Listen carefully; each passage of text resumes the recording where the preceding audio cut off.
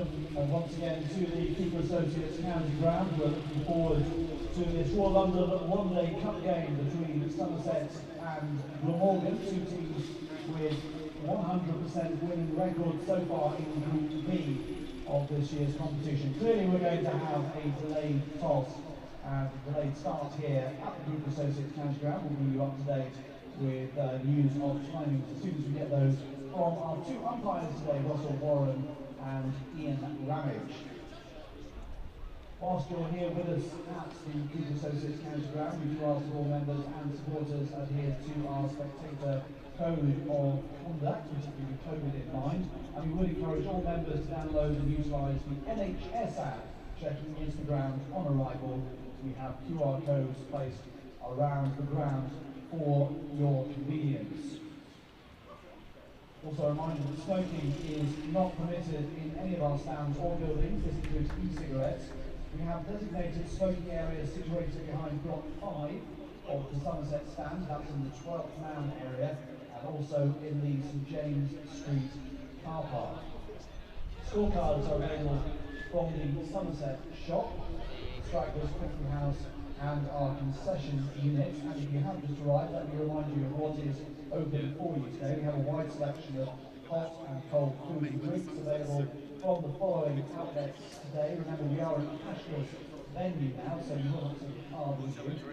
Open today is Stragglers Coffee House, the terrace concession in the Triscotic Pavilion upper tier, the Somerset Bar from Somerset Stand Block 1, and over in the Lord Botham stand we have the Great Catch Fish and Chip Bar for your lunch, and we also have the Botham Bar.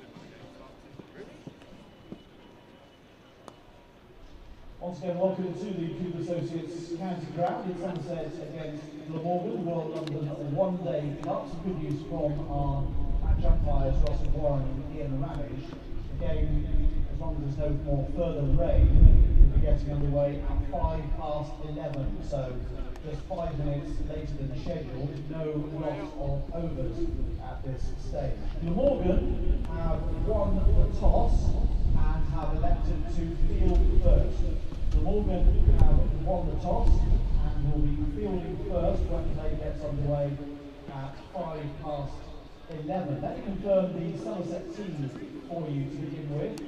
It's Steve Davis, Sam Young, George Bartlett, James Hildreth, Lewis Goldsworthy, Eddie Byram, Captain Ben Green, Casey Aldridge, Jack Brooks, George Trissell, and finally Sonny Baker. That's your Somerset team lineup, starting at 11:05. Glamorgan winning the toss and fielding first. We'll confirm the Glamorgan lineup for you in just a couple of minutes.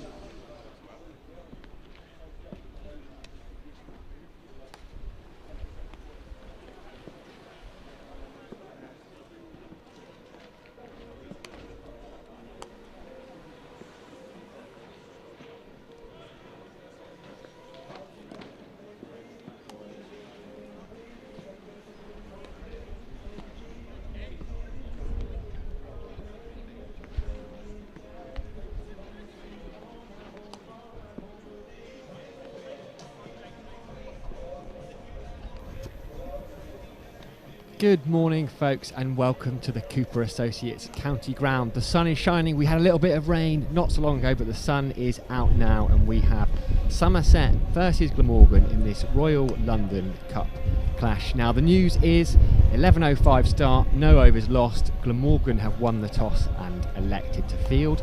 I'm Sam Dalling. I'll be with you all day on the Somerset County Club live stream, brought to you by our wonderful sponsors, WPA Health Insurance. We might hear a little bit from some of them later on. I know they're downstairs going to enjoy some cricket today. I have next to me a man whose voice you will be familiar with by now.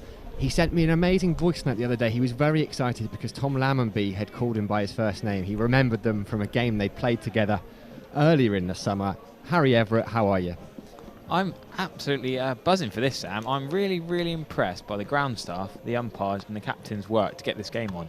10 minutes ago I thought we wouldn't be starting until 11:15, 11:30, and suddenly just went for a wee downstairs thinking I got half an hour before we start, and suddenly over the tunnel we're starting at 11:05. So I think massive kudos is deserved for the ground staff now, who still haven't finished taking the covers off, and 22 men are out warming up, taking catches, having a bowl. Brilliant work to not lose any overs and be starting in 12 minutes time. Yeah, absolutely fantastic stuff, and it's set to be a wonderful day's cricket. Both sides with 100% records so far. Somerset, under Ben Green's captaincy, got their title defence off to a brilliant start on Sunday when they beat Derbyshire here at the Cooper Associates County Ground. Glamorgan, they've started, well, they are on fire. They beat Northants away the other day. They started with a win over Warwickshire as well. They're 2 from 2, and they come here full of confidence. Someone is going to lose that record at some point today. Harry, what do you think? Yeah, I'd back Somerset at home, however strong Glamorgan have been in this tournament so far. I just think Somerset are used to the ground, obviously home advantage, exciting young players. Glamorgan are strong. Yeah, I'll be honest with you, I'm slightly surprised that they won the first 2 games. I knew that they would be strong in this competition, having not lost too many players, but to beat Warwickshire and Northants is a pretty good effort. I think they should be really happy with. Absolutely, and we have some team news for you. One change from Somerset's win on Sunday. James Hildreth, who made that 100 on one leg. Now, for most cricketers, you would think that is the only time they would make 100 on one leg, but no, James Hildreth has done it on multiple occasions in his career. He is fit today. It was just a case of severe cramp, so he is back. And, well, not back, he didn't go away anywhere. Sam Young and Steve Davis, we'll see them very shortly opening the batting. George Bartlett carded to come in at 3. Hildreth 4, Lewis Goldsworthy at 5. Eddie Byram, who finished not out, some much needed runs for him at 6. The skipper wasn't required to bat but did the job with the ball on Sunday, took the key wicket of Finn Hudson-Prentice. Casey Aldridge, who bowled well on debut. Jack Brooks on his List A debut for Somerset on Sunday. He's in the side providing some experience. Sonny Baker, now he's an impressive young quick bowler. We're looking forward to seeing him bowl. And we've got a Somerset debutant as well. A youngster by the name of George Drissel is making his bow, formerly of Gloucestershire, an off-spinner who played a couple of games, a few first-class games for Gloucestershire. He made a List A debut in the Royal London Cup back in 2018. He's a Bristolian, born there, raised there, plays his club cricket for Bedminster with Steve Snell as well of Somerset's Pathway. Looking forward to seeing him play a bit later on today, Harry. Yeah, and really interesting stat. He got his best ever first class figures against Glamorgan, so 4 for 83. So perhaps that's a big reason in his selection today. Yeah, excited to see. A bit of a surprise on the team sheet as we came in this morning. We didn't really expect that, but we got Lewis Goldsworthy, could bowl a bit of spin. We saw Eddie Byron bowl 3 fairly filthy overs against Cornwall last Tuesday, so we hope that George Drissel goes a bit better than Eddie Byron did. 3 overs for 27 against Cornwall, but that was maybe an experiment to try out these different spin bowling ranks. But no, very exciting to see these new names, and I do like it when you come to a ground and you've got to think, oh, I wonder who that is, and you have to look them up and find out. As we see, yes, on the screen now is the Somerset lineup. James Hildreth, I think that's possibly the biggest story, along with George Drissel, of course, but to recover from that, we couldn't understand whether it was going to be cramp or hamstring injury, but Sunday to Wednesday, that's a blooming good turnaround. What a 100, and to go to his 100 with that 6 over extra cover, not many people do that. It was quite spectacular. I mean, James Hildreth, he was clearly in a bit of trouble. George Bartlett came out and did his running for him, but he wasn't needed to run that much. Hildreth dealt in boundaries. You could see it was a case of, well, I'm just going to keep going and hitting until my body completely seizes up. And we were hopeful it was just cramp, because the physio came out and was trying to get the blood flowing in both legs. And then, as we said, George Drissel, he comes in for another Somerset man, Matthew Jack Leach, who has joined up with the England squad in Loughborough ahead of their Test series in India. So we know one door closes, but an opportunity opens for George Drissel. Glamorgan, we're still waiting for confirmation of their lineup, but you'd imagine they will go unchanged, having won their last couple of games. Some exciting talent in there as well. Hamish Rutherford, a last-minute signing after Marnus Labuschagne, who I think was due to play, but he's gone back to Australia. He got 86 on earlier in the week. They've got Billy Root in there, Kieran Carlson, Joe Cook, who we saw here in pre-season. He's been going really well in this tournament, runs and wickets, so they are not to be underestimated, particularly with Michael Hogan leading their attack. The number of dot balls he's bowled in this competition has been quite something, so they're a side that we should be, or Somerset fans should be a little bit wary of, Harry. Yeah, Glamorgan side I've watched a lot over the years. I feel like I've not missed a Glamorgan game in all my life. I feel like every time they ever play, I seem to be here. Of course, we watched that Bob Willis Trophy match here last August, right at the beginning of August, Somerset Glamorgan last year, and then that pre-season game we were commentating on. Glamorgan, I suppose you could say the second nearest team, along with Hampshire, after Gloucestershire to Taunton. Yeah, a lot of exciting names. You say Joe Cook, particularly impressive. A couple of three-fers recently, and 22 with a bat in his last game, but 33 off 18 balls, that's good going. He's got his PCA MVP against Warwickshire. That rapid lower order hitting, that's impressive going for Joe Cook. Dan Douthwaite, of course, missing for this new franchise competition. So can he be seen as a new all-rounder, Joe Cook, for Glamorgan? Yeah, they'd have been disappointed to lose Douthwaite, because he was set to be a big player for them as well. It's a bit of a shame Rory Smith isn't playing as well. I believe he's out injured. He impressed in that Bob Willis Trophy game here at the Cooper Associates County Ground last year. He took 3 wickets quite early on in that game, but unfortunately went off injured and will be not playing again today. But we will be with you for the action very shortly, just about 4 minutes. In the meantime, we've got a little video for you. It's our favourite Royal London Cup moments.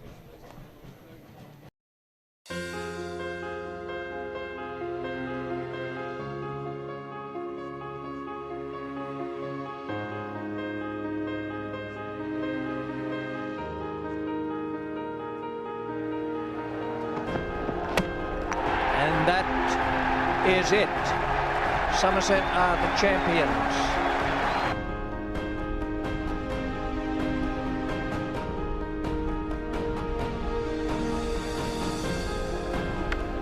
Whack.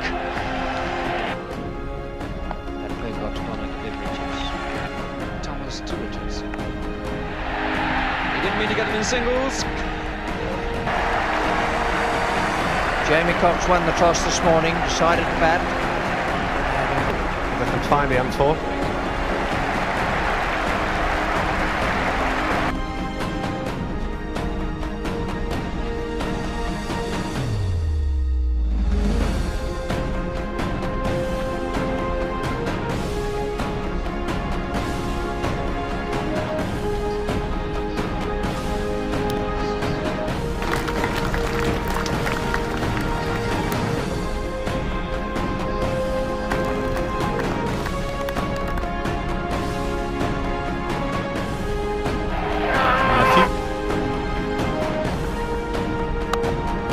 Gorgeous, sublime straight drop.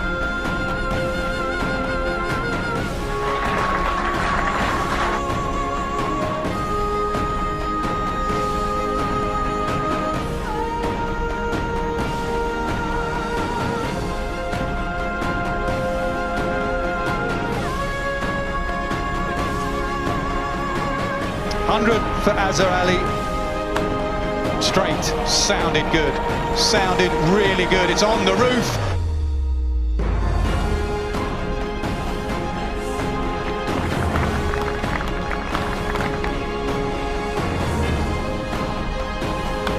Oh, he's just having fun now, Trigo.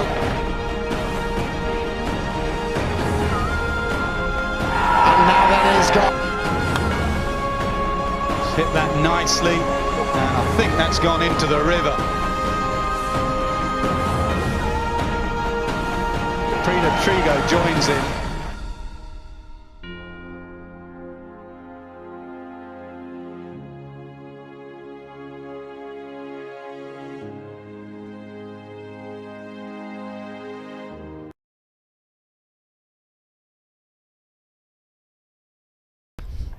Yeah, some wonderful Royal London Cup moments there for you. I really enjoy Roelof van der Merwe's celebration. There's no one who embodies Somerset passion more than him, Harry, is there? Yeah, the pocket rocket van der Merwe. There's so many words you could use to describe him. I just love the competitive nature, and that he is the biggest competitor Somerset have in all three formats, whatever sport you want to put him into. I'm sure he'll give you his absolute best and be an impressive, great team member. Yeah, and as you'll be able to see on your screens now, slightly unfortunate news in that the covers are making their way back on. There's a few showers about. There's also, it looks like it's brightening up. I think that might be a theme of our day. Some showers predicted throughout the rest of the morning, or nearly afternoon already, and then through the afternoon. But we're hopeful of getting at least a good chunk of the cricket going today. In the meantime, if you're joining us on the live stream, you've got an hour. Well, you don't even have to be on the live stream, you could be on Twitter. If you go on Somerset CCC on Twitter, we're running a competition. You could win a signed county championship shirt plus 4 tickets for a Royal London Cup match of your choice. All you need to do is retweet. You'll find Somerset's pinned tweet. You'd retweet their tweet, predict the number of 4s and 6s across both innings today, and follow our wonderful sponsors, WPA Insurance. That's at WPA Insurance on Twitter. Now, Harry Everett had a go at this on Sunday and was given a lot of stick for going quite low. So where are you going to go today, do you reckon, Harry? Yeah, I was chatting to Ben, I was chatting to you. I'm a bit worried I embarrassed myself on Sunday. So I'll be honest with you, it's not one of those things I've ever thought about before in my life, how many 4s or 6s in a game. So in the end, I went 59 4s and 13 6s, which is a tiny bit more than Derbyshire. I'm not really sure there's any thinking behind that. We're on a similar wicket, same pitch dimensions. Glamorgan probably a similar-ish side to Derbyshire. I really don't know. It's a bit of a stab in the dark, to be honest, Sam. Whack a number out there and give it a go. The covers are on. Maybe I should have thought, actually, with a bit of rain around, it might be reduced overs at some point.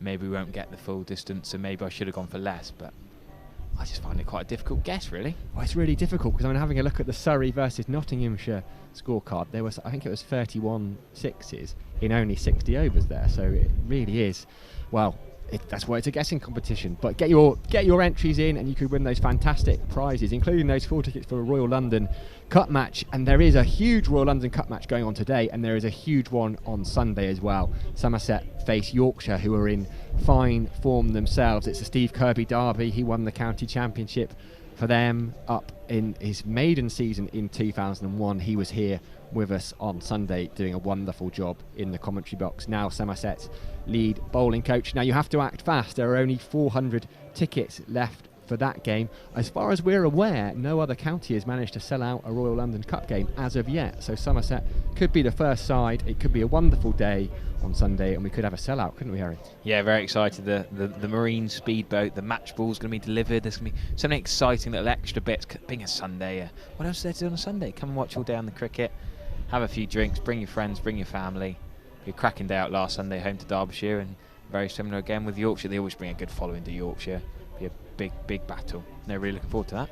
Yeah, there'll definitely be a few Yorkies down, and I suspect there'll be a few Somerset fans making the trip to Scarborough in September for the county championship. I know I've booked my Airbnb for a trip to Scarbados. I can't wait for that one, but plenty of action before that. We have the umpires are coming out. It looks like it has stopped raining a little bit, so Russell Warren and Ian Ramage are making their way out into the middle. A bit frustrating for the players, I think, particularly the bowlers who are trying to get warm, so the Glamorgan players just huddling underneath the Andy Caddick Pavilion in those dugouts that they have. So the Somerset players are back in the Andy Caddick Pavilion, back in their main spot, but they're spread out across both dressing rooms, and Glamorgan, the away side, continue to be hosted in the Ondarche Pavilion, and it's a milestone for Somerset today. It's their 1000th List A game, from Bovham to Abel, Richards to Hildreth, as the Somerset Twitter said a bit earlier on. 526 wins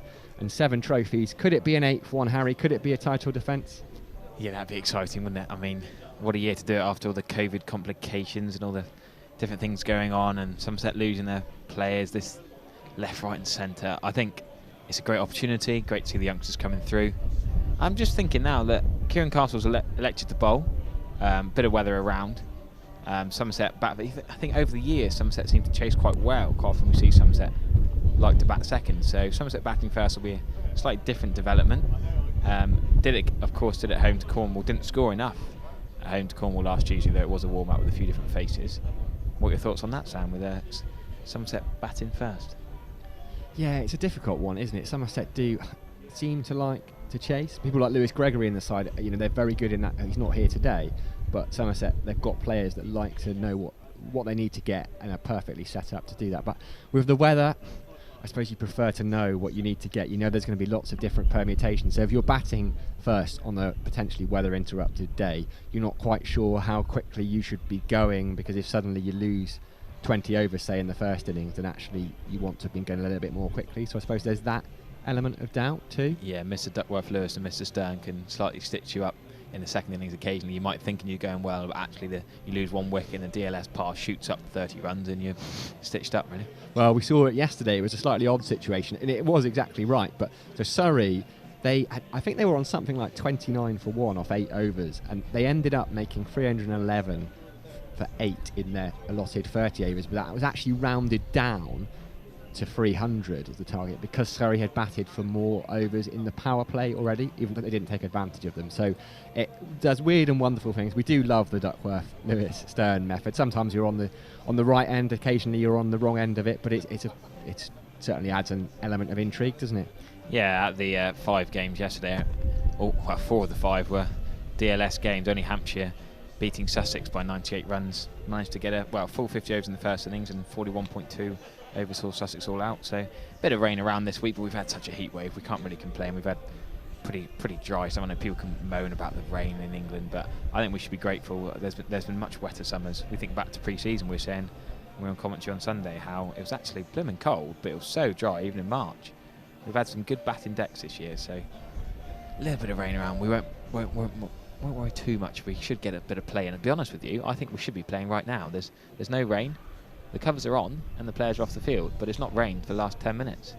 Yeah, the umpires are out there just having a chat with the groundsman. They're kind of loitering around the covers. I suspect we hope they will be coming off very soon. Well, let's have a chat about Glamorgan. So Matt Maynard's been in charge for a couple of years there. He took over from Rob Croft at the end of 2018. He's not around for this tournament, likewise with Jason Kerr. So we've got 2 different head coaches, Paul Tweddle heading up Somerset and David Harrison heading up Glamorgan. Mark Wallace is their director of cricket. Now they're missing a few. They're missing Chris Cook, Colin Ingram, David Lloyd's not there.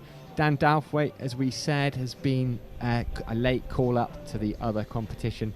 But they've started brilliantly, and they've got some exciting players. Kieran Carlson, he had a bit of a a shocker of a year last season with the bat, but this year he's been in absolutely superb form in the red ball stuff in particular. He's made 790 runs at 65, a couple of hundreds versus Sussex. Didn't have a great Vitality Blast, just 141 runs in 11 innings, but he is a seriously talented cricketer, isn't he? Yeah, I mean, you compare Kieran Carlson's stats before this year, his first class average was 25.89, just 1,502 runs.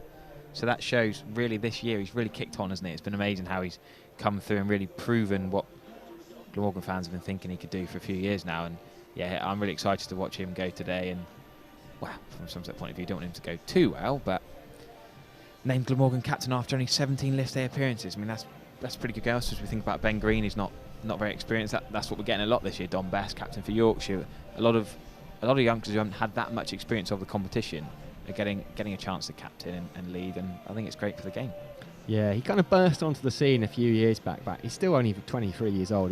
2016, he became the youngest player to score a first-class 100 for Glamorgan, aged 118 years. No, 118 years? 18 years and 100. I was getting ahead of myself. Stevens, you're thinking of? Of that would have made him the oldest player, I'm sure, to score a first-class 100 for Glamorgan. 18 years, 119 days, eclipsed Mike Llewellyn's record. He'd taken 5 for 28 on his debut as well at Northampton. So he's been playing cricket alongside studying engineering at Cardiff UCCE, and we talked about it a bit in pre-season, Harry. Glamorgan are brilliant at picking up players from the university. They work really closely together. They train in the same indoor school over the winter, and they've tapped into that market wonderfully. Yeah, absolutely. So many have come through. We talked about Dan Douthwaite. We talked about these youngsters that come through, and I think it's a great link. Yeah, it used to be MCCU. Now they like to change the names of these acronyms, don't they? UCCE, and it's, for me though, it's just great to see them coming through. Stephen Raingold, name some of you might not have heard of, might not know much about. He made his first class debut for Cardiff UCCE against Somerset in 2019. He's been a consistent batsman for Wales in the national county and the Cardiff UCCE over recent years, and he's got a crucial 44 last week in the warm-up fixture. Got him called up for the Royal London Cup, similar to George Thomas, who didn't quite make the cut the last couple of games, but if you perform in the warm-up games, you deserve a chance. And yeah, Stephen Raingold's got a second-class honours in a Bachelor of Science. I do like these little facts. I know, it's good. There's stories behind every player. Tom Collins, another one who came through at Cardiff MCCU, although he's a bit older, he's 29. He's an Australian, and what's been brilliant is that as well as seeing the youngsters, we're seeing some guys at the other end of their career, some real experience, and there's not many more experienced in county cricket than a man who we will hopefully, the covers are still on, see open the bowling for Glamorgan very shortly, and that's Michael Hogan. What a servant he has been. Actually, I always hate using the word servant because it doesn't quite seem right, but what a player he has been for Glamorgan since he arrived. He certainly served his county, I suppose. Yeah, he's entered his 41st year as the second most experienced list A cricketer, just behind that overseas man we talked about a bit earlier, Mr. Rutherford. 72 appearances in the Royal London Cup, and yeah, he's 3 for 26 against Northants, shows he's in form. As I must bring you some slightly more depressing news as the big covers coming back on here. I thought it stopped raining for 5 or 10 minutes, but they didn't take the red roll-on covers off, and now they're bringing the white sheets on. So sadly, we're seeing these covers come back on, and we're going to have another little delay here. Umbrellas are going up around the ground. It's only a little drizzle. It's one of those irritating things in cricket where if they had started 5 minutes ago, we'd probably be alright and we could play on in this, but because we haven't started, they're not going to start. Yeah, it is a shame, but in the meantime we're going to bring you a little bit of action. We're going to cast your minds back to 2019 and Somerset versus Glamorgan in the Vitality Blast.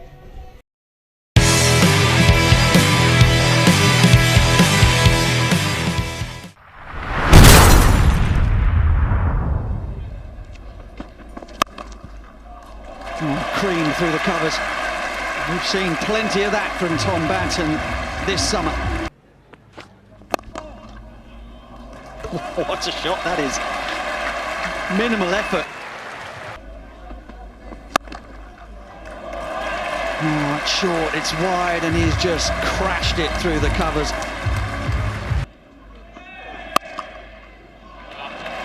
Oh, that's 4 more. It's so good from Banton. Razan onto it in a flash, and that's another boundary. Got him. Well done, Roman Walker. Little bit swifter. Benton trying to force it away. Thickish outside edge. And Cook does the rest, and Glamorgan have their man. Yeah, it's easy. Too easy.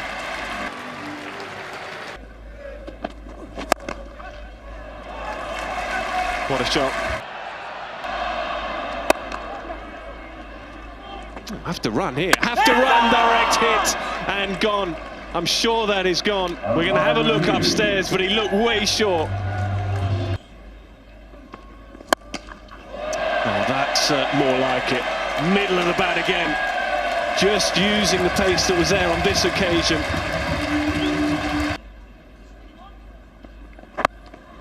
Oh, brilliant. Absolutely brilliant. We haven't seen too much of that this evening. Catch it! Gone. And that 200 was still on the cards whilst Barbara Azam was still there. Oh, scythed away. Brilliantly taken. Wow. Could be successful as well. Ingram. And that is as comprehensive as you like. Oh, 2 and 2. Oh, I had to try something this time. It's middle stump rather than off stump. Somerset stumbling at the final last ball. And there you go. 3 in the final over for Marcin de Lange. Somerset capitulating at the death.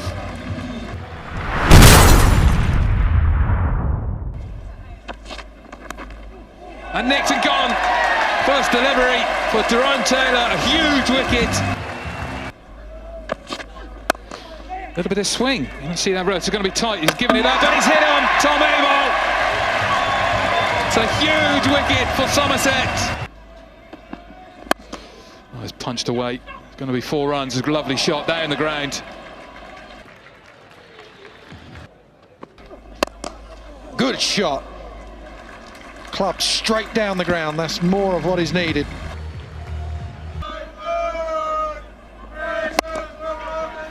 Oh, has he got enough of it? No!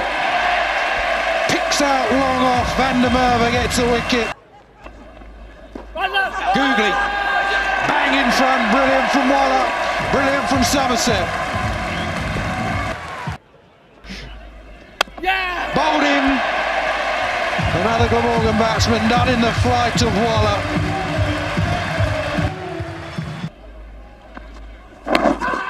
Huge appeal and gone. Oh, how well has he picked that up? Superb. He's going to try and attack Craig Overton, and attack him he does. Straight to a half century.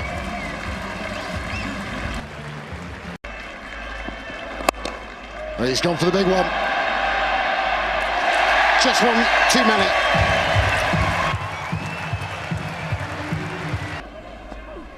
Yeah! Gone! Max Waller strikes back. I think he's got a good piece of that.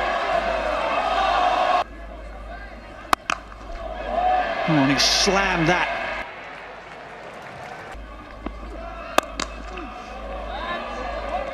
Gone!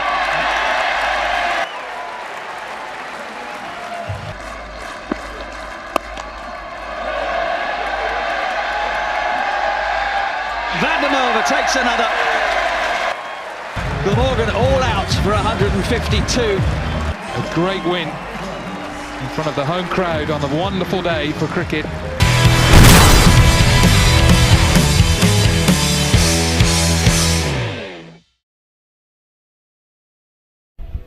Oh yes, a wonderful win at the Cooper Associates County Ground, and it's that man again. Rudolf van der Merwe loves to get in at the end of a highlights reel, doesn't it? There we saw him taking a catch at mid-off behind his head of the final ball of the match. It's that 2-fisted big pump celebration that I love from Van der Merwe. That almost like he's in a knee slide to the corner flag in football.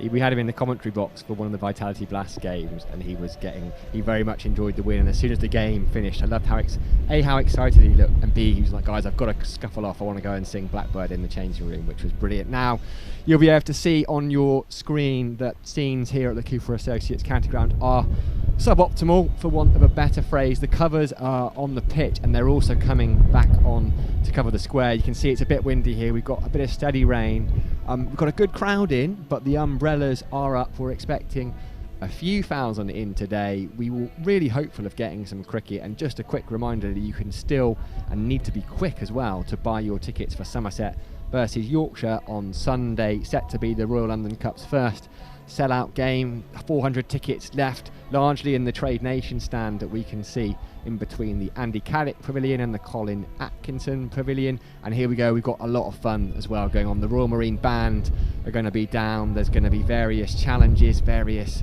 combat demonstrations. We did suggest that Steve Kirby might fancy getting involved with a bit of that. What do you reckon, Harry? Yeah, he was very keen actually. He was having a little chuckle with me on Sunday and said, yeah, I'll be up for that, yeah, 100%.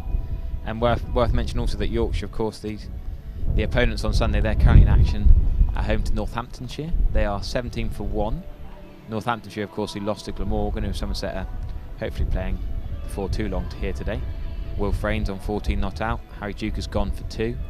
Balance is 1 not out. Gary Balance, I mean, he's got to be up the top of the run scoring charts in this competition by the end of the tournament, wouldn't you have thought? Yeah, you'd imagine. And there's a young left-hander at Essex that goes by the name of, I like using that one, so Alistair Cook. He's going to score thousands, isn't he? Those two, surely. Oh, I know. Harry Duke out for just 2. He made a wonderful 125 earlier in the week in their victory. Now, that was a superb knock. It made him Yorkshire's youngest List A centurion since a certain Sachin Tendulkar in 1992, and his career turned out all right, didn't it? Yeah, certain stats that the last few days Twitter's been loving, aren't they? They just love a little line like that, don't they? The cricket world is these little facts, and then you get a legend in the same sentence as Harry Duke. He'll be quite happy with that. Yeah, and Harry Duke will be here, Will Frane will be here, Gary Balance will be here, the entire Yorkshire side will be in. And come on, Somerset fans, this has got to be a challenge. How good would it be after the last 18 months? So much cricket played behind closed doors. We've seen with the Vitality Blast, we've had limited attendances allowed in. It's been brilliant to have people back. How wonderful it would be to see the Cooper Associates County Ground sold out on Sunday. Loads of you have already got your tickets, but send your friends a message, bring family down. Great day out for the kids. There's nothing better. It's my favourite form of the game, 50 over cricket. I agree. I'd love to hear by 5:30, 6 o'clock Sunday night, Sweet Caroline bouncing around the full Cooper Associates ground. Can we issue that as a challenge for you, the Somerset faithful out there? Can we have a bit of Yorkshire accent involved in the thing as well? I don't mind a bit of that. Let's see. Well, it's a bit of a challenge today. Let's see how many tickets we can sell during the course of today. Good morning to all of you joining us on the WPA Insurance sponsored enhanced live stream. We've got almost 1,000 of you on YouTube. You can find us on Somerset's cricket homepage on the club website. You can find us on Facebook. Harry Everett and I will be with you all day. Mr. Ben Redwood, who was absolutely fantastic on Sunday, will be joining us at various points. We may or may not have a few special guests. We can't quite reveal all the secrets early, but yeah, as we say, raining here steadily, a few more covers coming on. Gives you a little bit more time to enter the predictions competition, of course. We've got a couple running for you.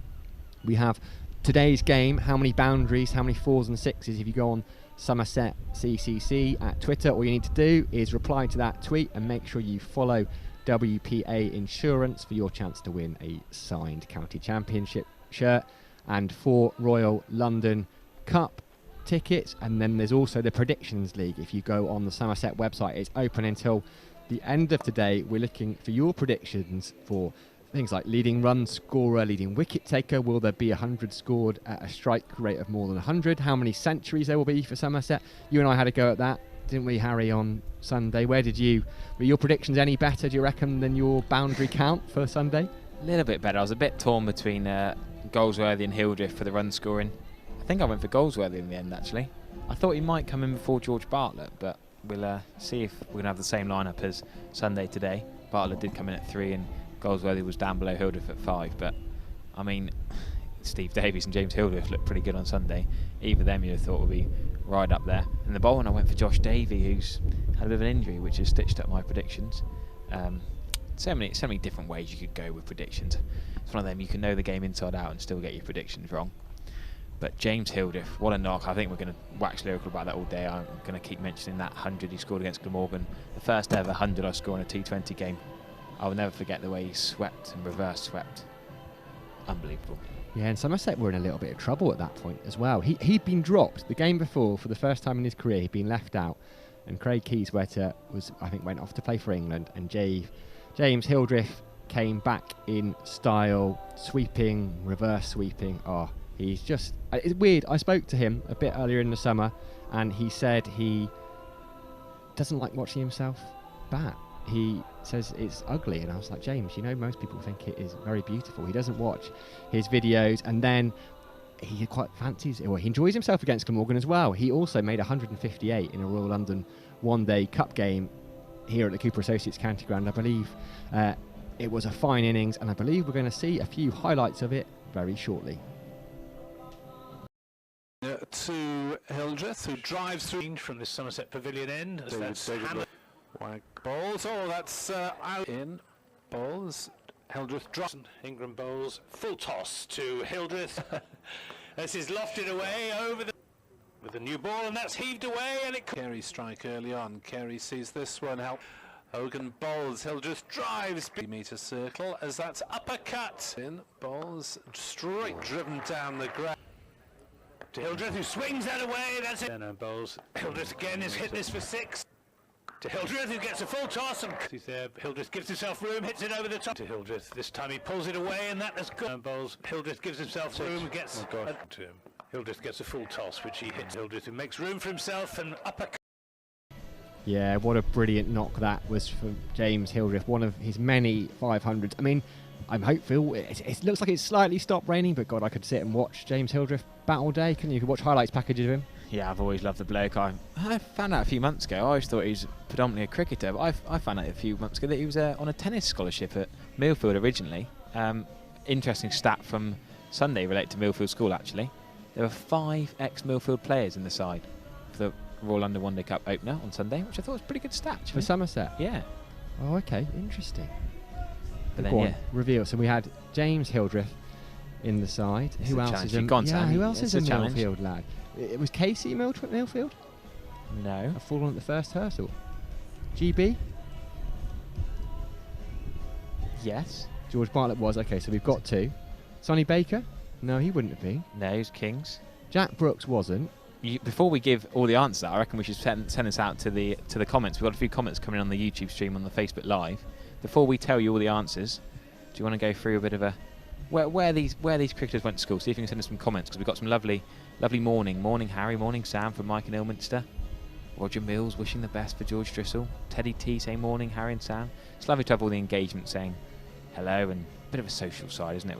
We've got 700 people watching the covers come on at the moment, listening to us going on. Hopefully these covers will be removed soon as the sun is coming out, Sam. Bit of blue sky. My grandma used to always say there's enough blue sky for a sailor's pair of trousers. That's a bit of a family line to know how much sun there is, how much blue sky. I like that. Grandmas tend to go up.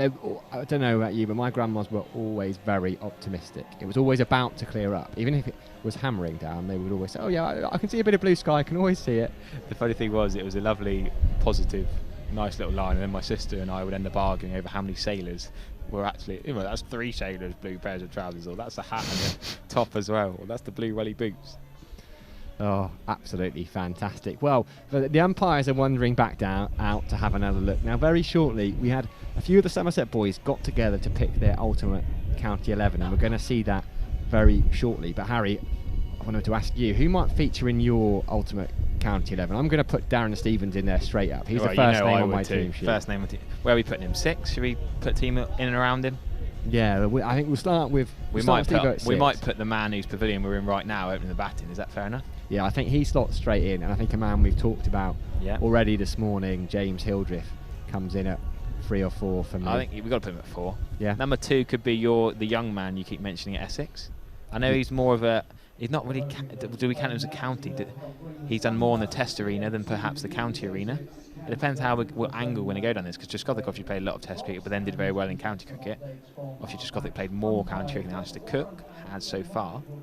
Yeah, it's a difficult one, that. I know what you mean. I mean, Alistair Cook, what was it, nearly 160 Tests he played, but he has. What I like about him is, and completely fair, people like Michael Vaughan and Andrew Strauss, once they finish playing for England, they've hung up their bats and gloves straight away. But Alistair Cook has played a lot of cricket for Essex, won titles for Essex, played 126 games, closing in on 10,000 runs. He's got 2,500s in first class cricket for Essex, so I reckon we can just about make it. A side is always going to be better in red ball cricket with Alistair Cook. Oh, 100%. So I reckon. I think you could almost, are we going to say anyone who's played county cricket, or someone who's, you've got to have played a decent amount, I guess. We're not putting strict parameters on this. So we got a 3 and a 5 in our top 6. We're looking for spaces now. If we're going to go Trescothick, Cook, someone Hildreth, someone Stevens. So far, are we happy with that? Yeah, I'm very happy with that. I tell you what, Harry Everett and I will give that a little bit of thought. And in the meantime, you are going to hear what Jack Leach, Jack Brooks, and Craig Overton thought as we see them select their ultimate 11.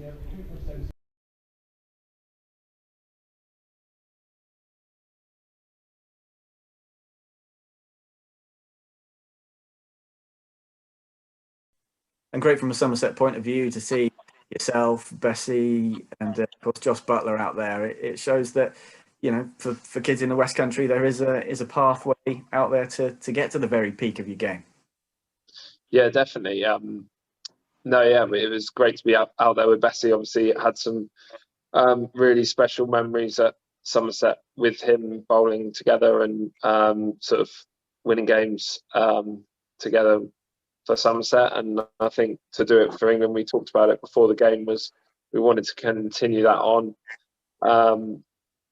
you know, with an England shirt on, and yeah, to do that was really special, and yeah, it was great fun. I think I speak for everyone on this call and everyone connected with Somerset County Cricket Club when we say it was great to see you performing so well. It's been well documented that it's been a tough 18 months or so for you, and I think we're all absolutely delighted to see you perform so well. What was it like to finally get back out there and throw the ball down in anger? Yeah, thanks. No, it was good. It was challenging, to be honest. Like it wasn't. I wouldn't say it felt straightforward. I felt for quite a lot of the game, I didn't feel at my best, and I guess that would probably to be expected with how little I played. But you know, I guess I'm my own worst critic and kind of put quite a lot of pressure on myself, and was a little bit frustrated at times. But towards the end, I really found my rhythms again, and yeah, it was just nice to have that long spell of bowling, and yeah, it was coming back, and I've trained well today, and feel like for that second game I'll be even more ready after that bowling in the first game. So yeah, really good. Excellent. Well, we'll catch up with you again shortly. Obviously, you're not the only one out there. Let's bring Craig in. What was it like for you, Craig, watching your current teammate and former teammates taking Sri Lanka to pieces, really? Yeah, it was obviously good to watch. Obviously, it's slightly different for me not being involved, just sitting on the sidelines and watching. But to see them go about it was no different than what they do at Somerset. Obviously, having that time off that they've had and then going out and performing like that was almost incredible, because for us as bowlers, it's always tough coming after going into a 4-day game with not much prep and having that time to actually acclimatise to those conditions as well. It's not like you're playing in England in middle of summer or the start of the summer where it's 5 degrees. You're playing in 35-degree heat and it's almost 90% humidity as well. So it's completely alien to us to get out there, and for the way they went about it and the way they put them under pressure to get wickets was special to watch. And it almost felt like we're back when we were playing at Somerset and they were trying to win games for us then. Obviously, you must when be you're on your knees. What's that? Yeah. When you're on your knees with the helmet on. Yeah. Must be frustrating not to be involved in the starting lineup, but what's the mood in the camp like, and what's it like being involved around the international players? Are you to work on your own game and improve yourself and come back better for Somerset? No, yeah, it's obviously slightly different. It's I knew coming out here that I probably wasn't going to be playing these 2 test matches, but it was making sure that I was doing the right things to make sure that if I was called upon, and there were a few sort of were COVID cases as there was, but making sure that I was ready for those games if I was needed, and just trying to work with the nets as much as I can and make sure that I'm improving the skills that you need out here to be able to develop myself for when I come back to Somerset and hopefully continue the work that I've been doing. I mean, it's great for the club, isn't it? Obviously, in the chat facility, I think we've mentioned it as well. We've had a message from Annie Chave saying that every wicket in the Sri Lankan second innings involved a current or former Somerset player, and she spoke to Vic Marks about it. He thinks that's the only time that's happened in Test match history. I mean, that's something incredible to be a part of, isn't it? Yeah. Yeah, no, it was good.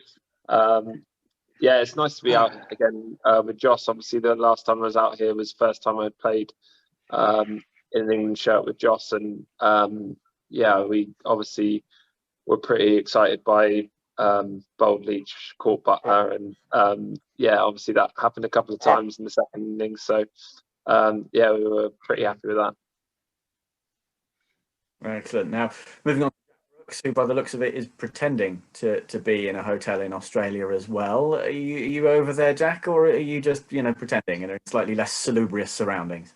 I was going to say the only thing I've got in common with these boys at the minute is I'm also in a hotel, but I'm doing an Alan Partridge and in the Holiday Inn in Taunton because I don't actually have anywhere to live at the minute in Taunton. So I'm in the middle of moving house, so luckily hotels are staying open for those who can work. So living the dream.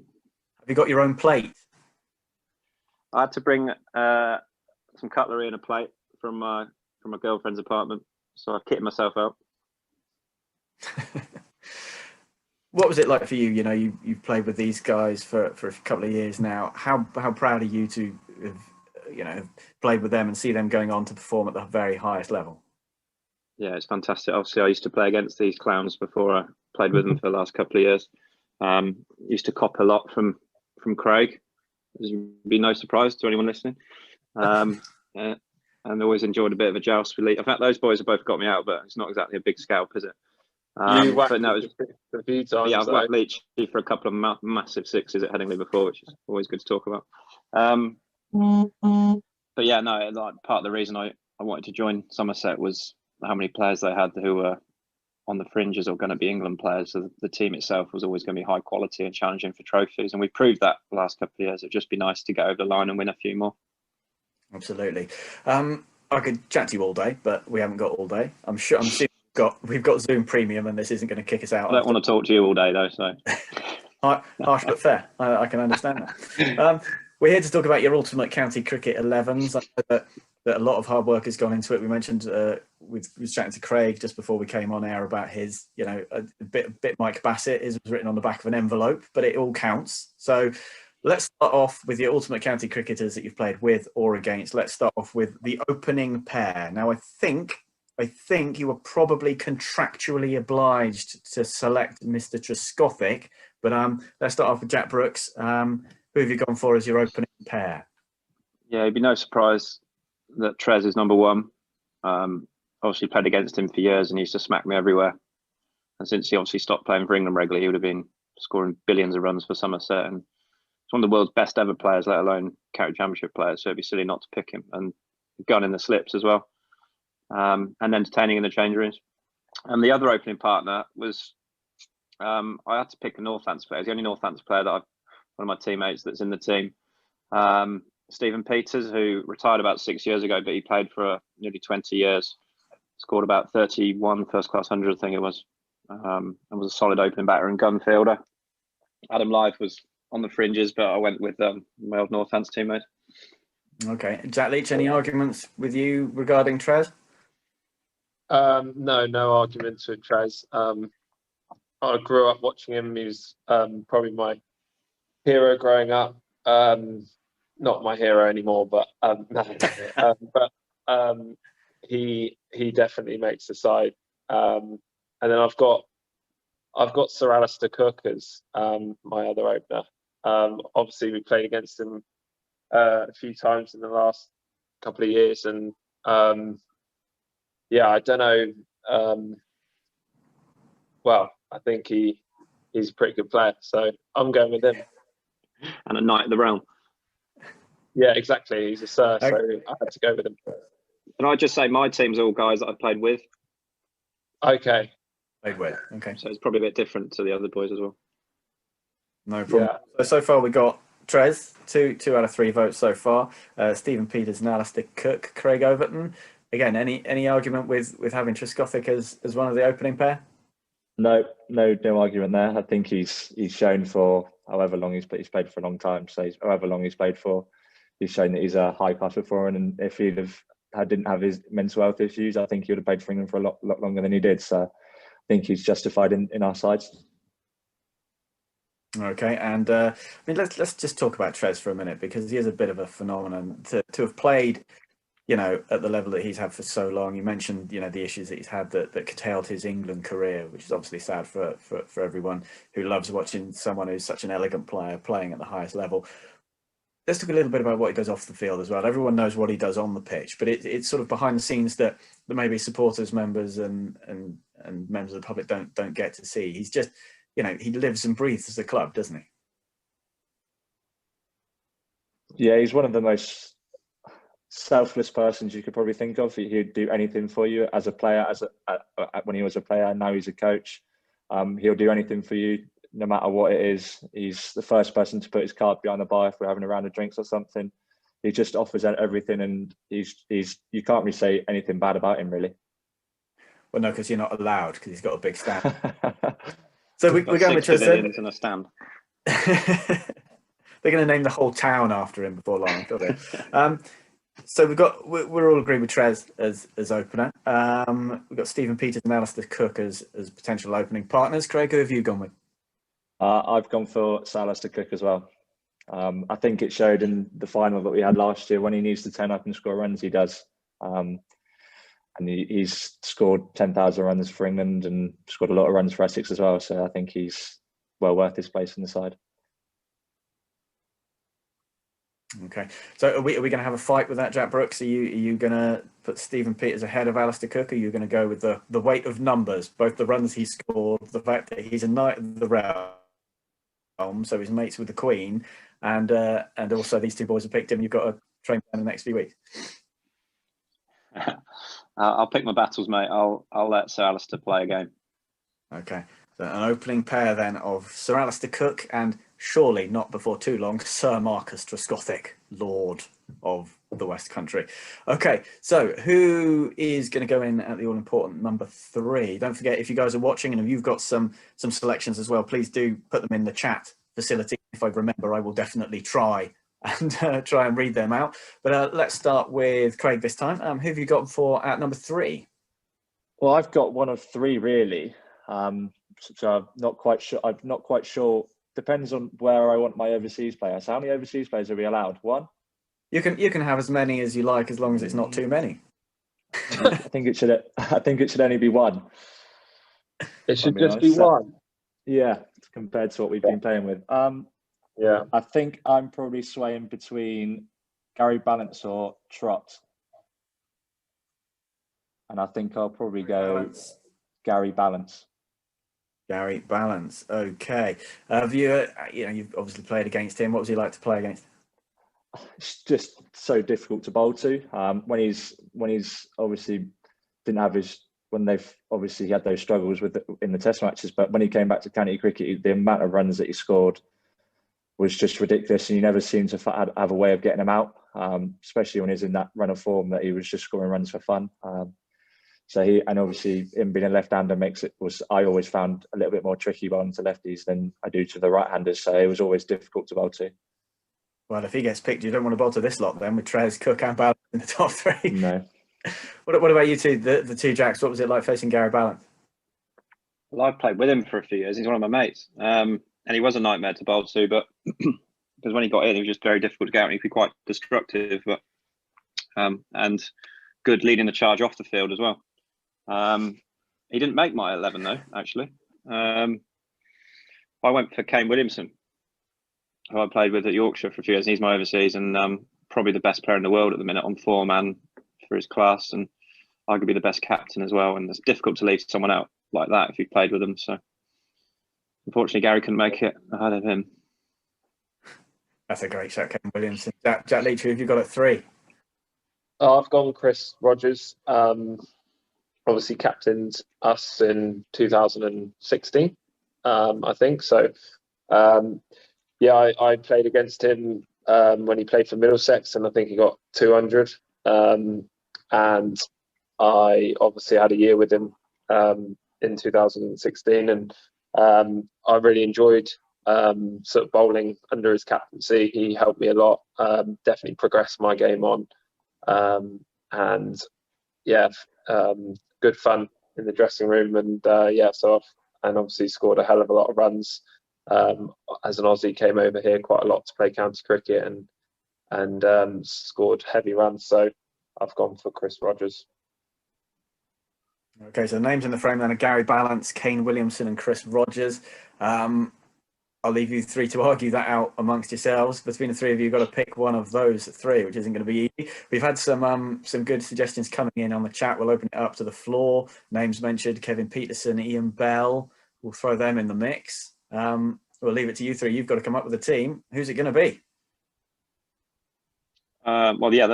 Peterson and Bell both class as well. They didn't play a lot of county cricket whilst I was around. I went for more of a players that I'd played with and played a reasonable amount of county cricket as well.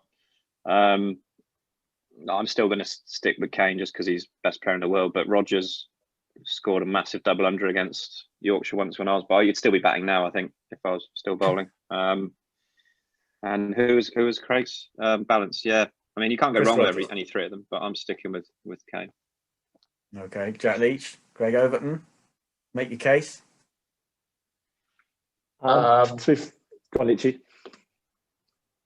Well, the only reason I go for Balance is because I want to use my overseas later on. So I'm going to take Chris Rogers off the table. But then, obviously, Kane Williamson, like you say, great player, probably is playing the best in the world at the moment. So, and I did not enjoy bowling to him at all. So actually, in fact, in terms of who I least enjoyed bowling to, I would probably say Kane Williamson would be the one I least enjoyed bowling to, but I don't know. Okay, so that's Kane Williamson, Craig Overton. So we've got on the table, we've got Balance. Who are you going to go for? We've got Balance and Williamson on the table. Rogers is removed. Where's your vote going? I think for me, it's if we go for Kane, it changes then my overseas spinner. Yeah. So then I need to get another spinner in the side. So because obviously later on I've got an overseas spinner that's probably the best off spinner in the country for the last 10 years. So that Leach is English. What are you talking about? I was going to say, if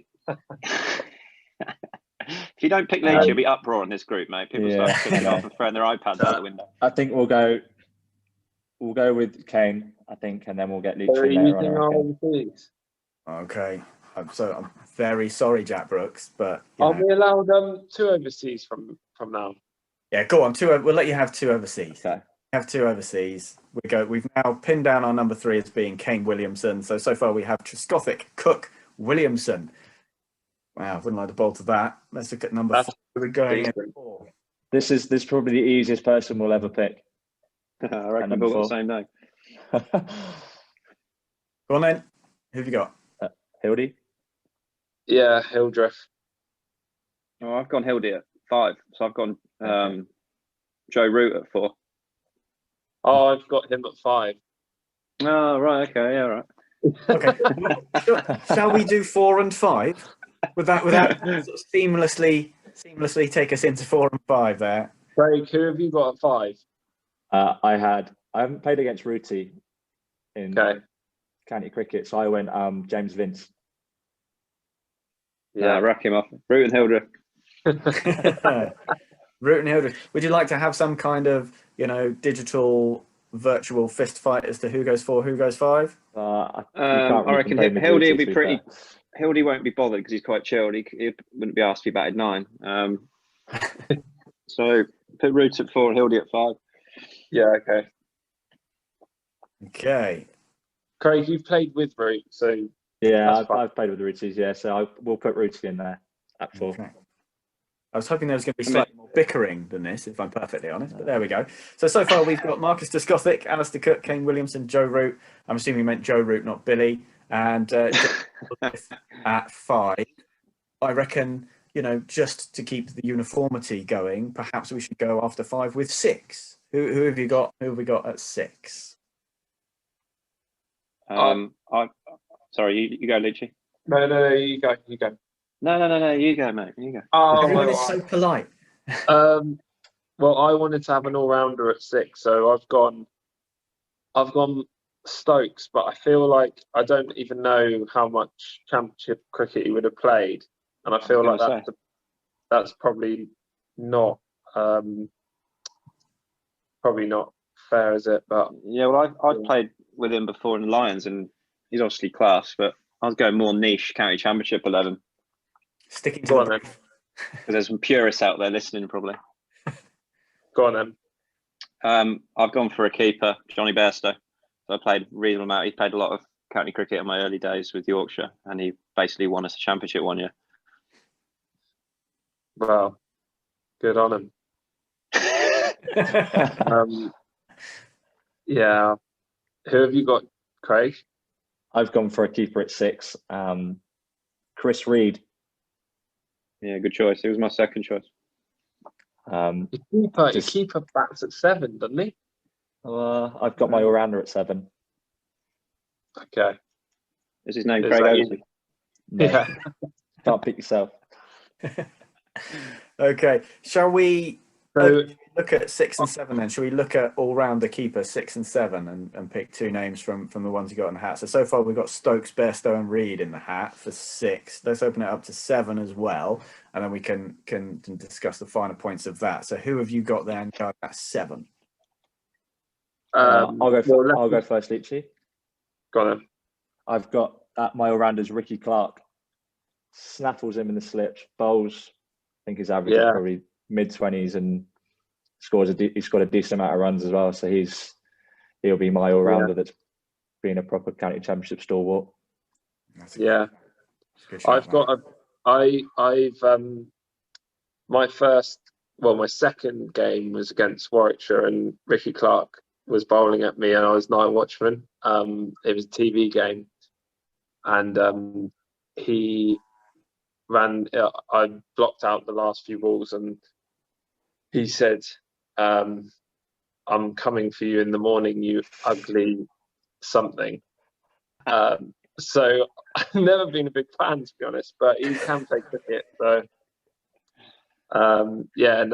he probably is your best. He can't call anyone ugly though, can he? Really? It's not exactly an oil painting, is he? But I mean, I think Brooksy, have you got an all-rounder? Yeah. So again, bearing in mind my 11 is just guys I've played with. I've gone for Tim Bresnan. Yeah.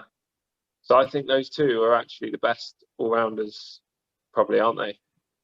Bresnan and Clark. Yeah. Yeah. It was Darren Stevens, maybe. Yeah. Who's the best? Don't know. It's opinion, isn't it? Yeah. Who would you rather? I'd rather face Clark than Bresnan. Yeah. Okay. And you don't like him, so you're not picking him, are you? And I'd rather bowl at. Yeah, I don't know who I'd rather bowl at. Probably Clark. Okay, so you're picking Bresnan then. What about Craig? We've left poor Craig's number 7 out. Craig, who have you got? Well, mine was Ricky Clark at 7. Are you against Clark as well? Okay. Yeah. So on the table for 6 and 7, we've got Stokes, Bairstow, Reed, Clark. Stokes is out. Stokes is out. Just he's not played enough Champo cricket. And then my number 7 is Steve Davis. Solid. He's my good mate. Solid. And he scored. I looked his stats up. He scored like 14,000 runs. So in terms of keepers, he's done pretty well. And he's very good, stood up to you, isn't he? And great in the dressing room. Good lad. Yeah, agreed. I don't think I've ever known Davos drop a catch, if I'm being honest. He is so solid behind the stumps. Like, you don't really notice him, do you? No, I'd pick him because then we can go and play. I'd pick him because then we can go and play snooker in the evenings after we played. Yeah, exactly. Perfect. I'd go with Davis and Bresnan then out of all of those. Okay, well, let's see what the punters think. Open it up to chat. You've got 1 minute to come at us with your 6 and 7 Championship cricket. See if you can do better than these guys. We've had someone mentioned Darren Stevens. A bit of support for Jack Leach following Ricky Clark's unpleasant chat, which is always nice to see. Jokes on him after Jack Leach became a national hero. Someone said on my phone, and that's handy. Craig Keysvetter is coming. Craig Keysvetter is getting a lot of love. Mark Edwards has suggested as well. Peter Trigo. How could you forget Peter? Oh yeah, Triggs. How quickly they forget. Wade Madsen's got a mention as well. So are we going to add to that? So if I've got Bairstow, Reed, Clark, Bresnan, Davis, are we going to throw Triggs and Keysvetter into that mix? I mean, you can, can't you? But we can. You'll ignore me potentially, but oh wow! Someone suggested Ian Botham. Jack, are you old enough to play with Ian Botham? Just I'm not sure I'm old enough. No, I think it was a little bit before my time. I think, yeah. Jeetan Patel, but I imagine we'll probably get down to spinners a little bit later. So I never don't want that. I never played a game with Triggs for Somerset. Played second team game with him, I think. But we've had suggestions of obviously Bresnan and Davis. Nigel Wood is going with Bresnan and Davis. So who are we going to go for then, chaps? Number 6 and number 7. Who are we going for at 6? I'd go Davis, Bresnan, but I mean, whatever. I don't mind, but whatever.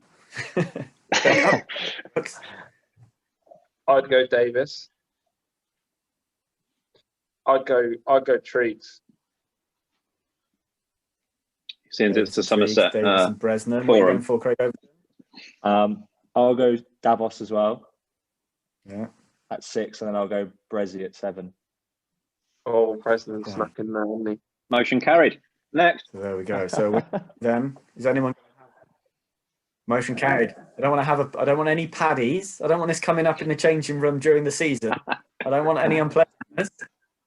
Let's have a look. Basil D'Oliveira, someone has suggested, probably before your time. We probably need to mention once again that this is people you've played with and against.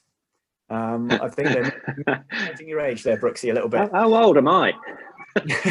Old. I just wait for WG Grace. Anyone? No. So we're going with Davis and Bresnan.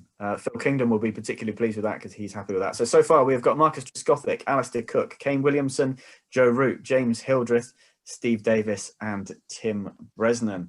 Now we're getting into bowling attack. So 8, 9, 10, 11 to go. Who are we going with at 8? Let's start with Jack Brooks because he's the one that's on my screen.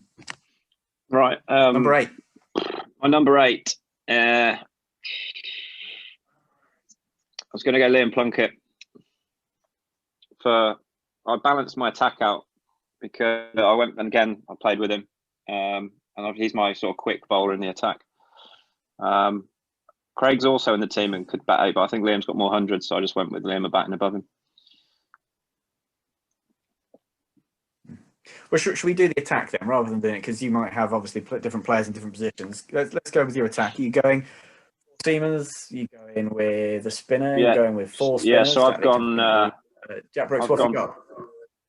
Including the all-rounder, I've gone 4 seamers and the spinner, but we've already said the all-rounders. My other 3 seamers were Plunkett, Craig Overton, not just because he's on air, but because he's actually quite good at cricket and bowling. Ryan Sidebottom, take the new ball, my old partner at Yorkshire. And my spinner, I either went, it was a toss-up between Adil Rashid and Jack Leach. And because it's a Somerset forum and Leachy's on here, we might cry if I didn't pick him. I've picked Leachy. I would rather pick Rash, actually. Leach, okay. You've gone with Plunkett, Overton, Sidebottom, and Leach, and obviously assuming that Joe Root can, if it's a turning wicket, Joe Root can can chuck a 3 down as well. Yeah, you got Root and Williamson as your Jack part-timers. Leach, what have you gone for? What, at 8 or just? Let's go with your attack. Who are you going with? With my attack. Okay, so I've got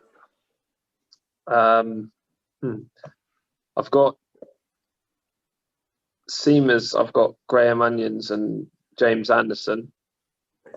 I put James Anderson in there because we actually seem to play against him in Championship cricket quite a lot. And obviously he's unbelievable. And then I've gone and I've got 3 spin options depending on what the wicket's like. And I've got Taunton. Yeah, if we're playing at Taunton, so I've got Taunton 2016. I've got a leggy, a left arm offie, and an off spinner. I've got So I've got Adil Rashid, Jeetan Patel, and Monty Panesar. Okay. But they don't. So it's either Rashid. The thing is, my tail's quite long. If I've got Jeetan, Jeets can bat at 8, can he?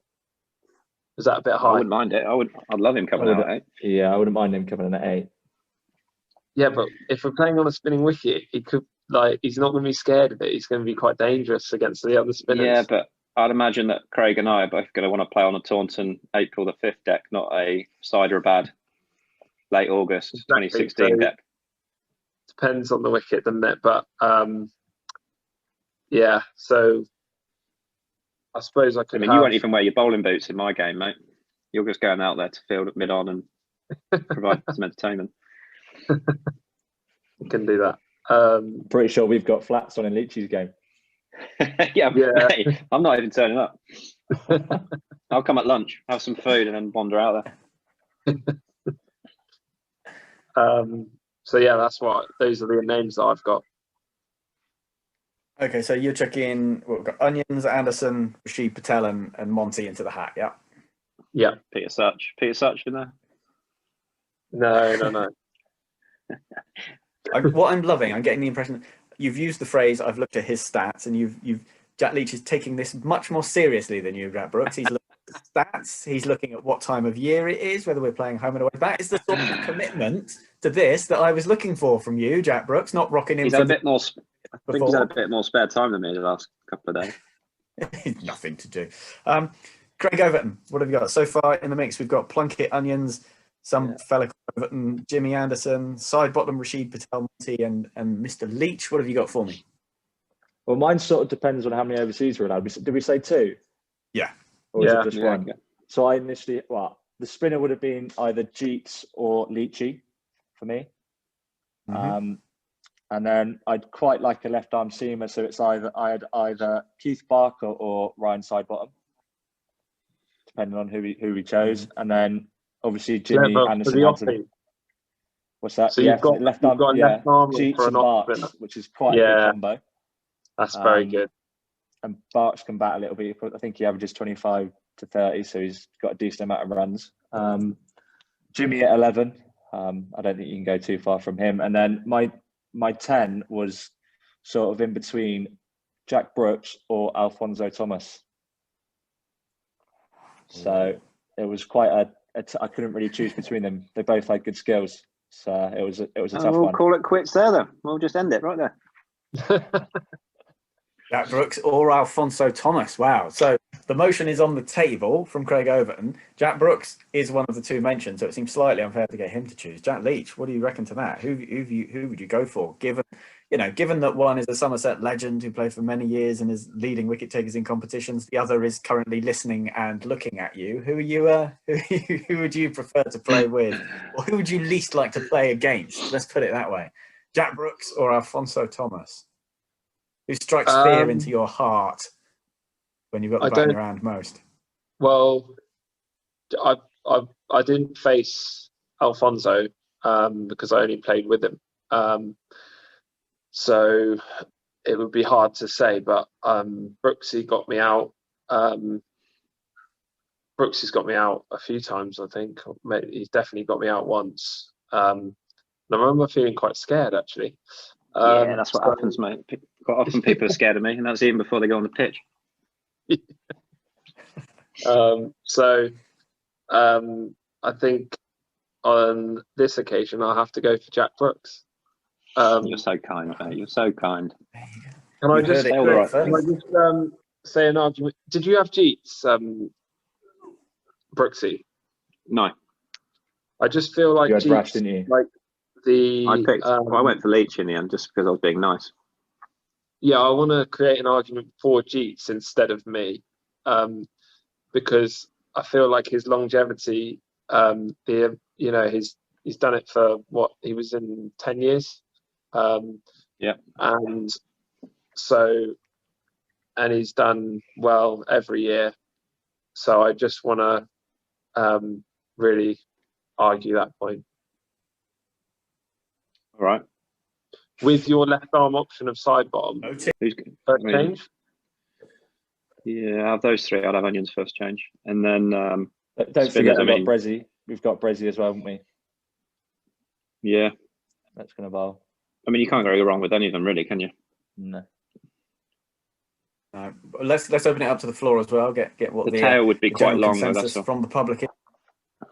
I think you can have quite a long tail because you remember what our top seven's looking like. It's if you had yeah, true. I mean, if you had that chap Brooks, he's got 100. You could put him in at 8, couldn't you? Very true. Very true. But would you try and batter at 8? There we go. Apologies for cutting that fascinating video short, but we got some live cricket here at the Cooper Associates County Ground. There we are. Jack Leach in the middle of making a case to leave himself out of the all-time ultimate county 11 in place of Jitin Patel, talking about his longevity. How about that for humility? I know, what a nice bloke he is. Too nice at times perhaps, but I do really love that discussion.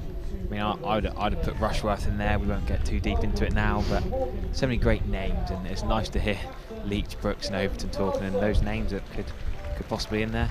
And great discussion, worth watching on the YouTube channel. Hopefully we'll show you again later. I'll say hopefully, if it rains, we're going to show it. We don't want it to rain, so hopefully we won't show it, but I want you guys to see it at some point. Yeah, tough balance, isn't it? But for the time being, the sun is looking beautiful at the Cooper Associates County Ground. Somerset openers Stephen Davis and Sam Young on their way to the middle. Now remember, Glamorgan a little bit earlier on, they won the toss and elected to field, so we've got a reduced game here.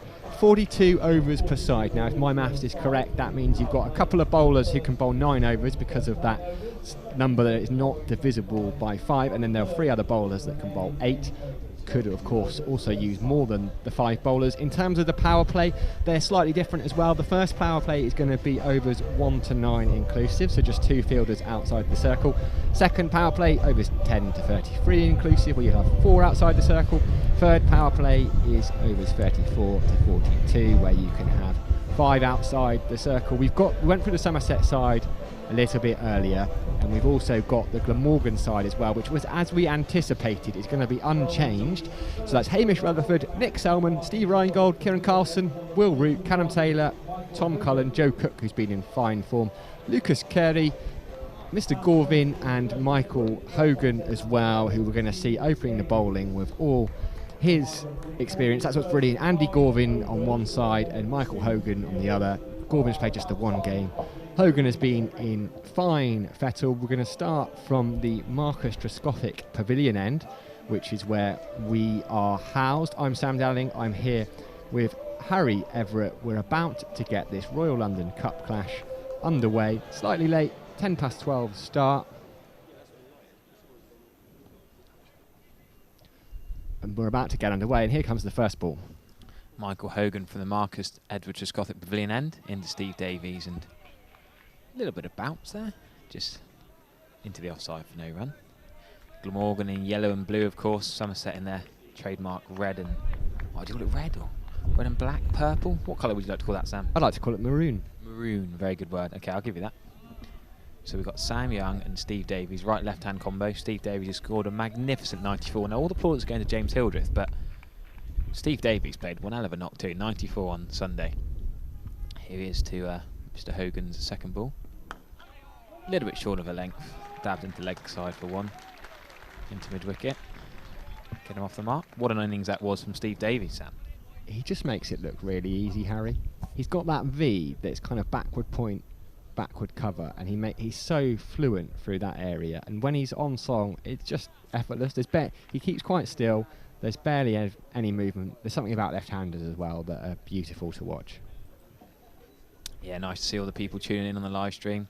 Plenty of morning, everyone. Morning. Well, it's actually the afternoon, if we're to be precise. 12:10. Was meant to be an 11 o'clock start, but plenty of people getting a coffee and tuning in. We're up to 1,300 watching on the YouTube already. Remember, you can watch on Facebook Live as well. And remember, if you do actually find yourself nearby, you can still come in today. £25 on the gate. Come and get a ticket. Hogan into the right-handed Young. What bold?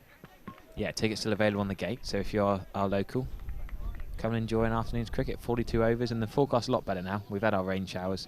We should be set for a dry afternoon, hopefully. Yeah, fingers crossed, and we've already got a decent crowd in there. Their umbrellas up a little bit earlier on, but now they're basking in some Somerset sunshine. A beautiful place to be watching this Royal London Cup game. Both teams have started with victories. Glamorgan have got a couple. Someone's going to lose that record today. Hogan beats the bat there of Young, and Young has to walk off. Little edge behind. We say we haven't had a beat at bat, we haven't had a player miss, and Sam Young, don't say bless him, that sounds a bit patronising, but the youngsters come in to open the bat in. Had a tricky time of it. I mean, Michael Hogan's not the easiest man to face first up, and not the biggest of edges.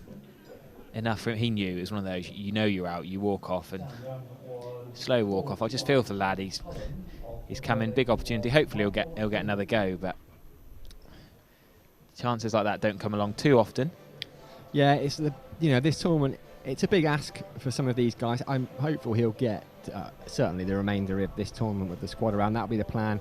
These things can happen. The perfect start for Glamorgan, the perfect start for Michael Hogan, and Michael Hogan is one of the best county bowlers around, so there's no shame in nicking behind to him with the new ball. He's been in superb form this summer already. He bowled his 10 overs, took 2 for 26 against Warwickshire, 45 dot balls in that 10 overs and conceded just 2 boundaries. He was at it again against Northants, 3 for 26 off his 8 overs, again just 2 boundaries, and he's got another wicket here. And it must be difficult if you're a bowler, well, for any player with the showers waiting to go, but someone like Michael Hogan, you've gone through your warm-ups, and we were pretty much until about 10 to 11 expecting an 11 o'clock start, and then to have to change that and sit around and not quite know when you're going on, it's got to be a bit difficult.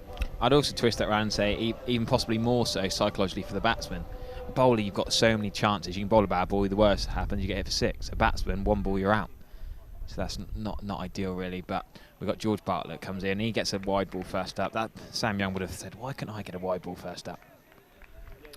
Yeah, it is. The psychological element for a batter, the nerves, for a bowler to get physically ready for 6, particularly for someone like Michael Hogan, who is 40 now, fighting fit, but you have to get the body going. But what a story he's had. I mean, he didn't make his professional debut until he was 28 or 29 for Western Australia. We'll talk a bit more about that later on. Yeah, been with Glamorgan since 2012 now. 31 on his back, and he gets a defensive shot from George Bartlett into the offside. Yeah, Newcastle lad, not a Geordie lad. We're talking Newcastle, New South Wales, up around Sydney. But yeah, he's bowled well. About decent first over here. Somerset 2 for 1. One of them being a wide, one of them being a single to Steve Davies. It's lovely how Australian cricket works. He was just playing grade cricket. I say just, it's a pretty good standard. Nowhere near anyone's radar, and suddenly comes in for the... Oh, and George Bartlett gets beaten again. That was a better ball than the ball that got Sam Young, actually. That's the best ball of the over.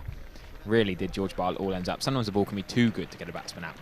Yeah, what a start from Michael Hogan. Had that wide in there, but picked up the wicket. George Bartlett advancing down the crease, but beating on the outside edge. That's a wonderful sight for the bowler. And yeah, Hogan, he just got a phone call to basically say from Tom Moody, he was playing grade cricket down in Sydney, can you get on a flight for a trial? Tom Moody still won't tell him who spotted him, because he was playing for a pub team, so he doesn't know how it all came about. But from there, he's gone from strength to strength. I mean, he's got over 600 first-class wickets, which is brilliant for anyone, but for someone who didn't start their career until they were nearly 29 is fantastic. As we see the Cooper Associates County Ground crowd there, packed in, enjoying some sunshine, hats on. Yes. Steve Davies is going to face from the river end, and we're going to see a bit of Lucas Carey.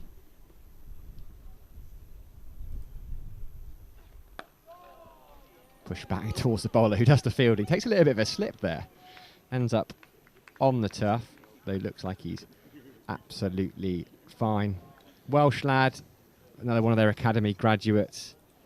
Picked up a couple of wickets in the Warwickshire game earlier on. I mean, he was the Young Player of the Year back in 2017. Picked up 35 red ball wickets. Struggled a little bit for a couple of years, but has had his contract extended now. Chance in the first team as he's got 2 slips in.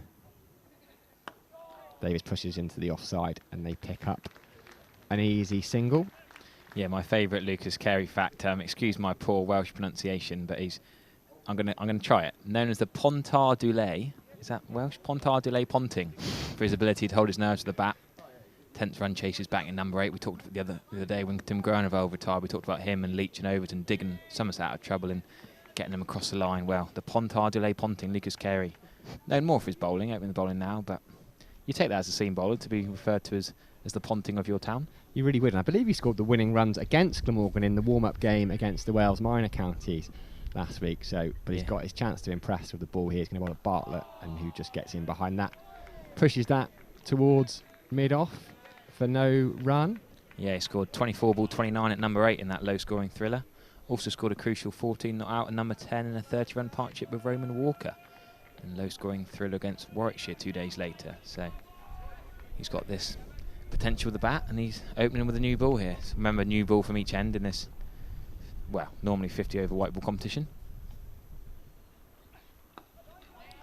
Just flicked into the leg side, but square leg will do the fielding. A couple of guys out there without numbers on their back. That's a sign of the young players who've been playing in this tournament. Rheingold and Gorvin, I'll make that. Yeah, I would hedge my bets and I say it's Rheingold at slip just because he's a top 3 batter. So I'd imagine he's in at first slip and young Andy Gorvin at square leg. Got Nick Selman as well in at second slip. Tom Collins got the gloves on. Driven by Bartlett, but straight to the fielder. Cover, Callum Taylor does the fielding. It's a good start this from Lucas Carey. About to say really good start from Glamorgan as a whole. It's rare you see in a white ball game. The first 2 overs go by without a boundary, so just one more ball to tick off that milestone. But no width given, no half volleys given. Not really seen a bad ball. That one wide from Hogan to Bartlett first up. Otherwise it's been pretty much on the money as we see fine leg come up into the ring. Deep square leg goes back.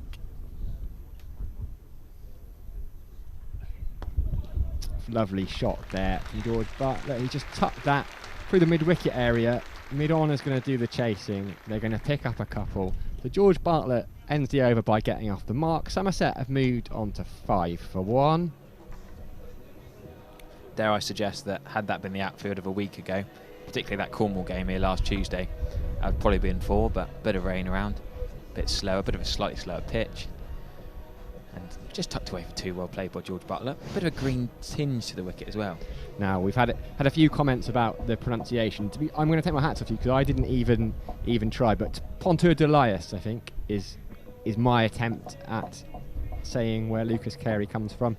Great to have as many Glamorgan fans as we do on the live stream. I mean, wonderful club, really well supported as well. I love. They make a conscious effort to be the county of Wales, so they play at various different outgrounds. They take their games to St Fagans and Newport. As we see Hogan again from the Triscothic Pavilion end. That is a leg stump half volley, very well held by square leg. Steve Davies is gone. Just the 2 runs to his name. Great one-handed catch from square leg. We just talked about the square leg fielder without the name on his back, and what a catch that is. It was as simple as that, a leg stump half volley that could have gone almost anywhere on the leg side, and Steve Davies has picked out the man. We reckon it could be Andrew Gorvin with no name on his back. What a catch that is, diving to his left. And that's one of those catches where your elbow hits the ground and it's so easy to bobble out after taking the catch. But that is a great catch. Yeah, superb effort from the youngster there. I mean, we talked about how good a start it's been for Glamorgan, and that was they've got one. He's kind of got away with one there, as you say, because Steve Davies most days would just tuck that away for a boundary, but a superb catch. Held on to it. Somerset in a bit of trouble here in this reduced game then. 5 for 2. Perfect start for Glamorgan. Wow. James Hildreth was the hero on Sunday, along with Steve Davies. Steve Davies has gone early. The experienced wicketkeeper who we just heard, if you're watching on the YouTube before Sam and I came back on air after the rain delay, we heard Steve Davies getting the county 11. We might see more of that later on perhaps, or some of you guys may have already watched that, the Zoom call with Brooks and Leach. But anyway, talking of Steve Davies going, he's replaced by the man he scored so many runs with on Sunday, and over the years they've had some brilliant partnerships, these two. But it's Davies making way for James Hildreth to join George Bartlett in only the third over.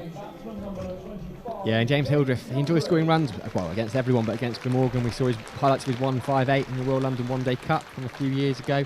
Made that magnificent 100 in T20, won the final. I mean, any T20 100 is fine, but to do it the way he did, sweeping and reverse sweeping, was absolutely fantastic. But he's got some work to do today. Plenty of time to bat, nearly 40 overs remaining. Won't faze a man like him. Him and George Bartlett, Somerset's middle order in first-class cricket. They've got a lot of time here. It's about, I was going to say rebuilding, but it's starting the innings, really. Yeah, rebuilding implies that something's happened beforehand. But effectively, two openers here for Somerset. I think Bartlett and Hildreth can just almost forget the power play, get themselves in, build a platform. Yeah, can't read too much into it, but Hildreth, strong record against Glamorgan in list A cricket. Averages 53, got that 100 we were talking about, 450s as well, so scored over 500 runs in 13 innings. So Hogan to that man Hildreth. Oh, that's a wide one, Hildreth. You'd have thought Hildreth was on 100 not out and injured with one leg from that shot, really. Almost if he was resuming his knock from Sunday. Thinks he can just not move his feet and just swing his bat at it. It's a pretty poor shot first up from a very experienced man we've been given the big build-up to. But he's got away with it. Two very experienced men. Michael Hogan, one of the most experienced bowlers on the county scene. So Hogan to Hildreth, who again he plays and misses outside off stump. Yeah, we talked about Somerset and Glamorgan. James Hildreth's best bowling analysis. We think he hardly ever bowls. In 2005, he took 3 for 24 at Cardiff against Glamorgan. In the T20, that would be.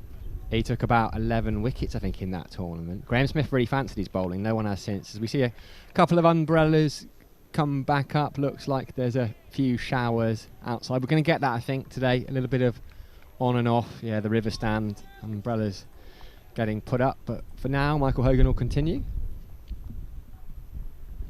That's better from James Hildreth. Outside the off stump, he leaves it, shoulders, arms, back, completely out the way.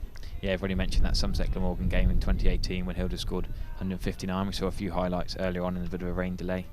I'll always remember that 100 he scored in the T20, 107 not out in 2012.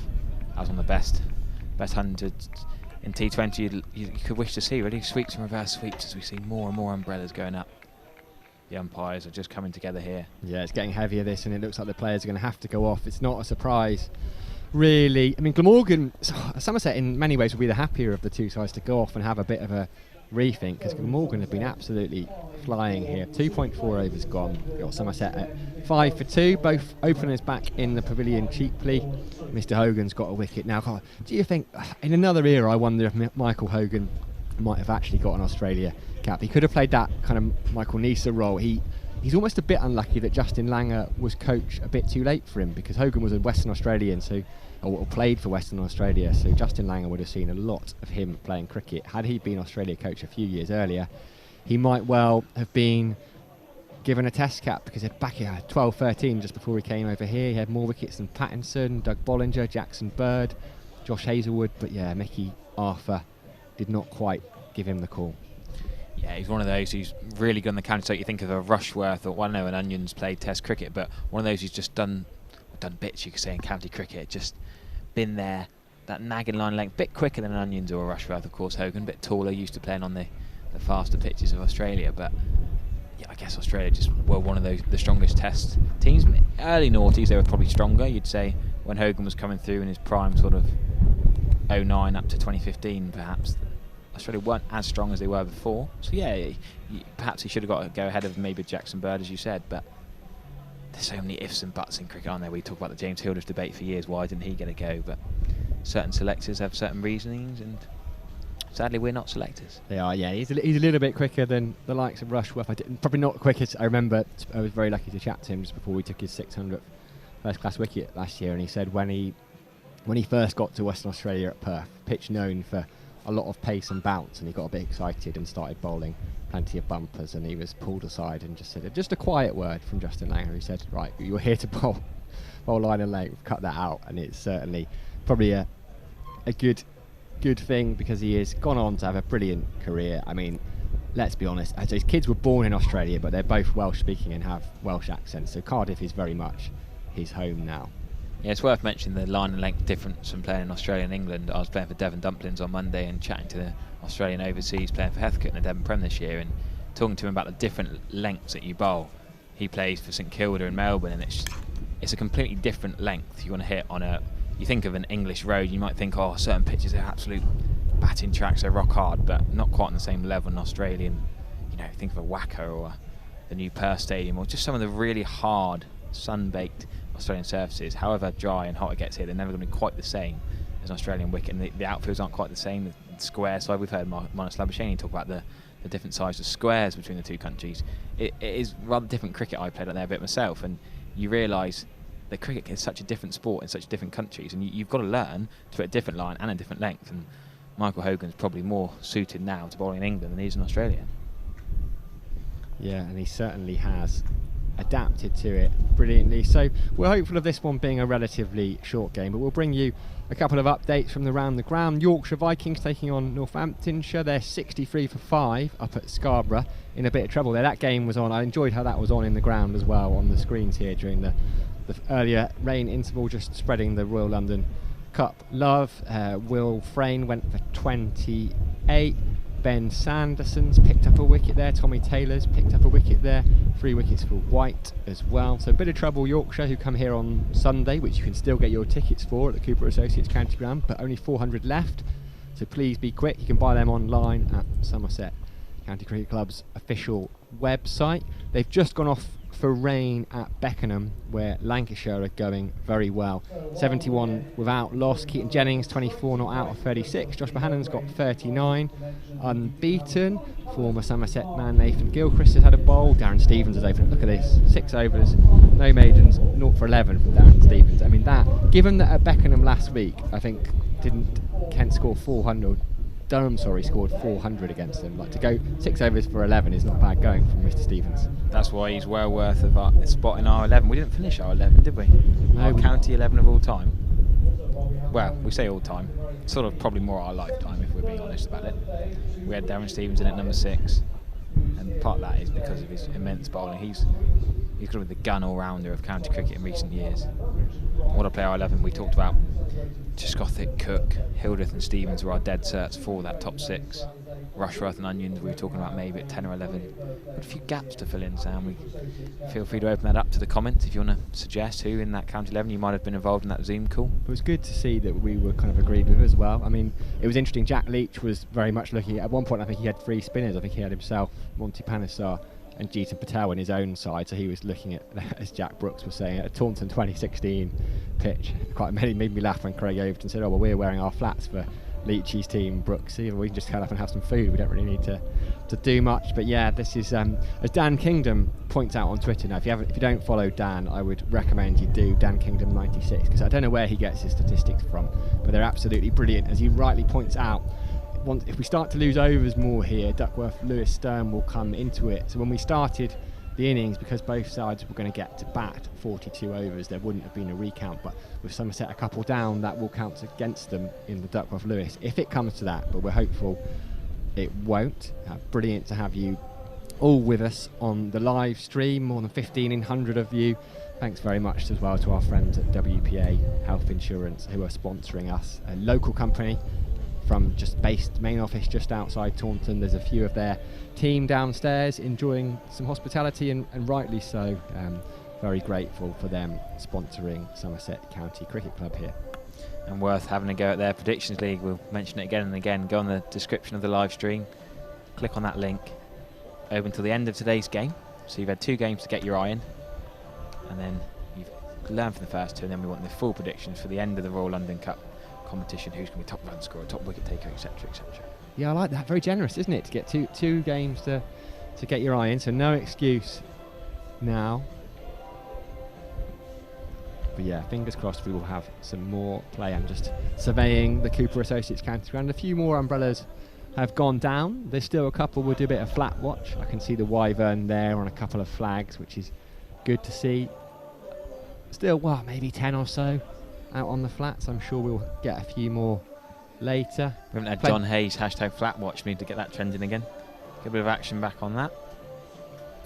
We've got the Scott Oliver, I'm going to have to ask you this question. He said, Harry, how did your length go in New Zealand? Well, yeah, he's also messaged me personally and said, hopefully seeing the World Test Championship Trophy Mason Wanganui tomorrow. But go on, I'll have to tell this story when I was trying to avoid it, Sam, but you stitched me right up. It wasn't AstroTurf, which was a bit bizarre. I think it rained a lot, and in New Zealand, if it rains a lot, rather than calling it off, they let you play on AstroTurf. And I was a batsman back then. I've recently started bowling leg spin and been quite effective this year, but back then I wasn't a bowler by any means, and we were struggling in one game, and one bloke was on 50, 60 odd whacking everywhere, and for some reason the New Zealand captain decided it'd be quite funny to give the overseas batsman a go at bowling when they needed about 18 runs to win. And I got hit for 3 sixes. 6, 6, 6, the number of the beast. 3 balls I ever bowled in New Zealand, and all 3 went for 6. So, yes, not my finest hour. Well, no, but it's a story to tell, and I'm glad that Scott Oliver has got you to tell it as well. I have a question, how quickly do they take the overs off? I believe it's these things are always a little bit misunderstood, but I think it's 1 over every 4.2 minutes. But Polly Rhodes, who is the wonderful scorer here at Somerset County Cricket Club, she is the first to know these things, first to work these out. So as soon as we hear what is happening, we will let you know. I can see her on the computer right now doing the calculations, working it all out. The covers are on, but it's not actually raining. That's a bit of a bugbear of mine. As soon as it stops raining, I think the cover should be removed immediately. But I guess they have to wait directions from the umpires. But yeah, but I don't see but it's a bit of a risk, isn't it? Until the players are actually coming back out, you may as well leave them on, because if you just run them off and it starts raining and the pitch gets a couple of minutes of rain, then... I get your point, but the clouds around look quite blue. Well, talk about the sailor's pair of trousers. There's plenty of blue sky around. I don't see it raining anytime soon, really. It just... No, but I don't think it's delaying them restart. The umpires will still come out. No, we must say that the 6 men out there are pretty quick at moving the covers off. They could probably do with a couple more, because there's 4 covers. It's generally 2 men to a cover. They could probably do with a couple more to help them out. But I guess, Sam, if we chucked our microphones down quick enough, we could run out and give them a hand. Yeah, we could, as we see our sponsors, WPA, Health Insurance, bit of beach cricket. I mean, definitely in there. That wasn't run out. Definitely in. We made are the ground. very lucky to be very near some fine coastlines. Harry, where's your favourite spot for beach cricket? I enjoy Exmouth. It's a great place to play. Well, I'm actually playing at Instow tomorrow, which you say beach cricket is pretty much as close as you can get to being beach cricket without playing on the beach. The ground is literally a 6 hit onto the beach. I'm pretty sure tomorrow, come Sunday, I can probably tell you that my bowling's been hit onto the beach. 3 sixes in a row might be the number of the beast again. Instow, the home of North Devon Cricket Club. Yeah, home of the Overton twins, who both played all their youngst cricket there. Chris Rogers as well, a man with strong Somerset connections. He played club cricket down there. Glenn Quirl, of course, as well, Zimbabwean international, who's now playing for Railway Union in Dublin with Mr. O'Brien's club, Kevin O'Brien and Niall O'Brien. Did he play a bit for Gloucestershire? Left arm, I played for the Unicorns. No, right arm seamer. Okay. Had a few shoulder issues. Had a bit of a problem with the Loughborough lot, getting him done for throwing it as well. Had a bit of an issue, had to remodel his action. Got a bit of movement. Ian Ramage and Russell Warren are making their way back in the middle. They're going to have a chat with the ground staff to see what's happening. Now, in the meantime, we're going to show you now what is amazing. So you've got all-rounders. The traditional all-rounder, you do a bit of batting, you do a bit of bowl, you could be a keeping all-rounder. These days, actually being a fielder, particularly in white ball cricket, is enough, I think, almost to classify you as an all-rounder. And here at Somerset, we are very lucky to have 2 of the finest fielders in county cricket. Max Waller, who not many men have taken more Vitality Blast catches than Max Waller in the entirety of the tournament, and Tom Abel, who's brilliant. And a bit earlier on over the winter, we had a little bit of a challenge, the Waller versus Abel. So I think we're going to bring you that one on the live stream, sponsored by WPA Health Insurance right now. It's Tom Abel here, going up against Maxi Waller. He's all chat and hates pressure. Max Waller here, doing a fielding drill against Tom Abel. Been doing this since 1995, what do you expect? Every game's a highlights package.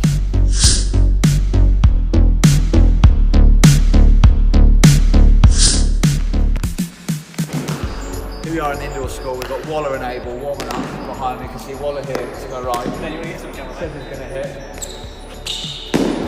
This is 4th take at that, by the way.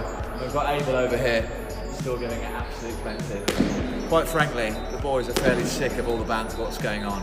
it's time to find out who's on top. I'm just saying that I'm 100% backing the skip here because Waller's got no bottle. He knows. He's got 0 bottle. Number 1.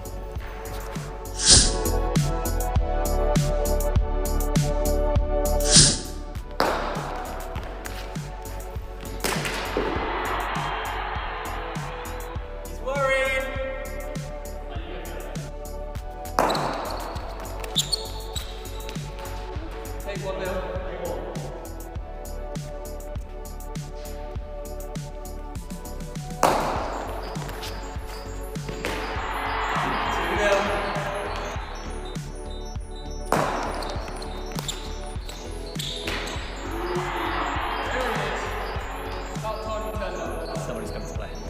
So good to see you guys throw without listening to both talking.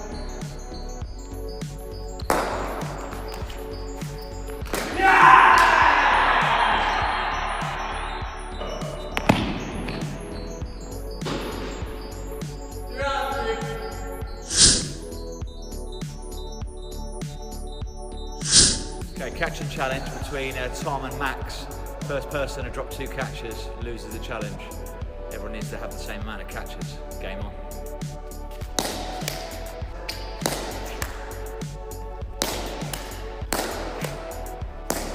Oh no! No! That's a drop. Waller is under pressure. Oh my word. I don't want to sit on camera, but that is actually...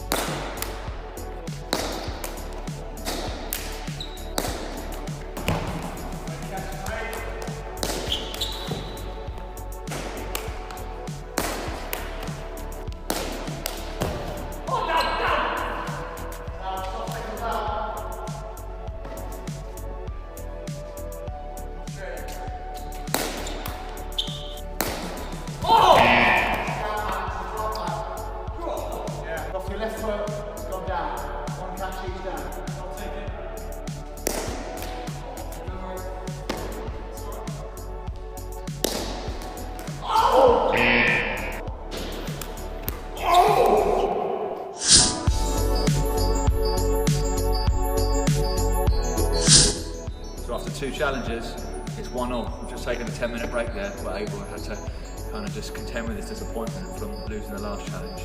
So now we're just going straight down the middle there. So 1 challenge all, final challenge remaining.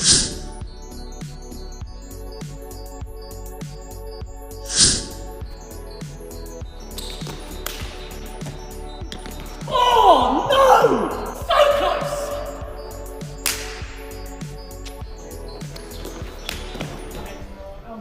Oh, well, there's that fielding challenge, evenly poised now. Now, we're having to cut that one off for you because we've got some good news here at Cooper Associates County Ground. The players are on their way back out to the middle, so we're going to get back underway again soon. A couple of minutes left in that video. If you want to see the victor, head over to Somerset County Cricket Club's YouTube channel. Here, we're going to resume with Somerset 5 for 2. Off 2.4 overs. Both sides have lost an over, so it's down to a 41 over game, which means that the only change to the power plays is this first power play is going to be the 8 overs. Power play number 2 will be 25, and then power play number 3, 8 overs again at the end. James Hildreth not out on 0. George Bartlett is there on 2 not out. Michael Hogan's going to finish the over, and some work for Somerset to do here, Harry Everett. Yeah, we won't give any spoilers on that fielding challenge. You can come back to that later on at your own time. But the cricket's back underway with a bit of blue sky. So James Hildreth, who struggled a bit against Hogan early on, that has swung a lot after the bat. It's beaten James Hildreth, and then that's a good bit of work actually from Tom Cullen behind the sticks. Is that to move a long way to his left there?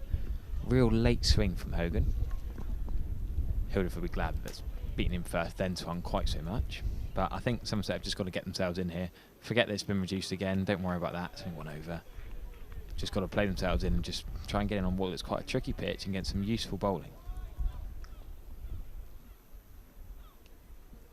Hogan with long strides, really drives into the crease. Big tall man, but you do see tall men with quite short strides, don't you? Hogan really impressed with the way he sort of maybe bounds in, I suppose is the word. Yeah, it's been a really impressive start from Glamorgan and from Michael Hogan in particular. Just conceded the 2 runs off his 2 overs, a single and a wide, so already starting with about 11 dot balls. And yeah, he does. Martin DeLange has another one, isn't he? Big man, short run up, and it doesn't take him long to get to the creases. Explosive, just a couple of strides, and we're going to see Lucas Carey continue from the river end. 24 years old now, Lucas Carey, and here he comes with a couple of slipped in. Bartlett just gets in behind that one. Solid defensive shot. Beautiful to see the sunshine out again. Fingers crossed it lasts for a little bit longer this time. Fans back out, taking their places at the Cooper Associates County Ground. Still tickets available on the gate. If you're just tuning in and thinking, actually, I could go now, the rain stopped. £25 on the gate. Come and watch the rest of the game. It's going to be a wide there from Lucas Carey. Just didn't quite get the radar right. You can see what George Bartlett was trying to do. Little tickle on that, and he's probably going to get himself a boundary, but he'll get an extra ball instead. Yeah, still a lot of cricket. We're only 3.1 overs into this game because of the delayed start due to the rain, if you're just joining us. So there's nearly 38 overs of Somerset's innings remaining, then another 41 overs of Glamorgan's innings in theory. You can come and join. Look at those fans enjoying the sunshine. Come and join them as Bartlett just pushes that one to mid-on, and there will be no run. No need for Bartlett and Hildreth to rush here. The last thing Somerset need to do is lose quick wickets. I know it's the power play and you want to take advantage of it, but when you're 2 down so early, it's more important that these 2 are still here in an hour's time, really. Yeah, absolutely. Plenty of time to bat, and it'd be nice to see these 2 get in and just play the game. Don't worry about the runs now. Just get through Carey and Hogan's opening spell. And just on that note, George Bartlett plays a lovely shot, driven through point to the left of the fielder there, and it's Somerset's first boundary of the game. George Bartlett's first boundary of the game. We're almost at the stage, it's the old CB40, in fact, where some of the players never quite knew what was a good score. I remember chatting to Craig Mesheda, who was a man who has played for both clubs, Somerset first, and then on Glamorgan. He had that amazing loan spell, signed permanently, dreadfully unlucky with injury. Bartlett just pushes that one out to point. Yeah, had to retire due to this real shoulder injury. At one point, he's a strong man, Craig Mesheda, was always good, big on the gym, and at one point he said he could barely lift a shopping bag because his arm had just wasted away. I'm a massive fan of Craig Mesheda, mates of my old cricket club. Used to always struggle with pronouncing his name, but we used to wax lyrical about him because when I was growing up, the T20 performances he put in with Butler, and I remember him having an innings or 2 of Alex Barrow in the longer form. He's just a superb cricketer. Bartlett pushes that one back towards the bowler, who does. You see that so often, Lucas Carey. So the bowlers are so alert. They try and get a hand on it, but they're not trying to stop it dead. They actually always are trying to flick it out backwards and run the non-striker out, aren't they? It's just to have that thought wherewithal in the moment. I've been out backing up at the non-strikers end before. I'm not sure it's quite so deliberate when I last was a few years ago, or when I'm bowling, you just misfield it and hope it hits the stump, so it looks like you done it deliberately. Pushed into the sink. Offside, they think about a single, but decide not to. End of the over, Somerset 10 for 2. Yeah, well, Mesheda and Lewis Gregory were kind of the 2 young all-rounders always coming through, and they used to say, they always used to go out to the middle and look at the pitch and think, oh no, they'd say to each other, oh, I think you're going to play today. The other one would say, no, I think you're going to play. And invariably they'd end up in the same side together, but just never quite got the chance. The Somerset's white ball side was so powerful, and championship side at that time, there was never quite the chance for Mesheda to bat at the top of the order. I think he got a half century on Sky against Glamorgan in a Blast game, didn't he? Yeah, I remember that knock. Scored a lot of 6s over the family stand, the white seats in the Ondarchie Pavilion. That seemed to be his area. Yeah, it's a rare South African-born German cricketer. Mesheda, yeah, very like Lewis Gregory. Good comparison, that. As we see Hogan again from the just got to again dot ball to Hildreth. Yeah, Mesheda is one of the most underrated cricketers of that era, I think. But yeah, so sad. Age of 28. This neurogenic thoracic outlook syndrome, the technical terminology, the poor chap who really should be playing today. Well, he might have got a gig in the franchise competition, but really talented individual and scored a lot of runs for Somerset and wickets, of course, too. as Hildreth just plays that down to third man. That's a more controlled shot. Square of the two slips. Now, it's always nice to talk about a player who's played for both teams. We had, well, Steve Kirby, of course, with Derbyshire and Somerset is linked with a bit of coaching at both. And talk about Stephen Jones, we can mention today. Again, another right-arm seamer. Yeah, always good to have those links, as you said. He went to Glamorgan and actually batted up down the order in the county championship, but made 100 batting at 7 or 8, maybe even 9 in red ball cricket, and it went from there. Really became one of their main players. And Michael Hogan, I think he's bowled George Bartlett in between bat and pad. Hard to see from up here, but they all celebrate George Bartlett is walking off. It looked like George Bartlett got his bat and pad together, but no, the bails have just been disturbed. Yeah, the stumps are still intact. I think he might have hit the back pad or the bat. Either way, George Bartlett's got to go. Michael Hogan's got his second wicket. Somerset are in real trouble here, 11 for 3. Yeah, really hard to see exactly what happened there. The stumps have not been moved a jot, but quick delivery from Hogan. Bat and pad have gone together. It looks like George Bartlett's played the right shot, forward, outside, off stump, defending it with a dead bat, but it's just snuck through, and unlucky for George Bartlett. Didn't look like there was a lot wrong. If you look technically, his bat and pad are together, it's that solid defensive shot. It's just snuck through, and now Somerset in a bit of trouble. 11 for 3. We've seen that swing that Michael Hogan has been getting. There's another example of that, perhaps. We're going to see young Mr. Lewis Goldsworthy, who had an unbeaten half-century on Sunday and is a very, despite his age, is a very calm and composed cricketer. But his team need an innings from him today again. Yeah, Michael Hogan, what an opening spell this is from him so far. 3 wickets already. We've only seen 4.3 overs.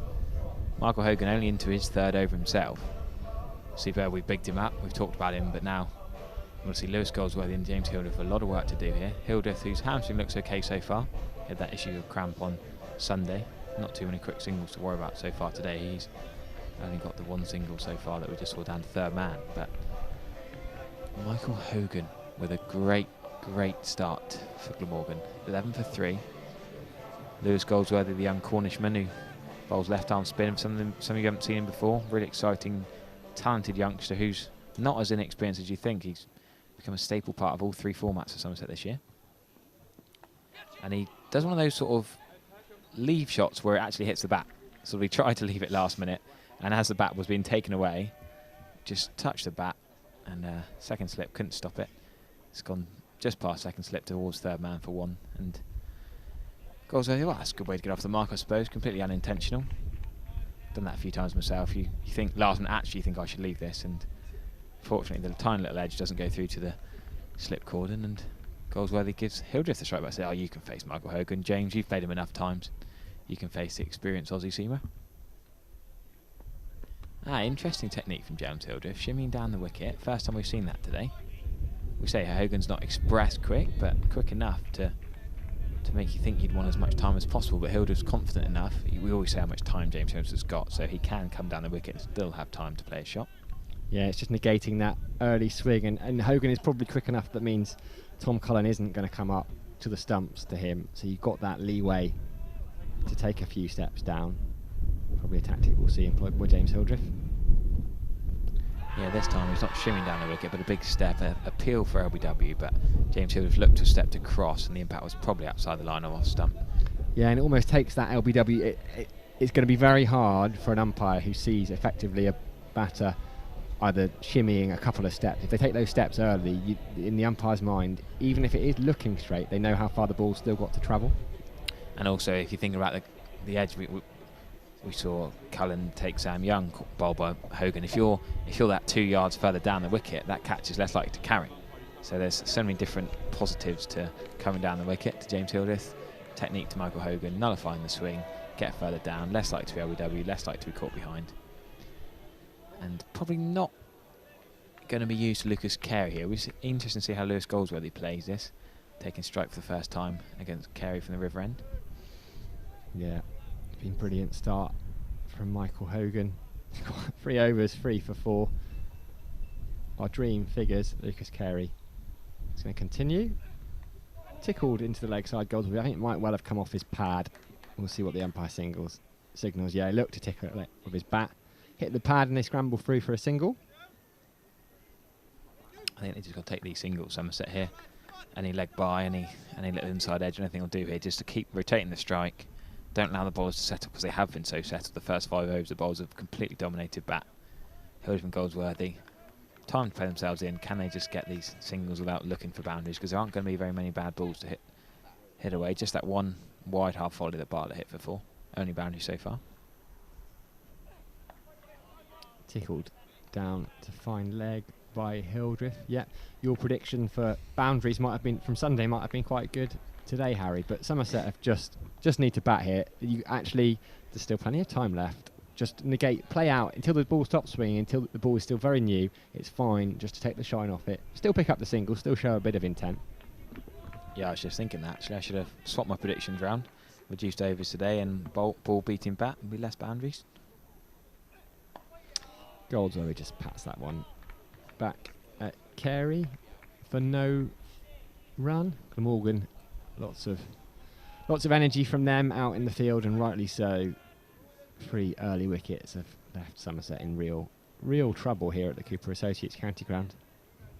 Started the tournament strongly with a couple of victories, and we'll be hopeful from this position.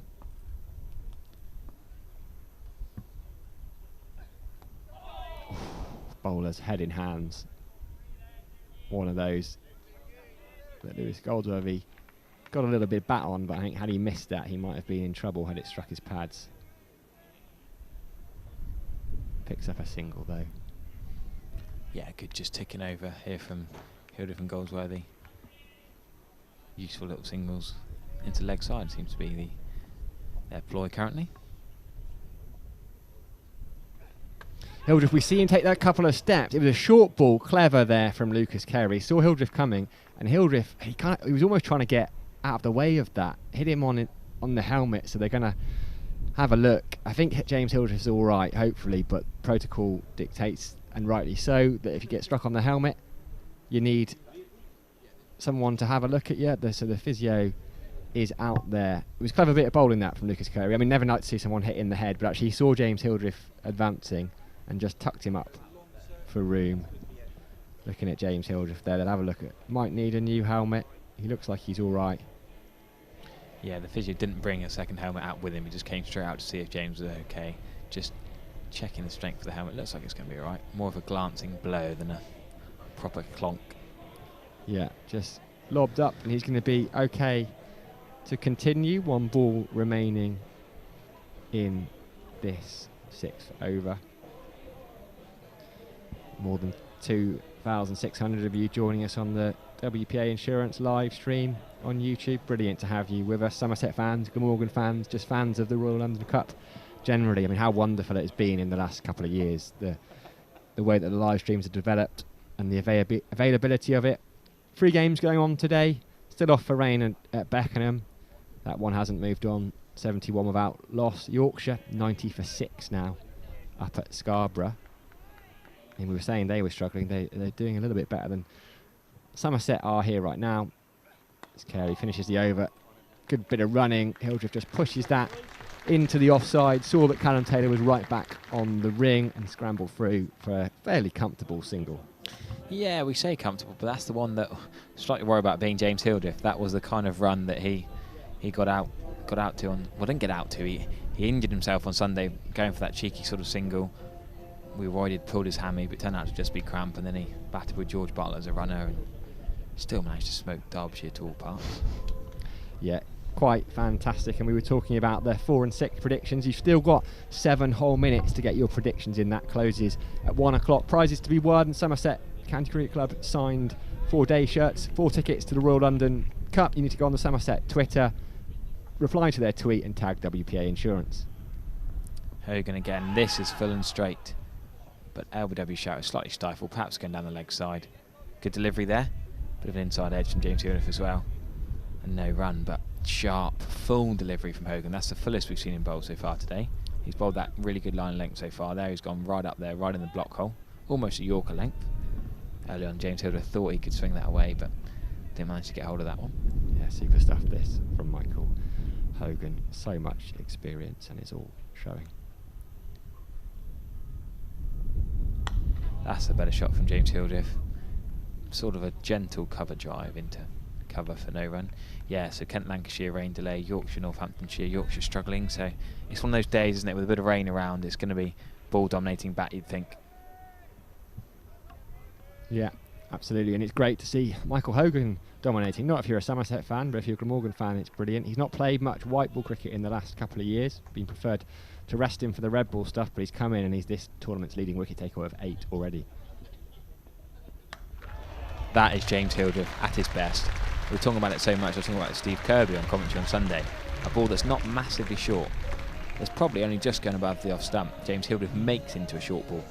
Well, and that's the beauty of having come down the track. It puts that little bit of doubt in the bowler's mind because they're not quite sure, is Hildreth going to shimmy down to them? And that time he just waited, sat back a little bit, and that is rocketed away. A nice sight and a nice sound for the Somerset fans. Only 5'10", James Hildreth, and always been very good on the short ball. Now he comes down the wicket, and now he flicks it. Same place, same result, very different shot.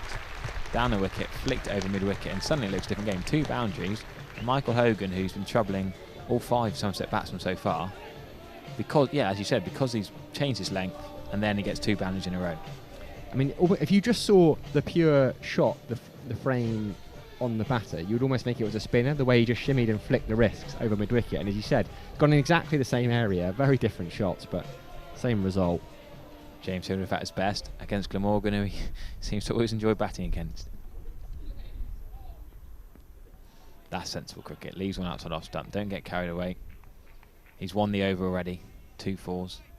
Michael Hogan can have a dot ball. But yeah, that ball he pulled for 4 was one that many other batsmen would just punch to extra cover for none, or punch for 1 perhaps. Just outside off stump. Not massively short. But Hildreth said it's so good on the short ball. Not the tallest of men, and he's used to having short deliveries, I guess, and he just plays it so well, and then gets the follow-up ball for 4 as well. Brilliant batting. Good comeback again from Hogan there, just full on leg stump. Hildreth tucks it away. We've got a sort of a straightish mid-on who couldn't quite get around the mid-wicket to stop the single, so Hildreth keeps a strike. Best over the game for Somerset so far. Yeah, absolutely. One final plug, last 4 minutes to get in on the boundary prediction. If you missed that, you've still got till the end of this game to get involved in the WPA Predictions League, which is predictions for the entire Royal London Cup. As we see, it looks like a family in there. It's school holidays now, isn't it? Because Harry, you do a bit of teaching as well. You're on holiday now? As of last week, yep. The whole of England and Scotland and Wales should all be on holiday now, able to watch the cricket. Well, from that perspective, the Royal London Cup is beautifully timed. 4 home games here. This is the second of 4 home games. Lucas Carey continues from the river end. Tucked into the leg side. This time they've scored a few runs there previously, so fine leg was up. They thought about a single, sensibly turned it down. It starts with a dot ball. Carey, James Hildreth starting to find his touch out there in the middle. Fresh from 100 on Sunday.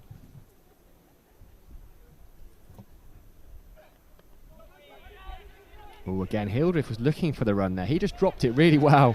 He dropped it into the leg side, almost under his toes. They thought about a run. Lewis Goldsworthy sent him back. The throw came in, and there was nobody backing up immediately, so they did get the single in the end. Good. That is good intent, that, from Somerset. And also good awareness to get the run from the overthrow. They do say don't run on the misfield, but Goldsworthy was onto it. Hildreth was on the ground and managed to get up quickly to get that safe extra run. And I said it earlier, it's just brilliant for Somerset when they're struggling against a really good bit of bowling, just to get these ones to not let the bowling team dominate too much. Goldsworthy there just flicks it into the leg side. Yeah, and good awareness. It sounds like a little thing, but for Lewis Goldsworthy, young player, it'd be easy to run. If James Hildreth at the other end of all the experience, it'd be very easy just to do what he says. If Hildreth calls you through for a run, to go. And actually, no, he turned him back. But as you said, kept watching the game, saw what happened, and in the end, a fairly comfortable single. I mean, I've all waxed lyrical about Lewis Goldsworthy. He is going to be a fine cricketer for Somerset for many years to come, one thinks. Ooh, outside edge though, has a waft at that one. Slips, and wicketkeeper head in hands. Genuine play and miss there. Good ball from Lucas Carey. Yeah, superb delivery there. Other news just coming in, Charlotte Dujardin has taken bronze in the individual dressage, the most decorated female British Olympian of all time. Isn't it great that you can have the Olympics on and the cricket? Great to start the holidays with a bit of sport on television. Goldsworthy just pushes that one into the leg side. They'll take no run. Yeah, lots of sport going on. The first week of the Olympics is always my favourite because you just get, and excuse the term, a load of random sport that you wouldn't necessarily make a point of watching, but in the Olympics you just get to see it, and you have to think, the stories in the Olympics, there's so much effort that goes into that. It's not like you decide the year before. Yeah, it's almost as soon as you've competed in one Olympics, you have to decide if you're going to go again. As Carey goes again, and Goldsworthy just pats it back to mid-on to end the over. Yeah, A-level PE, learn about meso and macro cycles. 4 years in the running, the preparation, the work to get yourself ready for the games. And you might have 100 metres, you might have 9 seconds to perform. It's amazing. Cricket, though, of course, longer game, different format. As we see James Hildreth talk about having a longer game, we now got a slow motion camera, so make it look even slower. Look at this. Turn, twisting of the wrist, flick of the wrists. Almost Indian-style wrist. They talk so much about the Indians having these brilliant wrists because they're growing up on subcontinent pitches. James Hildreth, brilliant at playing spin. And played Michael Hogan like a spinner there, as we see the great ground staff there having a well-deserved little sit-down and a break. They've done a lot of work this morning. Yeah, they have on and off. They've had a busy morning. So that's the end of the first power play. So we're into power play 2 now for the next 25 overs, which means Glamorgan can have 4 fielders outside the circle. Short-ish delivery from Hogan there, just bottom edge from James Hildreth. Bit late on that perhaps, Hogan coming through a bit quicker than Hildreth imagined, and yeah, I'm not sure it got up in the same way that he was expecting. Hildreth does a bit of gardening, but yeah, I also could easily have crashed into the stumps. Yeah, that's Hogan getting a bit of revenge for the 2 4s in the last over. He thought, flipping heck, first ball this over, I'm really going to put through a bit quicker.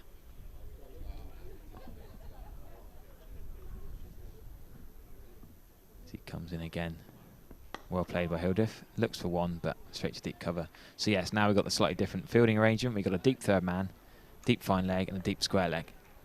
So we've got Navdeep Singh on the YouTube. I like his optimism. He's called Hildreth 125, Goldsworthy 80 by the close of the innings. I think Somerset would very much take that.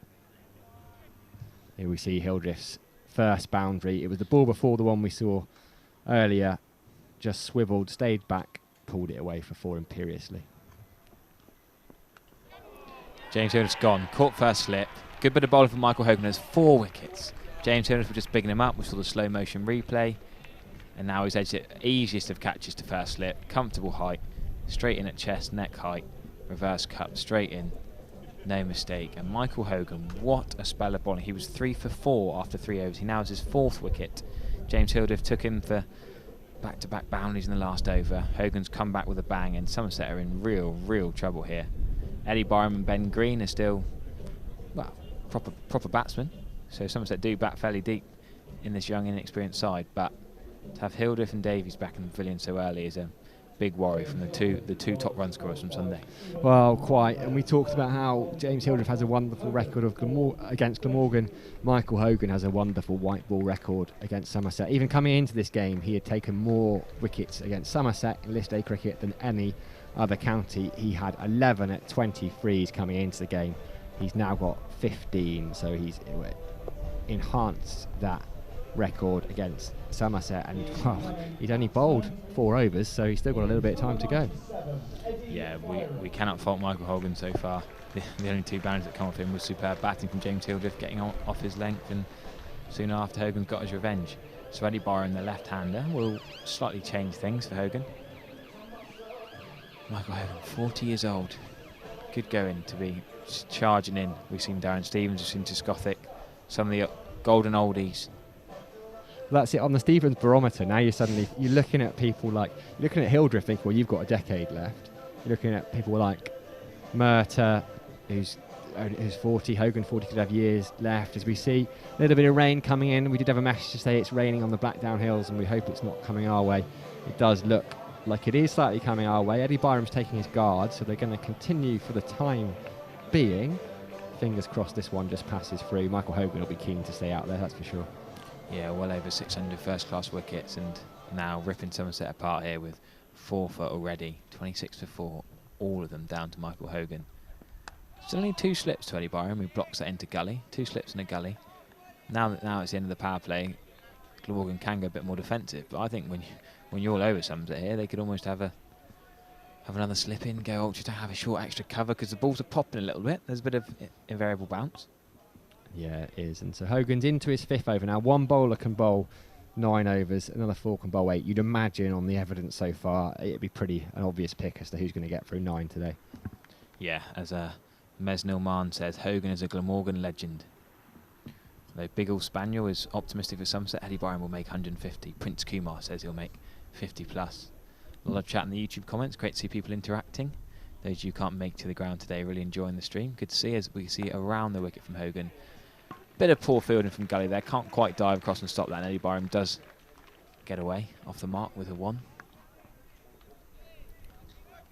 So 27 for 4. 1 ball remaining in Hogan's over. He'll be back over the wicket to Goswell. He's annoyed with himself. Maybe he's annoyed with the fielder. Maybe he's annoyed with a slightly looser, wider delivery to get Byram off the mark. And Hogan, what a perfectionist, what a professional. 1 run and he's cursing himself, slapping himself on the arm, and he was desperate to keep bowling at the new batsman, I suppose. But Goldsworthy's still only on 2, so he's hardly been there long. Well played by Goldsworthy, blocking that, and Hogan does the bowling. What another superb over from Michael Hogan. 27 for 4 after 9. Somerset facing a real uphill task. As we see the hills, there's the blue sky that your grandma would have talked about, Harry. So those umbrellas still up for the time being as we see the scorecard. James Hilder is a pretty sorry sight for Somerset fans' perspective. Michael Hogan doing the damage, dismissing all of the top 4. Beautiful. And the one that Somerset will be slightly disappointed with was Steve Davies played what was quite a nice shot really, but it was a superb catch at square leg by Andy Gorvin. And we're going to see a change of bowling by the looks of things, I believe. From the River End, number 57, Joe Cook. Yeah, we're going to see Joe Cook. We didn't think it would be long before he came on to bowl. He's had such a good tournament so far. 3 for 35 against Warwickshire on what was his List A debut. 3 for 32 against Northants a couple of days ago. Chipped in with some useful runs as well. 33 not out in this game. We're going to see him bowl to Eddie Byram. Just tucks it into the leg side. They'll think about 2, but deep square leg will come out. Oh, and a miss field, and they've taken a run. So it looked like deep square leg had done enough there to cut it off, but maybe a slightly slippery, wet outfield. Yeah, we were just bigging up, weren't we? Andy Gorvin's great catch off Steve Davies, and he then misses a simple pick up and throw, but the ball's a little bit wet. There's been a little bit of drizzle. We'll let him off that. He took the great catch off Steve Davies. They'd rather he took that catch and misfield's 1 to give Eddie Byram a second. But yeah, Joe Cook, a very talented cricketer, left-hand bat, right arm fast medium, bowling well here. Good start from the River End. He bolstered Byram, who just pushes it out into the covers. Yeah, genuine all-rounder. Played a couple of Bob Willis Trophy games last year as an opening batter. Very interesting. So you'll enjoy this. So he went to Durham University and studied natural sciences, and he wrote his dissertation on the relationship between cricket and climate change. Yeah, very interesting individual, Joe Cook, actually. He's I'll let him come in from the River End for his 3rd delivery first. Oh, he beats Eddie Byram, squares him up outside edge. Eddie Byram just makes his mark again, genuinely coming over the wicket to the left-hander. That's what you like to see. Yeah, he's pushed on with that environment. Yeah, he couldn't bowl last season. He had a bit of a side strain, but he can do a bit of a 4th seamer's job in the county championship. Here in the white balls, Royal London Cup with a few players missing, he's coming on first change, and very talented bowler. As Byram gets forward and drives and just pushes it on towards mid-off for no run. Not to be confused with Chris Cook, the wicketkeeper, of course. Both Cooks with an E on the end. Joe Cook and Chris Cook. 57 on his back. Joe Cook, quite a tall fast bowler. As he comes in, and Byram works him away into the leg side. Should just be a single as Gorvin field in the glorious sunshine sends Cullen scrambling backwards. One ball left of his over. Yeah, he has taken it upon himself. He spends about 10 hours a week volunteering for Friends of the Earth, and is very much looking at the relationship between cricket and climate change.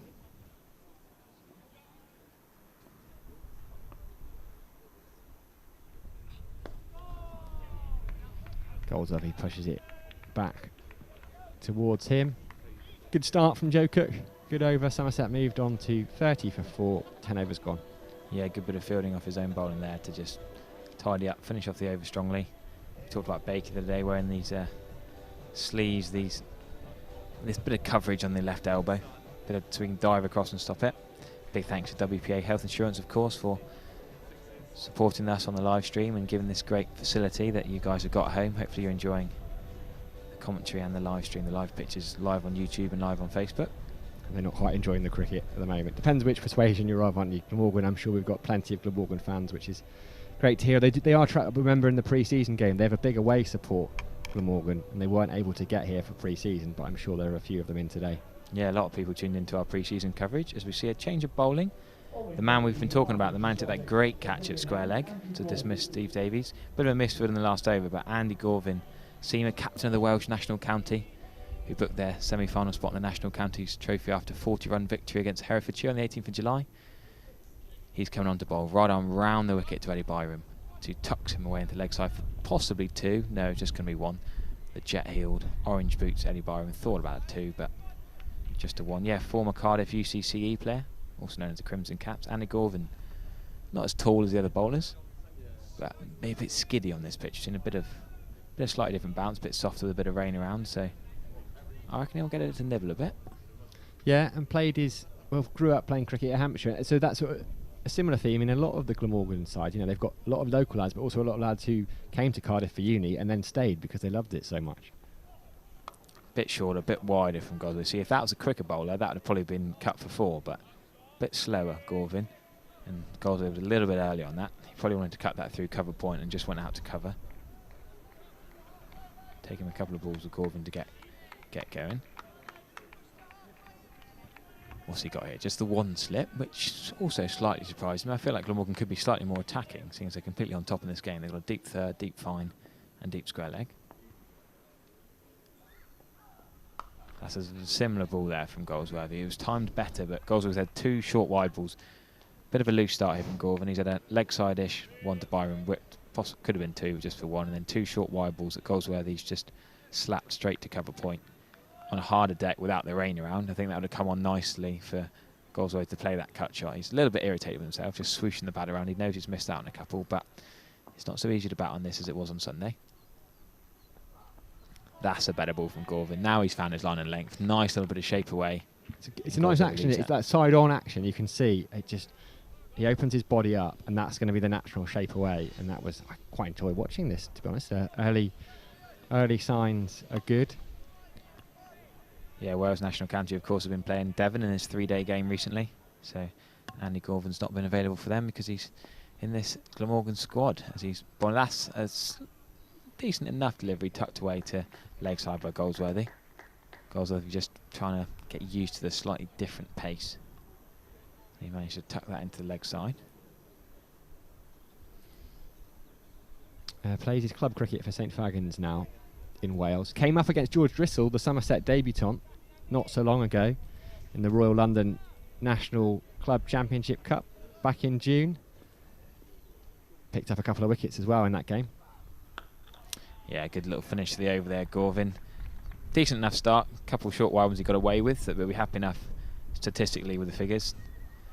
Worth mentioning one more time, Yorkshire on Sunday. Do come along and watch. Few tickets available. Try and snap them up before they all go. It's going to be a great day. 11 o'clock start on Sunday. Steve Kirby's very excited for it. The Marine Band, as we see here, the Royal Marine Challenges, the combat equipment displays. Even the match ball's going to be delivered in a special way. It's a shame Marchant DeLange's not here, because I'd quite like to see him he'd probably take on the entire Royal Marine Corps himself. He could certainly lift them up, a powerful man. But yeah, challenge to you Somerset fans, could be the first Royal London Cup sellout as Joe Cook continues from the river end in the sunshine. Goldsworthy pushes it onto the leg side. for no run. Yeah, great to see the two men without even scored numbers. Stephen Reingold and that man Gorvin, who we've just seen, they both got in the action early with the 2 catches. Easiest of catches for Reingold. It was that Gorvin who took the great catch of Davies, and he's now into the bowling. Good to see the newish players getting involved early on. Goldsworthy just tucks that one in to the leg side. Yeah, Reingold's another one, another Cardiff University student. Made his first class debut against Somerset a couple of years back in March 2019. Didn't have the best of times with the bat. Fascinating story there. We'll talk about him a little bit later on. Plays his club cricket in Middlesex for Stanmore. Are we slightly surprised to see Michael Hogan taking out the attack after 5 overs? Of course it is a reduced overs game now. Ooh, Byram just, I think, pulled his bat away at the last minute, and it was a good decision because that was a lovely delivery from Joe Cook. Just angled across him. Yeah, Michael Hogan, 5 overs, 1 maiden, 4 for 14. My only slight thought is perhaps when he's bowling so well and you're all over them, do you just keep bowling him, even if he bowls all out? He's probably fit enough to bowl you 8 or 9 overs straight through, and Somerset could barely play him. Yeah, it's a difficult one, isn't it? Cook continues, flicks into the leg side, but mid-on is in quite close. There is Gorvin, the bowler, who does the fielding, very much in the action. Yeah, I will bow down to Kieran Carlson's superior knowledge of the game. But yeah, it's so tough, isn't it? The temptation, suddenly if Hogan bowls, if he's able to get through 9 overs and Somerset are 7 down, then nearly game over. Keep the pressure on. But they've got fine bowlers coming on, particularly in Joe Cook, who started the tournament brilliantly. Byram drives towards the man at mid-off, who is Michael Hogan. See the skipper there, Kieran Carlson, in a short cover position on the catch. Reingold at slip. Callum Taylor, backward point. 3rd man out. There's a man sweeping on the offside. Deep square leg, fine leg. So it's kind of it's a slightly odd field, isn't it? There aren't many saving one. It's either close catches or boundary riders. Field, yeah. Oh, Byram again. Lovely stuff from Joe Cook as he just beats the outside edge. 12 overs gone. Somerset are on 33 for 4. A great start for Glamorgan. Somerset have got some work to do, and we're going to have a change in the commentary box. For the first time, we're going to introduce Taunton Dean star Ben Redwood.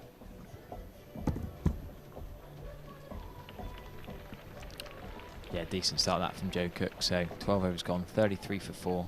I was thinking the Glamorgan bowlers, they've got 4 right arm seamers, no left arm options. We saw in pre-season, we saw some slightly different bowlers. We saw that Bob Willis Trophy game last year. We saw in pre-season, we saw McElroy coming with that left arm angle.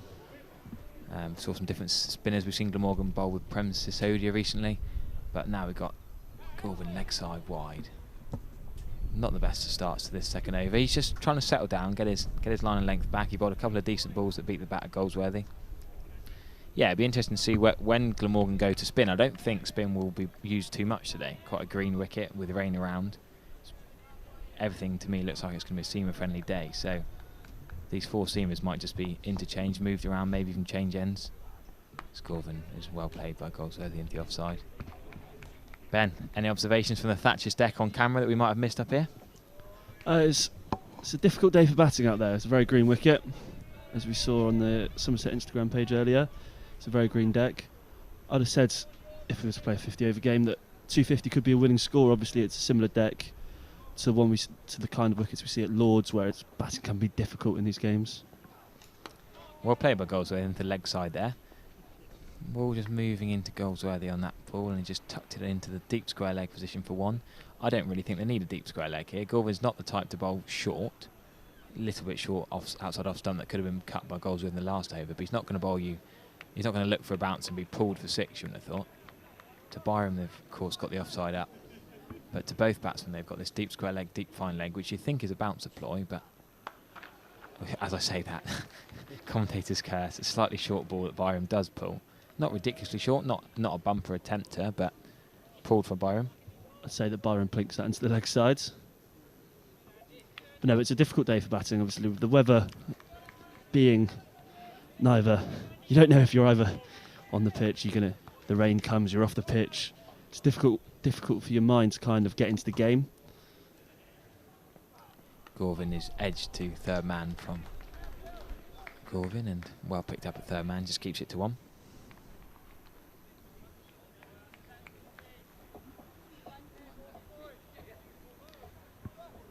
So there's still 2 balls remaining from Gorvin in this over.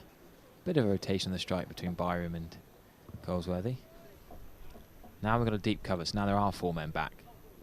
2 behind square and the deep cover and deep square leg. There is the deep square leg, stopping the 1 from Byram. Yes, so I guess it's one of those pitches where you're not going to be hitting through the line over, long on, long off. Your boundary sweepers are going to be square of the wicket because it is a bit slow, tricky to play your shots. No, I completely agree with that. I think especially with the new ball, obviously, there's a bit of zip in the surface, bit of rain about. Overhead conditions aren't great. It's definitely a morning. Well, we say morning. It is obviously the afternoon, but it's definitely a time for bowling, isn't it? Yeah, Glamorgan have made great use of these new balls. As we see, enter the over 39 for 4. Decent enough from Gorvin, taking a bit of time to get into his line and length. So we'll see Joe Cook continue from the river ends. Obviously very interested in Joe Cook. Wrote an outstanding thesis by all accounts on climate change and cricket. Very interesting. I'd like to get my hands on that one day and have a little read of it. Yeah, some educated chaps and some good stories. I still remember Chris Jones, that amazing 130 scored against Australia in that touring game. The only time I can admit it now. The only time I ever bunked off a lesson at Richard Chewish. I missed my English lesson, I'll confess that now. Sorry, Mick. But I had to watch Chris Jones in that tour game. What was a joke? Just teases Lewis Goldsworthy outside the off stump. Goldsworthy has a big waft at it. Yeah, Chris Jones, one of those who's gone on to change career from cricketing. We know Chris Nash has got into a career after cricket. It's one of those sports where you don't earn enough money to tee you up for life, and at 40, unless you're Darren Stevens and you keep going to your 45, 46, a lot of cricketers do need that after career. So Joe Cook seems fairly set for that already. Just bumps one a bit shorter at Lewis Goldsworthy.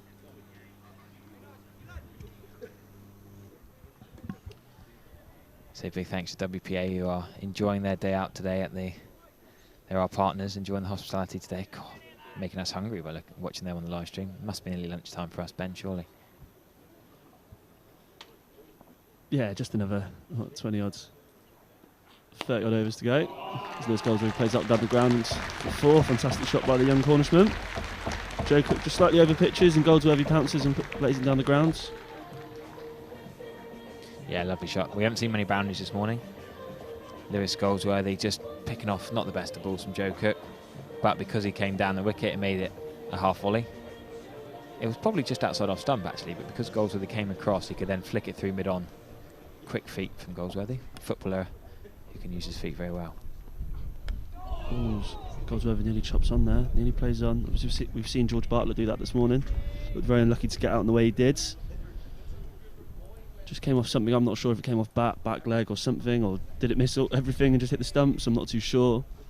Yeah, it's a bit of an odd dismissal, that, really. Yeah. One of those where George Bartlett wouldn't think he's done a lot wrong. I don't think he did a lot wrong. He looked like he played a good, solid defensive shot with no gap between bat and pad. I mean, Michael Hogan was turned around screaming at the umpire asking for an LBW, wasn't he? So, very strange dismissal.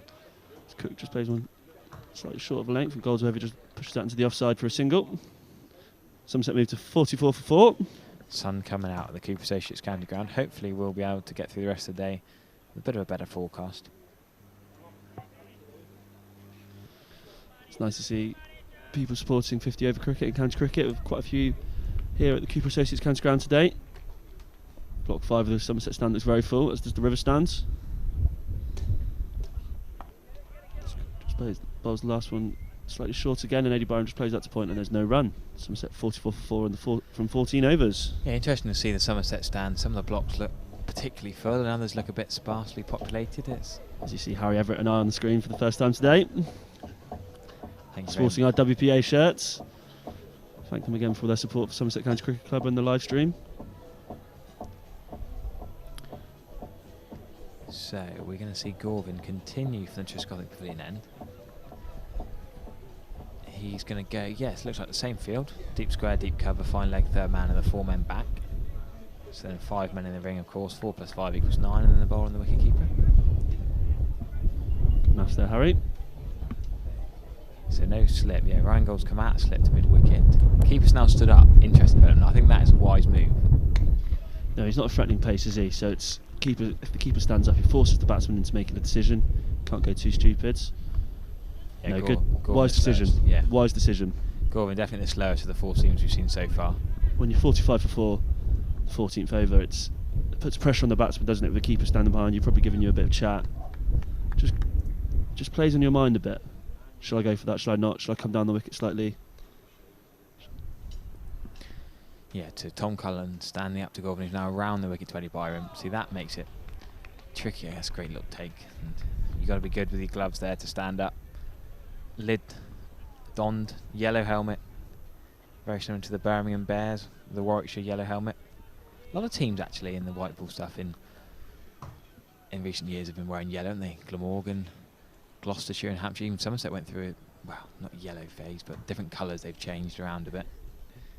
I'd call it a yellow phase. I quite like that yellow shirt, I must admit. Yeah, these different. I didn't like it when Gloucestershire, Glamorgan, Hampshire and Somerset, and they're all playing against each other, and you think, well, let's make a bit clearer who's who. You think 4 of the 9 in the South group of the Vitality Blast all wearing yellow. Trying to work out who's who for the new young fans of the game. Lewis Goldsworth just wants to change his stick. Just the 2 coming out, is it? They're both the same stickers? Yeah. I think. Which one's he going to go for?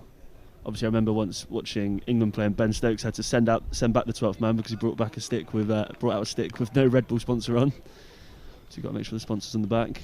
Also, they didn't even pick up the 2 bats brought out. He obviously knows them inside out. Just picked up one and straight away went off with it. So Gorvin back over the wicket to the right-hander. That's well played by Goldsworthy. Squared him up a little bit, just blocked into the offside, and Joe Cook does the fielding at point. Must be brilliant to have about 4 bats that you can just come out with. Must be such a nice feeling as a professional cricketer to be able to have that luxury of just going, I'll use this stick today, I'll use this stick today. Yeah, I'm one of them. I've had to pay for every one of my bats. I've got about 7 different bats. I never know which one I want to use and can't make my mind up. But they're all the same. The professional cricketers will have exactly the same bat, just multiple copies of the above, all given to my sponsors. Although seeing this competition, some of these youngsters coming up through not got the same sponsorship power that some of the bigger names have got. So a bit more overcast now. Going to be a bit of nibble. Gorvin, lovely bustling approach to the crease. And that ball is handed back to the umpire, and of course we have the different white ball from the other end. And Joe Cook will continue. Yeah, with the overheads, obviously the new ball from each end is difficult to bat in at the moment, really challenging for the Somerset batsmen. I do like the ploy of having the bowling with a different ball from different ends. Keeps the game interesting. The white ball obviously does go, it stays hard, but it doesn't really offer anything to the bowler, does it? After about 10 overs. Or 10 overs if 10 overs that's a push. Yeah, I suppose, what are we, 7, 8 overs from each end so far. Ball's still done a bit so far, but probably also helps the overcast conditions in the green pitch, as we've mentioned a few times. Joe Cook continues from the river end. That was a lovely delivery. Just beats the outside edge of Eddie Byram. Joe Cook played youth cricket for Hertfordshire. Durham Uni whilst at university.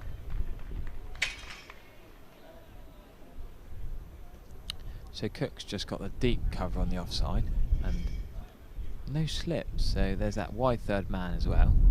Mid-wicket's just come up a bit, hasn't he? Into more of a short mid-wicket. He just feels the ball there. Good timing. Well timed by myself, I must say. Similar field to both bowlers, really. That deep cover, deep square leg, deep fine, deep third man. And a 4-man back. He's just floating them up there, isn't he? Just obviously trying to use the green pitch. Tricky overheads. Just see if Eddie Byram can mistime the ball. Create a catching opportunity. Eddie Byram just plays that one finally down to third man, and it'll just be a single. Brings Lewis Goldsworthy on strike.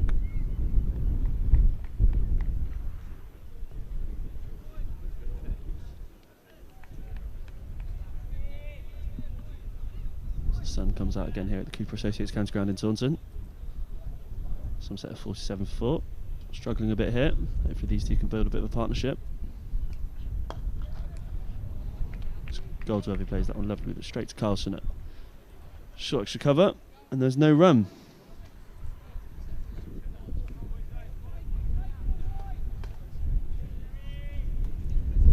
Sun and cloud intermittent here today. One of those days. Feels a bit like an April showers kind of day. Of course, we're nearly into August. God, this season has flown by. Last season we didn't start till late in the summer, but this year's really gone quickly. Yeah, this summer has flown by, hasn't it? It's been very strange weather-wise, hasn't it? It's been cold and dry, then slightly warmer and miserable rain. And we had a heat wave, didn't we, for a lot of the Vitality Blast, and now we've getting to the end of July, getting to early August. It's a bit intermittent showers. Obviously, Somerset look ahead to a really important last 2 months of the season. Joker comes in the last ball of his over. And there's no run as Lewis Goldsworthy just fends that to point. Somerset 47 for 4, 16 overs. Yeah, worth mentioning. So Joe Cook, Tom Cullen, and Callum Taylor all made their list day debuts last week. 2 games Glamorgan played before today. Somerset just the one in this competition. Also we talked about the 2 newest guys who've impressed in second team cricket in the Wales National County, Stephen Reingold, the number 3 batsman we reckon, and fielding at slip a bit today, and Andy Gorvin, who's of course bowling now. Well, to give him his full title, I do like a middle name in cricket. We talk about W.G. Grace, don't we? Andrew William Gorvin. Maybe that'd be a name that bit of a rushware for an Onions. He's I say that we're bigging him up. Yeah, he's going to continue bowling. He's just thinking about changing the field, or is he changing his mark? Yeah, no, it looks like we are going to have a change of bowling. Yes, we're changing their mind a few times. It looks like Reingold might be having a bowl. We're just chatting about. Just saying about the two newish players to the squad. Haven't even been given a shirt number yet. So Reingold, it replaces fellow Glamorgan second teamer Andrew Gorvin. And Reingold is going to be batting 3 for Glamorgan today. We think he took that easy catch at slip, and now he's going to have a bit of a bowl. He scored a crucial 44 against Glamorgan in the warm-up fixture, which probably led to his call-up for the Royal London Cup because he was playing UCCE cricket. Yep, one of the many Cardiff UCC MCCU type cricketers, obviously where our very own Jack Leach was educated and came through. So the off-spinner starts with a sort of middle and leg half volley-ish to Byram, not quite half volley, but Byram can tuck it away into leg side. That's been the theme of the morning, really. A lot of the change bowlers have started with the 1 off the first ball after Hogan and Carey's superb starts. 3 bowlers since have all given a couple easy singles early on, but then settled into a bit of a rhythm of line and length. Just looking at Reingold's some information on him. Oh, wide ball there, flayed away into the offside, but Lewis got a bit uppish. Backward point / gully. Nick Salmon was in the game there. If he was a little bit squarer, it'd have been straight into the hands, but Goldsworthy gets away with it for 1. So Reingold was born in Cape Town, but was educated in London at the Jewish Free School. Still plays club cricket in Middlesex with his brother Grant and his dad Mark. Byron blocks into the offside. Helped his club Stanmore win the 40-over National Knockout Cup in 2018. Where his mum is also heavily involved in the cricket club. That's what my research says. Thanks to Sam Darling as well for the help on the research. As he gets a wicket. Eddie Byram caught behind. Stephen Reingold, surprise early choice of spin here for Glamorgan. Didn't expect this at all. And wow, Eddie Byram's gone, and Somerset are reeling here. 5 down. Not even seen 20 overs yet. Eddie Byram, who's had a bit of a struggle this year. We've been looking for him to get some runs with Somerset to cement his spot. He's tried opening the bat and he's been tried at 4, 5, 6. Today he's coming at 6. Managed to get to 10 double figures, which is not bad when you compare it to the rest of the scorecard, but of course not enough for a top order batsman. And Stephen Reingold with his first wicket, 1 for 2, and Glamorgan completely on top here. We talked about it being a swimming deck and overcast conditions, and now Spinner's got a wicket in his first over. It's just cricket, that, isn't it, unfortunately? Talk about it as being a day for swing bowlers, seam bowlers. Spinner comes on, 3 balls later, gets his first wicket, gets the important wicket for Eddie Byram. So Ben Green, the captain, will come out to bat. We didn't see him bat the other day because he wasn't needed. Somerset won. Byram was actually at the crease with Goldsworthy when they struck the winning runs after Hildreth and Davies batted superbly. But Stephen Reingold, 22-year-old, right arm off breaks. First class bowling. He's got 3 wickets. His best of 2 for 64. That's his first list day wicket. And what a day to do it. 3rd game of the Royal London Cup. And now he's going to bowl at the Somerset skipper Ben Green. Ben Green, of course, plays for Exeter CC. Him and his mate Tom Lammerby have been there for years. Slight surprise to be captain for this tournament. He wasn't expecting himself. He self-confessed. Delighted at the decision. Paul Tweddle, of course, the coach for Somerset for this competition. And they've got a bit of work to do here. Yeah, Somerset in a lot of trouble here. 49 for 5. So Raingold is over the wicket, the right arm off spinner. Green just blocks that down to backward point for no run. Sort of head just does lean over to the offside, Raingold, as he bowls. You normally coach your head and your right arm to be right next to your ear and to stay upright. Just sort of leans over, almost leans to extra cover as he delivers the ball. Sort of jumps a little bit wide of the crease too as he bowls, but it's a slightly flatter arm, isn't it? Comes from slightly lower height. Very good. Can be difficult to play. So Tom Cullen with two catches behind the sticks already. Glamorgan will be delighted with their start here at the Cooper Associates County Grounds. Michael Hogan, the star man. Although Raingold's got that wicket, it was the Michael Hogan show beforehand. If you're looking at it now, actually, good little stat for you here. All 5 wickets have come from the Marcus Edward Trescothick Pavilion end. Hogan took the first 4, and Raingold took the 5th. One might say that was bad luck with Mr. Harry Everett on the commentary from the Marcus Trescothick Pavilion ends. I wouldn't make such accusations, obviously. So another change of bowling we're going to see from the River End. Lucas Carey's going to come back. I think this is sensible. Lucas Carey only bowled 4 at the start. Glamorgan know that if they get 2 more wickets, they're into the bowlers. And I think they should go for the throw. If I was Glamorgan captain now, you wouldn't worry about your best bowlers bowling out, because if you get Goldsworthy and Green now, you can almost say, thank you very much, that should be our game.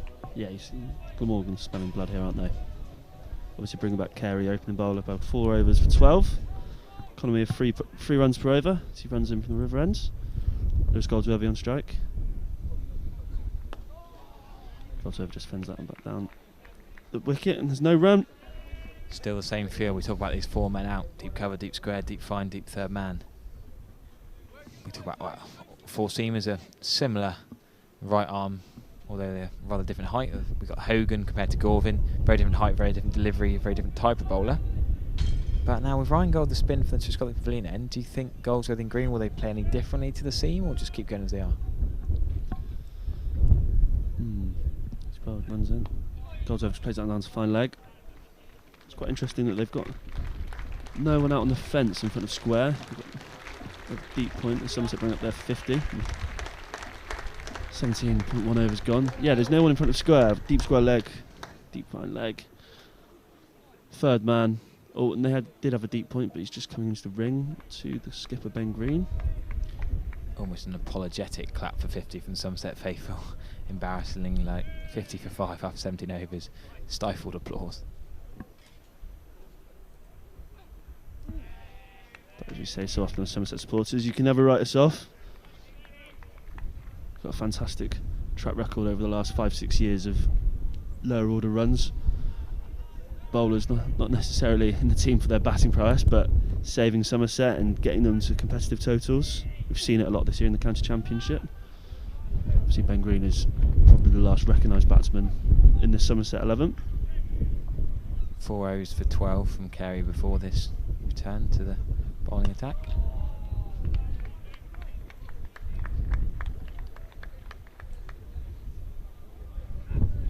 Sun continues to shine here at the Cooper Associates County Ground on a very indifferent weather day. Currently playing in blue skies.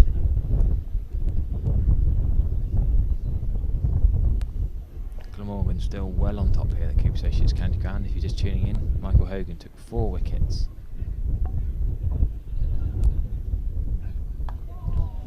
Ben Green just fends that to a slightly short backward point. There's no run.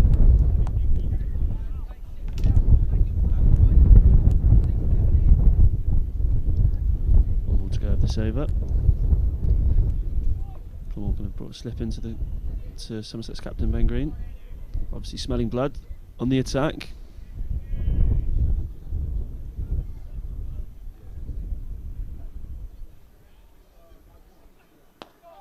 Ben Green punched that down the ground. Should get 4 for his... Well, oh, no, will he? He will. Ben Green takes the score to 54 for 5 from 18 overs with a lovely punch down the ground for 4. Nice way to get off the mark for Ben Green. Yeah, great shot from the skipper. I was saying on Sunday I played against Ben Green in the first league game of the season. I fielded it mid-on and Corey hit it hard at me at mid-on. My hand was stinging and that ball there has gone straight through mid-on. Favourite area of Ben Green's. That was a bit straight for the mid-on fielder to have a chance of getting it. Well placed in the gap between the bowler and the mid-on fielder, but you know, that's his strength, that's his area, and good way to start. Very strong player in the V, isn't he, Ben Green? Very strong player, and does hit the ball with a lot of force. Rheingold continues from the Marcus Trescothick Pavilion ends. Yeah, Stephen Rheingold made his first class debut for Cardiff MCCU against Somerset on the 26th of March 2019. He also played against Sussex in the same year, scoring 29 runs in his 2 matches, and his off break then took 3 wickets. Then it was an expensive average of 85.33, but as he bowls his first ball here to Goldsworthy, his average will be slightly improved from this game. First class average, of course, different to his List A average, but that wicket there, that wicket of Byram, you'd say it's a fairly key wicket, the left-hander batting number 6 of Somerset. Destructive Byram. We see a long on was in place to Ben Green. Interestingly, fairly new to the crease. We talked about mid-on being his strong scoring area. Ben Green hadn't even seen a ball from Rheingold, but Goldsworthy did have long on back. Now long on is up in the ring, so back to as we were with the deep cover, the deep square, the deep mid wicket. Don't need a deep behind square to a spinner, of course. Slightly short. Goldsworthy whips that just square of the mid wicket man. Good bit of cricket. Well, bustled through for 1 run. It's that middle overs period of the game now where Somerset will just try and tick along to Rheingold, not take too many risks, you would have thought. 41 over game, plenty of time left still. Yeah, some risk-free cricket is needed for Somerset here. Obviously skipper Ben Green out there in the middle of the calm head of Lewis Goldsworthy as he just comes down the ground and comfortably plays that just into the offside for a single. That's a good shot, that's a good cricket shot. He knows he's bowling off spin. He's not quick off spin. If it was quicker, you might be thinking more of a sweep or a pull shot waiting for it to drop slightly short. You might think, oh, he's too quick for me to come down the wicket. I might miss one, or he might have an arm ball that's too quick for me. But I think Rheingold's one of those you can use your feet to. And on this kind of pitch, it's going to be hard to hit long on, long off over the top. So using your feet and just nudging him to mid-off or extra cover in that gap is, I think, a good option here. Yeah, obviously with 4 men out on the fence, it's there are gaps in the infield, aren't there? You can just play the ball into and tick the strike over. Yeah, long on's come back again now. A bit of okey-cokey from Jay Cook down in front of us. Goldsworthy there, just blocking it to mid-off. I think Goldsworthy will give himself a couple of overs and probably just get himself in more. I know he's been there a while now. He's only on 16, but he knows he's got time to really make sure he's swinging it like a football before he really goes for it. And I think in a couple of overs we will see Goldsworthy using his feet more and just taking the ones out to cover. And he does like that inside-out shot over extra cover. That's going to be hard to play on a sticky greenish wicket with a bit of rain around, but if he gets to stay at the crease long enough, we might see those shots later on. Meanwhile, Yorkshire Vikings against Northant Steelbacks. They're 149 for 7 after 38.2. Struggling a bit, but not the only team struggling with the bat today. Batting first on a showery day in England. Lucas Carey continues on from the river end as Ben Green punched that down the ground again, just for a single this time. There's 2 punches down the ground and 2 balls from Lucas Carey from Ben Green. 5 runs a compliment.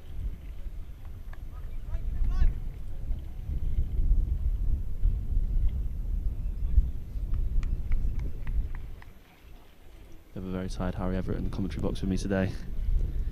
Just giving it the biggest yawn I've seen in a long time. Obviously been hard at work studying to become a teacher on this summer break now. Billy Bay says on YouTube, Lewis Goldsworthy second string ? He seems to be a first 11 regular now. Yes, 100% a first 11 regular. All 3 formats. He's one of the first names on team sheet now with his useful left arm bowling, great in the field, and of course a good bat. I think he's more than likely to play in those last 4 county championship fixtures for Somerset. He's just Plays that into leg side. Deep's got leg fields, and it's just 1 run. Yeah, Goldsworth has been fantastic, hasn't he? Obviously, played a bit last year in the Vitality Blast for Somerset, behind closed doors, but this year he's become a real mainstay in the Somerset team across all formats. Obviously, with players away from Somerset at the moment, Goldsworth has a huge role in the team as the main Premier spinner. Now Jack Leach has gone to England, and as an important batsman at number 5. Ben Green tries to hit that one down the ground again, but it's fielded by Nick Selman. Yeah, a few lads, a few people on the YouTube comments asking who George Driscoll is. We haven't seen him yet. Young spinner who's going to come into the attack later on. We might have to see him with the bat today. Coming for Jack Leach, of course. Yeah, captain of Bedminster CC, the south of Bristol. Ben Green again plays it down towards mid-on. So favoured scoring zone of his.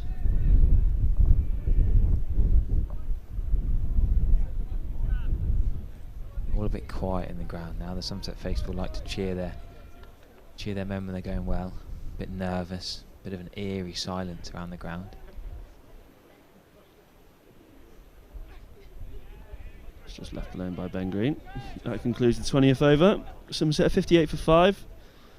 Ben Green's down 6. And Lewis Goldsworthy is down 17 not out. Just been a tricky opening 20 overs for Somerset, really tricky. Testing this young squads. No doubt that the players will learn from it. Obviously a bit of a stop-start day, wasn't it? Difficult to get your mindset into batting. Obviously we see it so often in limited overs cricket. If you're on and off for rain, it's difficult to get your head in. Get out sometimes playing some silly shots that you might not have played if you were kind of in the zone, in game modes.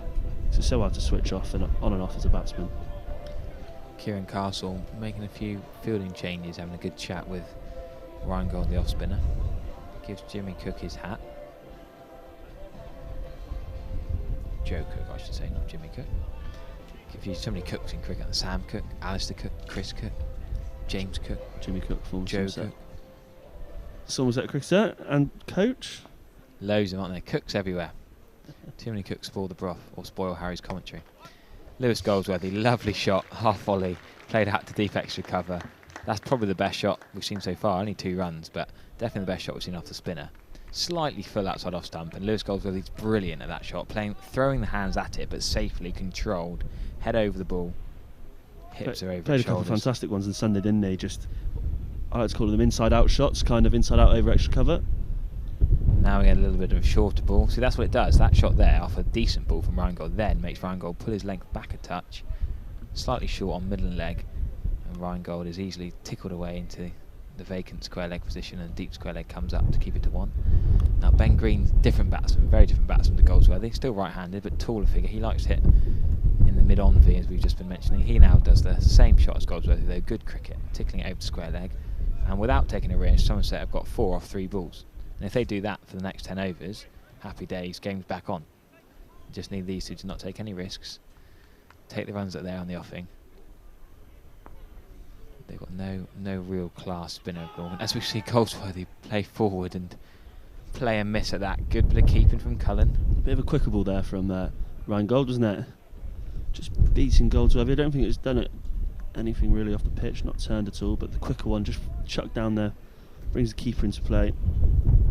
See, good glove work by Tom Cullen. Glamorgan goalkeeper, wicket keeper. Goldsworthy on strike to the off spinner. Again gets forward, this time just a 1 to mid off, but good cricket. Don't mind one player missing the over, he's still in there. They've got 5 off the over without taking a risk. Good cricket from Somerset. This is where Glamorgan don't have the control. Ryan Gold's not a top quality spinner. Yes, he got the work of Eddie Byron, but he's not going to give you the control of someone like a Jack Leach. Whereas we see a cracking shot from Ben Green. Shimmies down the wicket. That has landed 2 feet. You can see the mark down below us, a big mark in the ground. You think about the French Open when you go down and you look and you say, oh, are we challenging that umpire? And that has landed a foot inside the boundary, just shy of being 6. Great shot from Ben Green out of nowhere. I said I don't need to see any risks taken, but Ben Green will say that this is a part-time off spinner, a young lad who there's not really any great shakes. He feels like that's a risk-free shot. He can come down and straight six, not quite. Great shot. Steve Kerr was telling us on Sunday about risk-free boundary options, and I think that is a risk-free boundary option to someone who isn't a great turner of the ball, and you know, okay, you might chuck it up there, you might just bowl that slightly over-pitched delivery, and obviously Ben Green's eyes are light up, and it's a pretty risk-free shot if he meets it on the bounce, isn't it? Over the top, one bounce for great batting from the Somerset captain.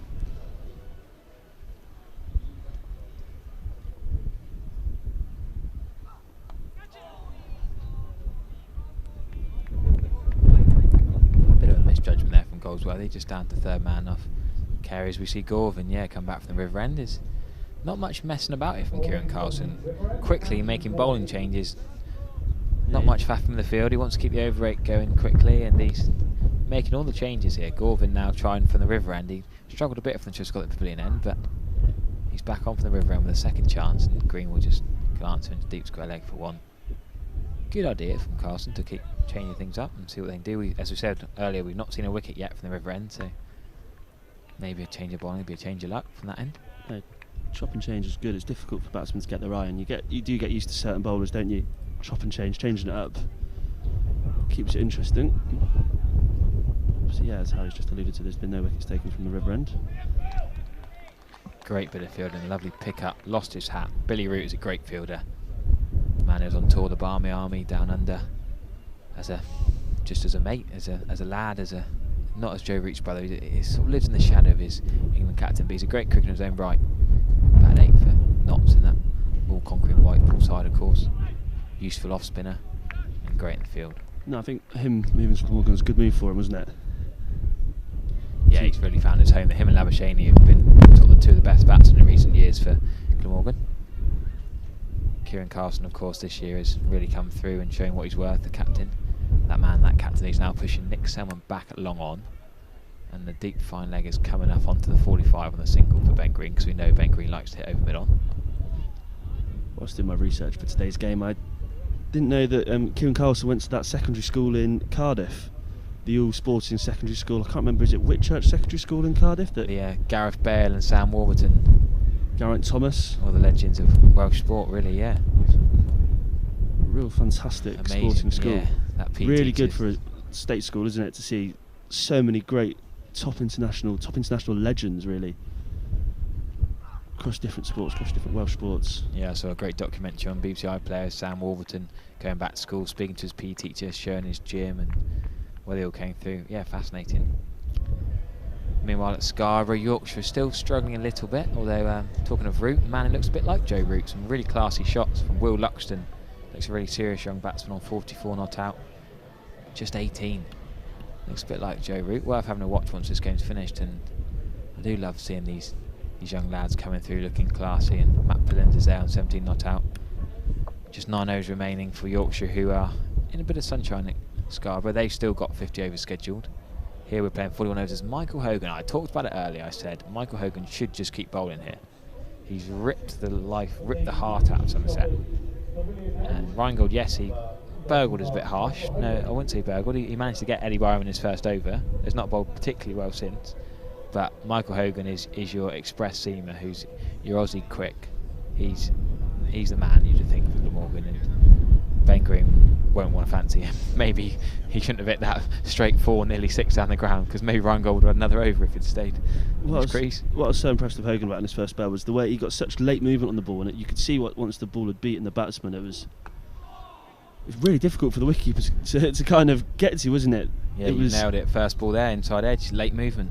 Yeah, it's obviously when the ball misses the bat, you can see just how far the movement, how much swing that Hogan does get on the ball, and it was really impressive. A really impressive first set. I was fortunate to be on the camera. Well, I'd say unfortunate to be on the camera as he took 4 wickets, but yeah, Steve Reingold will be quite happy to have got his first professional wicket, and now he can hand it over to the Premier quick man Hogan, striding in. That's a full delivery, middle of the bat from Ben Green. Well played from the skipper for Somerset. Hogan, you can only bowl 8 or 9 depending on, well, you'd think Hogan would probably bowl the full 9, being that main man. 41 overs. You try and divide it by 5, obviously it's a bit tricky. The they keep changing. But we hope now we're not having any more rain, and we should stay at 41 over a game for both sides. Yeah, I think that what Carlson might do here with Michael Hogan is maybe give him a little 2 over spell. 2 overs, see if he can get him a wicket, because he knows, Carlson will know, if they can get another Somerset wicket here, they are more than comfortably in the driving seat. Obviously they are still 71 for 5, and Glamorgan are very much on top here at the Cooper Associates County Grounds, but another wicket expose that kind of Somerset tail that isn't the familiar Somerset tail, that's full of some inexperienced cricketers who are well known for their bowling exploits but not much for their batting exploits. So that's why Carlson's brought Hogan back on today. Bit of a half volley there, great bit of fielding from Hogan off his own bowling. Gets down well for a tall man and picks it up cleanly.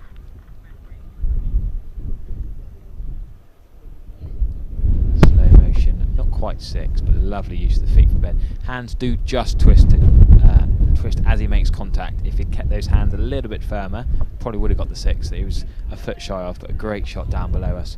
1 bounce 4 from Ben Green in the last over. Hogan bounding in again, and Ben Green plays a good shot out to deep cover, just blocking it for 1.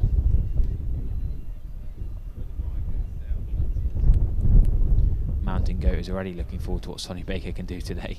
Big opportunity for these youngsters to step up, she says. Yeah, I'm looking forward to Sonny Baker bowling again today. I was fortunate to have a nice little conversation when I saw Somerset's head coach Jason Kerr this week. I saw him at my petrol station at Sainsbury's. You own the petrol station, do you, Ben? Oh yeah, my petrol station. Just my part-time job. I was just speaking to Jason, saying how impressed I was with Sonny. He said he was very impressed with him as well. Lewis Goldworthy drives for a possible 2, but he's just slipped a bit. Yes, he's coming back. Good running. Bit of a missed pick up and just beat the point fielder. Then the third man couldn't quite get around quick enough. Hogan, I do like a fiery Aussie. A little bit annoyed. He wanted it to be 1, and he's picked his cap up in a bit of disgust. And I like a bit of passion. Fiery Michael Hogan, who wants every little single in his bowling figures to be a single, not a 2. Bowled really well this morning. Yeah, as you see the beautiful faces of Sam Darling, Harry Everett, and not so beautiful face of Benjamin Redwoods here in the commentary box camp. Yeah, Ben Green, of course, who opened in the Red Bull Bob Willis Trophy with his old mate Tom Lammers. Tom Lammonby, teammates at Exeter CC. I was at Exeter Cricket Club last September in that Bob Willis Trophy final when the two of them scored those runs together. It was amazing to be there watching with the dads and the family and friends who'd grown up coaching and playing with him. It was a surreal experience to be. I was meant to be playing cricket, but gave my wicket away quickly and said I want to go and watch Green and Lammonby. It was only a September friendly.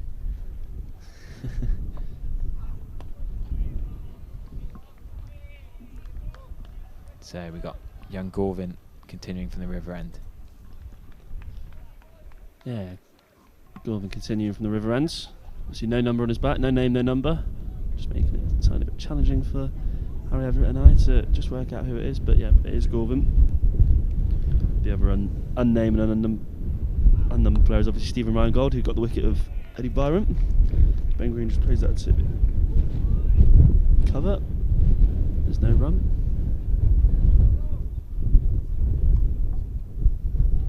A little bit grey, a little bit of wind on the trees by the River Tone.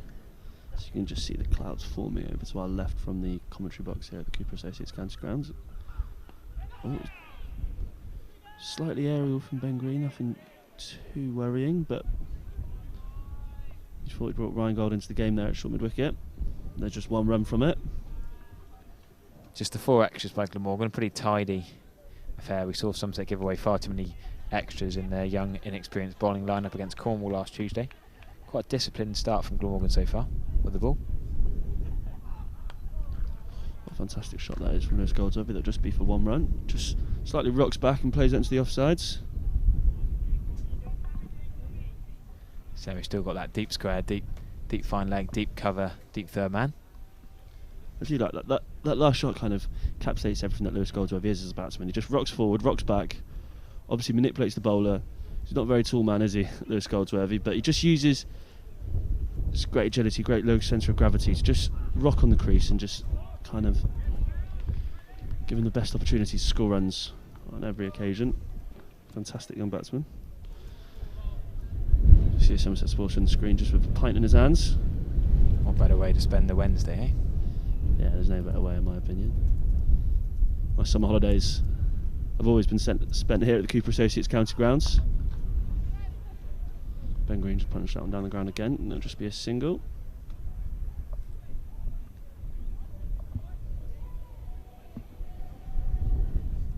Overs gone here at the Cooper Associates County Grounds. Yeah, decent enough over that for both sides, sort of in the balance here. 77 for 5 after 24 overs. These two, key partnership. Last recognised batsman to Somerset, and then we've got a few sort of bowlers and bowling all-rounders, I suppose you could call them generously. Looks like Hogan's going to continue.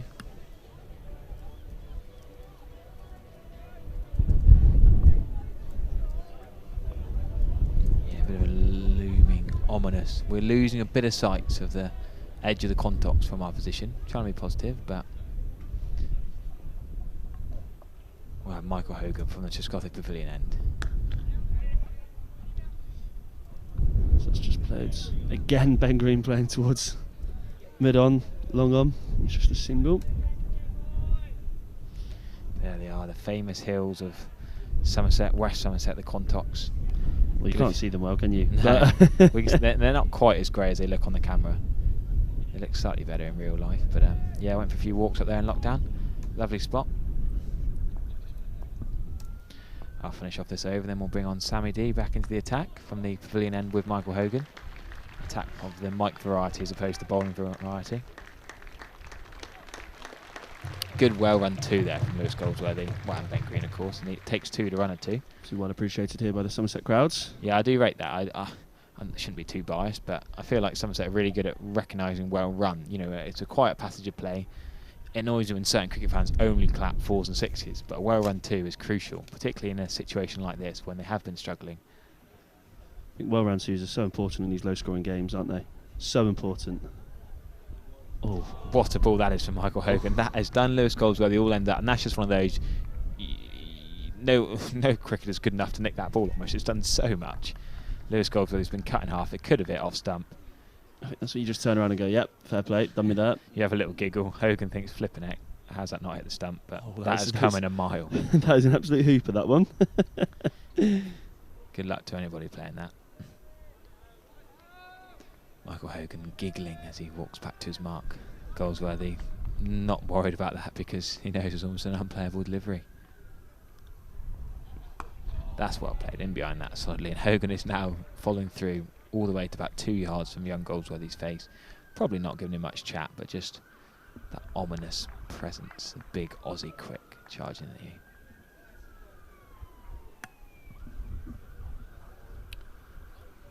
The big black cloud that was just on the screen may have just missed us. Maybe that's me being too optimistic. No, I've put an invisible umbrella up around here now, mate. No more rain. I'd like to hope so.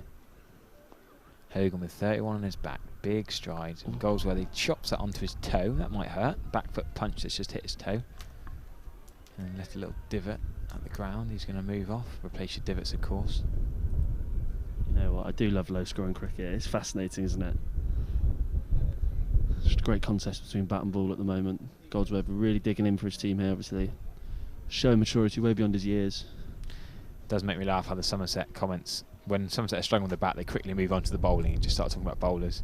People looking forward to Sonny Baker terrorising the Taffs. Thanks, Gordon Avery.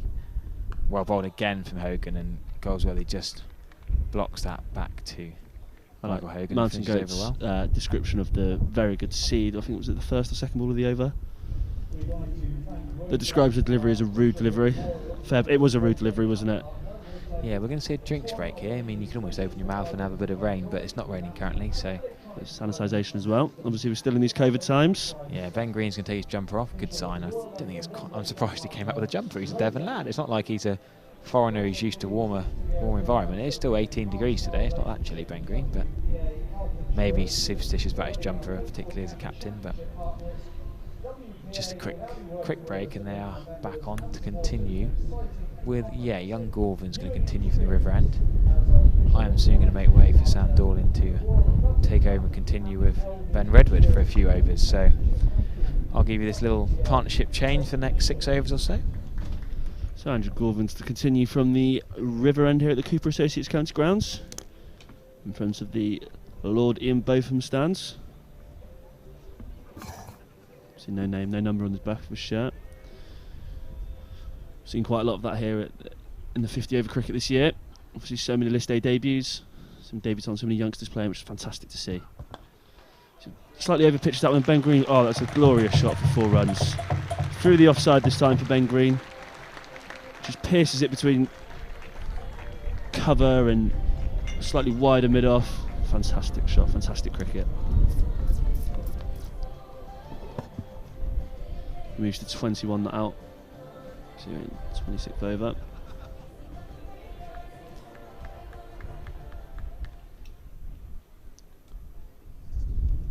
Glamorgan again steps up. There's no run from that one as Green just plays out onto point. Actually looking at the trees outside the Cooper Associates County Ground, quite a windy day here. You can see with some of the Glamorgan players in the long sleeves, you can see the winds. You can see the flag on the Undercannock Pavilion. Just very windy day here, Cooper Associates County Grounds. I'm joined by Sam Darling. Looks a bit ominous, doesn't it, Ben? It does.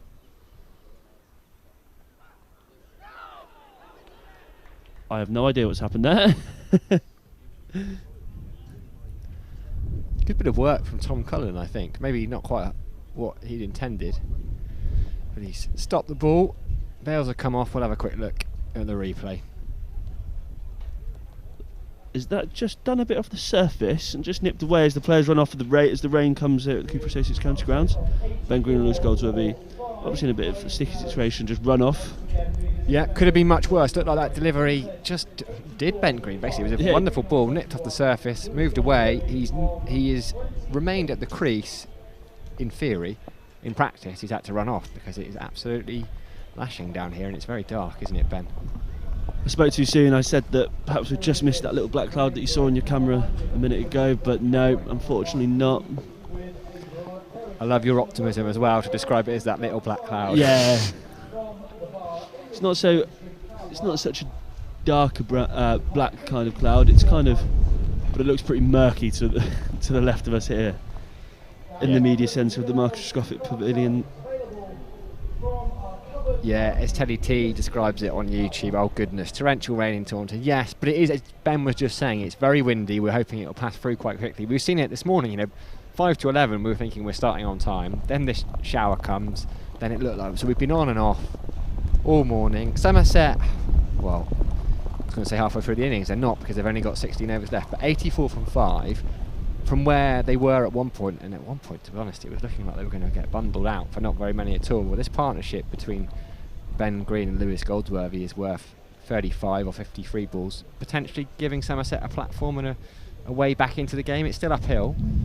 Yeah, obviously Glamorgan are firmly in the driving seat here at the Cooper Associates County Grounds, but no, these two have battled hard. They've dug in. Obviously Lewis Goldsworthy, maturity beyond his years. He's been in this situation before this term, hasn't he, for Somerset? Both red and white ball cricket, digging in for his sides. I think that's what the coaches and the supporters love so much about the young Cornishman. And obviously Ben Green, 50 over skipper here in the Royal London One Day Cup, obviously knows the responsibility he has. Wants to stick in for his sides. Yeah, his first knock since being made skipper. Highest score before today was 26 unbeaten, so he's closing in on that. And look, it's interesting because Lewis Goldsworthy, as you were saying a bit earlier on, Ben, played some Vitality Blast games last year. Played at Glamorgan when Babar Azam got that 100. He was at the other end. But it's because of the lack of second team cricket last year.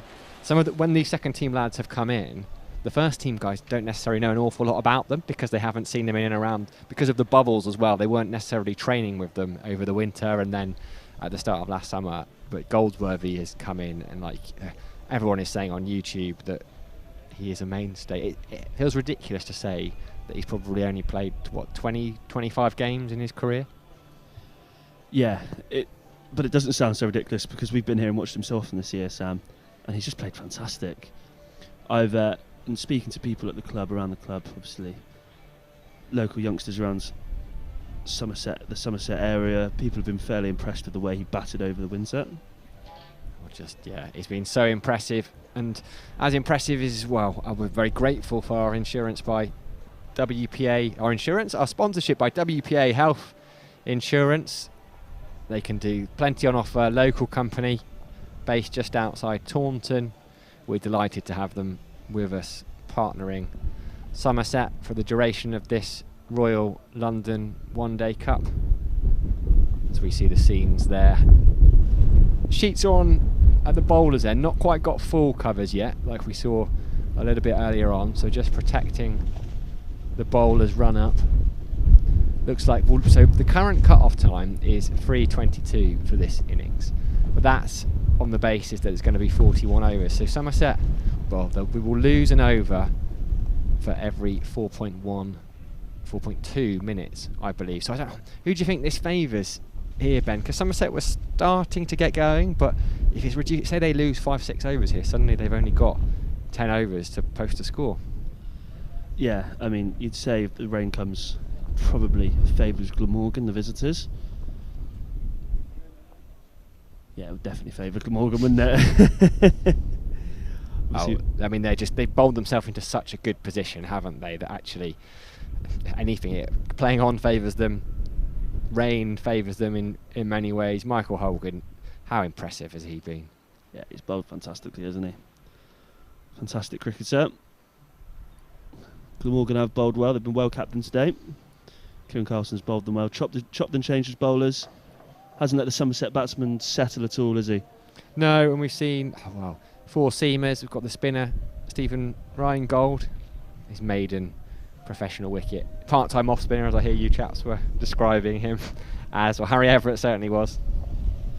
Yeah, no, I wouldn't use such a term to describe a off-spinner who's taken his maiden this day wicket. His maiden professional wicket. Maiden professional wicket. It's quite an interesting little story about Reingold's. See his whole family involved with his cricket club. Yeah, more of a batter, a top order batter. They all play at Stanmore. I heard you saying that Mum's club secretary, she was involved as membership administrator at Lords as well for Middlesex.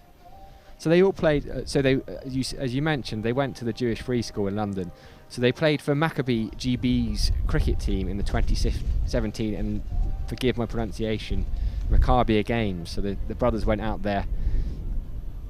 Unfortunately, they lost the final in South Africa, but what a great story to have. I mean, cricket is a family game, and we see that, but to have a couple of brothers representing Maccabi GB in what is an equivalent to an Olympics. I think in 2017 it was the biggest sporting event there was, 10,000 athletes taking part, so much bigger than the Olympics. Yeah, very interesting. If you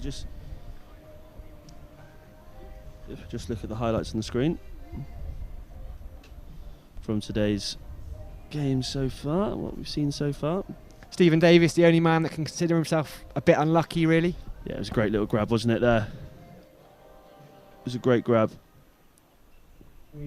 One of those that, in the grounds, you can almost hear the sound of, bit of surprise that he's taken it. And then, as Somerset members are always very respectful and admire great cricket, clapping the Glamorgan fielder. I don't know who it was, I'm so sorry, I was on the camera. I think it was young Mr. Gorvin, we believe. It was a superb catch, as you know. He was going away to his left. He took it one-handed, but so many times do those just, when your hand hits the floor, it just pops out. Pops out, yeah. Sometimes they stick, sometimes they don't. Unfortunately for Steve Davis, it stuck today. And then we saw these two shots from James Hildreth, imperious. First one. So the first one was a product of how he'd been using his feet in the previous over to Hogan, just to put the bowler off his length, and actually that one, the first one, he sat back and just pulled it, and the second one went in exactly the same place, but he just shimmied down the wicket, and almost, if you'd just seen a snapshot of the batter, it looked like a shot to a spinner. It was just a wristy flick over mid-wicket for 4. And then he was removed by Hogan. Caught a first slip, just rocks back a bit. Yeah, it just looked like he was starting to get going there, James Hildreth. Big wicket for Glamorgan, that one. Routine catch that first slip. Then Goldsworthy, obviously, he's coming back brilliantly. He's 28 not out. Came down and just attacked that one down the grounds for 4.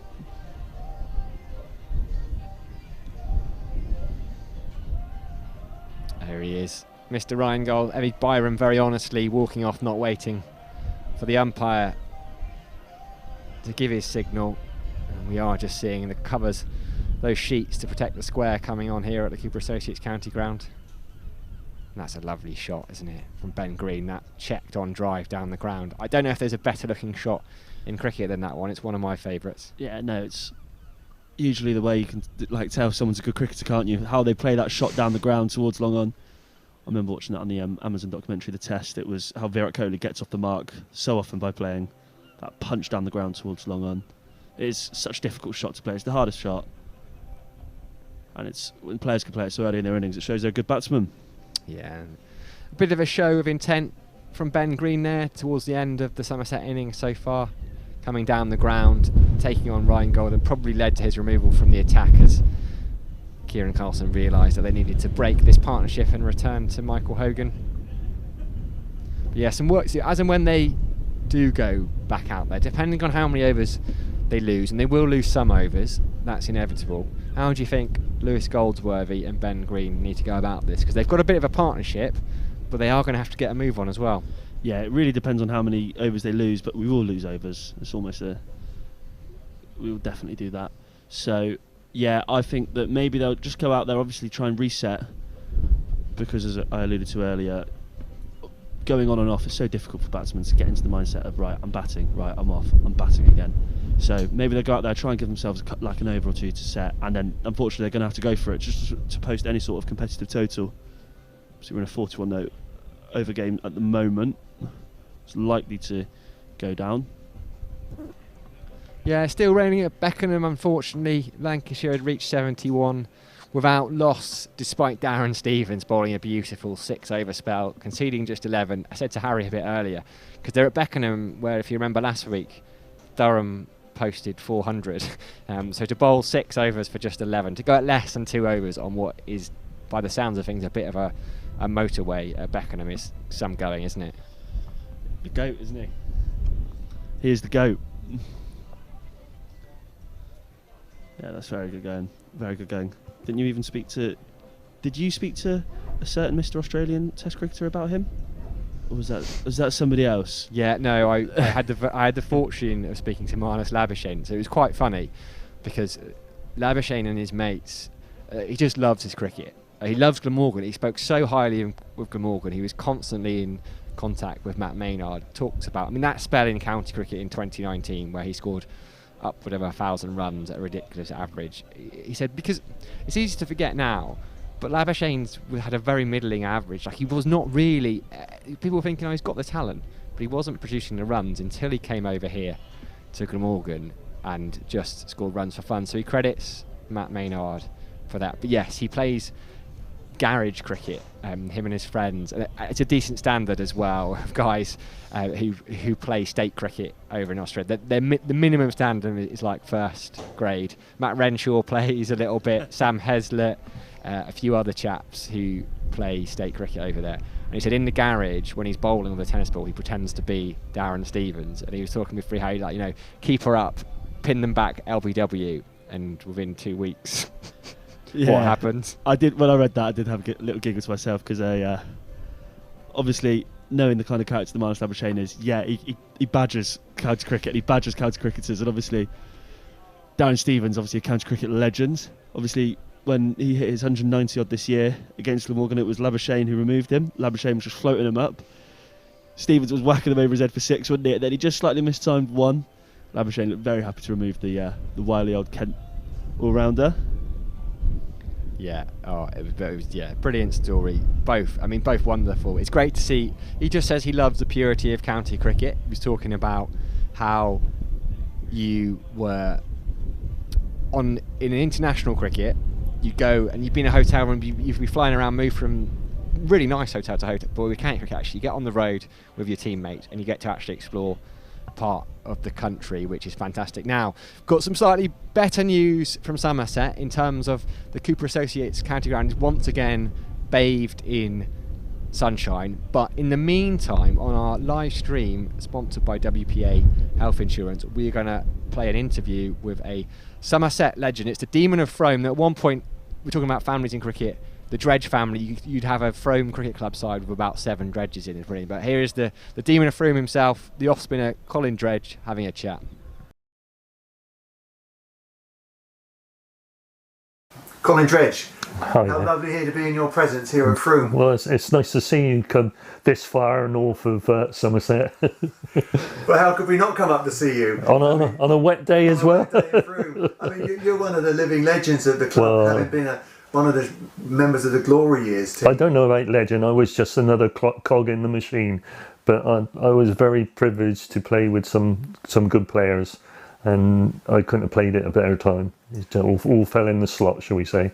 So yeah, because you've come from pretty sort of humble beginnings, haven't you? Really? Yes, I did. I basically played for Frome in the old Somerset League then, and I think then I was doing well, and I think Roy Kerslake played for Taunton at the time, and Roy kept sending me letters to come down and play for the twos or the under 25s that it was, and eventually I did, and I never looked back since then, really. And I think you obviously came from a cricketing family, didn't you? Yeah, I did. You had a big family, and I'm guessing you all play cricket at home. Yes, it was carnage at home, because obviously I'm one of 10, so I've got 2 sisters and 7 other brothers. And all my brothers and myself have played for Frome. Obviously when we had a bit of spare time, you got the bat and the ball out, and lucky enough we lived in a cul-de-sac. So we used to play in the road in the cul-de-sac, but I don't think the neighbours enjoyed it, because we kept hitting the ball over their gardens and that, and I think we were very unpopular at the time. But obviously then you obviously made a name for yourself playing for Frome. Am I right in thinking you and Viv locked horns fairly early on? Yeah, that's right. It was, I think, at the qualifying time that Viv just come over from Antigua, and Hallam was playing as well, Hallam Mosley, for Lansdowne, and Frome played Lansdowne, and anyway, Viv come in, I think he came in number 3. And I bowled a couple of balls, and he hit one right back at my midriff, and if I hadn't caught it, I think it would have went through me. So it was either hang on it or wear it. So and then obviously, from then I sort of respected him as a player, and seen what he can do. He's a fantastic player, and it was a privilege and a pleasure to have him, or call him one of my colleagues. Yeah, and you obviously went and then played second 11 cricket for the club in '75, I think. Yeah, I did. You had that glory season, didn't you, yourself? That's right. You did very well, 100 wickets and 1,000 runs for Frome. That's correct. We had a good season for Frome where we won everything, and Roy Kerslake kept on to me, and I went. I think we played up in Cheshire, Cheshire in Shropshire. We went on the tour, and basically I'd done well with the ball and the bat, and I think a couple of weeks later Ian was away at the test match, and we had a few bowling injuries, and it was a Bath festival, and I think it was because Nick Evans, I think, was at the time, I think he was on the ground staff, Lord's ground staff, and it was basically out of me and him to be selected, and I think Derek Taylor was captain that day. And I got the nod, and it just all fell in the slot, really. I'd done well that, and they then went on to offer me a contract, which was great. Brian Rose was telling me about the first ball that you bowled when you got Glenn Turner out. He was telling me that Glenn Turner wasn't quite sure what to expect. I think my action is very questionable, shall we say, and it's more of a catapult or whatever. It's not textbook. They could see that I'm well out in the sticks here and to come to Frome, but yes, I think I just turned up and I played, and I just done what was natural to me, and he was just very unlucky, to get one that actually moved. Of course, nice that you were at Bath, because I'm guessing that your family could come out and watch you. Yes, I made my debut at Bath, and obviously it's only 10 miles away from here, so where all the lads came up and stayed, because obviously they were located in Taunton, I would travel backwards and forwards, and it gave me the opportunity for my family to, all my brothers and sisters and relations, to come and see me, which was fantastic. It was great. You were you've got a reputation for always being happy to bowl, whichever end it would be, usually up the hill and into the wind because nobody else wanted to. Is that right? Well, it's when you got Joe and Ian bowling, opening bowlers, and favourably you've got Vic then and myself. Then I was more used as to stop bow one end, and while Ian and Joe fired at the other end. And then obviously Vic was a very fine bowler, and we were very blessed to have such good talent in our side. And of course you were there at a time when Closey was gathering together and developing that group of youngsters who obviously went on to achieve great things. I mean, what was it like playing with Closey? There's lots of stories about him. Yeah, indeed. What was he really like? He was quite a character. What I liked about him is that he'd sort of say, "Come on, we'll run through the brick wall," and he'd be the first to lead us through the brick wall, but you would follow him, and I had total belief in him, and he wouldn't, if he said he'd do it, and his ways were very straight, and he was very straight to the point, which there was no grey areas or whatever, and as a person, I mean, he was fantastic, and he was quite a character which I think, obviously he laid the foundation. You had young players like Philip Slocum, Keith Jennings, myself, Vic Marks, Peter Roebuck. I mean, there's 5 or 6 that, and there's not Nigel Popplewell, and then David Gurr come. So there was, as well as Trevor Gard, so there was a big cluster of, as well as Viv and Joe and also Ian at that time. So we all, I mean, I remember playing a number of games in youth cricket with all those players at lower levels, schoolboy level. So you knew each other pretty well. Yes, we did. We all seemed to get on well. And when you're living in each other's pocket, all right. Some people you get on better with, but I mean, at the end of the day, we're here to sort of pull in one direction. As long as we're all pulling in the same direction, we all often have our arguments, but we clear the air, and that was it. And we start again. So. And then obviously in '78 when.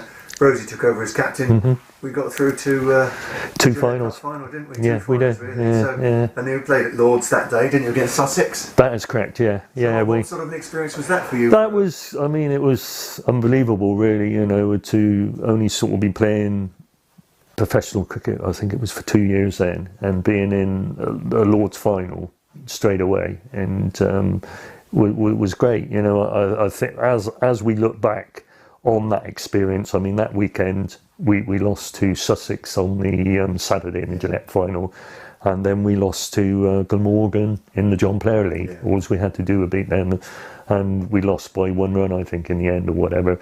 But it gave, we went there and didn't really know what to expect, just went with the flow, and we all sort of had early nights and that, and sort of, it's better to have sort of 8 hours good sleep than 12 hours tossing and turning, and although, it didn't, I bowled quite well that day personally, but as a performance collectively, we didn't play as well as we had played all year. And so we learned from that, should we say, our bad experience, but then the next year it turned round, and therefore then we knew that we can do anything if we wanted to do it, and it was a whole new experience, Of course, we won on the Saturday. We beat Northants. Yeah, that's right. On the Sunday, we went to Notts, that's right, Nottingham at Trent Bridge, and we beat them, and we had I think Kent lost or something, because if they'd have won, they would have won the competition, but it all fell in the slot, and we sort of turned it round. And it was great, it made up for that previous experience that year, but brilliant, good memories. And you went back and were involved with quite a few of the Benson's finals after that. That's right. I played the only final I didn't play in was the actual NatWest final. Yeah. I picked up a groin strain and I came back too early. Cut a long story short, I played for about the first 2 months, and then I came back about a week before the final, and they kept the same side, which I had no problem with, and they done very well. Keith Jennings done a fantastic job. He won that game from bowling against Lammy for his 20 or 30 off his 12. Yeah. So yeah, it was great, you know. And I was lucky to play against Kent and Surrey. Trying to think who else. There was Kent, Surrey, Sussex, and there's one other. I can't think. Well, it's dementia gets to me in my old age. And yeah, Nottingham. That's right. So yeah, it was lovely to go there 4 times and to win at least 3. You know, that's quite a record or whatever. But very, very, you know, some nice experience and good memories. And how do you earn your living now? You're still working, aren't you? That's right. I think I do retire due at 66 next year. I've been working I went back into tool making when I finished, and I found that tool making, that's my trade, is gone on quite a bit. So I decided to look elsewhere, and I've been working for Network Rail for 20 odd years and really enjoying it, and haven't looked back really. But also at the same time following Somerset all the time on the box, and now you can obviously get them on your phone and that, can't you? Even the matches at the ground, which is great. So it doesn't mean much work gets done at work. And if you had your time all over again, would you do it again? Yes, I've got no regrets. You know, I'm one of the very lucky few that, you know, touch wood, if I died tomorrow, I would say I've had a good life, you know, and I wouldn't change anything.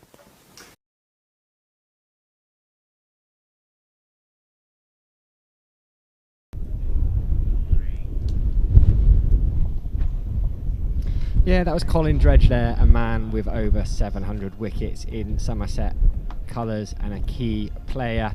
Back in the late 70s and early 80s, played in that Gillette Cup final as well, Somerset's first ever trophy victory. We're back here now live from the Cooper Associates County Ground. Good news, the covers are off, well, most of the covers are off. The cover is still on the main pitch, but that's just precautionary. We've got a couple of the Glamorgan lads out in front of the Andy Caddick Pavilion doing a bit of football, a few keepy uppies. I'm Sam Dalling. I am here on Somerset's live stream sponsored by WPA Health Insurance, and Harry Everett is back in the box, and we are getting ready for a start in just 9 minutes time, so we're going to restart at 20-3, Harry. Yeah, 37 overs will be, so 25.3 overs have been bowled so far, so remaining 12 overs, and Ben Green and Lewis Goldsworthy are set. It's going to, of course, be DLS altered, Duckworth, Lewis and Stern method, of course, used when it's raining to try and make it a fair chase for Glamorgan. So Somerset score will likely be bumped up because they thought it was a 50 over game, well, they thought it was a 41 over game, and they thought it was a 37. You know, these delays, effectively, it's basically for you guys who are perhaps new to cricket, watch on YouTube, great to have you with us, but to make it a fair chase, because Somerset would have been started going quite slowly, thinking they had 40 overs to bat, and then the more it gets reduced, the more Somerset will want more runs quickly. And now these two will probably have to try and go for it a bit in the last 12 overs, but there's not a lot of batting left. No, there's a lot on Ben Green and Lewis Goldsworthy here, and it's going to be interesting to see how they play it. Well, we've got 11.5 overs remaining. Somerset 84 for 5. As you said, you never quite know with the Duckworth Lewis Stern method, but you'd assume, as you said, I'm with you, I think Somerset will get bumped up on the basis that they would have tried to score their runs, although in practice they might not have done given the number of wickets they lost, but they would have tried to score their runs more quickly had they known there were less overs remaining. So we've just got a lot riding, if you're a Somerset fan, on Ben Green and Lewis Goldsworthy, who Ben Green's 21 not out, Lewis Goldsworthy's 28 not out, so they're looking solid and going along nicely, but there's going to have to be a picking up of the run rate, you would imagine, if Somerset are going to set a decent, even a half decent total from here. Yeah, and worked quite nice if you county cricket fans out there. There's guys, I know there's a few of you like to channel hop and watch the different YouTube games around the grounds. It's been brilliant to see that there's been the Yorkshire game, of course, and the Kent-Lancashire game had a bit of a rain delay, but it's timed well actually, because we're into the last over of the Yorkshire Northants Steelbacks games. Matt Pillins is on 40 not out, and with just 3 balls remaining in that'll be perfect timing for you Yorkshire fans to come and watch Somerset on the YouTube, because we'll be starting just as your game goes to interval, and then you can get ready to watch the team that you're going to be playing against on Sunday. Yorkshire, of course, visiting on Sunday with this big old day out. Big day out at the Cooper Associates County Ground on Sunday. 11 o'clock start. We've got the marching band. We've got, of course, plenty of beer and cider for the Yorkies who might enjoy their West Country visit. and it should be a great game of cricket, Sam. Oh, it's going to be magnificent. Not many tickets left, so if you do want to join us here at Cooper Associates County Ground, head online and get them. We're going to have the ball brought in by the Royal Marines. There's various combat challenges going on, and I was having a look at that Yorkshire scorecard. I mean, their academy is just wonderful. Will Luxton on debut, another List A debut. It'd be interesting to know the figures as to how many List A debutants there have been over the last couple of days, because I think there were 37 on last Thursday, which was the first day of the competition. But to make 60 on debut, and also a really important 60 because he's made it at least a semi-competitive total for his side, because they were in real trouble. Yeah, I was watching a bit of that innings in the rain break actually, and I was really impressed with, well, it's that phrase often used when we talk about youth and experience, that a wise head on young shoulders. They perhaps we overly use that phrase, but can well be applied to Mr. Luxton and of course to Mr. Goldsworthy. Yeah, Mr. Luxton, 68 off 85 balls, top scoring for his side. Matt Pillins and Waite and Frayne, the three next highest scorers with 40, 29 and 28. But yeah, 3 for White, 3 for Taylor, Ben Sanson with 2 for, and the other one, G White, Graham White with 1 for 24. So Northants Steelbacks in that game. Be a good chase for that game. But of course we're going to focus on Somerset Glamorgan as the covers are being pushed off, and we are ready for the 11.3 overs remaining. I do enjoy watching this. My game on Saturday, we had the hose pipe. We were running it with 4 of us in the team. We're running a yellow hose pipe, not plugged in. We weren't trying to water the pitch, trying to wick the water off the outfield, and we were just dragging hose pipe around trying to sort it out. Well, at Somerset we have a bit better technology. We've got a green John Deere tractor driving around the outfield, and then we've got the other groundsman on the other end of a big long rope, and he's having to whip it up over the white fielding disc on the 30-yard circle. You might be able to you can just see it on the side of your camera.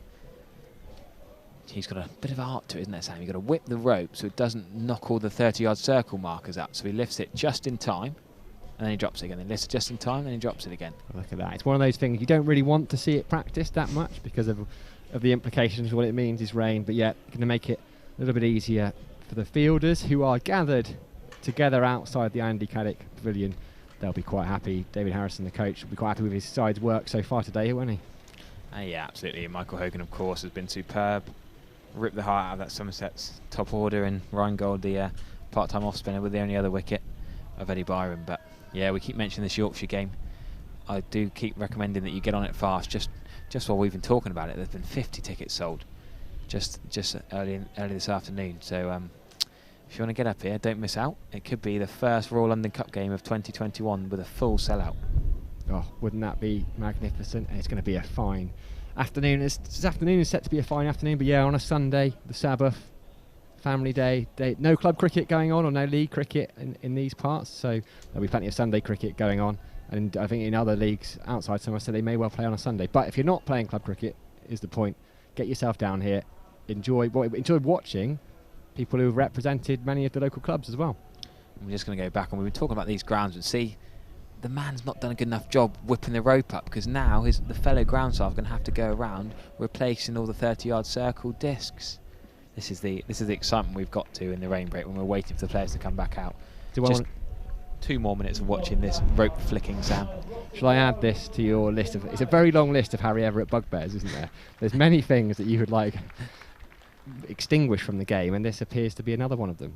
In honour of the late great Bob Willis, we need someone to be the critical, or Alan Hansen style, edge to the commentary team. Nice of Teddy T though. Teddy T really cares for us on the YouTube. Hope you lads have managed to get a lunch break in somewhere. Well, thanks for the offer. We haven't actually, but we will do, I'm sure. I mean, it's one of those days, isn't it? Rain, timings go out the window. We're just delighted to be here. Mike from Ilminster says good afternoon, Harry and Sam. Yeah, Mike's another one of the regulars. Afternoon, Mike. Fingers crossed in the sunshine. Somerset can post a decent total as we see the skipper Ben Green and Lewis Goldsworthy make their way back out to the middle. We've got 3 balls of the 26th over to complete. Andy Gorvin will be the bowlers. Yes, young man, smallish chap, sort of bustles to the crease. He shaped it away a little bit. He's not been as accurate, as consistent as the more experienced bowlers today for Glamorgan, but he's got another chance in the River End. He swapped end, he started from the Marcus Edward just Gothic Pavilion end earlier on. And now he's bowling from the River End to Ben Green, The ground stuff aren't quite off the pitch yet, but the sun's out, the players are ready to go. Fingers crossed that might be the worst of it. That, according to the forecast, that was meant to be the worst rain. So if anything, the commentator's curse, I'm sure, will kick in again shortly, but fingers crossed we're going to have a lovely afternoon here in the West Country. There's Gorvin, bustles in to Green, wicketkeeper up. Tom Cullen up to the stumps, making sure that Green and Goldsworthy can't take any liberties, wandering down the wicket. Got a long on, deep square leg, short fine leg. Man down at third man for that dabbed shot. It's kind of quite a close in backward point, really. He's really close, in fact. Full ball pushed down by Ben Green to long on for a single. Yeah, by the time he's wandered in, Joe Cook at backward point is in a very much in a catching position there. Yeah, Ben Green's the only man who's had a long on today. We've mentioned it a few times earlier on that he's strong in the mid-on area and it's hard to play over the top, but Gorvin comes in, that just opens up the body during that action, completes the over, just a single of it.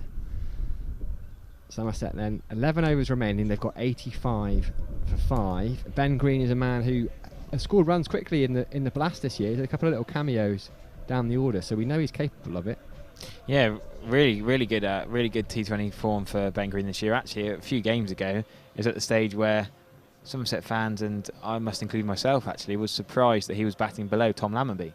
Such as Tom Lammonby's struggle for form, Ben Green was looking so good, and then suddenly out of nowhere Tom Lammonby whacks that incredible 90 odd that Sunday night a couple of weeks ago, and I think it will continue. The two extra teammates will continue to be Lammonby then Green. But yeah, a couple of little cameos, scored runs at 130 a strike rate. He was dropped at one point after the first couple of games to accommodate the return of other players, and he was a bit unlucky, but found his way back into the side. And also is a more than handy bowler, bowled some good def overs, went at well under 8 and over, picked up a couple of wickets. As we see from the Marcus Scotland Pavilion end, there's a well run 2 here. Actually, Ben Green just into the offside, just in front of the point, really good, quick bit of running, bit of a misfield, and the 2 scampering back. You will really see an urgency now, an urgency in the running. Raingold, the off spinner, will probably be taken to here by Somerset, because there's only 11 overs remaining. Ben Green's already taken him downtown for a straight 1 bounce 4, and it's probably easier to get after the off spin on this pitch than the well bowled seamers. As Ben Green, lovely shot behind backward square leg for 4. The deep square leg, Gorvin didn't quite fancy the dive down in front of the Colin Atkinson Pavilion. Just a couple of yards to his right actually, but surprisingly quick outfield actually with the rain we've had. The man with the rope obviously did such a good job that that really sped away, literally 2-3 yards to the right of Gorvin, and it beat him, because Ben Green, you can tell actually now, compared to before that last rain break, Ben Green's really picking his bat up. The back lift is completely different to how before it was just a little sedate stay in. Now it's lift it back up, can I whack this off spinner? Yeah, just too short there from Ryan Gold, wasn't it? And here outside off stump, well bowled, Ben Green gets forward, appeal for stumping, but Green is happy to stay there. Yeah, Green got a useful little 24 not out in the T20 Blast against Surrey. I was particularly impressed by that innings when that was the game when Abel got a few runs. Useful finishing to the game, as he's going to be the finisher today, the James Faulkner man as captain of this side. Again, just back of a length, and that's tickled. Very well played by Green to beat the man on the 45. The man on the 45 was possibly too square, and that is a surprise for that man with the rope's done so well to make the outfield so quick. Yeah, the bowler will be a bit frustrated with that. It just looked like a little tickle. It may be a single at best, but it went to the right of short fine leg. Ben Green moves into the 30s, now his highest list A score. He will be looking to play that captain's knock, see Somerset through to a finish and set up a competitive game here. It's a good start, good intent after the restart. They'll be looking to go after Ryan Gold, the spinner. There was a bit of a reluctance to bowl him as many overs, but he is only the 5th bowler Glamorgan have used, so he might have to bowl a little bit more now. And now he gets a full ball outside off stump, driven hard out to the deep cover, hit it too well to come back for 2 there. So we've got 37 overs, so a couple of bowlers can bowl 8, so you'd imagine Hogan might be one of them. He's got 1 left, 4 for 20 off his 7. Lucas Carey, he bowled 6, so he could be the other one. Andy Gorvin's already bowled 6 as well, so we're going to have to see a bit of Cook and Ryan Gold. As we see Goldsworthy play that little tickle into leg side. He's good on the leg stump half volley, flicks across. Good on that shot as Lewis Goldwyn. That's a good over for Somerset. Those two falls from Ben Green. The first one hit very well, and the second one, it was more the placement. The first one was a hard struck short ball, pulled hard, that got him the 4. The second was an excellent piece of batting, because as we said, that man on the 45 was a little bit squarer, and Ben Green did very well to get inside that man and race away down to Colin Atkinson. Slight slope to Colin Atkinson Pavilion, isn't there? Yeah, and certainly used it, and we've seen Steve Kirby talked about it on Sunday, low risk boundary options, because at the moment, still with 10 overs to go, that with a spinner who's a youngster and making his way in the game, or has not got as much experience, as we see Goldwyn continue. Lovely shot from Goldsworthy, pushes it into the offside, past point. They'll come back for a couple here. Ryan Gold, who we were just talking about, doing the fielding. Yeah, someone with not as much experience. They'll know with an off spinner who's a part-timer, they'll get a few 4 balls in the over, so just have to wait for them as we see Somerset move on to 99, and this partnership between Ben Green and Lewis Goldsworthy is worth 50, and a warm and richly deserved round of applause. Good comeback there from Goldwyn as Goldsworthy just pushes it to Nick Selman at cover. Yeah, the ball seems to be following the bowlers around. Ryan Gold having to field off Goldwyn's bowling, Goldwyn having to try and field off Ryan Gold's bowling. It seems a bit harsh to put the man bowling at deep cover, really. Normally you put down the third man fine leg. The 2 newcomers to the team having to do deep cover when they're not bowling at the other end.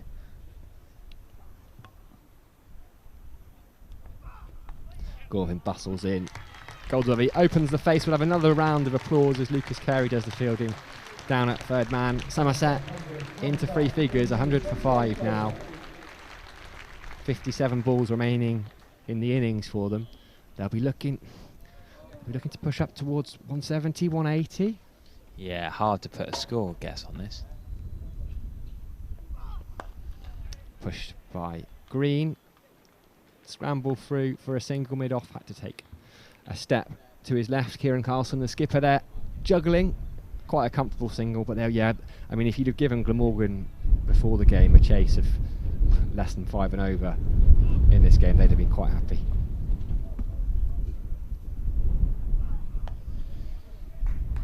Flicked into the leg side there from Goldsworthy. Mid-wicket has to move, shuffle to his right, pings it in, keeping the scoreboard ticking over. But a good over so far this from Goldwyn. No boundaries off it. We had the 2 boundaries off Steve Reingold's previous over.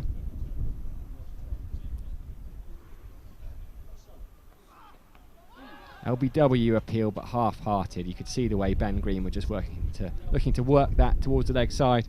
Wicket-keeper Tom Cullen took a step to his left as well, so never really interested, but ends the over, just a 5 off it in the end. Lovely stuff from young Andy Goldwyn. He's bowled 7 overs for 27 now, so it's a bit of a question now. Does Carlson keep him on and give him 8? Lucas Carey's still got 2. Lucas Carey's bowled 6, so in theory could still have 2. They've got 9 overs remaining. Ryan Gold's got 5. Oh, that's a complete lie. Ryan Gold's got 3 or 4 left. It's going to be difficult for Carlson. It's not ideal for him. No, it's tricky maths as well. It's not like a bowler can bowl 10. It's easy to work out. As Ryan Gold continues for now from Triscott again. Good bit of fielding off his own bowling. Does spill it for not 1 actually. Goldsworthy fancied it, but Green was, well, when this ball's driven back at the bowler, the non-striker has to retain their ground. So Green was diving back to not be run out, backing up, and thus couldn't get back for the single. I think that was the right call, wasn't it? Yeah. He turned and kind of set himself, so it would have been hard. Goldsworthy used his feet well, punched it down the ground to long on. Cullen, of course, stood up to Ryan Gold. He was also stood up to the seaman from the other end, young Mr. Andrew Goldwyn. So Cullen well in the action. What have we got here? We've still got the deep square, deep mid-wicket long on, and the deep cover. Still 4 men back at this stage. Reverse sweep here from Ben Green. Ryan Gold was going to appeal for LBW, but the ball's raced away for 4 for the third man. I don't think that's an LBW appeal. No, I think he was anticipating the miss, wasn't he? Had Ben Green not middled it away for 4, then yes, there might have been a shout there, but it was a lovely looking shot from Ben Green. Against the spin. He knows there's not massive spin from Ryan Gold. He's, as I said before, a part-time off spinner, confident enough that it's going to be outside the off stump, and that's a cracking shot for Ben Green. Beats the man on, well, he's not really backward point, he's almost gully line on the ring. And now Green comes down and it's a bit shorter, so he just blocks that back to Rheingold. Really good batting from Ben Green so far. Skipper setting the example, he's raced past Goldsworthy's 34. Goldsworthy's been in a long time, trying to anchor this innings after the loss of early wickets.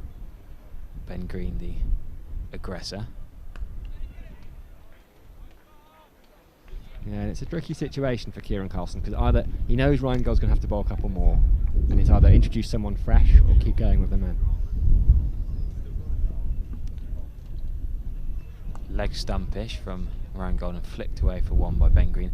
Yeah, personally, I think I would have gone with your best bowlers straight away, because if you get Green and Goldsworthy, you're into the bowlers. I personally would have wanted, because if you bring on a Carey, say, and you snick off one of these two guys, that makes it a slightly different game. Whereas if you let them play themselves in against the weaker off spinner, then they're then going to be better facing the better seams later on. I always think bowl your best bowlers after a break, try and get those wickets, especially when they're already 5 down.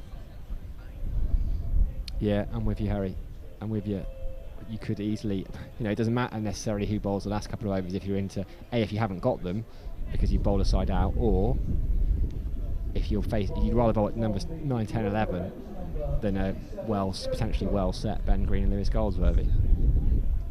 So we are going to see a change of bowling. It's going to be the tall Joe Cook, who's had an outstanding tournament so far. Only made his List A debut 2 games ago. With bat and ball, we're going to see him from the river end. Short, pulled away by Ben Green. Got right on top of that one. Fine leg was in short. Not the brilliant start that from Joe Cook.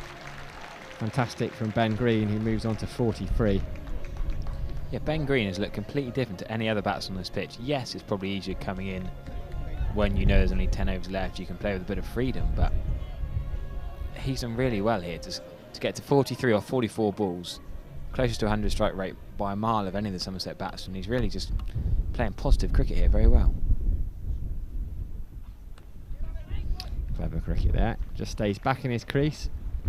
Opens up the face, thinks about 2, but is sent back by Goldsworthy. The right decision as Lucas Carey pings it in. Yeah, good start for the over from a Somerset perspective. 5 off just a couple of balls. Green moves on to 44. Goldsworthy. You think Green's going to try and be the aggressor here, take the majority of the strike? Yeah, definitely. It's Goldsworthy. Tempted Yorker from Cook, just pushes it out towards long on.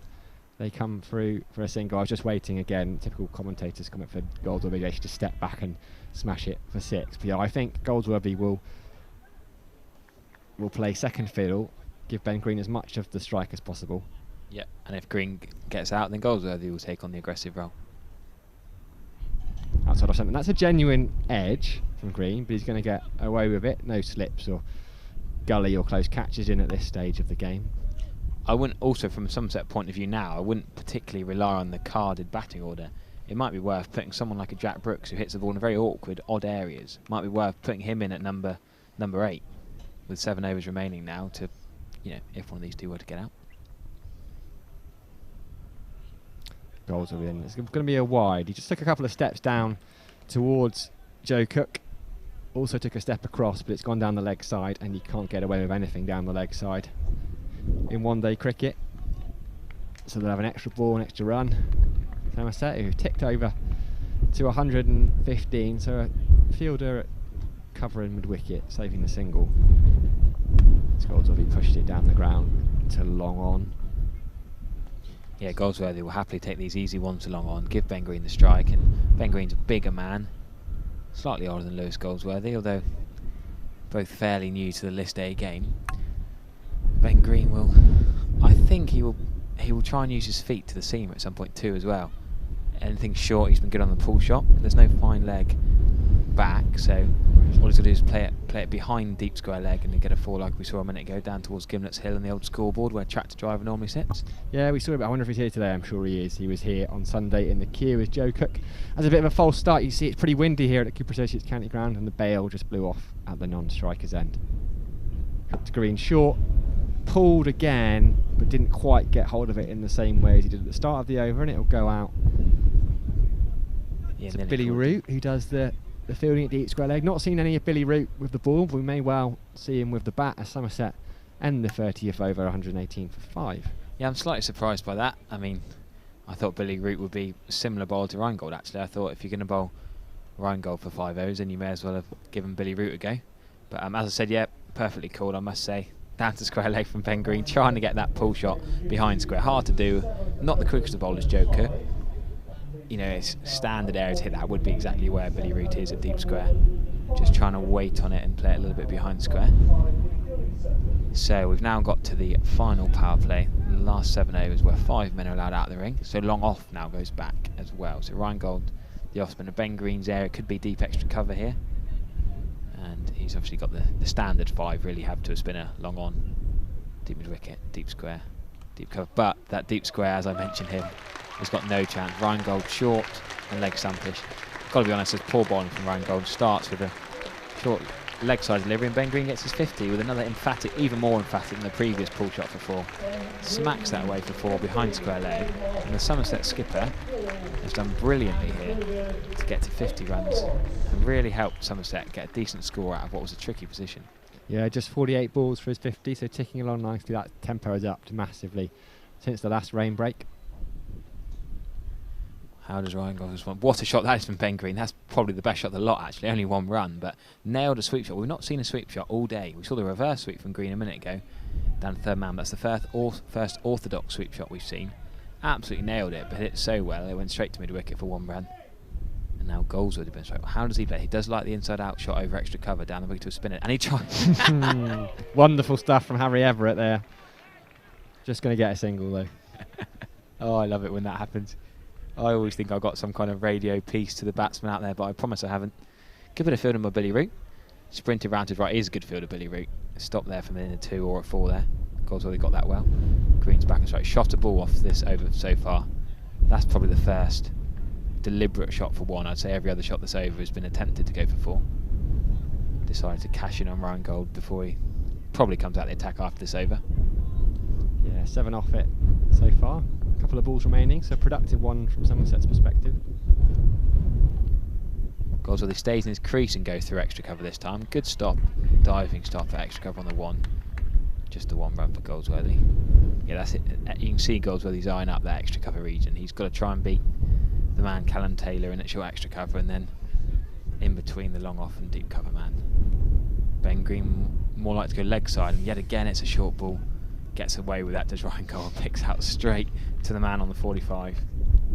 Yeah, he did get away with that one. I mean, we saw one in the previous over that just went to the right of the field. He's bowled 6 now, Ryan Gold. Having a look at it, trying to work out the maths, I think he's going to have to bowl out. He's going to have to bowl 1 more. So you'd imagine they'll keep him on, and then a combination of the seamers for the last 5 overs, unless they bring... Hogan's had 7, Carey's had 6, Cook's had 5, Gorvin's had 7. So 2 of those can bowl 8. So between them, they've only got 5 overs left. And you don't really see Billy Root coming on for a 1 over cameo with 6 overs to go. That'd be a bit harsh. No, I think so. And Joe Cook may well be the death bowler. He's got potentially 3 overs left. There's 3 overs remaining from the River End. He has been their go-to man in this tournament so far, so I wouldn't be surprised if we see him continue. He certainly continued now to Ben Green, who pushes it down to mid-on and takes the single. It's also mentioned one man we've completely forgotten, Callum Taylor. He's an off-spinner. Absence of a frontline red ball specialist spinner this year. He's bowled a bit in the first class game, bowled a bit last year. We saw him bowling pre-season. I thought he would have bowled before Ryan Gold. Was he the poor chap who had the video, didn't he completely let go of the ball? There's been a few of them. There have been a few, but yes. A YouTube sensation as Joe Cook comes in. Goldsworthy, not his most attractive looking stroke, was initially looking to play it into the offside, I think. Gone into the leg side, and they've picked up a single. Your man Callum Taylor doing the fielding. Not had an opportunity with the ball today, which is slightly surprising because he bowled 7 overs up at Northants. 7 overs, 1 for 34, and conceded just the 1 boundary, but I think that's a sign of the pitch doing a bit for seamers, as we saw early. Short ball pulled emphatically by Green, but straight to the man Callum Taylor, so they will just pick up a single. Yeah, an odd one that. So there's 3 batsmen in the top 6 who bowl part-time off-spin. Billy Root, Callum Taylor and Ryan Gold, and we've seen Ryan Gold not bowl particularly well, the most expensive of the Glamorgan bowlers, and it looks like he's going to bowl all the way through this whole 7 overs is looking like, and then the other 2's not been given a go at all. It's Goldsworthy just just pushes it to Salmon at cover for no run. Good bit of bowling out from Joe Cook. Yeah, unless there's something behind it, a bit of an injury or on his spinning finger or something, because I don't think Reingold has bowled at all in this tournament in the first 2 games, whereas as we were saying, Taylor's got through got 3 overs in the last game. Root hasn't bowled as Goldsworthy just pushes that into the leg side. They'll think about 2, they won't take it all, and in fact they did, because there was a collision between the Glamorgan fielders. They're both alright. It was one of those lovely timed shots where you've got a deep mid wicket, a deep mid on, and if you time it well enough without trying to find the boundary, you can just drop it and give yourself a chance of 2. And initially Ben Green had sent Lewis Goldsworthy back, but there was just a collision which could have been a bit nasty, but fortunately wasn't. Reminds me of Moses Enriquez whacking his jaw. Remember that catch a few years ago? I do. Short, Goldsworthy, it was outside off stump. It actually wasn't a bad short ball at all. Goldsworthy had a swipe at it, couldn't do anything with it. Another decent over there from Joe Cook. Yeah, on your placement for 2, I always remember IPL game, Steve Smith and James Faulkner needed 2 off the last ball. I'll never forget that. And Steve Smith, fair play to him. I don't think of many cricketers in the world who would do that. Obviously the standard 5 men out, and he just blocked it to deep cover, or deep extra cover, and ran 2. He'd obviously told Faulkner the plan. He'd guessed what the bowler was going to bowl, and I think that is one of the best cricket shots to win a game I've ever seen. Ill well and good trying to whack a 6, and you know, if you're Carlos Brathwaite, you might be able to do it 4 times in a row, but it's risk-free, you know, unless you're going to slip when you're running. Or I think that's great cricket. So, well, I talked about Callum Taylor, did I not, Sam Darling? You did, and we are, by the looks of things, going to see a bit of Callum Taylor for at least 1 over. I just must confess at some point that I've got a mic through to Kieran Carlson, the Glamorgan captain. I think just Reingold was just bowling too short, wasn't he? In Somerset, we're going to eye him up. First ball flicked into leg side by Ben Green. I say flicked, hit quite hard actually, a hard flick for 2. Good bit of fielding on the deep square boundary from Gorvin. Now Gorvin's not bowling, he seems a bit more sprightly in the field. When he's bowling, he's a bit tired, bless him. You're a hard man to please, Harry Everett, aren't you? Well, he just let a couple go off Ben Green, didn't really make much of an effort, but that one, he really made a brilliant diving stop for. Taylor round the wicket to Green. Interesting that he's coming round the wicket with his right arm off spin to 2 right-handers. Well, I think there's a very clear plan. The plan will be just to kind of fizz it in on that leg stump with these. We saw Reingold went for 3 or 4 boundaries, didn't he, behind square leg because he bowled short. So be avoiding bowling short, cover it long on, cover it deep mid wicket, cover it deep square leg, and they'll be happy to let them take the single out there. Slightly quicker, flatter bowling this. As that's a lovely shot from Lewis Goldsworthy. Slog sweep. Is it 6? No, it's out. Great catch from. Deep mid wicket, Joe Cook. That's a great catch. I thought it was going. That was a plan, I think, from Glamorgan. Callum Taylor pitching it up there, saying, "Okay, guys, you've got the long boundary. Take it on if you will." Lewis Goldsworthy, he did have a go. Joe Cook, he made it look very easy, but actually it's an excellent catch. He had to move away to his right, took it over his head. Shoulder, yeah. Very, very nonchalant indeed. But that ends the partnership, which was a brilliant partnership from a Somerset perspective. 86 runs off 94 balls. Lewis Goldsworthy's gone for 41 off 73 deliveries, and well, I tell you what, hats off to Kieran Carlson, because the captaincy change has worked immediately. Somerset 4.5 overs, 4 overs and 4 balls left to bat. I think it's worth mentioning how good that catch was. Really made it look easy, really underrated catch, that over his shoulder, a yard inside the rope, and that continues the thread of every single wicket has been taken from the Trescothick Pavilion end, all 6 of them. And Callum Taylor in his first over, saying earlier, was surprised he hadn't bowled before. Reingold bowled sort of slow off spin, not getting any success. Callum Taylor comes around the wicket. Lewis Goldsworthy nailed the slog sweep, it must be said. He couldn't have hit it much better. Yeah. Held up in the wind a touch, and good catch from Joe Cook. Well, that's it. It's a big boundary. He did nail it. A couple more yards and he would have got 6, but it is time for a little bit of Casey Aldridge, another tall man. He'll be at the non-strikers end though, because they crossed.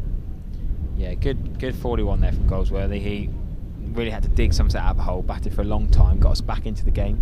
Ben Green wouldn't be able to play the way he has been without Goldsworthy being at the other end. Green on strike to Taylor. He just blocks it into cover for an easy single. Big man Casey Aldridge on strike. He will probably swing his arms hard at this. He'll probably give himself a couple of balls to get himself in, but he's not going to mess around, taking a middle and leg guard.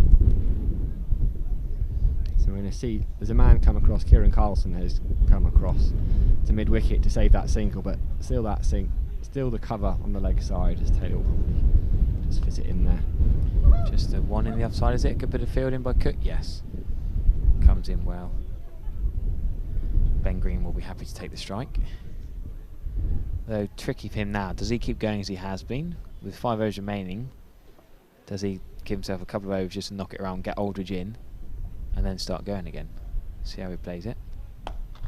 Yeah, it's sort of wide half volley, almost Yorker length from Taylor.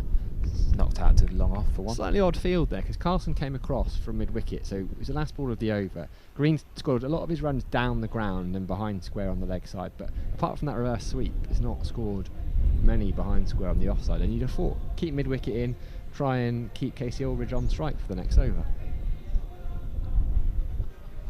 Well, must be said, good bowling change from Kieran Carlson, skipper.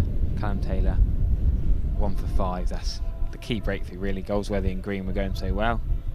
Green's on to 60 not out, more aggressive of the two, but he's just going to have to think about what he's doing a little bit more now because he hasn't got his set by the other end. Still only 4 overs remaining, so he's still going to be positive, but Cook's got the standard 3 on the leg side, but again, yeah, long off's up. Third man's back.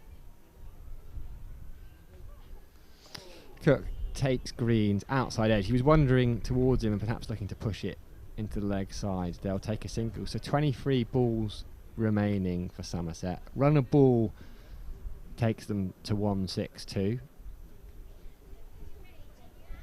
8 and over would take them to 185. I mean, it's a big ask 8 and over from here, but that's where they'll be really wanting to get as a minimum. 185 off 37 overs, that would leave Glamorgan. He'd still be quite happy with that. Let's see what Casey Aldridge has got. It's a wide ball. Somerset will be happy enough to take the extra runs there.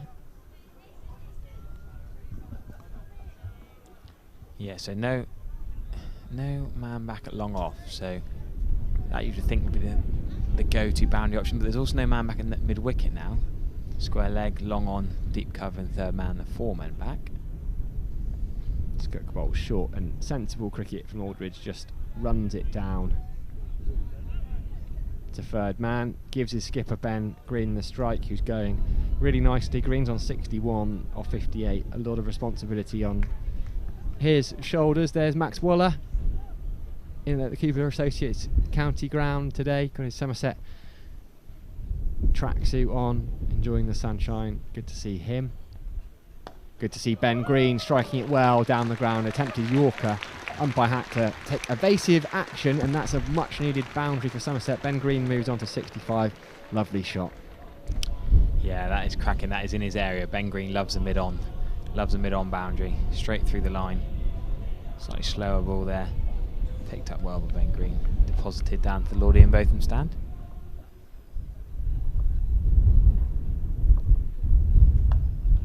Gets in behind that one from Cook. Good comeback from the bowler. 2 balls remaining in this particular over, so 20 balls remaining in the Somerset innings. Casey Aldridge can bat. I was here commentating on last Tuesday when Somerset played Cornwall. He scored 21 down the order. George Thomas, of course, really impressed that day. But yeah, Casey Aldridge, you could generously call him a bowling all-rounder, I suppose. Young man coming through. Green just works that into the leg side. They'll think about picking up a couple, but they weren't really that serious. Billy Root is too good a fielder, and Green will probably want to keep the strike here. A ball remaining in this over, so you think it would maybe be, well, you probably got to keep it ticking over, but the ideal from Somerset would be a boundary, however it comes. Keep Green on strike. See what happens. Nope, happy to take a single. Think about 2. Come back for 2. Ooh, good bit of fielding from Billy Root. Tom Cullen slightly frustrated with the throw, it looked about. Brilliant running there from Casey Aldridge and Ben Green. Green was always looking for the second. Again, we talked about it a couple of overs ago. It's just that dabbing it into the gap and then giving yourself a chance of picking up a couple. Yeah, we all know Billy Root's quick across the ground. He's got a good arm, really whips it in. Bit of a Glenn Maxwell-like fielder.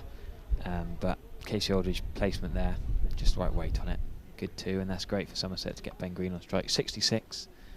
We think of 66, Battle of Hastings, or England winning the World Cup, or Ben Green on 66 not out with 3 overs remaining, home to Glamorgan.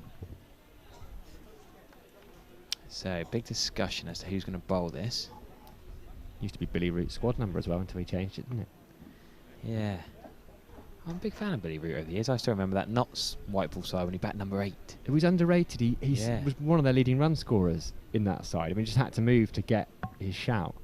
And it's turned out really well for him. He's become a mainstay of the Glamorgan side. Mind you, he's probably batting behind the best ever top 7 in county white ball cricket of all time. That was the issue, wasn't it? We're talking Hales, Brendan Taylor, James Taylor for a while, Samit Patel, Ricky Vessels for a while, Reed for a while. He topped the Notts T20 averages when they won the tournament as well. A lot of not outs. Yeah, that helps. So, bit of a selection bowling decision meeting. Carey, Hogan and Carlson. Looking like it's going to be Carey to bowl from the Swiss-Coppic Pavilion end. Yeah, so what have we got? 3 overs left. Carey looks like he's going to be... Well, he could bowl them both from this end. He's got 2 left. You'd imagine Carey's going to be one of the men to bowl 8, and perhaps Joe Cook to bowl the 1 over from the River End to finish us off. Looks likely now. Yeah, it just seems a bit sad on poor Michael Hogan. You feel like he deserves to have an extra over to get his 5-er. Yeah, it's difficult though, isn't it? I don't want to... We'll talk about his age, but to ask him to bowl 3 spells, they've been looking at 2 spells out of him. You know, when he came back, you're thinking, okay, this is going to be his second and final spell. So they would want to split perhaps them up in initially 2 sets of 5 when he got 50 overs. Bit of a nightmare day to captain, really, when the overs keep changing. Really hard day to shuffle your bowls around. In hindsight, obviously, you'd have bowled Hogan a lot more overs early on before the maximum bowlers kept being reduced. Wide ball from Carey to start with, trying to hit that wide Yorker, not just outside the blue wide guideline, outside the white return crease line actually.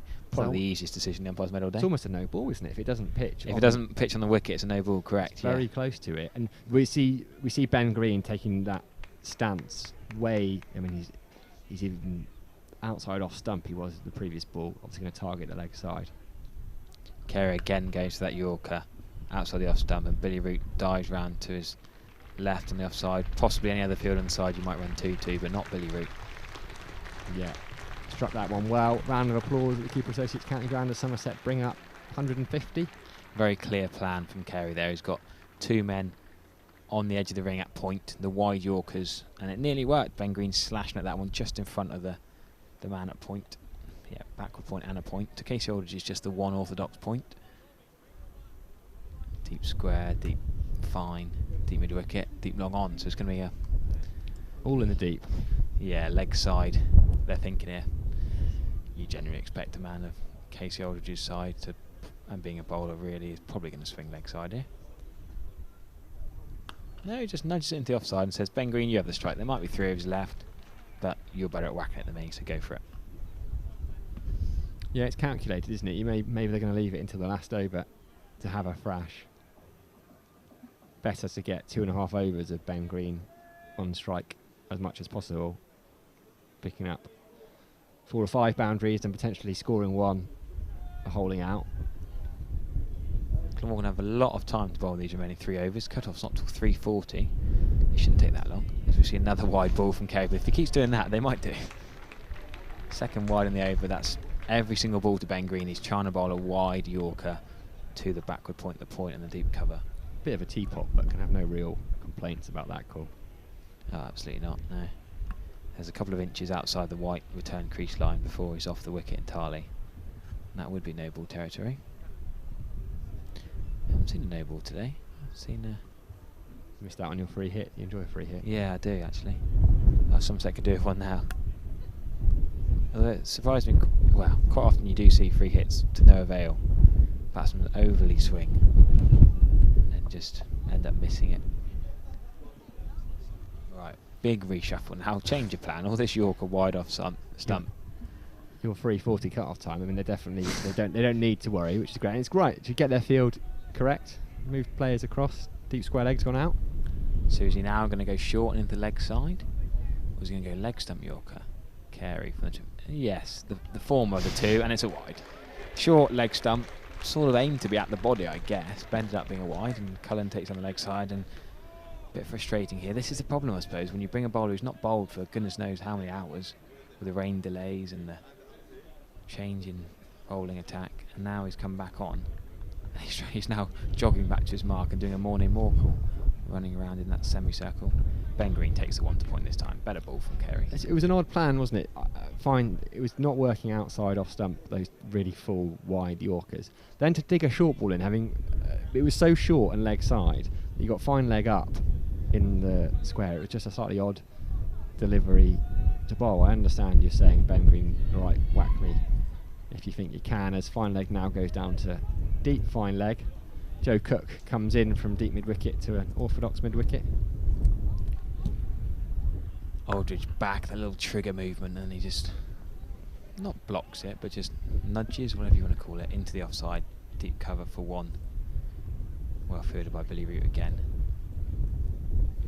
Billy Root fielding well. Ben Green has now got his highest score for Somerset. He had that first class Bobblish Trophy innings. Remember him getting 54. Remember him scoring those runs with Tom Lammonby.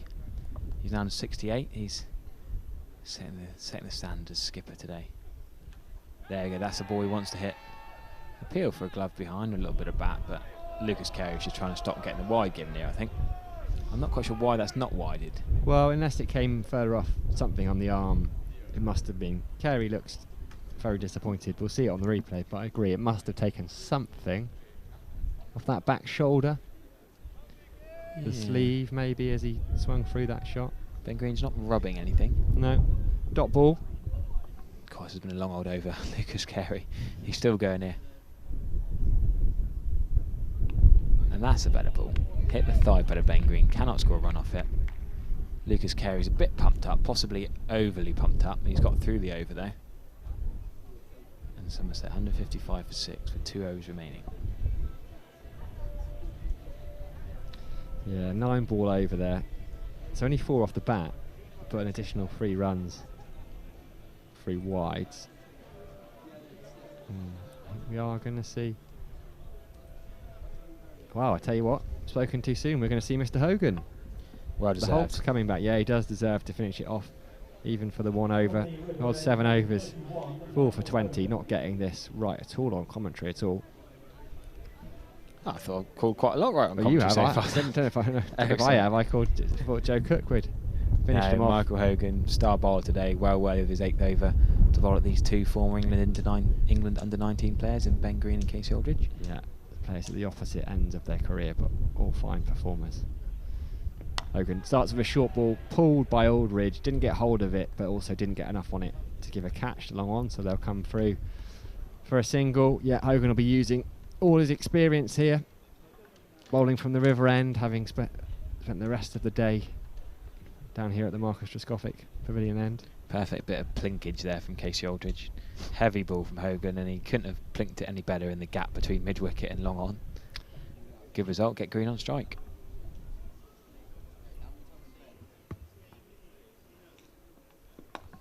Gets the Yorker there from Hogan, well bowled. Green pushed it towards long on, they'll come back for 2, well run.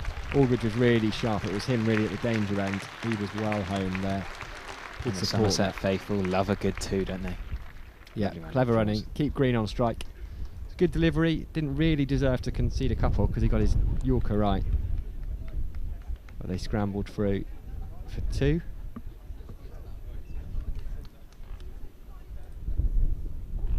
We'll see Hogan, 4 balls remaining of what's been a fine afternoon's work, as we just see another false start. This time Bale's come off at the striker's end.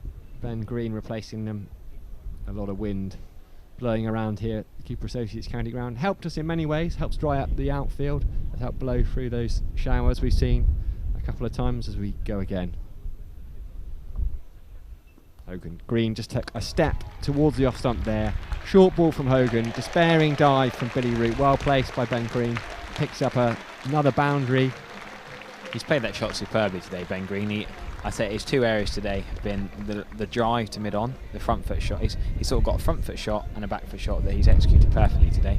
That on drive, anything full, through mid-on, long on for 4, and anything remotely short, rather than just annoyingly hitting it straight to deep square leg or straight to deep mid wicket for only 1 run. He's done really well to wait on it, play it behind square. Not the quickest of balls. Yes, Hogan's fairly sharp, but even off the slightly more medium pace balls, he was playing it behind square for 4.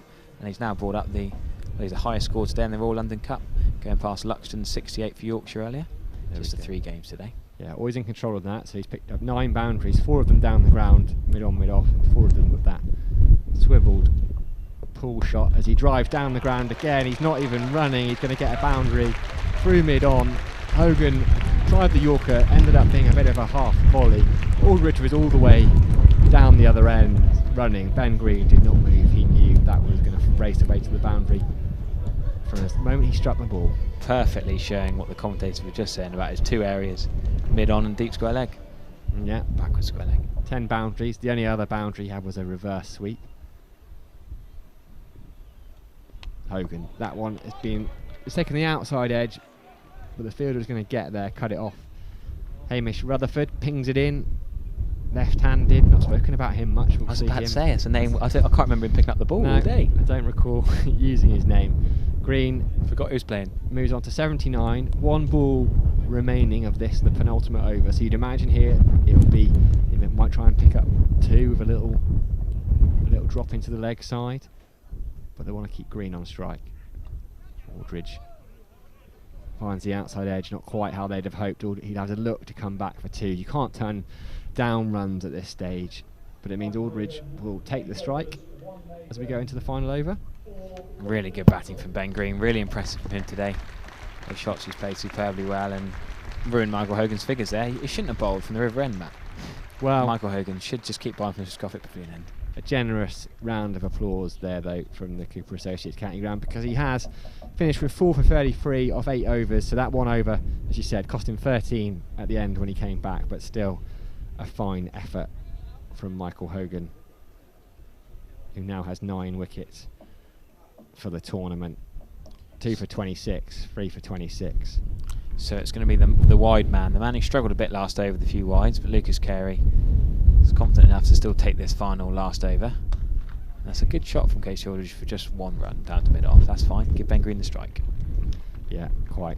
You could hear from up here, as you look at his bat, definitely took the toe there. Wasn't a very pure sound. But that would have been the plan, wasn't it? 1 or boundary for Aldridge there. Towing that probably did him a favour. If he middled it, it would have probably gone straight to mid-off's hands. I suspect they would have run anyway at this stage. So Green, he's batted beautifully for 79. He really has looked good. 11 boundaries in it. We'll be hoping to finish with a couple more. Mid-off in the ring. Can he go over mid-off for 4 or 6? No, he skies a pull shot. That's going to be a very tricky catch. It's a very difficult catch. Yeah, no chance. And 45. The ironic cheers from Somerset faithful. That's one of those catches you know as soon as it's gone up, you're safe. It's over the ring, backpedaling. 2 runs for Ben Green. Yeah, it would have been an absolute worldie. I mean, someone didn't... with the wind, I suppose it's very... You can see how windy it is. Really hard to judge. You can see his shirt blowing away there. He never looked comfortable, did he? He didn't really move because he just couldn't judge it. White ball, white clouds. So Ben Green again to carry. This time he nails the pull shot all the way for 6 into the Ondarchi stand, the white seats down below where the Glamorgan faithful are. Well, the Glamorgan changing facilities are just above there, and he smoked that 6. One of the cleanest hits we've seen today. The first 6 we've seen today as well. Beautiful shot there from Ben Green. He is playing a magnificent hand. Time will tell whether it is enough for it to be a competitive total, but we shall certainly enjoy it. He'll wish he came in earlier. We do know that he opened in batting in the Bobblish Trophy. We know he can bat at the top of the order, bats at the top of the order for extra, of course. But as captain, maybe just being a gracious captain, bring himself in a bit lower down the order. Well, it's just at number 7. It's the tempo. It's been perfectly timed. He's got 32 off his last 18 balls. This is the overall strike rate of 122, pretty healthy. But he had to be watchful to start with that big partnership with Casey Aldridge. This partnership's now up to 42 off 24 balls, finishing with a bit of a flourish. Carey being taken to the cleans a little bit here as Green. Filthy Mo. Bowls is off stump, plays on. The ball's gone for 4, but that kind of having been bigging him up and saying how nicely he was playing, he swung so hard at that ball. He has been bowled, he has to walk off, but you don't often see someone bowled and the ball still race away for 4 through third man. Yeah, you can see he cleared that front leg a long way out. Clear plan. I mean, he did what he had to do. A brilliant job. We've just talked about it. 87 Ben Green finishes with, as Harry Everett pointed out. It's his highest score in Somerset colours, and it was a much needed knock that's got his team out of a fair bit of trouble. Perhaps he fancied 100. 3 balls remaining on 87. He thought, if I hit this for 6, I'm well in for a chance of my first ever Somerset 100. But filthy shot in the end, but he batted so well before, we'll let him off for that. Yeah, Very well played, skipper. That Somerset 100 will have to wait for another day. I'm sure it will come in the not too distant future. He's a talented all-round cricketer, and to be trusted with the captaincy as well. I had a quick chat with him for the Royal London Review podcast. He had said a few nerves on the morning, but once he was out there, you got experienced players. That's what the beauty of it. It's a lovely move, I think, because you've got Steve Davis, you've got James Hildreth, you've got Jack Brooks, so lots of experience out there. Brooks tends to field at mid-on and talks the young bowlers through it, so it's a chance to give them that experience, but they know they're not alone out there. Now this is exciting. Mr. Drissel, the debutant today, is coming out. There's only 2 balls remaining, but inside for his off-spin bowling. Very exciting to see him with a bat. For, yes, it's just 2 balls, but does he get a scoop shot out? Third man and final legger in the ring. It's very hard to score a boundary first up, but he could really do one for something here. He goes for a nice little late square drive for 2. 200 strike rate in your first ball for Somerset. Pretty good start. Yeah, really well played that from George Bristol. Very deliberate placing, making Billy Root work for it. Bristolian came down the M5, came through the academy at Gloucestershire. Spent a couple of years on the staff there as well. Now getting a chance to show what he can do in Somerset colours, and well, a decent start. So last ball of the game now, final leg goes back. So is Kerry going to get a little bit shorter? Mid-off is in the ring. Last ball of the innings here for Somerset. Drissel chips it straight up towards Point. Point can't quite get there. He gets away with it. 1 off the final ball. 3 off 2 for Drissel to finish on his Somerset first team debut. 37 overs completed. Somerset 180 for 7. Michael Hogan, the standout bowler, 4 for 33 of his 8. He was 3 for 4 after 3.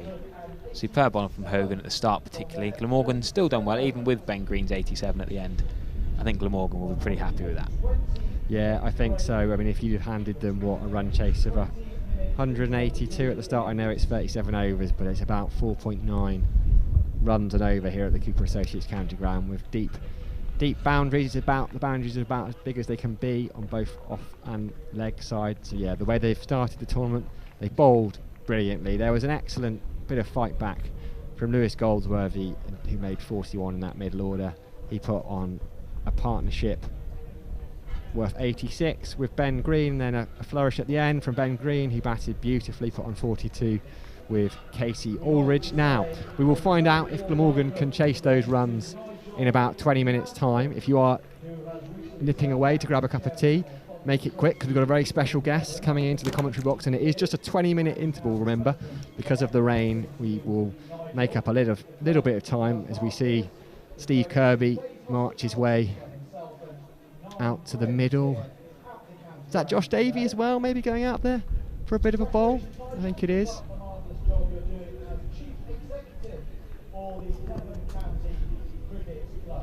So I'm going to welcome a very special guest now.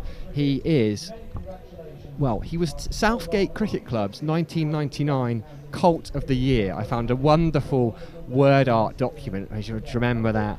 He moved to Winchmore Hill, where he then picked up a very famous 9-fer as well. I think he's still disappointed from it, and for the last 7 years he's been Somerset's head of science and medicine. Jamie Thorpe, how are you? Hello, thanks for having me. Oh, you're very welcome. It's lovely to have you here. Yeah, still a bit of disappointment from that 9-fer? Not at all. Great day. Great day. I had a look at the scorecard, so you were never on for it. Someone picked up the first wicket early, didn't they? I think that's right. Yeah, James Gatting. Oh, there we go. He got the first one. Oh, remembers it well. So, Jamie, you're head of science and medicine here, but you were a promising cricketer. We've heard 9-fer, but talk to us a little bit about your pathway, how you ended up. I think you're being complimentary with promising, but yeah, I did enjoy my cricket back when I was younger, so quite some years ago now. But I started playing cricket as a colt at Southgate, and then was lucky enough to get a sort of a semi-professional contract, I guess, back then with the MCC Young Cricketers. I actually played with Steve Snell, our academy director, so between 2002 and 2004. And unfortunately, yeah, I was never good enough to make it. But played with some great guys, played with some excellent cricketers, Darren Sammy, Ross Taylor. So to see those guys go on and achieve what they've achieved in the game has been phenomenal.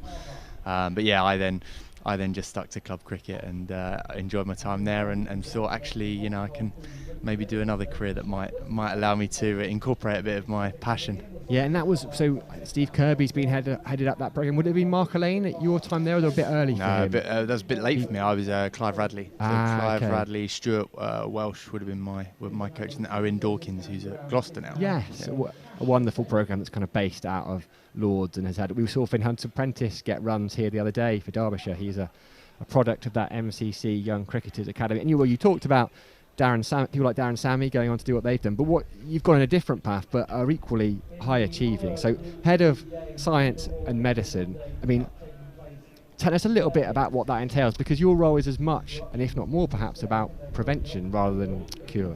Yeah. So the head of science and medicine role, I guess, there's two roles. My main role is lead physiotherapist. So that's my background, a physiotherapy degree, and that's what I'm trained in.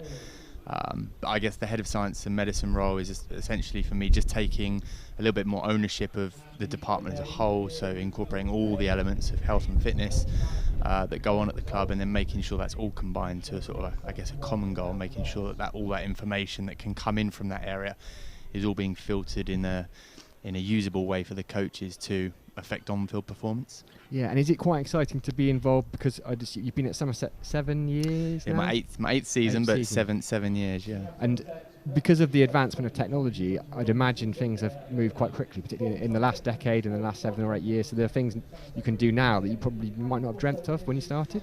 Yeah, so yeah, it's definitely moving. It's moving quickly. Science, I guess, as a general concept, is always looking to evolve and better itself. So from our point of view, we're always trying to number one, trying to keep up with the evidence-based science that is always coming out of different organisations like the ECB, or even further afield, Australia, all these people that are kind of creating papers and new ways of doing things, but also making sure that we get the basics right as well. And then from our point of view is trying to work out where we can best put our resources to get the best bang for our buck. And in terms of who you work with on a day-to-day basis, well, firstly, we'll talk about the players in a second, but we had Joel Tratt up here, and presumably your team and his team are quite closely interlinked. Absolutely. Yeah, we've got offices right next to each other, so always seeing each other. Me and Tratty always on the road together. So no, it's great. We've got a great working relationship, and he's fantastic at what he does. So, you know, from my point of view, it's very easy to manage. I just let him do what he does, and he's brilliant. He's got such a good relationship with the guys, and you know, come the season, they are absolutely ready to go under his guidance.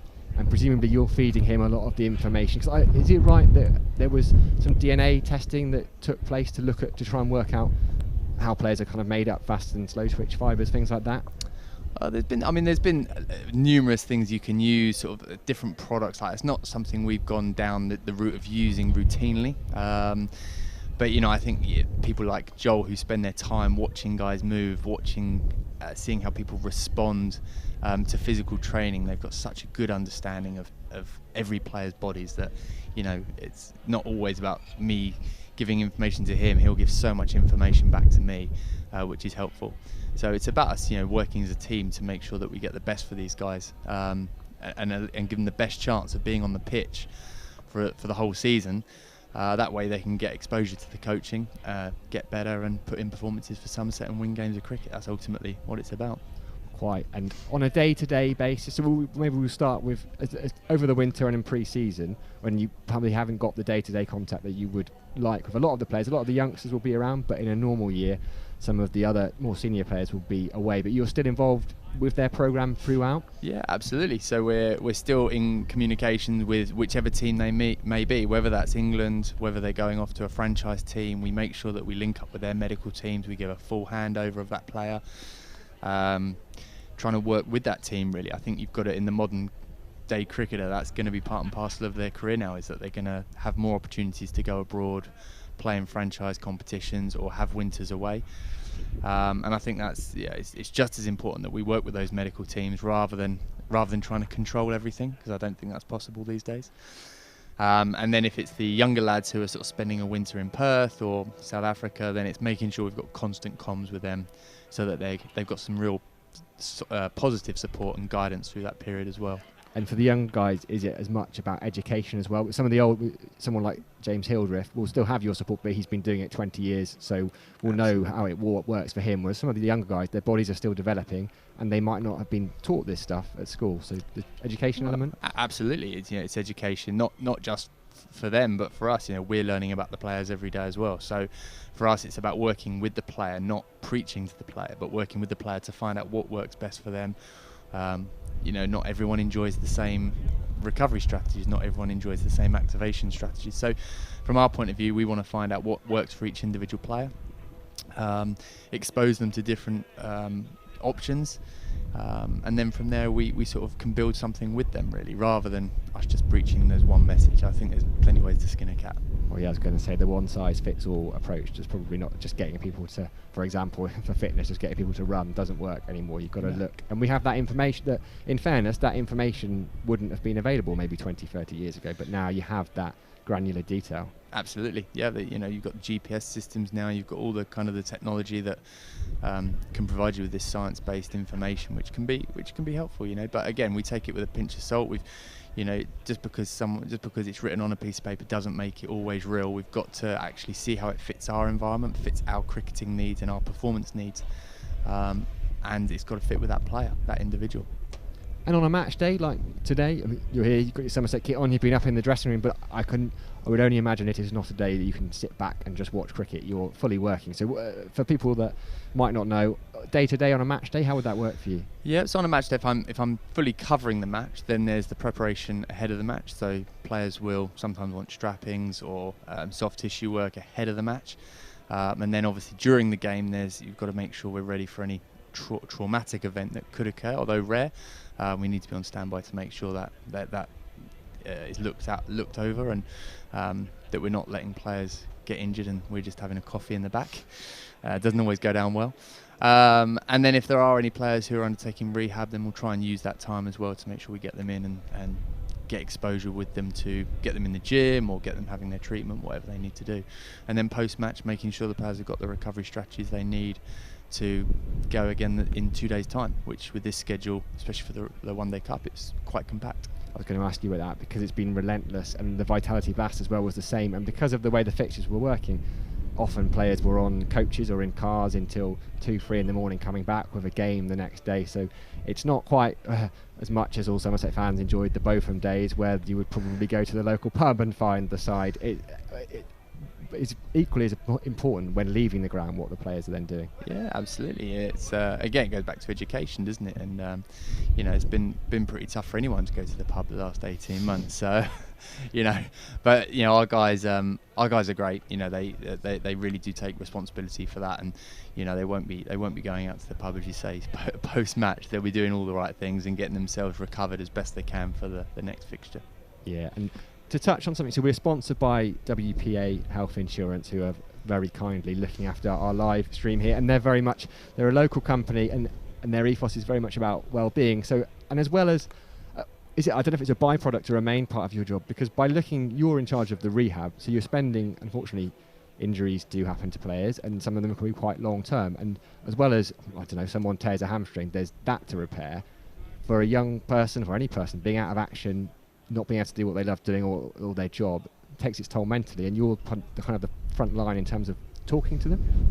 Yeah, I guess that that is a big part of our job, but the players are so lucky that they've got support in terms of coaches. Many of our coaching staff would have played the game to a professional level, had injuries, they will know what it's like. We've got sports psychology who are also there as a support. They've got the PCA who also provide a fantastic support service to them. So yes, it is part of our role, but it's there's lots of other people that can take on that responsibility as well. And again, it goes back to us being a team and making sure that everybody is on the same page, giving the same information, and aware of what each player is going through from a mental challenge perspective with injuries. And they are tough at times. Yeah, I can imagine. You get some players who get unfortunate and pick up repeat injuries, and that must be really difficult to see. And when someone picks up a repeat injury, do you then, is there sometimes a bit, oh no, what have we done wrong? Or do you actually try and look at it from the other side? Okay, we need to try something a little bit different. Okay, because so much of it can just be luck, as much as the science. Absolutely. Yeah, I think there's many variables. So yes, you definitely want to reflect, and you want to see what the process was. Was there anything that you weren't happy with, a variable that you couldn't control? Can you look at all the variables that you can control, and did you control them to the way you wanted? And like you say, sometimes it is luck, but I think you've got to make sure you can't just be blasé and say, well, these things happen. I think that'd be a poor way of us doing our job. So no, we're always trying to find answers and solutions, and then we're trying to bank that knowledge and trying to make sure that we don't repeat those mistakes, because I think that's it's all very well, people do make mistakes, people can get things wrong, but actually if you're repeating those mistakes, then that's definitely that's not a good thing to be happening.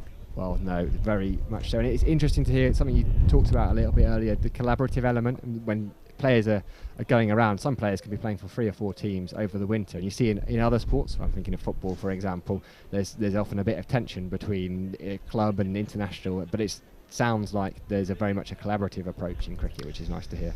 Yeah, absolutely. I can't see from our point of view, I can't see any gain in having any tension with our governing body, the ECB. It's at Somerset, we want players playing for England. We want them to have the very best opportunities to represent their country and go on and win matches, as we saw with Lewis Gregory, Craig Overton, Jack Leach. So what we want to do is we want to work with those medical teams to make sure that they've got the best chance to have the support that they get here when they go to England, and vice versa, when they come back from England, they've got the same support with us that they would have with England. It shouldn't be 2 teams fighting against each other. Oh, absolutely right. And we talk about, it's brilliant to see Lewis Gregory finally. We all known here for many years how good he is, and getting that chance on the international stage and skippering aside in the other tournament, they're doing quite well as well. But he is an example of someone who spent a lot of time in bio bubbles or even in hotel rooms. In the Big Bash, Australia, it was 2 weeks. And has that been a challenge for you over the last 18 months? Because presumably the risk of injury goes up. Just asking from a layman's perspective, particularly for bowlers, if you've been sat around for 2 weeks unable to do anything. Yeah, I mean, I don't know about the stats on risk of injury, but I'm sure it's not ideal preparation. I think any athlete would tell you that. So from our point of view, it was about actually finding solutions to that. You can't stop him having to be in isolation, or any player being in isolation. So actually, can they be doing programs within the hotel room just to try and keep themselves going? When we went into lockdown, there was a lot of we spoke to a lot of guys about trying to get equipment out to them so they could use equipment, trying to get bikes out to them. Some of them even funded themselves to get Watt bikes and Peloton bikes and all the rest of it. And that was great to see, because it was them taking ownership of it to really make sure they were going to be prepared for the season. So as you say, I think it's a collaborative with the player, what's going to work for them, what's going to get them going and get them in the right space for when they come back. And yes, it's not ideal, but there's certain factors you just can't control. That's it. Life isn't ideal, and there's so much out of control. And like you say, it's about finding solutions. There are always going to be things that are suboptimal, but then it's about working with the best of what you've got. Absolutely, yeah. Trying to put something in place for them. Well, yeah, and Somerset, talking of suboptimal things, the batting, it wasn't a brilliant start, but Ben Green, super innings from the skipper, and Lewis Goldsworthy, 2 young guys. You've been around for 8 seasons, 7 years. You'd have seen those guys come up through the academy, and to see them, and they're both, it's amazing. Lewis Goldsworthy played a little bit of blast cricket last year, but he's like a senior pro out there. Nothing flusters him.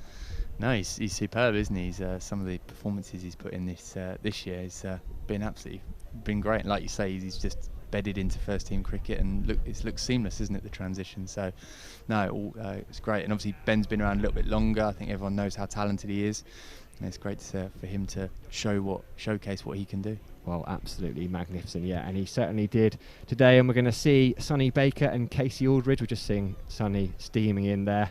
Steve Kirby is it rolling around with the mitt. He's not the greatest mitter in the world, is he, Curbs? I withhold judgment, because I don't think I could do any better. No, that's very true. Although it did look like Sonny made him work for that one. There was a full dive. Nothing less than full commitment. So we're going to see in just a couple of minutes' time Ben Green as well having a bowl. Glamorgan will be chasing 182 runs to win here at the Cooper Associates County Ground. We've had Jamie Thorpe Head of Science and Medicine at Somerset, with us. Thank you very much, Jamie.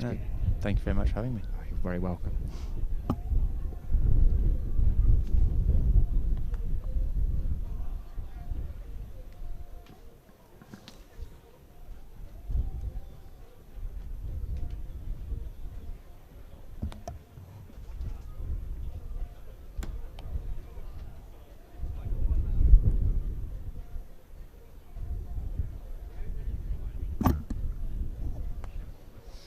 Well, that was Jamie Thorpe, Head of Science and Medicine here at the Cooper Associates County Ground. I've had two delightful sights. The first one is Spencer Bishop has just popped in wearing his mask. He's also handed me some food. So we're going to see Glamorgan. Somerset, as by way of reminder, made 180 for 7 in their 37 overs. Michael Hogan, the pick of the bowlers, he took 4 for 33. So very shortly we are going to see Glamorgan attempt their chase. I'm going to be joined in the commentary box by Ben Redwood, and also, well, it looks like Harry Everett's here. Excellent. I'm going to be relieved. Harry's just going to finish his lunch, I suspect, and then I'll jump off. So Ben Redwood will come in for now.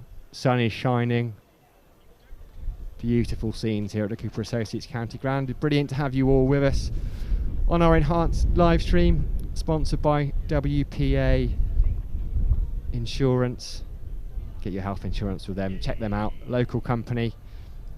We had Jamie Thorpe in. Fascinating chat with him about. It's always good, I find, Ben, to find out what these. You see the job titles, you see them around, but to know what he does on a day-to-day basis is fascinating. Yeah, it's incredibly fascinating to see what people around the club do, what their job entails, what they do, say on a match day, what they do on a non-match day, how they prepare, what they do with like certain players who are injured. Or for example, like I spoke to Scott, the analyst, a couple of weeks ago, and it's really interesting to see what these people do at the club and how they all work together in order to get on-field success, which is obviously what we all strive for and what we as Somerset supporters want. Yeah, fine article on Somerset County Cricket Club's website there. Ben Redwood's interview with Scott Thomas, him, Jamie Thorpe. We have Joel Tratt, Head of Strength and Conditioning, in here on Sunday, all working together to get players in top condition, get them in the best possible shape. And yeah, so you'll see Scott Thomas, if you watch Behind the Wyvern, if you go on the Somerset YouTube channel, fascinating series Behind the Wyvern. What I think a series like that really works because they've been given full access. So Ollie Sale, Ollie Sale was out bowling this morning, one of the stars of Somerset's Vitality Blast campaign last year, hampered by injury this year, but we're hopeful of seeing him again at some point in the competition. We've seen Josh Davey out there bowling at lunchtime as well, so hopefully nearing full fitness. Him and Steve Kirby just marching off now. But yeah, you'll see Scott Thomas on that Behind the Wyvern series, and isn't that good, Ben? Yeah, it's a fantastic little documentary that we've given supporters here at Somerset County Cricket Club. Ollie Sale's camera work's brilliant. He's never seen without that camera at the moment. Like, apart from if he's got a white ball in his hand, he's having a bowl, or he's got a mitt in his hands. He's out there with that camera, getting us some fantastic behind-the-scenes access, which is good to see. Really good to see the team talks and stuff. Which, obviously, as a Somerset fan, I'd love to. I've wanted to see those moments for years, and it's fantastic to be able to see them. Yeah, it's really good. Insight as Russell Warren and Ian Ramage make their way out to the middle. So just to take you around the grounds, alas, it is a story of rain at Beckenham still. Well, the scorecard just says rain. 71 without loss, Lancashire were. After 14.5 overs, it had already been reduced to 35 overs. One suspects there will be a few more overs knocked off. And at Scarborough, unfortunately, so Yorkshire got through their first innings, the entire 50 overs. They made 2-2-2. They were in a great deal of trouble at one point, but runs from the debutant Will Luxon, 68, and Matt Pylands, formerly of Surrey, South African quick bowler, got them to a respectable total. I mean, they were 69 for 6 at one point, so to make 2-2-2 was a good effort. Northant Steelbacks, they are 2 without loss, 1 ball short of the first over, bowled by Matt Waite before the rain came. No rain here though at the Cooper Associates County Ground, which means our live stream, in conjunction with WPA Health Insurance, is going to continue, or is going to stay up and running, as we see the Glamorgan openers are out there, the umpires are out there. Looks like Jack Brooks is going to take the new ball for Somerset, Ben Redwood. Yeah, it looks like the head band warrior is going to take the new ball here from the Marcus Scofitt Pavilion ends, as he has done in the previous game and the Vitality and quite a few of the Vitality Blast fixtures. Obviously, he just bowls a heavy length, bowls a heavy delivery with a bit of nip, a bit of seam movement. Bowling at Kiwi Rutherford. Yeah, plenty of Kiwis around at the moment. Hamish Rutherford played a lot of cricket, made 171 on his Test debut. What a start! That was against England, in fact, back in 2013. It was his 100th list day appearance at Northants on Sunday. Celebrated it with 87 off 97 balls. He's going to take the new ball. Nick Selwyn's going to be at the other end. Stratley just bowls a slightly full delivery. Rutherford puts to mid on, and there's no run. No need to rush here, is there, for Glamorgan? No, they've no need to rush. If they rush and lose a couple of wickets, then the tide of the game just changes a little. Obviously, Somerset will be out there on all-out attack. I assume it was Sonny Baker from the other ends, just to attack Morgan, take some early wickets, put the Welsh county under some pressure. That's it. It's going to be about wickets, isn't it? It's not about containment for Somerset. They need to have Glamorgan in a similar position to the one which they found themselves in at about 1 o'clock today. Yeah, Ben Green and his troops need to go in for the kill here. Get some early wickets, put the pressure on Glamorgan. A couple of wickets, Glamorgan is still be expected to win the game, but you never know with cricket. As Rutherford just plays that one straight into the grounds, bumps it over the little Lewis Goldsworthy at point, and it races away for 4.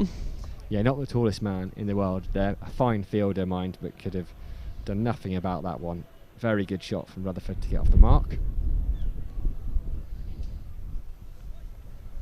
Somerset, remember, found themselves 49 for 5. Somerset will need to have Glamorgan in a similar position, you'd think, to have a chance of winning this game. Yeah, they need wickets, don't they, Sam? Jack Leach bowls around the wicket. Oh, as the bail once again is blown off by the wind here, cutting across the Cooper Associates county ground, coming from the Somerset stand, cutting across towards the Andy Kelly Pavilion. It did indeed. No, it wasn't Eddie Byram, in fact. I think it might well have been Sam Young. Just lost his hat at cover, thought about going to chase it, and then it just went so far away from him, he just waved at the man in the high vis to come and grab it.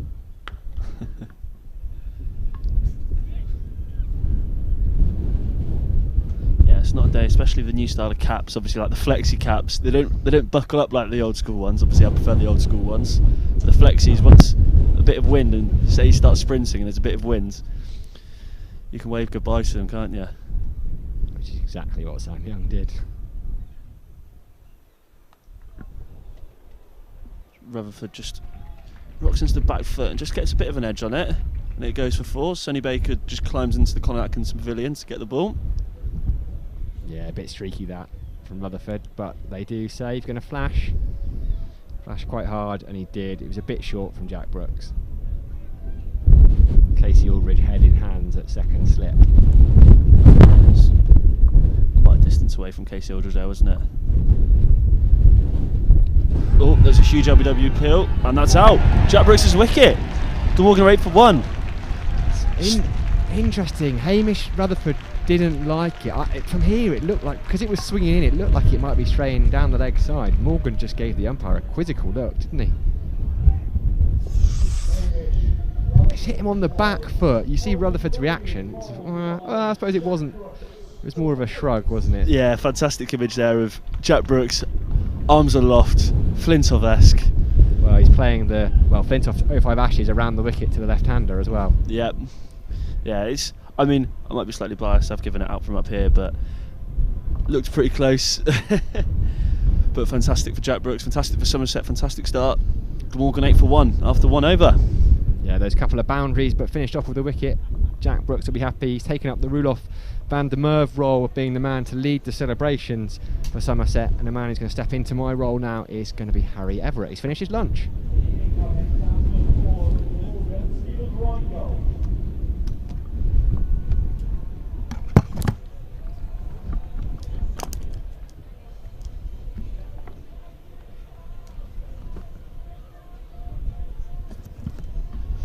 So the new batsman in the middle is Ryan Golds. Stephen Reingold. Obviously took his maiden professional wicket earlier when he removed Eddie Byram. Part-time off-spinner, known for his batting, more at home with bat in hand. So it's this exciting Sonny Baker to open the bowling from the River End, who bowled so fantastically well on Sunday, taking 3 wickets, 2 in his first spell caught behind, and then a third later on, clean bowled. Fantastic on the slow-mo if you haven't seen it. Bowling at Nick Selman.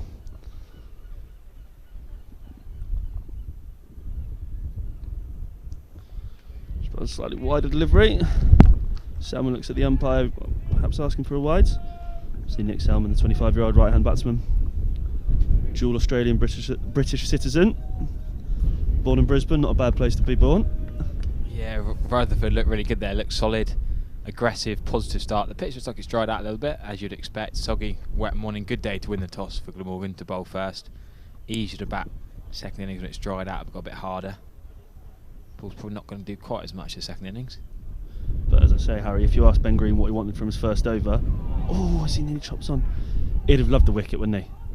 Yeah, you think Rutherford taking 8 off the first, you think, wow, Glamorgan well on top of it, and then suddenly the fight back with the wicket. So, I mean, that was probably one of those umpires call clip and leg stump referrals, but Somerset got the decision, and happy days, Jack Brooks with the first wicket.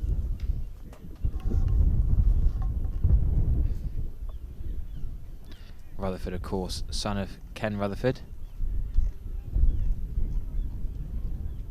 former New Zealand captain and batsman, replacing Labuschagne and Neza, both of whom left to prepare for the upcoming domestic season.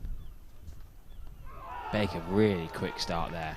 Hooping in swing of that, wasn't it? Optimistic appeal, but it did do a lot, but have to do a lot more to get Reingold there, but not comfortable for the new man at number 3. As we just watch a replay of that one. Oh, that's brutal. I hope he's got a thigh pad on. Yeah, yeah. I think a 5 pad might be in order if Sonny Baker's bowling absolute wheels at you and just hurtling towards you. I don't think with his in-swing you can't get out of the way of it, but fantastic from Sonny Baker again.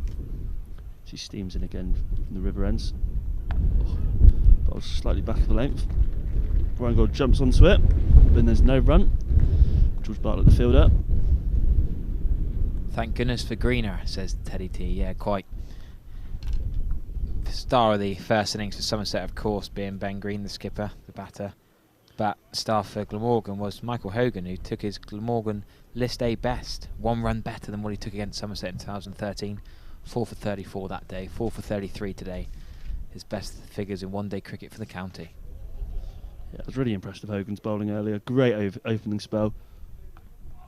Was a tad confused as to why they brought him on for his final over from the River End when he bowled so well from the Marcus Trescothick Pavilion End, where all 6 of Somerset's wickets were lost. Well, every wicket today has been lost. Yeah, every wicket today. Sonny Baker will be thinking, I got no chance in this end.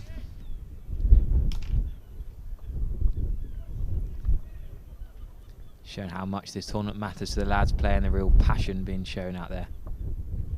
It's really exciting as a supporter to see the youngsters playing. Just Sonny Baker over in the bowling for Somerset. It's just Selman just wafts outside the off stump. Sonny Baker bowls slightly short outside the off stump. Managed to get 2 wickets from similar deliveries on Sunday. Selman has a waft. Doesn't get anything on it, but encouraging signs for Somerset and Sonny Baker as Jack Brooks just chucks his hat on the floor for the 12th man to get and puts on his famous headbands. The headband warrior. Yeah, good first over that from Sonny Baker. Case Aldridge in at slip again next to James Hildreth. Must be a good slip catcher if he's... Well, he did drop that one the other day, didn't he? Was it Cornwall? He did, didn't he?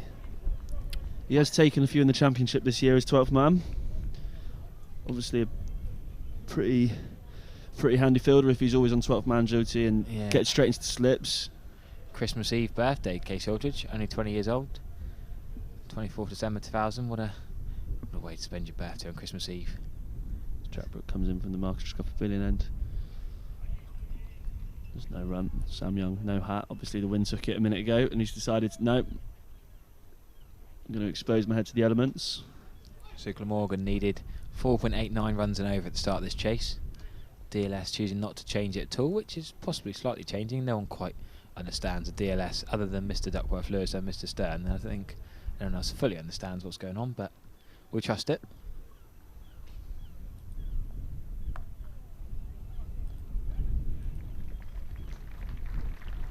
Ryan Gold gets off the mark. Sorry, gets his second run. Just playing that one down towards third man. Casey Aldridge runs around from, well, he's at about a third slip, isn't he? Fields the ball. Ben Green does a little talk to his bowler, Jack Brooks, which is obviously really good for Ben Green to have Jack Brooks opening for him. Someone who's done it so often in county cricket. Someone who's probably unlucky to have not played England cricket, international cricket. Jack Brooks. To say Jack Leach bowling right arm seam. But no, it's good. It's good for Ben Green that he can have people that he can rely on, like Jack Brooks, and hopefully soon Josh Davey, just to help him, give him bowlers he can trust. Brilliant bit of fielding there. And Jack Brooks, yeah, he's on the money, isn't he, Jack Brooks? Oh, that just beats Ben Green. It's going to roll away for 4, is it? Nope, I don't think it is going to roll away. It stops just in front of the boundary rope, and there's 2 runs. Yeah, Lord Dusty says on YouTube, DLS gets stranger by the game. Do we not get any more runs added on? I'm afraid we're not qualified to know the ins and outs of the algorithm. Another 100 might have been nice. Lovely blocked punch straight drive down the ground there. Stopped for 2. We must say happy birthday to Paul White, Chalky from Clevedon, who scores for Clevedon CC and Somerset Pathway and senior teams. Happy 51st birthday today. Happy birthday, Paul, from everyone here at Somerset County Cricket Club.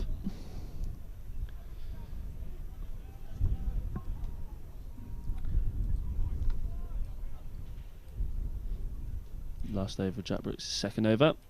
Sorry, last ball. This comes in for the microscopic pavilion ends. Back for length, there's no run.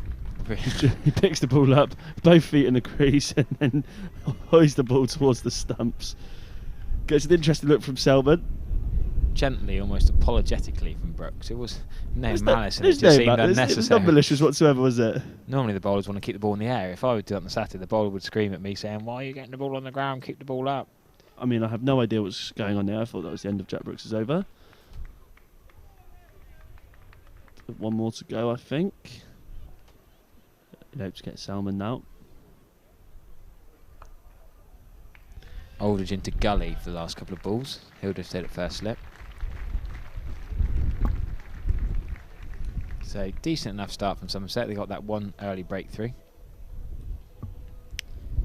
Kieran Carlson, the captain, who's carded to come in next. He's an exciting batsman, but he'll hope that Raingold can score that crucial composed 44 against he got against Glamorgan in the warm-up fixture, which led to his call-up for this tournament. They'd hope for more of the same for him again today in an actual Glamorgan shirt. Obviously, so it's quite interesting to see that Nick Selman, obviously Aussie-born, big Aussie rules player apparently, which is, I mean, I don't get the game, but you have to be quite athletic to play it. Oh, wicket. We talking about AFL, and there's a great mark there from Eddie Byram. Jumps up for the mark. Yeah, great sport AFL, but great bit of bowling there from Sonny Baker. Nick Selman gone for 4, the Queensland-born man. Low on runs last season, top score 73 against Warwickshire in their final Bob Willis Trophy encounter, and today he's he's just got out early. He's just popped a bit. I'm gonna say something.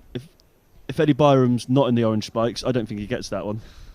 The orange spikes, they just skate across the turf here at the Cooper Associates County Ground, and he takes the catch. A little bit of a fist pump with the ball in his hand, and big smile on Eddie Byram's face, and Glamorgan are 14 for 2. Just what the skipper would have ordered. Nick Selman's had a tricky time, tested positive for COVID ahead of the Blast fixture versus Middlesex at Radlett last month. Ruled out, and then the 2 overseas were deemed as close contact, so bit of a tricky time for Selman and Glamorgan, and it continues there with Sonny Baker. He just gets wickets for Somerset, doesn't he, ever since he's made his first-class debut for Somerset. Well, his debut in pre-season, and now he's made his List A debut, and he's been superb. And that is the first wicket from the River End of the day. And maybe the tide's turning. Skipper Kieran Carlson's the new man to the middle. Or is he? No, he's not. Could be Gorvin, could it, coming out for a... Is this Andrew Gorvin? There's no name and number, so one would assume that it's the... Did they cross? Did very well to cross from that little flick up to square leg. Sorry, there's a little bit of confusion here in the commentary box. We've got two nameless batters. I think it must be Gorvin who's come in. The scoreboard's not quite up to date as we see a cover drive for 4 off Sonny Baker. We've got 2 nameless batters out there.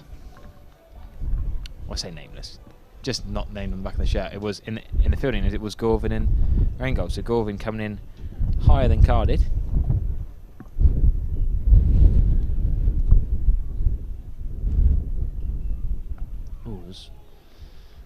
Sonny Baker just bowls an in-swinging, a bouncer that swings in towards the face of the batsman, who I'm going to be completely honest with you supporters watching on the live stream, I'm not sure who's facing and who isn't at the moment. And I don't think the scorers do either.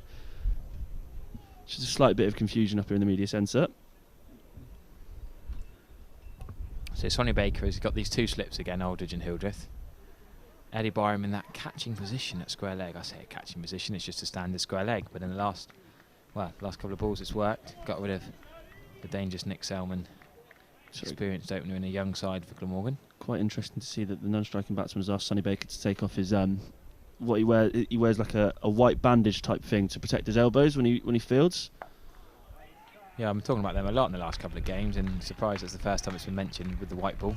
I remember playing in a university game at Hull for Huddersfield University about 6 years ago, and it was snowing in April, and we waited around a bit, but eventually we thought it's kind of dry snow. Pitch was dry, so we played, and it was so cold. The only jumpers and the only layers we had, we all put our blue training tops on underneath our white cricket whites.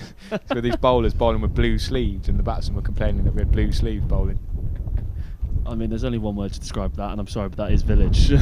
If you'd experienced how cold it was that day, mate, you'd have completely understood. No, I was told it's a bit cold up north.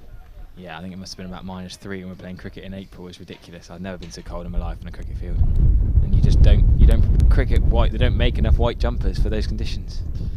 No, you're absolutely correct there. Woolen knitted ones with holes in don't quite do the job. Teddy T's trying to be a bit negative on it. A few more drops in rain in Taunton. Where are you in Taunton, Teddy T? No rain here.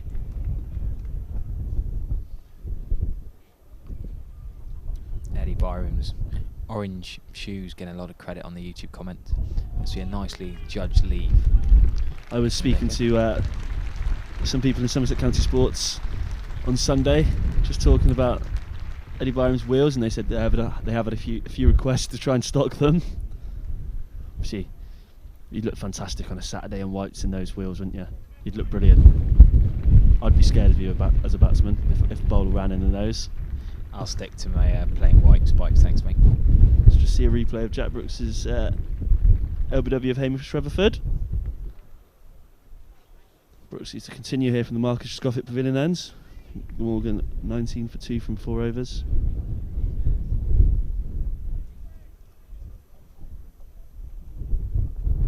So Jack Brooks continuing from the Triscovic Pavilion end. Block back, and he goes for that run out again. They're trying to get the batsman before he gets back in his crease. Phil Adams, that's a tricky question from us up here. How quick is Sonny Baker bowling, do you reckon? We haven't got a speedometer, and I don't think anyone's talented enough to watch and guess a miles per hour or kilometres per hour just on sight. But quick enough, I guess, is a cop-out answer. Saidi says it's raining in South Devon on our lawn, but not on our courtyard 50 yards away, as we see a great bit of fielding from Casey Aldridge diving across the gully. Yeah, I know what you mean. Saidi talking about very localised showers. Played for Devon Dumplings at Seaton last week, and it started tipping it down at extra cover. And we all said, well, what's that noise? We couldn't see the rain. Then suddenly we saw it, and we were dry on the wicket. And the lad at extra cover was hiding under the tree while we were all dry. So we eventually went off, but bizarre localised showers we get in England these days. A bit of climate change. We see a flick into mid-wicket, nearly a catch there for Drissel on his debut for Somerset. Jack Brooks just inducing a flick to possibly see a dismissal, but no run. As the wind continues to blow around the Cooper Associates County Ground, you see the trees behind the Priory Bridge stands blowing away. And Jack Brooks, has he got an inside edge caught behind? The Somerset players think so. Umpire not. No social distancing there from Jack Brooks, just... He's got the grill counts as a mask, does it? Kieran Castle getting a look like an inside edge, but not enough for the umpire to give it. Somerset players did that celebrate appeal, like Jack Brooks didn't even turn around. He just started appealing and waving his fist. Steve Davies decided to run towards Brooks in celebration. Some entertaining cricket here at the Cooper Associates County Ground this afternoon. Oh, as he wafts outside for another one. Could have been 2 wickets and 2 balls. Carlson playing a shot ball here, really. Didn't need to play that. That last one could feasibly have left through, but he's an aggressive player, Kieran Carlson, confident man. Scored a few runs of late, and as captain wants to set the example. He was Glamorgan's Young Player of the Year in 2018. Just a 150 from last season, but got 48 off 52 in the first game against Cardiff UCCE students, and he's carried on a bit, and now he's got an edge through the vacant second slip. Casey Aldridge was at second slip, moved into gully, and guess what? 4 runs through second slip. It's unlucky there for Brooks, but it's a great set from him. Yeah, Kieran Carlson named Glamorgan captain after only 17 list day appearances. Pretty much good honour for him, really. Third highest run scorer in the county champ this season. 780 runs at 65.83 behind Beddingham and Libby. Made 2 tons in a game at Sussex, at Hove. Second leading scorer in the country after 6 rounds of county championship cricket. Which is that impressive record stand of 307 runs with Chris Cook as well versus Northants. We've got 170 not out. Also in Cardiff, that was a phenomenal knock. So it just starts to rain and drizzle a bit here in Swansea. Sonny Baker though, bowling to Ryan Gold, and Ryan Gold just mistimes it to mid-on. I do like to see, and I think Glamorgan are really good at this, but another player, obviously Kieran Carlson, with a business degree from Cardiff University. Obviously they do really tap into that kind of UCCU, MCCU kind of cricketers at Cardiff, which is good to see.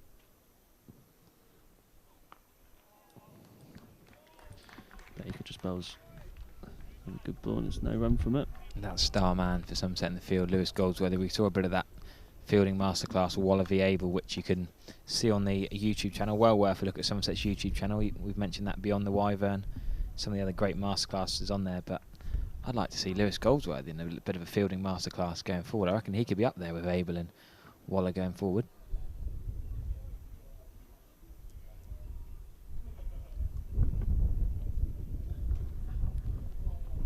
Sonny Baker continuing from the river end. Lovely shot for 4 by Rain Gold. That was just settled a few nerves. Square drive. Roll on the carpet. Beautiful shot. Yeah, it was a lovely shot, that. Quick hands, wasn't it? Quick hands. Beats Goldsworthy and Bartlett. Races away for 4 on this quick outfield here at Taunton. Kent Lancashire has been abandoned as a no result game, with Lancashire 71 for none in the 15th. Yorkshire and Northamptonshire's rain delayed in the first over of Northants' reply, so hopefully we've got 4 other counties tuning in to watch this Somerset Glamorgan One Day Cup game. Oh, as a big appeal from Sonny Baker. That looked possibly looked a better shout than Jack Brooks' over that was given, Ben, on first replay or initial viewing. If we just look at the replay now, he sets up outside leg stump, then he's got this little trigger movement across the middle, and that to me looks far more out than Jack Brooks' LBW, if I've got to be honest. I will trust normally I say, you say, wait till the replay before you comment, but on first looks it looked out, and on the replay exactly the same. My slight worry is that Sonny Baker's almost done too much to the ball there. Too much in swing. I mean, I can't bowl an out swinger, but an in swinger I always get from umpires, swinging too much, I think doing too much, which I know I always find a bit of a cop out, but I think Ryan Gold's a he lucky nearly man. chops on next ball. It's great stuff from Sonny Baker. think Ryan Gold's a lucky man there. 2 balls, I think the first ball particularly. Imran Adin agrees with me. That was plum. Luke Hill, how's that?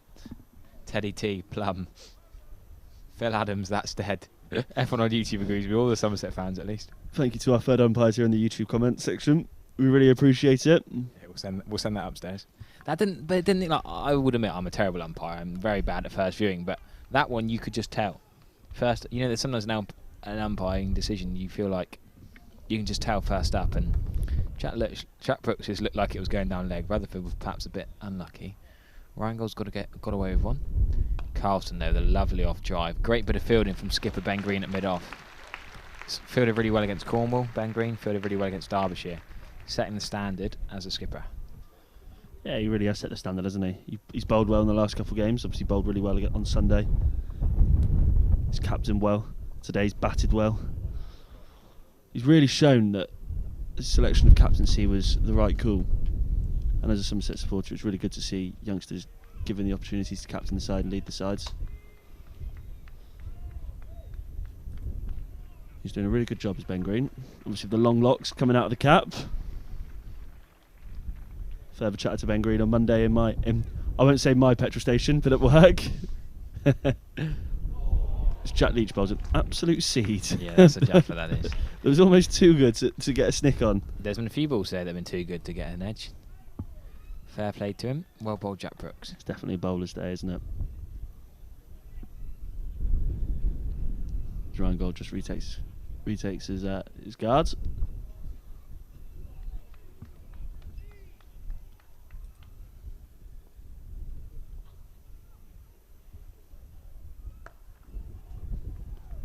Yeah, it's another good delivery from Jack Brooks. Sounds like some people on the YouTube haven't ever watched Sonny Baker bowl. Where have you been the last 3 months? This Baker bloke looks sharp. He's been bowling rapid all season. Well, and previous years as well, but really hit the big time in March when he played 2 pre-season games here, and, well, brilliant 3 for superb bowling from Sonny Baker. That game against Worcestershire and a game against Glamorgan in pre-season. Good games of cricket. Really exciting viewing, and back then when it was beautifully sunny in March. Brooks just rattles the pads, but they'll get through for a single leg bite. Just take the score up to 29 for 2.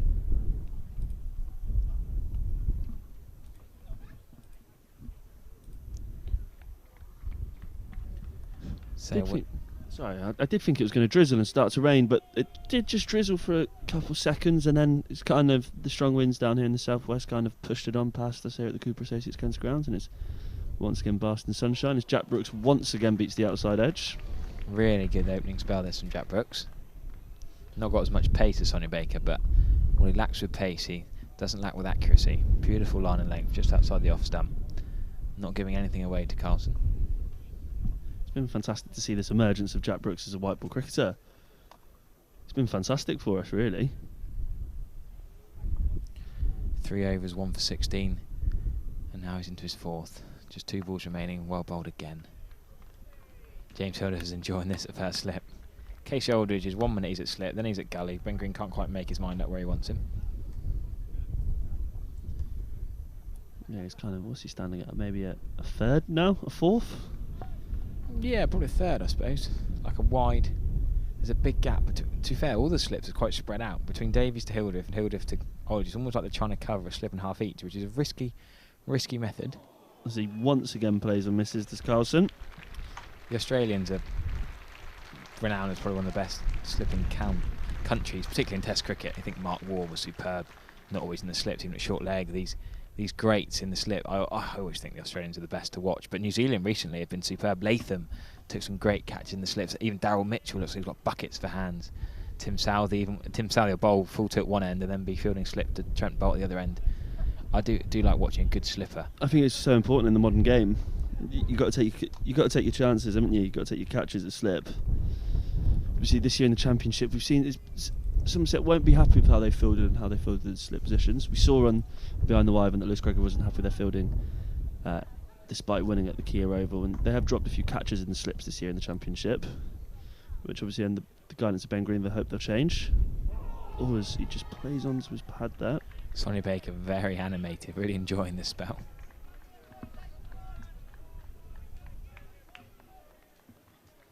Yeah, it's a great start by Somerset. Obviously, despite Glamorgan being 29, well, they've scored 29 runs, but we've bowled really well this afternoon. I was going to say this morning, but it's definitely this afternoon as the clock hits 4:15.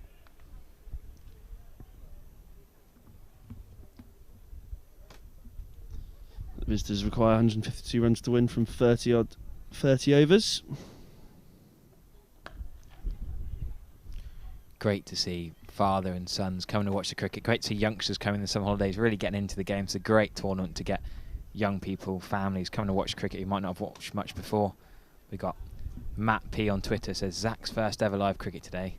Sat under an umbrella earlier on, but weather a bit mixed. He said tricky batting conditions and some good bowling.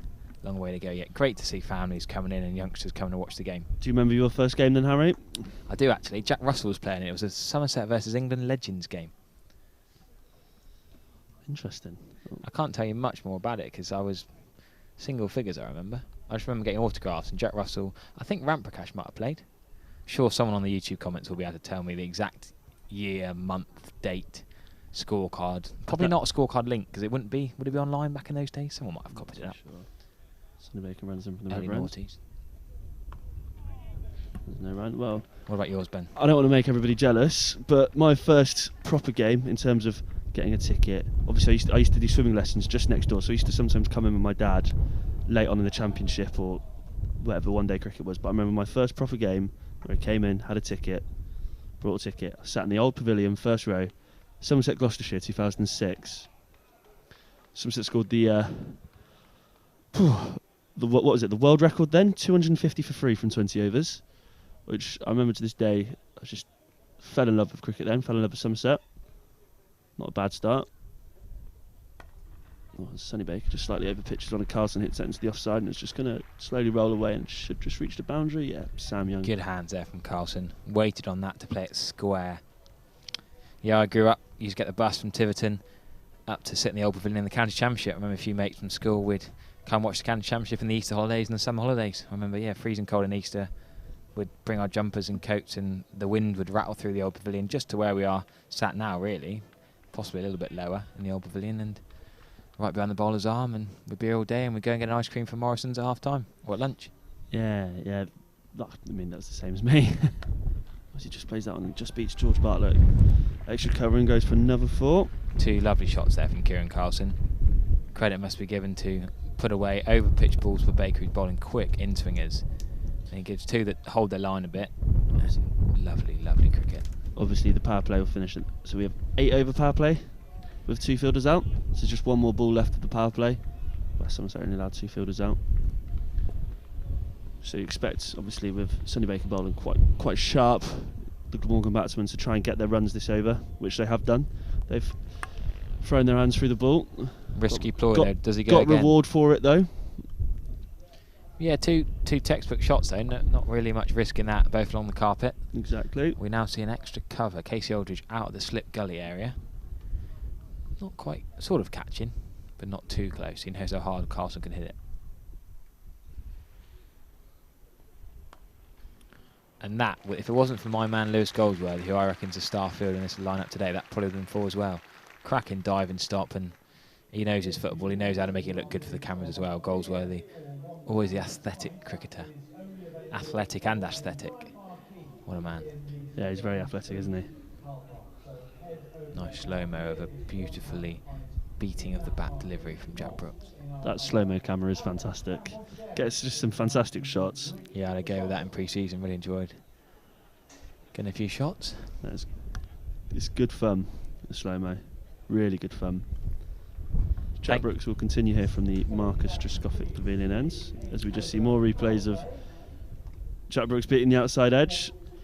Nice to hear some positive comments coming on the YouTube stream as well. Daniel Jourdan, sounds like Dujardin, the horse rider who's winning medals at the Olympics. But hi team, loving the commentary. Thank you very much. Thank you, mate. Really appreciate that.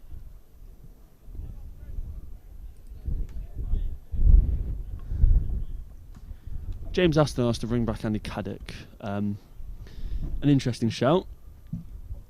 Brooks is doing a good enough job here, mind you. That's lovely on drive. Good bit of fielding again, diving across to his left from the Somerset man at mid-on, George Bartlett.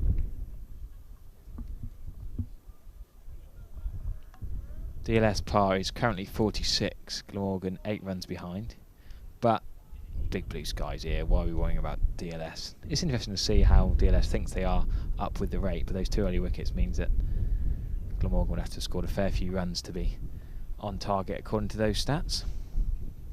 Beautiful blue skies at the Cooper Associates County Ground though. I'm not expecting any more rain here today. Could be Michael Fish's final famous last words, the Great Storm in 1982, but trust me chaps. Lovely shot there, glancing down to third man from Raingold, just the 1 run. Eddie Byram at third man. We've talked about him a lot, third man, fine leg. Does a good job down there, can't argue with it. I just need to once again bring up Eddie Byram's wheels. They are fantastic. Love them. You can spot them from a mile off, can't you? He's probably about a mile away from up here in the media centre, isn't he? Obviously just beats Casey Aldridge Gully and Goldsworthy at point. The orange wheels of Eddie Byram get around and pick the ball up, and it's just 1 run. In the game, really, I think Eddie Byram has done the most field. Oh, look at this! You're laughing. I've got Ben Redwood next to me in the box, laughing at me for my pronunciation. And thank you very much. Read that, Ben Redwood. Daniel says you might be the only person I've ever heard pronounce my name correctly. Never met this person, but read the name out with a great accent. And thank you. Lovely shot there, straight drive as I'm whittling on about pronunciation and showing Ben I can do my foreign languages. Ben Green dives to pull it in for 2.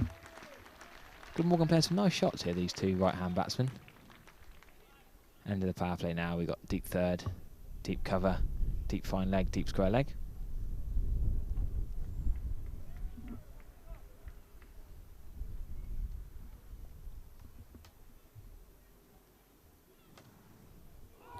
That is a magnificent delivery from Jack Brooks. He is beating the bat. The inside of the bat, the outside of the bat, so often today. Fantastic from Jack Brooks, the Taunton Dean cricketer. Very good clubman as Jack Brooks. It's spotted up there quite a lot.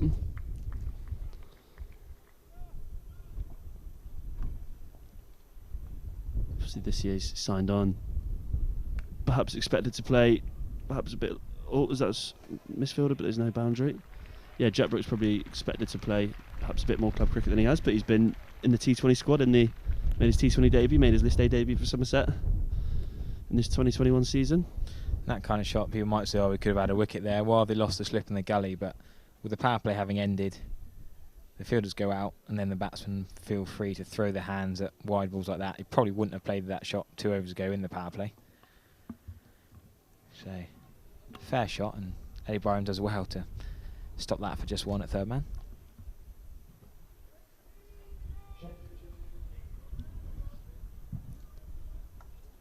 So 9 overs in. Glamorgan are 44 for 2. DLS par is 48, obviously we're basked in some glorious southwestern sunshine as there's a change of bowling from the river ends. Casey Aldridge comes on and replaces Sonny Baker, who bowled magnificently. Obviously Casey Aldridge, slightly different type bowler to Sonny Baker. Obviously slightly slower, but Casey likes to hit the pitch hard. Obviously test the batsman with his lengths, well, his varying lengths, but he's a tall man. So he runs in now. Wicket, first ball. Steve Davies, great catch, moved well. I didn't think he was going to get there. It looked like it was just going to keep going away from Steve Davies, and calm as you like, he didn't sprint, he didn't dive, he just kept jogging at the same pace, knowing, confident in his own ability he was going to get there. Steve Davies in, Jack Leach, Jack Brooks and Craig Overton's county 11 of the last couple of decades, showing his worth with a decent catch there off Casey Aldridge's first ball. I didn't want to say it, but I mean, I did talk about Casey Aldridge coming on and just hitting the pitch. First ball, hits the pitch and gets a catch. Well bowled, Casey Aldridge. Sometimes it's just different change of action, different length, different line, different swing. Just gets it a pop a bit, inside edge, and Raingold batted well for 10 there, but tricky to get through that Sonny Baker spell.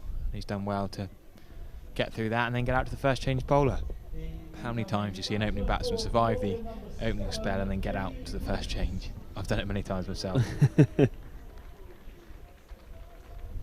So Carlson was out for 21, Raingold's 10 not out, and Billy Root, left-hander, comes out after 9.1 overs. We must apologise from up here in the commentary box. It's really difficult to tell who's on strike, who's not on strike for everybody up here.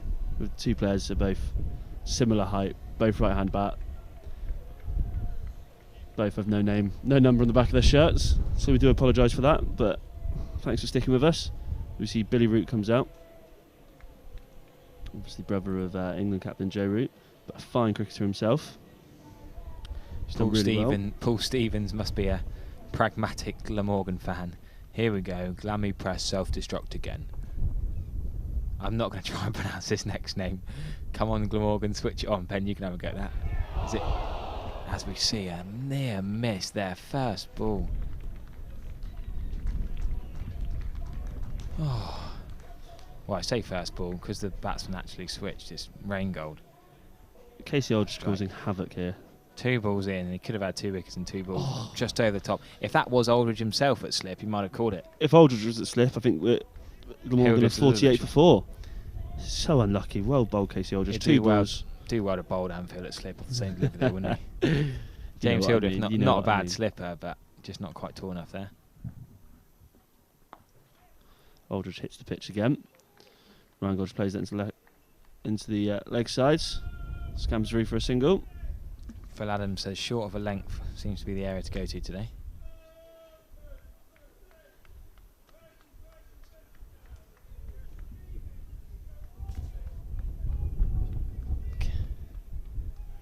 Right, so Casey Aldridge is now going to come around the wicket to Mr. William Root.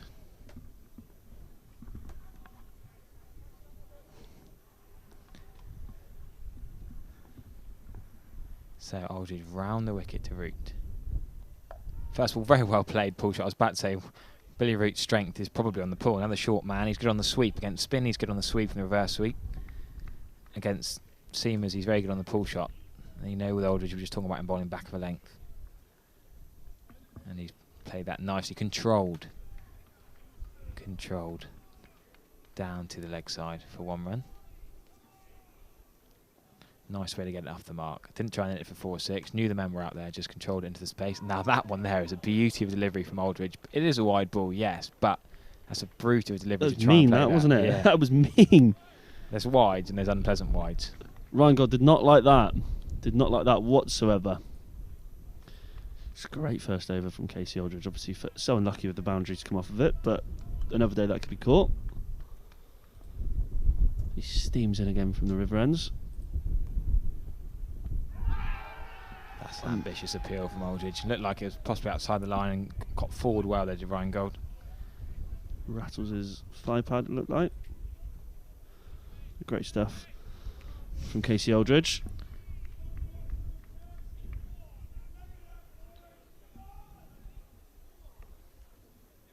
Good to see the youngsters screaming at the umpires, just wanting it, chasing wickets, wanting wickets. So good to see. So once again hits the pitch hard. Ryan God just plays that to the leg side of Sam Young Fields, and there's 1 run. Very good start that from Casey Aldridge, doing exactly what Ben Green would want of him. So after 10 overs, Glamorgan 52 for 3. Need 129 runs to win. Obviously, this game's been reduced because of the weather here in the southwest this morning in particular. So there's 27 overs remaining. Obviously, so the game's been shortened down to 37 overs besides. And we see another change of bowling. The skipper himself, Ben Green's going to come on. Sensible, wise move. A little bit of pace off compared to Aldridge. But useful line and length bowlers, Ben Green. Might get a little bit of nibble with a newish ball. Only 5 overs old from this end. I think what Ben Green does really well is he hits the pitch hard as well, like Casey Aldridge does. Hits the pitch hard. Obviously, came on Sunday, got the important wicket of Finn Hudson-Prentice, didn't he? By just hitting the pitch hard, hitting the splice of the bat, and it just popping up for a catch. It's bowled really well for Somerset all year. There's Ben Green, and he's bowled in first ball. Fantastic for Ben Green. Gives it a massive roar. Well bowled, son. Well bowled. Fantastic from the skipper. Is this the tail of the first ball for Somerset's innings? We saw Casey Aldridge get one with his first ball. We saw Baker before him break the curse of the river end. And now Ben Green back from Trescothick end, opening the bowling. Ben Green now. Gives it a huge rule. Fantastic. Fantastic for Somerset. Glamorgan on 52 for 4 here.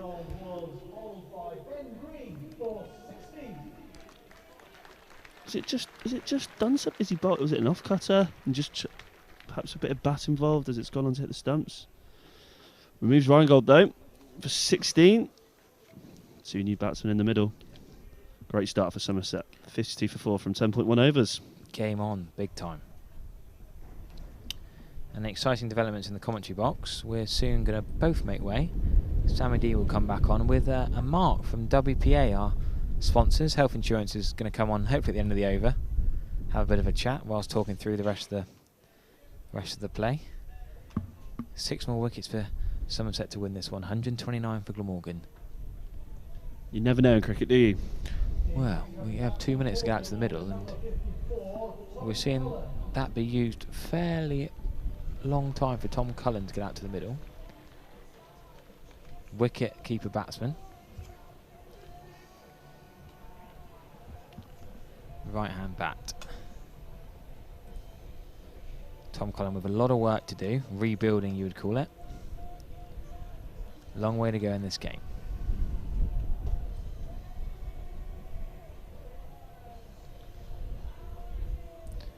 Cullen hit an unbeaten 44 ball 58 against Northants on Sunday.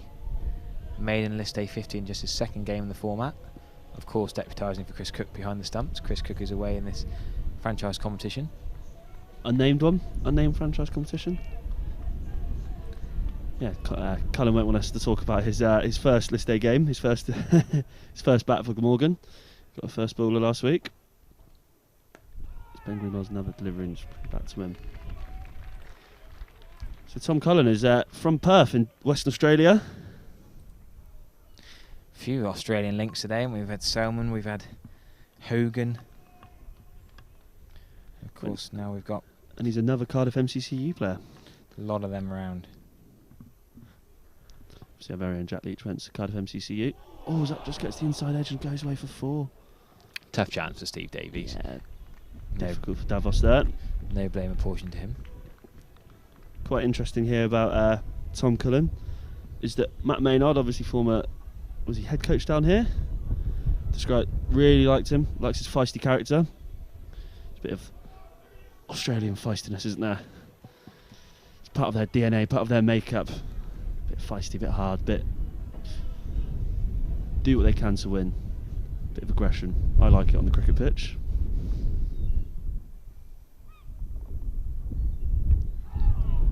Ben Green rattles the pads of Cullen. There'll just be a single leg bye given.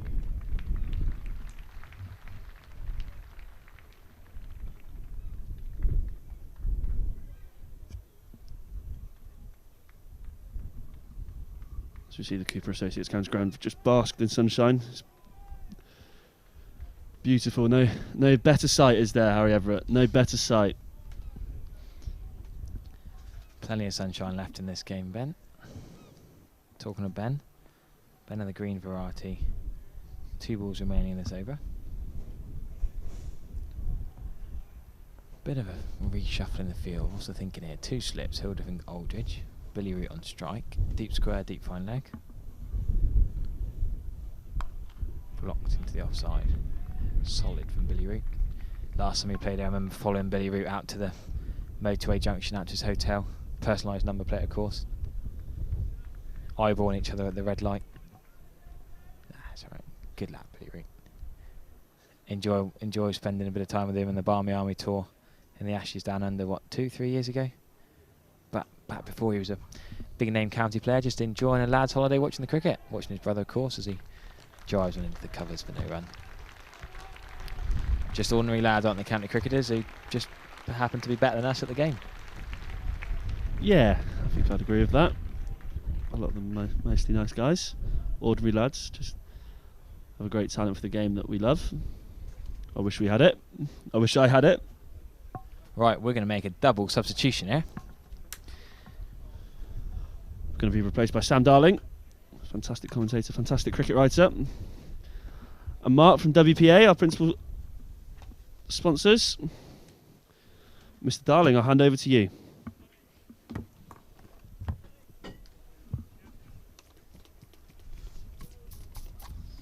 Thank you very much, Mr. Redwood Sound. We've got a serious game on our hands here. As Casey Aldridge continues from the river end. He picked up a wicket with his first ball. Ben Green picked up a wicket with his first ball. Yeah, I'm delighted to be joined in the commentary box by Mark from WPA. How are you? I'm very well. Thank you very much for having us. Oh, you're very welcome. We should be saying thank you to you for supporting us, for allowing us to be here on the live stream as Aldridge digs one in, flies through to Steve Davis. You've been here all day enjoying yourself downstairs? We have, yeah, been here all day, but I have to say I think you have the best view in the house. What a view from up here. It's not bad, is it? We had a couple of... so we had Joel Tratt up here the other day, and he's like, oh, I've not been up here before. This is the best view. I mean, the pavilion, they sit side on to the action. We get a very, very good view. Yeah, you're definitely spoiled up here. Amazing view. Cullen just pushes that into the offside. Sonny Baker, he's got his white sleeve back on and doing the fielding. So Billy Root is going to face Casey Aldridge for the first time.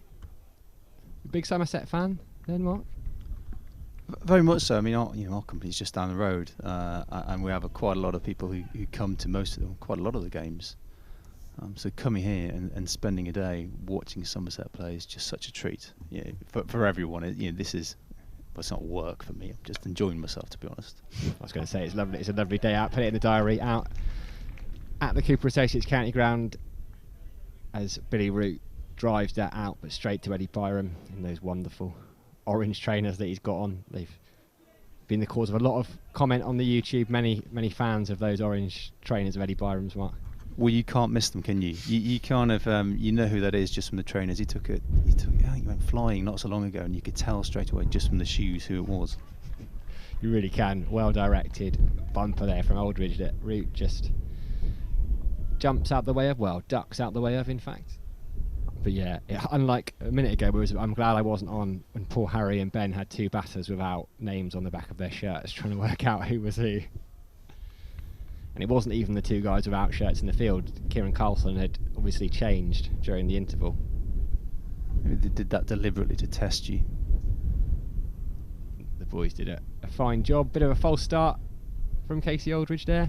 Seen that a few times today. It's very... Are you down on the deck? Are you indoors? A bit windy down there, isn't it? It's very windy. Yeah, we're down in one of the boxes, and we've got a great view, kind of similar angle, but much lower down. Obviously not as good as this view.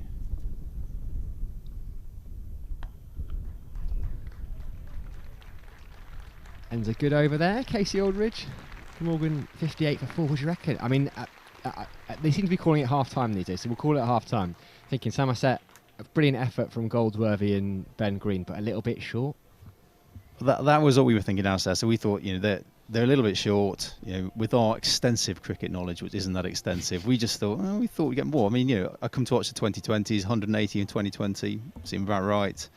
We thought it was a bit short. What do you think? You're the expert. You thinking it's going to be close? Well, no, I was going to say you're in good company up here with the lack of expertise. We're the same. We just sit and we talk. We say what we see. But yeah, early wickets, we said, is what Somerset needed, and they did get them, although it looked like Hamish Rutherford, who was a class act for New Zealand for many years, was set to...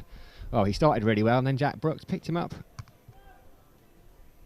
early, that LBW shout, and Sonny Baker. Have you seen Sonny Baker? Have you been down here before in the Royal London? No, I watched Sundays on the live stream, which was great. Well done. Really, really great. Thank you. So watched him on Sunday. Ben Green, the skipper, bowls at Cullen, who just pushes it back. So we watched him on Sunday, and yeah, he's just rapid. It's incredible to watch. And how old is he? 18, just a teenager. He's only 18. He played in the Harry and I did the pre-season games down here, and we'd not seen anything of him, and we were like, well, this kid is quite sharp. Left alone by Cullen. Plenty of time left for Glamorgan here. Still got 25 overs remaining, 24 off this one, so the run rate 123 to win, so just below 5. But yeah, not just quick as well. He swings it in. We saw yesterday that on Sunday that Yorker he got his third wicket with. I don't know if you've seen, there's a YouTube video of him doing it for the twos. It was on the live stream a bit. It kind of went viral and everyone was thinking, oh wow. He's some talent. It must be dreadful to be 18 and talented. It'd be really hard, wouldn't it? I'd like to be 32 and a little bit of talent, but I mean, well, I think that's one of the most exciting things about watching Somerset is just, as many sides have been, there are a lot of players that are away at the moment and there's a few injuries, but the academy just keeps on producing. Certainly seems to. So yeah, you're saying a lot of players are away. LBW shout there, but it was only half an appeal really. Cullen had taken a step towards Ben Green and was looking to flick it into the leg side. I don't think he was particularly worried about that one. Yeah, so a lot of players are away at the 100, which you know. Do you think has had a massive impact on the competition? It seems to be that we've got quite a depth of talent to come through and fill those vacancies, and it gives a good opportunity, doesn't it? Yeah, exactly. I am all for the positives of the Royal London Cup. There's Green, another false start. He got all the way to his crease, all the way to the crease, but pulled out of that one because of the wind. Yeah, what's been fantastic. So I think on Thursday was the first round of the Royal London Cup, and there were 37 list A debutants playing then, and then on the Friday Lancashire and Sussex played each other, and there were 11 people making their debut in the game, of which 9 were for Sussex, and Somerset had 4 or 5 on Sunday. George Driscoll making his list A debut for Somerset today, gets in behind that one. Jack Brooks made his list A debut for Somerset, although I don't think you can quite count him in the crop of up and coming youngsters. He is certainly in fine form, but not at the younger end of his career. But yeah, it just shows the depth of talent that English cricket has got. It's a chance for these guys to come into the side and play. A lot of these guys would have played youth cricket together and second team cricket, and now they're getting a chance all to play in the first team and develop as a side. So I think it's brilliant. So do you think Sonny Baker would have had his chance if the 100 wasn't on? It's an interesting question. I'd say probably not, as they finished that over, pushed out towards mid-off. A brilliant over there from the skipper. We saw him perform with the bat. He's now performing with the ball. Maiden there from Ben Green. Picked up the wicket with his first ball. Yeah, I mean, he'd have been close, but maybe not. Depending on who's around for the England call-ups, do you think Lewis Gregory would still be here? Josh Davies coming back to fitness. So yeah, it's a real chance for people like him. And Ben Green to captain as well, because he batted really well. He's bowling nicely. Good chance to step up, and yeah, he's done well so far. He's been around a couple of years, Ben Green, and everyone in the club knows how talented he is. But you sometimes come into the side. He's been the man to miss out a few times, as we see Ben Green taking that wicket on screen as well. That was his very first ball. Aldridge is going to come around the wicket to Billy Root, goes down leg side. Steve Davies makes his ground to the left, just resets himself. Good take, but it'll be an extra run. Yeah, and I don't know if you've heard, I spoke to him, and I know he's done a few interviews where he said he got this call to come up to the dressing room, got the car, come to Sarge's office upstairs, and he's like, you're usually in trouble at that point. There's Aldridge. Bowls to Billy Root, who flicks it round the corner, and there is Sonny Baker doing the fielding. Davis doesn't quite gather cleanly, but there's Lewis Goldsworthy, that is great stuff from Lewis Goldsworthy. He has come around from backward point to back up effectively at square leg. That is brilliant game awareness from him. And yeah, thought he was in trouble, asked him to skipper, and it's just been absolutely magnificent to see. Lovely, lovely looking shot from Cullen there. That was beautiful as a skipper's making chase. Oh. I thought he was going to catch that then. Just teased him. It was one of those as a fielder. Didn't it? I thought he had the legs on that. As a batter, you were a little bit annoyed. It was a lovely stroke from Cullen there. We'll see. He just holds his shape. But as a batter, you want to be able to hold it and then not run. And there he knew he kind of had to run because he wasn't sure as the skipper gave chase. Yeah, I mean, so 2 years ago, I mean, Somerset, so much has happened in the last 2 years. Somerset are reigning champions, and he said he was watching on at Lords, not involved in the matchday squad. Is Aldridge. It's a good comeback that. Oh, a little bit unlucky there for that to be given a wide. I think you see James Hildreth and Steve Davies, the two senior characters in the Somerset side, just shake their heads a little bit. It was a well-directed bouncer, ducked underneath it. But yeah, he could not have imagined that actually next time Somerset would be playing in this tournament, he'd be skipper. Well, it feels like an awful long time ago, doesn't it? 2019. Everything that's happened since has been horrendous. So it's really good to see young players get their opportunity. And Lewis Goldsworthy himself. I mean, how old is Lewis Goldsworthy? Well, you're testing me. I think he might now be 19. I will Double 19. check, Yeah, he's yeah. he's an old hand now. Then yeah. It's funny, yeah. Do you know? I thought you'd be the font of all knowledge, Sam. You I know all this at I your know. fingertips. It's the ages that get me. They change. 20 years now. There you go. See, I was. So he was 19 when he played last year. That's how age tends to work. Sadly, it does. It never goes backwards. Left alone by Cullen. Yeah, I mean Goldsworthy, as you said, senior. Made me laugh. Archie Lennon up at Sussex, young spinner, third generation Lennon to play. On his 17th birthday, he was one of the two guys that wasn't making his debut for Sussex. And you think, oh, he's a senior head in this side. But yeah, Goldsworthy, the way he plays, he's just so composed. You'd think he'd been around for years and years.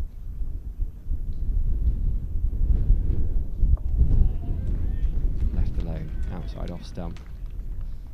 So you from the area, local boy? Well, I suppose I'm naturalised. I Yeah. consider myself naturalised. So I'm from Newcastle originally, and okay. I ended up. I ended up in the Marines, and then I ended up settling down here. So my wife's from this area, and I've stayed. So I'd consider myself naturalised now. I think that definitely counts because I'll reveal to you something as well. Left alone, outside off stump. Now we're in danger of going down a completely different route, but I am from a very similar path. With the Geordie side of the family, moved south a long time ago, so I'm in the rare breed of Newcastle United season ticket holders and Somerset County Cricket Club members. Well, there's two. We'd probably be the only people in the ground who are Newcastle United supporters, and obviously supporting Somerset at the same time. Yeah, so everyone that was listening can probably, unless they want to hear a chat about bemoaning Steve Bruce, it's probably worth turning off now. Yeah, I was going to say, I think we'll stick with Somerset, which is a tad more successful. I think we will. We won't go down that route. So end of the 14th over, Glamorgan 65 for 4. Can you remember your first time here at the Cooper Associates County Ground? So it would have been, I think that would have been 10, 12 years ago. Just as I started with WPA, actually. You know, having spent a long time down here with the Marines. And then joining WPA, lots of people come here, as I said. You know, we're a very local company, only a couple of miles away. Why don't you come down for the cricket? Okay, let's go and watch some cricket. Sounds like the worst days at work. Yeah, well, in those days it was definitely after work kind of things. Yeah, so it was a bit after work, but yeah, that's when I started kind of watching cricket a bit more. And I think like quite a lot of people might, I'd watched a bit of cricket at home up in Durham. Lovely looking stroke there from Billy Root, but it's gone straight at Casey Aldridge. He's in the game, bowling at the other end, in the game, in the field there. That was fired at him. But I mean, I always admire these guys when they do that, because I'd be turning my back and not wanting to, because that is hit hard, isn't it? Yeah, you'd be diving the other way, wouldn't you? Self-preservation kicks in. Absolutely. That's why we're not out there, you see. And we're going to, well, go on, sorry. So we'll come back to that after this ball from Ben Green, the skipper, who's coming around the wicket. That's a beautiful nut to Billy Root. We saw that around the wicket to the left-hander. That's how Rutherford went. And Root played and missed at that one. Beautiful stuff from Ben Green.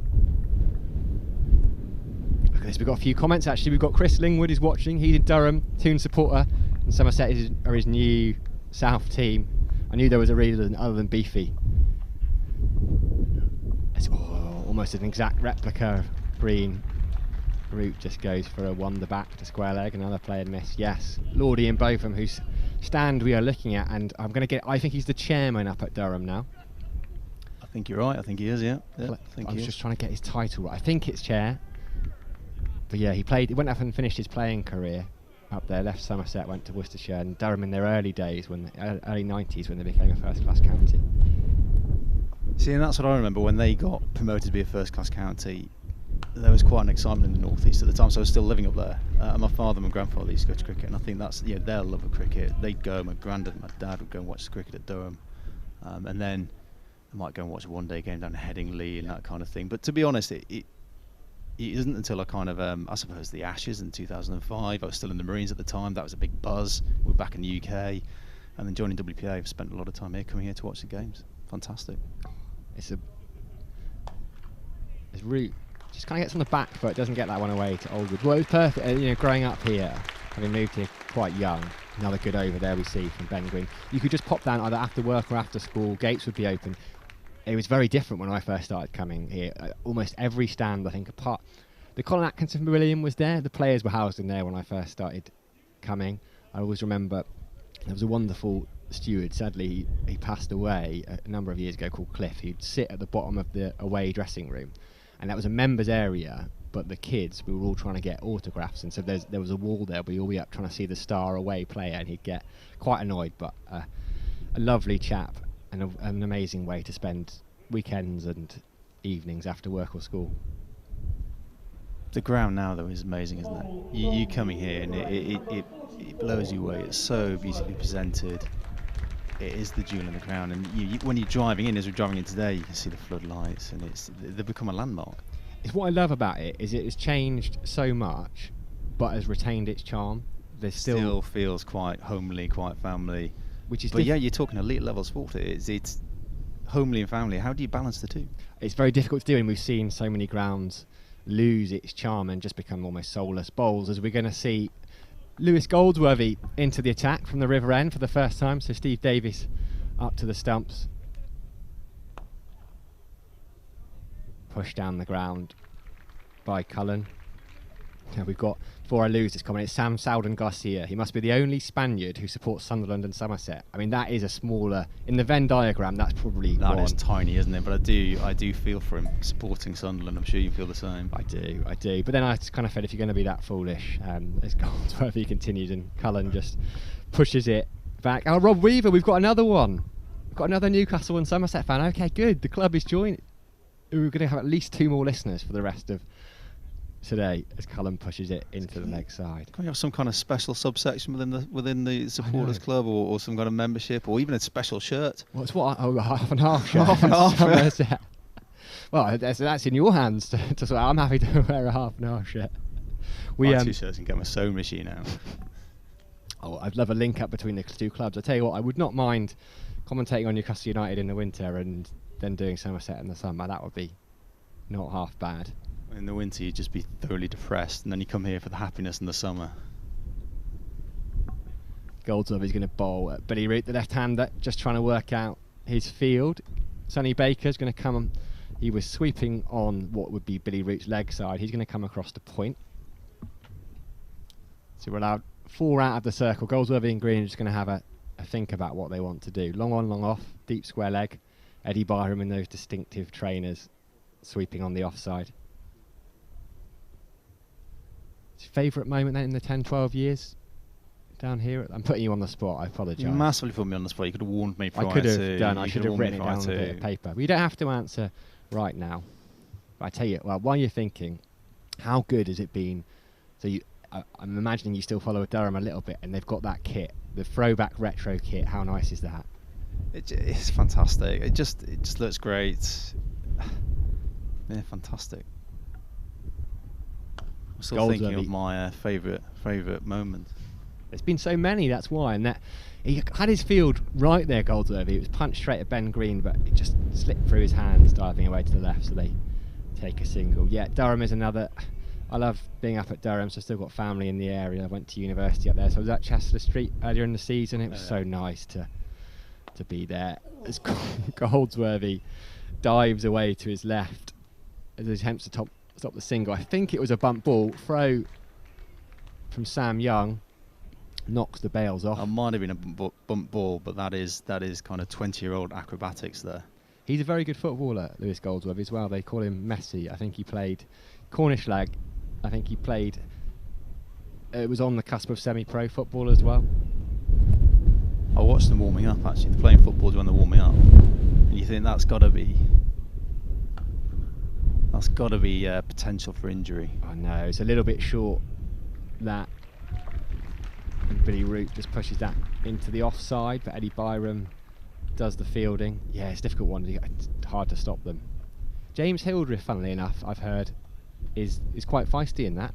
He's not necessarily physically, but he's in the word of the he's in the ear of the referee quite regularly, which you wouldn't necessarily expect. I'm amazed he's playing today. After seeing him on Sunday with his cramp, and it looked horrendous.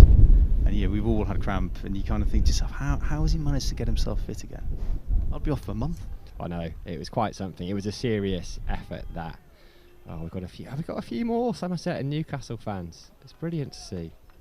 Grandad moving up there and enforcing the black and white on us as kids, says Townsender 1000. I agree with that. That's a good idea. Yeah. It's a great way to be. Ben Green's going to continue then. We had a skipper's knock from him earlier, and so far we're having a skipper's spell. He's into his 4th over. Good running though. Pick up a couple. Run rate's gone up a bit, has it? Yeah, just pushing it. We're above 5s now. 109 to win. 20 overs remaining after this ball. After this over. So 125, 109 to win off 125. Glamorgan 72 for 4. A little bit of a partnership here between Cullen and Root. 20 off the 36 balls. Wickets are what are required, and Cullen just works that one away to the leg side for a single. How many have you pulled out of the office today then? How many have you got downstairs working? Not even working from home, working from the county ground. We've got about 10 downstairs, and we had some people outside earlier on giving away some sunscreen and all that kind of stuff. So yeah, and I think we've got quite a few coming on Sunday. So Sunday's looking like it's going to be a big game. It's going to be a full house, I think. Yes. That's the saying, or nearly a full house. Sunday's a huge game as Root just works that way into the leg side. They'll think about a couple, and they will get a couple. Yeah, one of those well placed. Ringer fielders on the offside. Sam Young at deep square leg, and only Jack Brooks at mid on. So they picked up a couple. Yeah, we will. At the start of the day, we were 400 tickets remaining. And this is the game against Yorkshire, Somerset versus Yorkshire on Sunday. Down to below 350 now, just a few. The odd seat remaining. Yeah, we've got quite a few people coming across on Sunday, and there was quite a few people here last weekend. So when I went back in the office on Monday, I wasn't here. Got a lot of people kind of wandering by, going, "Oh, it's a great game. You see it." I think it might have had something to do with the beer and cider festival. Yeah, I don't know why. That seemed to be quite popular. That I don't know why. I wouldn't know because I was up here with the best view in the house, but without access to the beer and cider. It's green, slower ball. Oh, Lewis Goldsworthy puts in a despairing dive at backward point. Went away right-handed to his weaker hand, and they'll pick up a single. Oh, Sunday is a bit of a double whammy. I mean, you'll be here if you're here on your WPA insurance hat, but also we've got the Royal Marine Band coming down as well. And we're going to do a bit of, maybe we'll get you involved in the combat drills. Look, I'm well retired now, and I think that could be as tragic as me trying to dive like Lewis Goldsworthy did. I'd definitely be injured. I'd definitely be on the treatment couch. But it'll be great to see the Royal Marines here. Really good. I mean, natural affiliation with Taunton with 40 Commander up the road, so it'll be really good to see them here this weekend. Ben Green finishes off with a dot ball. Yeah, of course. And the band will be some serious musicians in that band as well. Very much so. I think you see I don't know what they're doing on Sunday, but you quite often see the band, they're doing the marching band beats. But they do all sorts of other stuff. Really talented individuals. But I also think they've got on combat displays out the back. Some equipment displays. It'll be a cracking day. So yeah. Let's see if we can get it sold out. Well, I hope we can. It's a challenge to Somerset fans because I don't think there's been a Royal London Cup game set out yet this season, but this is going to be the perfect day for it. Somerset versus Yorkshire, big game, very big game. Yorkshire were going well, had a big win earlier in the week. And I've just had it through my ear, this is an exclusive, we can exclusively reveal, if I can actually say the word first. I kind of ruined my own intro.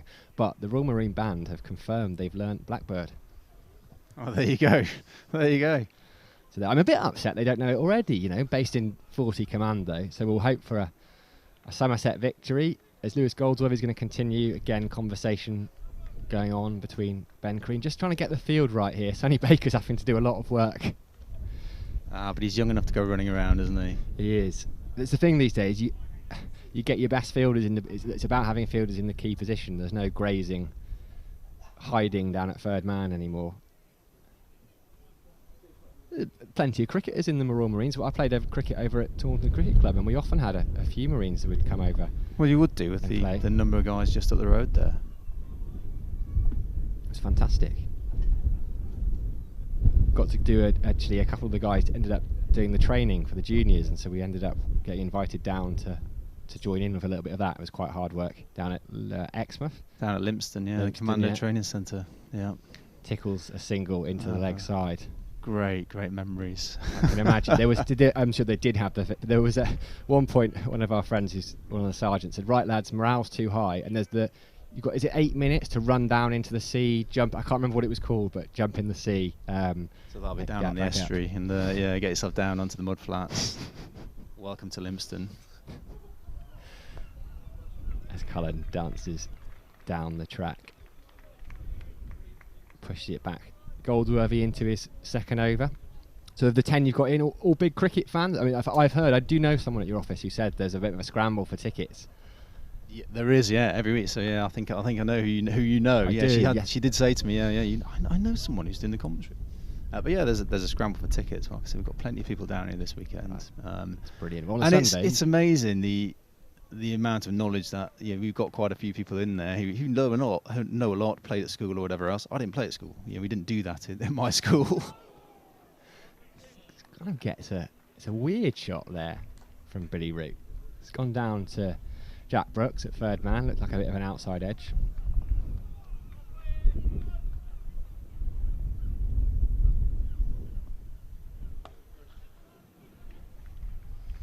Pick up a couple here. Pushed into the offside. Yeah, go on. Sorry. I was just saying it'll be good to get the numbers down, but there's always a scramble at the office. We got because this is the premier sports team in this area. I think there is quite a significant following and a good level of knowledge. But the team are fighting on all fronts, aren't they? Short ball there. As Root pulls it away. Sonny Baker, who was placed there strategically on the boundary, does the fielding, keeps it down to 1. So just ticking over nicely now, Glamorgan. Need exactly 100.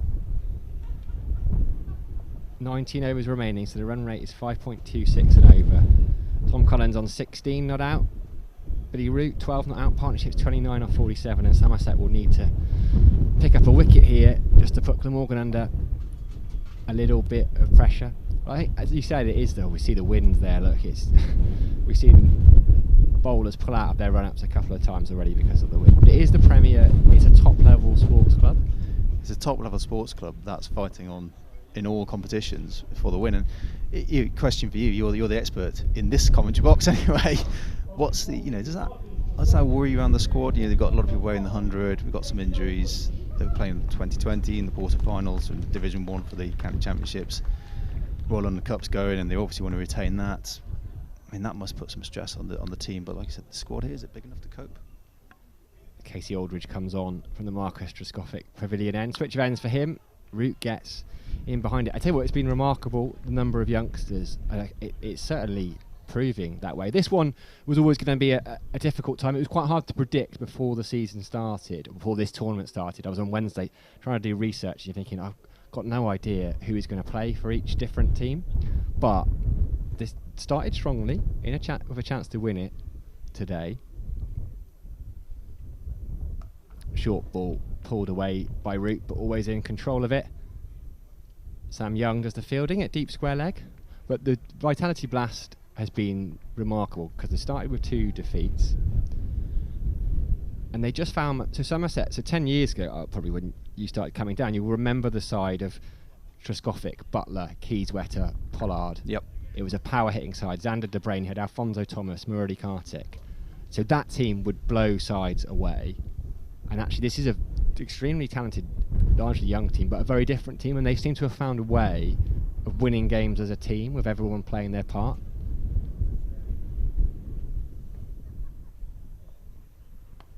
Full ball from Aldridge. Glenn Green does the fielding at mid-on.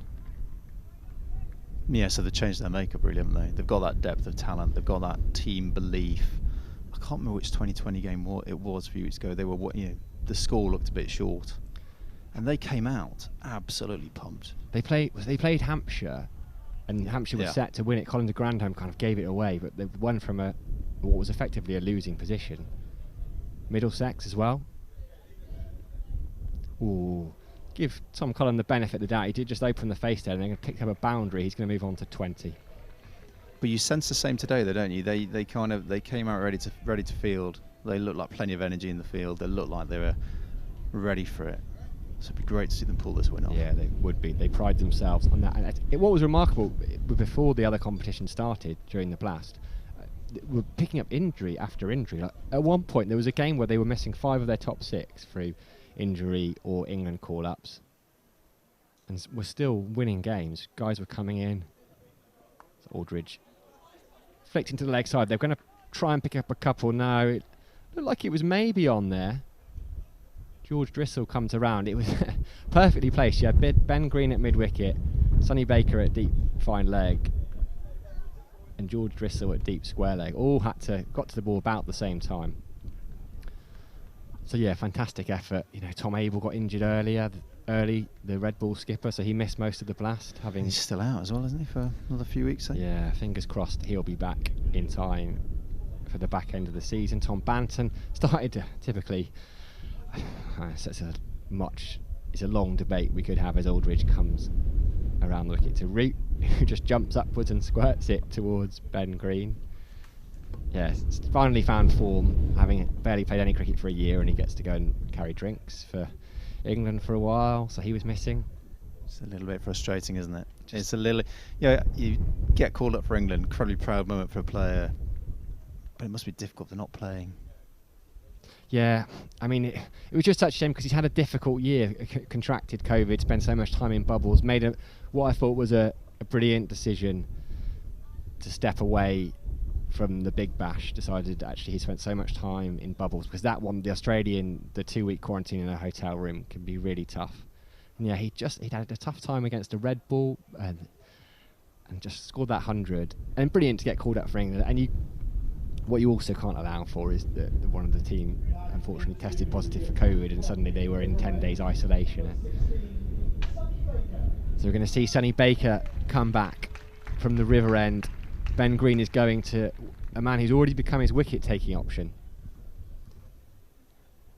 Got a few comments coming in. Someone asking how Josh Davey is doing. Lady Bladebinder, she's one of our regulars on this magnificent live stream. She's on YouTube. We are here courtesy of WPA Health Insurance, who have helped us bring you coverage of this Royal London Cup, and will be for the next 2 home games as well. Yeah, Josh Davey was out bowling with Steve Kirby during the interval, so we're hopeful he might be close to coming back. So yeah, he was injured for the T20. Lewis Gregory was away playing for England. Craig Overton was away playing for England. Rudolph van der Merwe got injured. Baker comes around the wicket, doesn't quite get his radar, starts with a wide. So Somerset in need of a wicket here. Still got James Hildreth in at first slip, keeping Steve Davies company. Yeah, they're starting to build a bit of a partnership, aren't they? It's starting to look a bit. See that wind swelling around again. That's the thing. It doesn't take much because there's so little on the board. It just takes one partnership to take the game.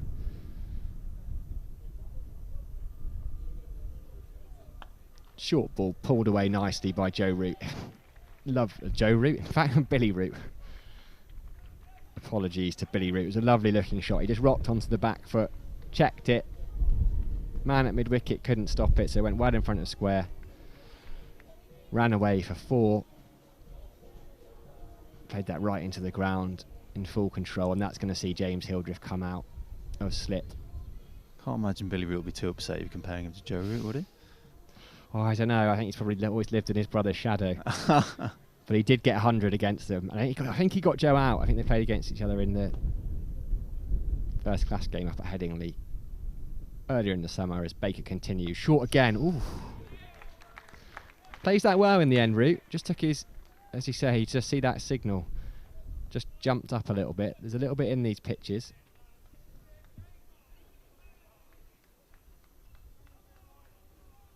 Partnership now 41. And on your earlier point, so there are also, there's salary caps in place in county cricket. So actually to be competing on all 3 fronts, a lot of sides go, right, we're going to concentrate on 1 or 2 competitions, or either white ball or red ball. Driven on the bounce to Goldsworthy.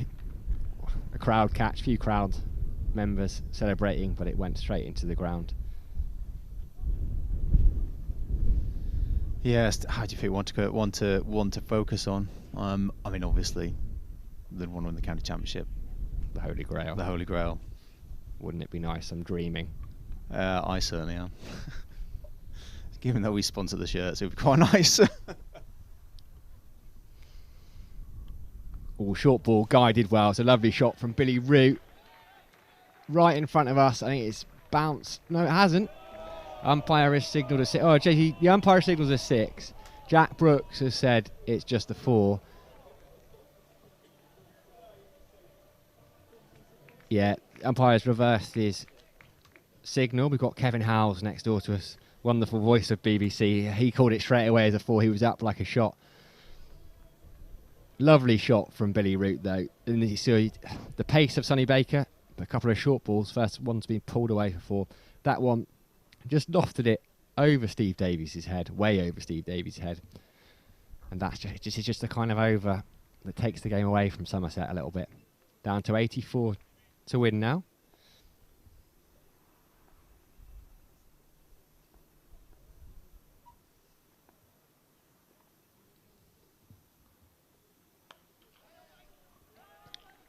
Opens the face there. Billy Root guides it to Lewis Goldsworthy at backward point. 1 ball remaining, but yeah, the county championship would be remarkable, really, to think Somerset took more points than anybody else. If you, well, very much so. Started on -8 as well. Yeah, so you take that deduction out, and in the end, results. With the weird way it works in terms of carrying over half your points against a team that comes with you, actually Hampshire coming through rather than Gloucestershire was massively advantageous. Yeah. Quite complicated though. Just a little bit. Yeah, it's quite complicated. You know, if you kind of nod up on it and you don't watch every piece of it, it's quite complicated to work out what's going on sometimes. But, well, from a Somerset fan's perspective, a WPA perspective as well, to have the side in the top division, I mean, just absolutely fantastic, isn't it? It is from our perspective. You know, when we start partnering with Somerset, it was about supporting the local team, the local community. So actually, to have them win would be immense. Well, that's what we love about having. It's brilliant to have local sponsors because you're a health insurance company, but we've not come down from London for the day, which is absolutely fine. I live in London, so I come down for the day. My parents live over the road, but what I'm saying is it's very much a local company based in and around Taunton.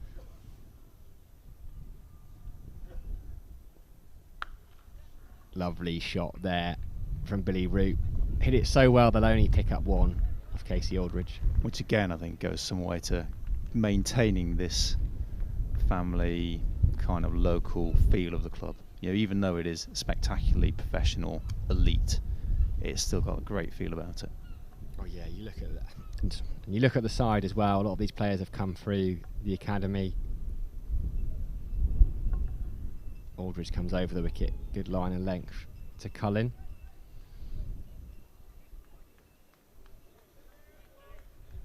But yeah, I mean, you look at, we talked about him already, Tom Abel, kind of a son of Taunton. Grew up, born in Taunton, grew up a few hundred yards from the ground, went to Taunton School, played club cricket at Taunton Cricket Club. It's like Aldridge around the wicket. Came a bit wider in the crease, too full though. He's going to go for 4. Yeah, Jack Brooks gave chase there. It kept it teased him, but I think Mark called it early. Perhaps Jack Brooks should have called it a little bit earlier, but I suppose you've got to keep putting you got to put the effort in, don't you? It's a good training run if nothing else. But yeah, this game just starting to go away from Somerset a little bit. 99 on the board. Doesn't look like we're going to get any more rain anyway. It looks a bit cloudy, but doesn't look threatening, does it? No, and it's all blowing through again. We see Aldridge pull out of his run up, and that's because of the blustery rain. So 103 for 4. If they went off now, the DLS pass score is 99. Push towards Ben Green at mid-on. So Glamorgan are ahead. If they were to go off now and we were to get no further cricket, Glamorgan would win. It's a bit it's a slightly lower score than you might think because of those 4 wickets they lost. Yeah.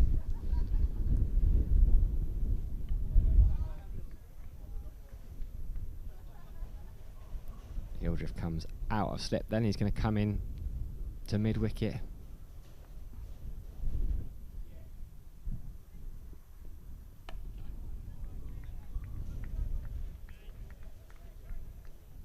to cover there. No run. Cullen.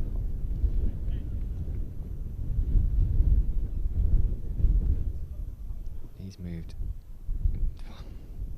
nicely onto 25.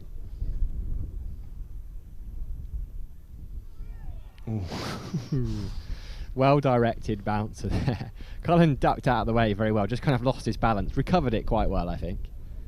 Had he been, well, the Olympics is going on, had he been a gymnast landing, I think he might have lost points for the stumble. Definite deduction for that, yeah. Like you said, that partnership's just crept up, hasn't it? Yeah, they're going along nicely now. They look comfortable as well. 51 now, that partnership is worth. Somerset, we've said it already, in desperate need of a wicket here. And then you never know what might happen. These games can change quite quickly. A couple of new batters. Not easy to go out there. Bitting it in the pitch for both batter and bowler. We're going to see Sonny Baker continue around the wicket to Billy Root.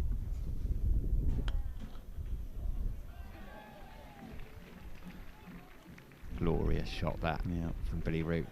That on drive down the ground. He is starting to look very good, and I don't think it takes, well, much of an expert to say if these two stick together, there's only one way this game's going. Yeah, and they look very comfortable, don't they? That looked very comfortable. They look very happy. Yeah, just a lovely looking checked on drive. A few grey clouds, but nothing like earlier. Baker, short ball, just tickled round the corner. Going to be picked up by George Drissel.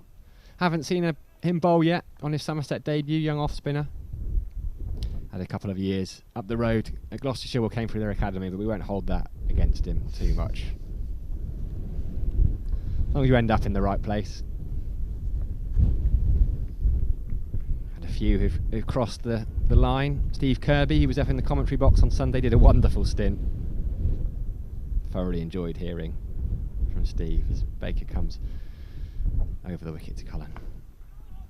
He was great to listen to. So I watched most of the live stream on Sunday, and yeah, he was great to listen. He popped up for a few overs, didn't he? Yeah, we had permission to have him up here for 10 overs. I mean, he's the bowling coach working on the day, and everything Steve Kirby does is with so much passion and heart.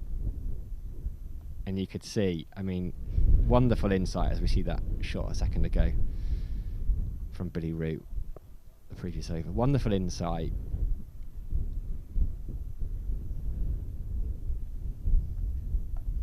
Short ball and just worked. Down to George Drissel again by Cullen. So his back of a length is Sonny Baker's natural length, but not as much swing now. And to be honest, these two Glamorgan batters look fairly comfortable. As we see a couple of fans on the live stream. There's Harold Gimlet as well. Somerset legends, cards all the way around the ground. Marcus Edward Skothic is there somewhere. Of course he is. I don't think there's anything in this ground without his name on. Brian Rose is somewhere. Club president.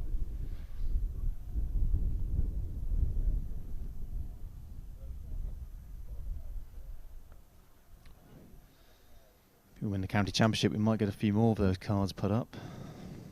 Wow, there we go. There's a new Somerset legends. You heard it here first. There's probably at least 11 that need to go up, isn't there? Need to get more cards.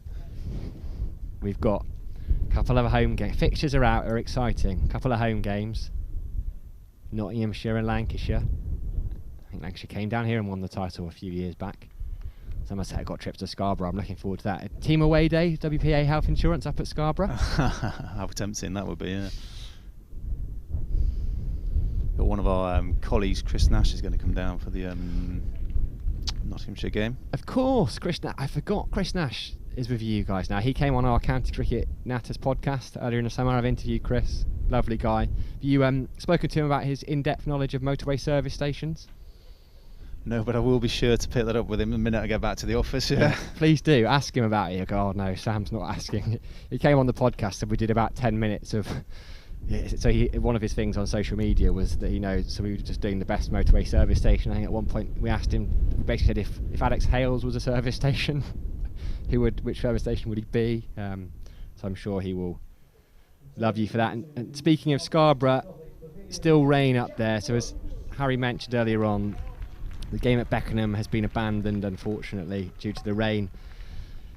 Northamptonshire remain on 2 without loss. It says there's 49.1 overs remaining, but that won't be the case. They're going to have a further pitch inspection at 5:30 as Jack Brooks is going to come back into the attack from the Marcus Trescothick Pavilion end. Pushed into Hildreth at mid-wicket. So yeah, team away day. Away 4 days. Away 4 days would be good, wouldn't it? Who needs to sign that off? Who do we need to email? A lot of people. I don't think you'd be short of takers. I think you wouldn't be, would you? You wouldn't be short of takers. You know, you want to have 4 days away. It is work. It is work. No, I wouldn't have thought you'd be short of takers. Around the wicket then to Root. I think they'll get a leg by there. Do you think that could be stretching, flexible, working a little bit? Well, I was about to say, yeah, leg by confirmed. It was, you know, there's great Wi-Fi up in Scarborough, I've heard. Wi-Fi, yeah. And if you've got everyone up there, then it's much easier probably than working from home, isn't it? Probably work in a bubble, couldn't you? Yeah, I'm looking forward to that. Not been to Scarborough before, but booked my accommodation as soon as I heard that was going to be in the fixture list as Brooks continues full of ball.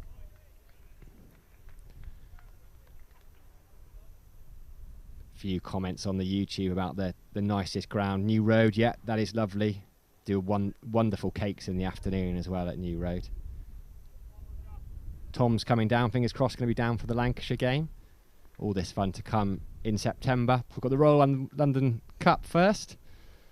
Short ball from Brooks. Ducked underneath by Cullen. Yeah, at least you're going to have 4 days of people on the rota for tickets. At least there'll be more of a chance in September. Yeah, and I think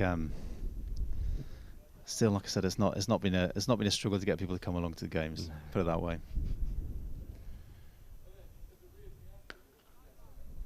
Looked like a slower ball from Brooks there. It was just worked to Ben Green, the skipper at mid-on. Now it feels like a little bit of an air of inevitability here. As Jack Brooks just feels his knee hobbling a little bit, slightly concerning scenes. And this would be a worry for Somerset. It's that left knee. You can just see him there trying to shake it out after that last ball. It's worked so hard in the winter to get fit. At one point he just had one working limb. He'd had operations on both knees and his hand. Short ball directed down to third man by Cullen.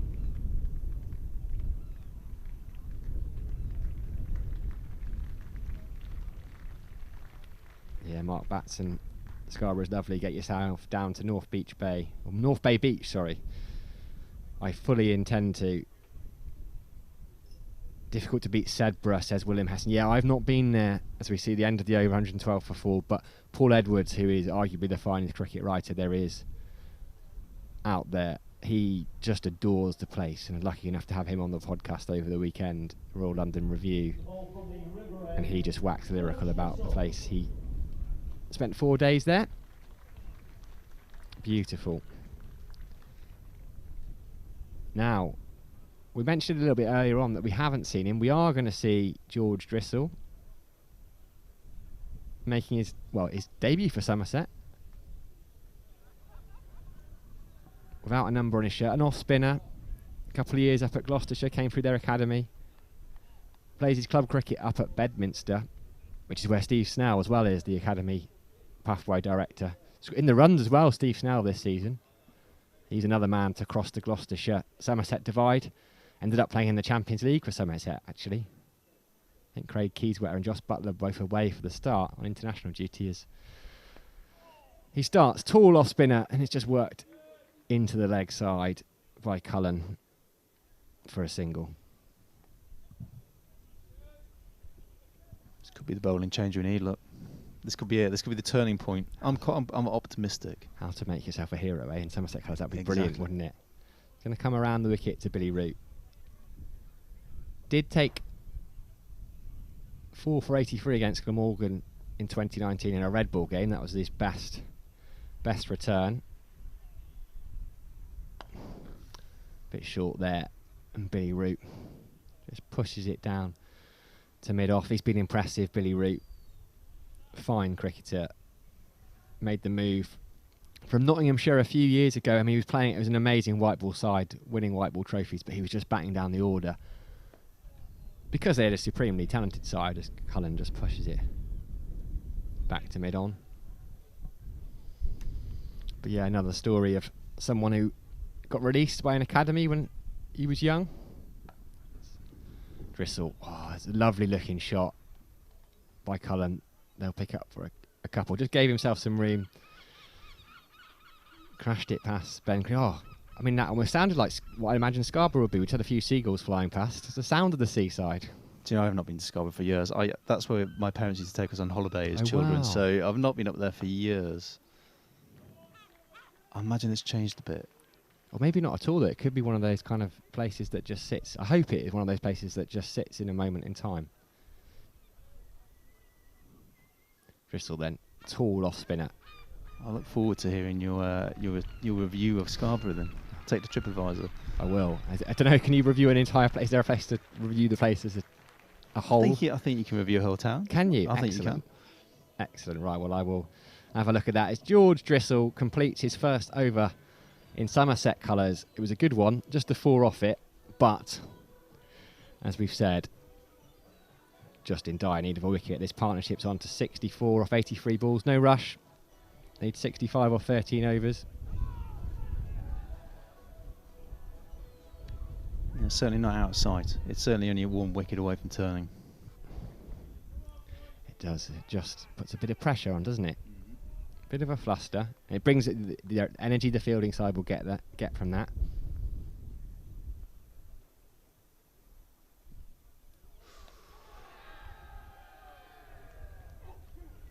And the short ball there from Jack Brooks. Picked up a wicket on Sunday against Derbyshire. Big wicket as well. Billy Godalman, explosive left-hander for Derbyshire. Brooks coming around the wicket to him. Still not moving freely, is he? He's still limping a little bit. No. I mean, he goes by the nickname of the headband warrior, and he is a warrior. There's no way he's going to walk off. As he tucks Root up there, who pushes it out. George Drissel at cover. But yeah, it's a concern moving forward, isn't it? When he played in the Bob Willis Trophy final last year, he dislocated his thumb very early on in the game, and continued. It bowled a bit in the second innings. Continued. It was out there for all 5 days. Takes the pace off that. Just the off cutter. But Root waits on it nicely, crashes it out to Casey Aldridge, who throws it in. It's kind of self-destructive determinism, isn't it? You're going to keep pushing. It's only a dislocation. It's fine. Pop it back in. Although then again, I mean, if Alan Wynne-Jones can dislocate his shoulder and be playing a Lions game about 3 weeks later, that is...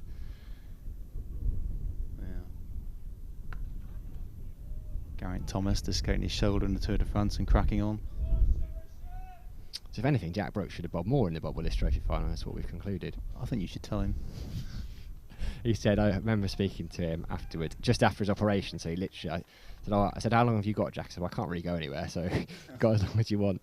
But he said, Alistair Cook made a fine 100 in that game, and he said he just felt like he was serving it up.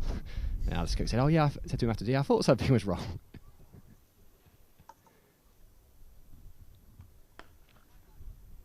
Bowls at Cullen, who just pushes that firmly towards George Bartlett at cover. It's a cry from Come On Somerset. I would only imagine that is coming from the tractor driver, who will be in here somewhere. We saw him on Sunday. I have no doubt he's here. Short ball from Brooks. Oh, it's hit him in the chest there, I think. No slouch, Brooks, even injured. I mean, he was in the Sky Games clocking 86 miles an hour, so still got a bit of pace. In fact, I can see tractor driver. He's over to the left. In fact, right now, it's not a tractor, it's a roller. But he's always been down there. It's changed a little bit from the old Stragglers Pavilion, which he used to stand in front of. But he's still here. Some things never change. But with a new vehicle. With a new vehicle. So he's traded in his tractor for a roller. He has. Is it an upgrade? Don't know. It depends what you're trying to do with it, doesn't it? Yeah, I remember in the days, the old Norwich Union League back here in the early 2000s. I'm pretty sure we had a page in the programme. Follow Somerset home and away. There were a few. Somerset are so well followed at the Bob Willis Trophy game at New Road last year at Worcester. No crowd allowed in, but there is a hotel that is adjacent to the ground.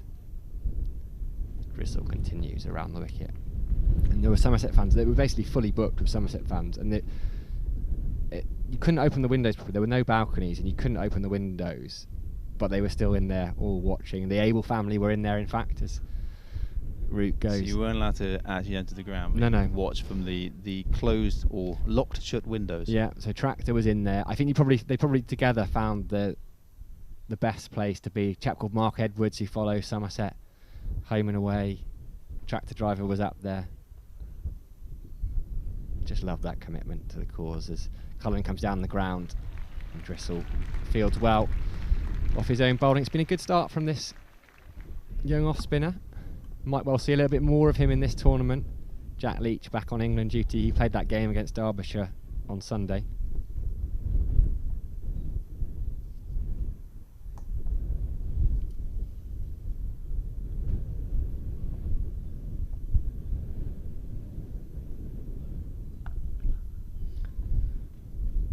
Fuller ball. Cullen just gives himself some room and pushes out onto the offside. Do you have a favourite ground apart from the Cooper Associates County Ground? No, I think this will be it. I think this will be my favourite ground. Look at it. It's magnificent. It's a great choice. Picks up a single. Billy Root. My favourite thing, and I've been talking about this with the guys downstairs, my favourite thing about watching cricket is the noise, is the sound of the ball hitting that.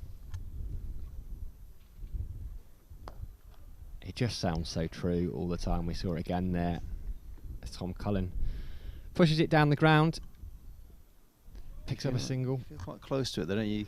It sounds like a gun going. It's lovely, and you know it's been hit well. It just makes a completely different sound to club cricketers. There's something about the professional. You know it's going far before you've even kind of looked up or found the ball in the air, haven't you? It's just about timing. It's just the best bit, and I think you feel so close to it. There's a wonderful intimacy about this ground. 121 for 4 then, Glamorgan. The DLS par score, not that we're in any danger. We've got a lot of blue sky immediately above us. Is 120, so Glamorgan would win if they went off now only just, but it doesn't feel like the game's that close right now, does it, Mark? It doesn't feel that close. They're looking really comfortable, but there is a bit of black cloud on the left there. Not particularly threatening, but it's definitely... You shouldn't be hoping for that, should we? Casey Aldridge then to continue from the Marcus Driscoll Pavilion end. Oh, we found a genuine edge. A genuine edge, but no slip in place. And that's going to race away and bring Glamorgan... Well, first boundary for quite a while, actually. Have to go back nearly 6 overs to find that Billy Root boundary off Sonny Baker, that pull shot. Just takes a little bit of pressure if there was any on. 56 required now off a ball short of 11 overs. A genuine outside edge though from Aldridge. Oh, beats the bat again. Well, one thing for sure, Mark, Casey Aldridge hasn't given up on this yet, has he? No, not at all. They won't be giving up on it, will they? I think they'll know. It just takes 1 wicket. Ideally 2, but then we're being greedy. Both of these guys. A couple of new batters would be quite nice. I'm doing it for the neutral. I want to see a contest. But no. Credit to Glamorgan here. They've been excellent as Cullen flicks that away onto the leg side. We'll just pick up a single. They've just kept the scoreboard ticking over, haven't they? Well, there was... People talk about the modern way is to always try and score runs quickly, and you see some players... someone gets a couple of boundaries, then gets out playing a big shot, and someone says, oh, they shouldn't have done that, and then you get loads of people jump in and say, oh, but it's the modern way. But it doesn't always have to be, and Steve Kirby talks about low-risk options a lot on Sunday, and that is exactly what these two have done here. Pretty Root just guides that one down to third man. Yeah, Billy Root, experienced player. Tom Cullen, 29 years old, not played that much first team cricket, but has played enough, 20 odd first class games. Had a decent season in 2019. Captained the twos to the T20 title back in 2019, but these last couple of games have been his first few games playing 50 over cricket. As Aldridge goes down the leg side, an appeal for a catch, it's gone. There is the wicket they needed. Tom Cullen looks around, he can't believe that. He was well set. Commentators kind of talked about how comfortable he's looking. He tried to tickle one down the leg side, and he has tickled it. Yeah. That's what we needed. That's the wicket that we've been talking about for the last 10 minutes, 20 minutes. Steve Davies has gone away to his left, taking a wonderful tumbling catch. Glamorgan 127 for 5. 54 required still to win. A little glimmer now for Somerset. I'm going to hand over. No, Sam, I'm going to go. Thank you very much. I'm going to go downstairs and enjoy what I hope is going to be a Somerset victory. I was going to say, wow, it's been an absolute pleasure to have you up here, Mark, from WPA Health Insurance. And thank you so much for sponsoring the live stream as well. I think it's fantastic to have a local company involved in it. And it's like top level sport, but we're able to stream it from the club, have local people here to come in and chat to us about it. Wonderful. And it looks amazing. Yeah, the live stream is amazing. It's a great feature for Somerset. Absolutely fantastic. And I wish you the best of luck in Scarborough. Thank you very much. Please post a review and tell me where it is so I can have a look at how you've done. I will do, and I'm sure we will see each other over the next 4 weeks. If you can scramble in to get tickets, and then you've got until the end of today's game to enter the WPA Predictions League. There are prizes on offer for that one. Find yourself, have a look. Top wicket taker, top run scorer. Wonderful stint there from Mark. It's been a real pleasure to have him alongside us. Now, returning as a man with a big grin on his face. I think he's probably going to claim that he caused that wicket because he came back into the commentary box. Mr. Harry Everett. Of course I am, Sam. Called it today, mate. This is back on. 54 runs, 5 wickets in hand. Billy Root and Tom Cullen looked class, to be honest. They looked like they were going to cruise to victory. But Jay Cooks scored some runs recently. Left hand on strike as the inside edge is it for one to square leg. Yeah, he's scored some crucial runs recently for Glamorgan, so it's not like the tail are going to give way like a house of cards. I'd expect Glamorgan to still believe. Very exciting grandstand finish lined up here. As the sun comes out, very windy. I was on the Thatcher's deck and there were deck chairs being blown everywhere, empty cans just down below us.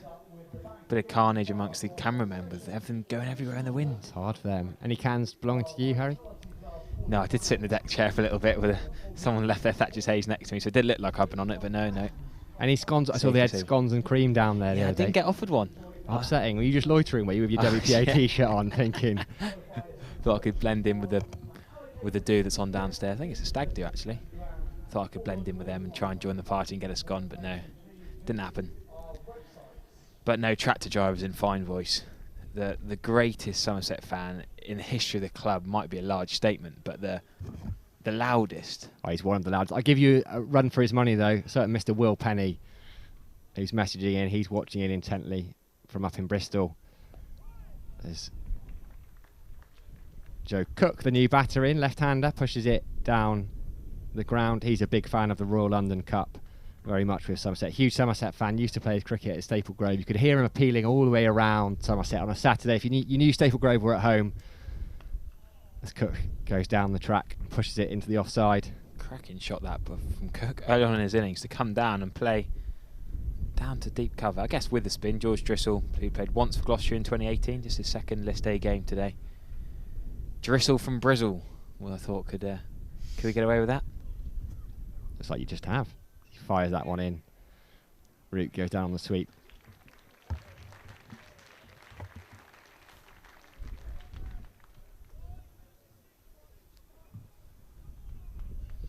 .51 to win then. 9.5 overs remaining. Ooh, wasn't quite sure where that was going, Joe Cook. Didn't use his feet that time. Crucially, it's a dot ball. Just every dot ball, all right, it's a relatively simple ask you'd think from here, but every dot ball just adds a bit of pressure. That one, though, relieves a little bit of pressure. Just a little bit short from Drizzle. See, I've called him Drizzle there, hasn't I? You called him Drizzle from Drizzle. I've got a bit of a bugbear then. Did George Bartlett need to be in so close? Is that Ben Green asking him to be in that close? If George Bartlett's a couple of yards back, he still stops the 1 and he stops the 4 there. I think, is that overly attacking with 47 needed off 10 overs? He didn't need to be in quite so close catching. That Very 4 difficult. could be quite, yeah. I tell you what, Harry, I'm not sure. I've moved on to the second page in your list of bugbears. Finish it off with a dot ball there. Drizzle from Brizzle.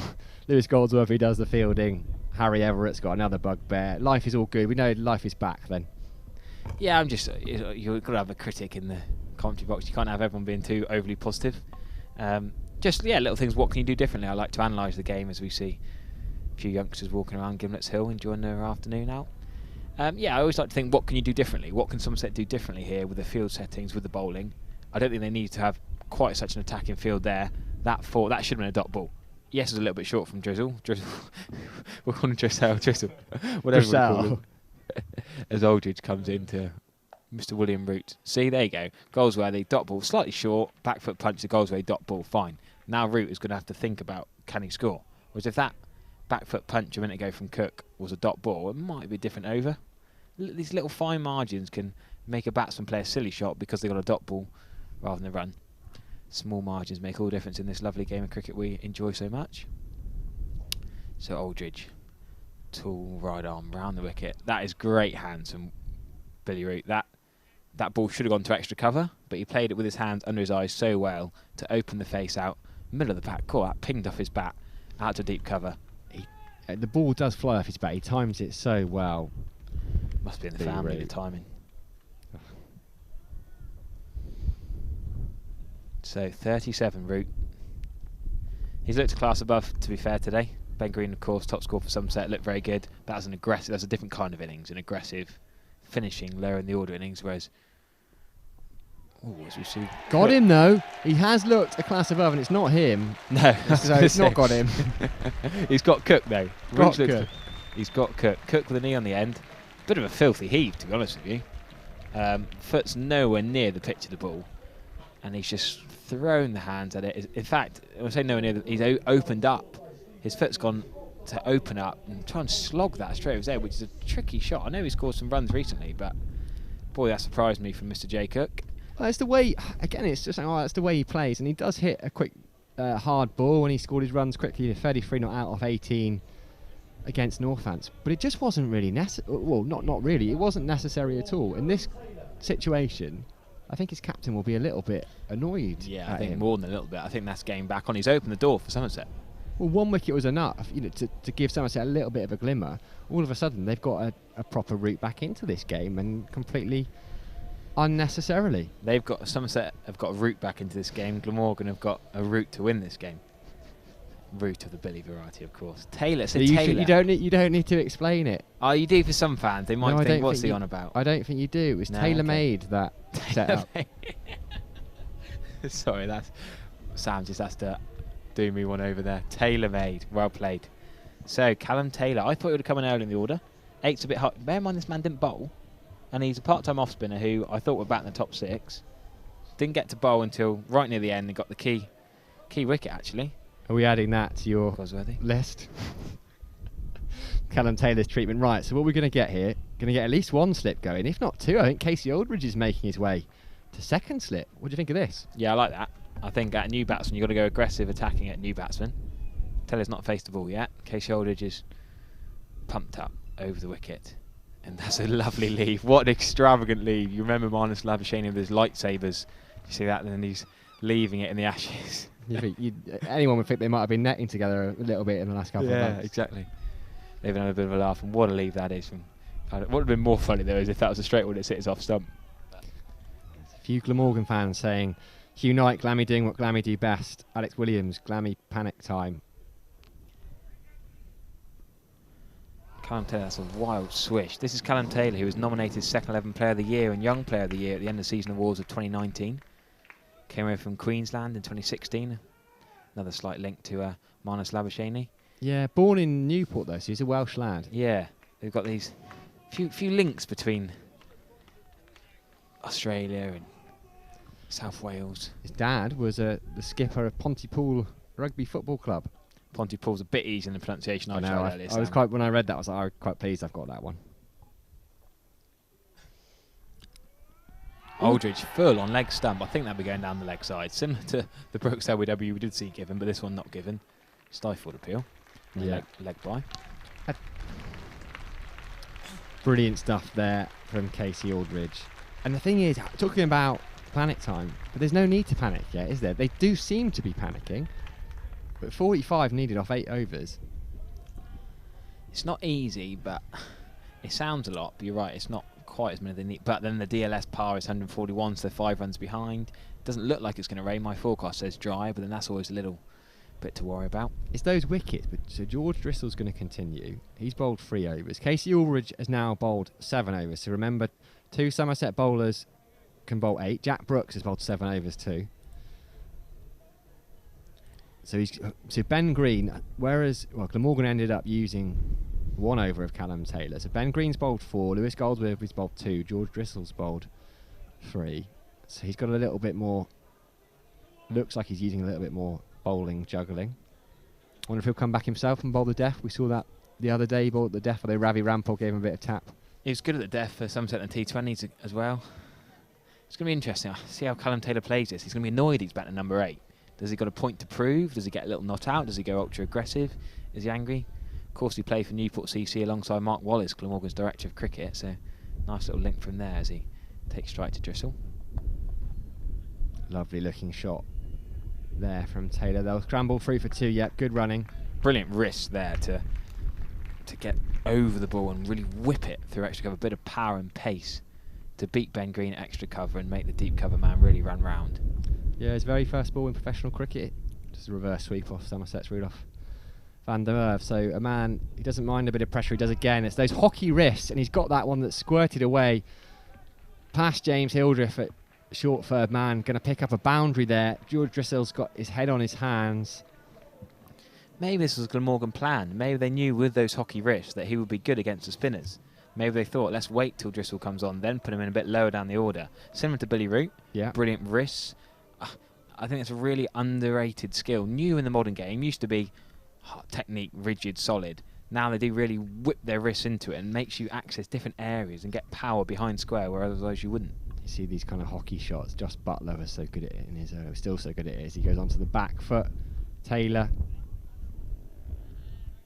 picks up a couple. Yeah, of course, Taylor played that scintillating knock of 106 on first-class debut at Wantage Road against Northamptonshire last year. 11 boundaries and 6 sixes in that first-class knock. Shows he can do it against the red ball as well. Both these two players are known for unorthodox sort of sweep and different shots.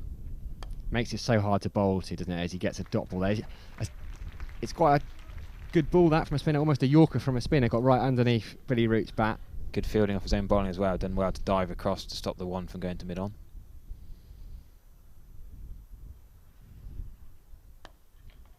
Another dot ball there. Root just tried to push it into the leg side. Skipper Ben Green in at short mid-wicket. George Bartlett at short cover. Harry Everett's not sure about that fielding position, but they're just trying to put a bit of pressure on. Billy Root sweeps, and there is that pressure. It's gone way up in the air.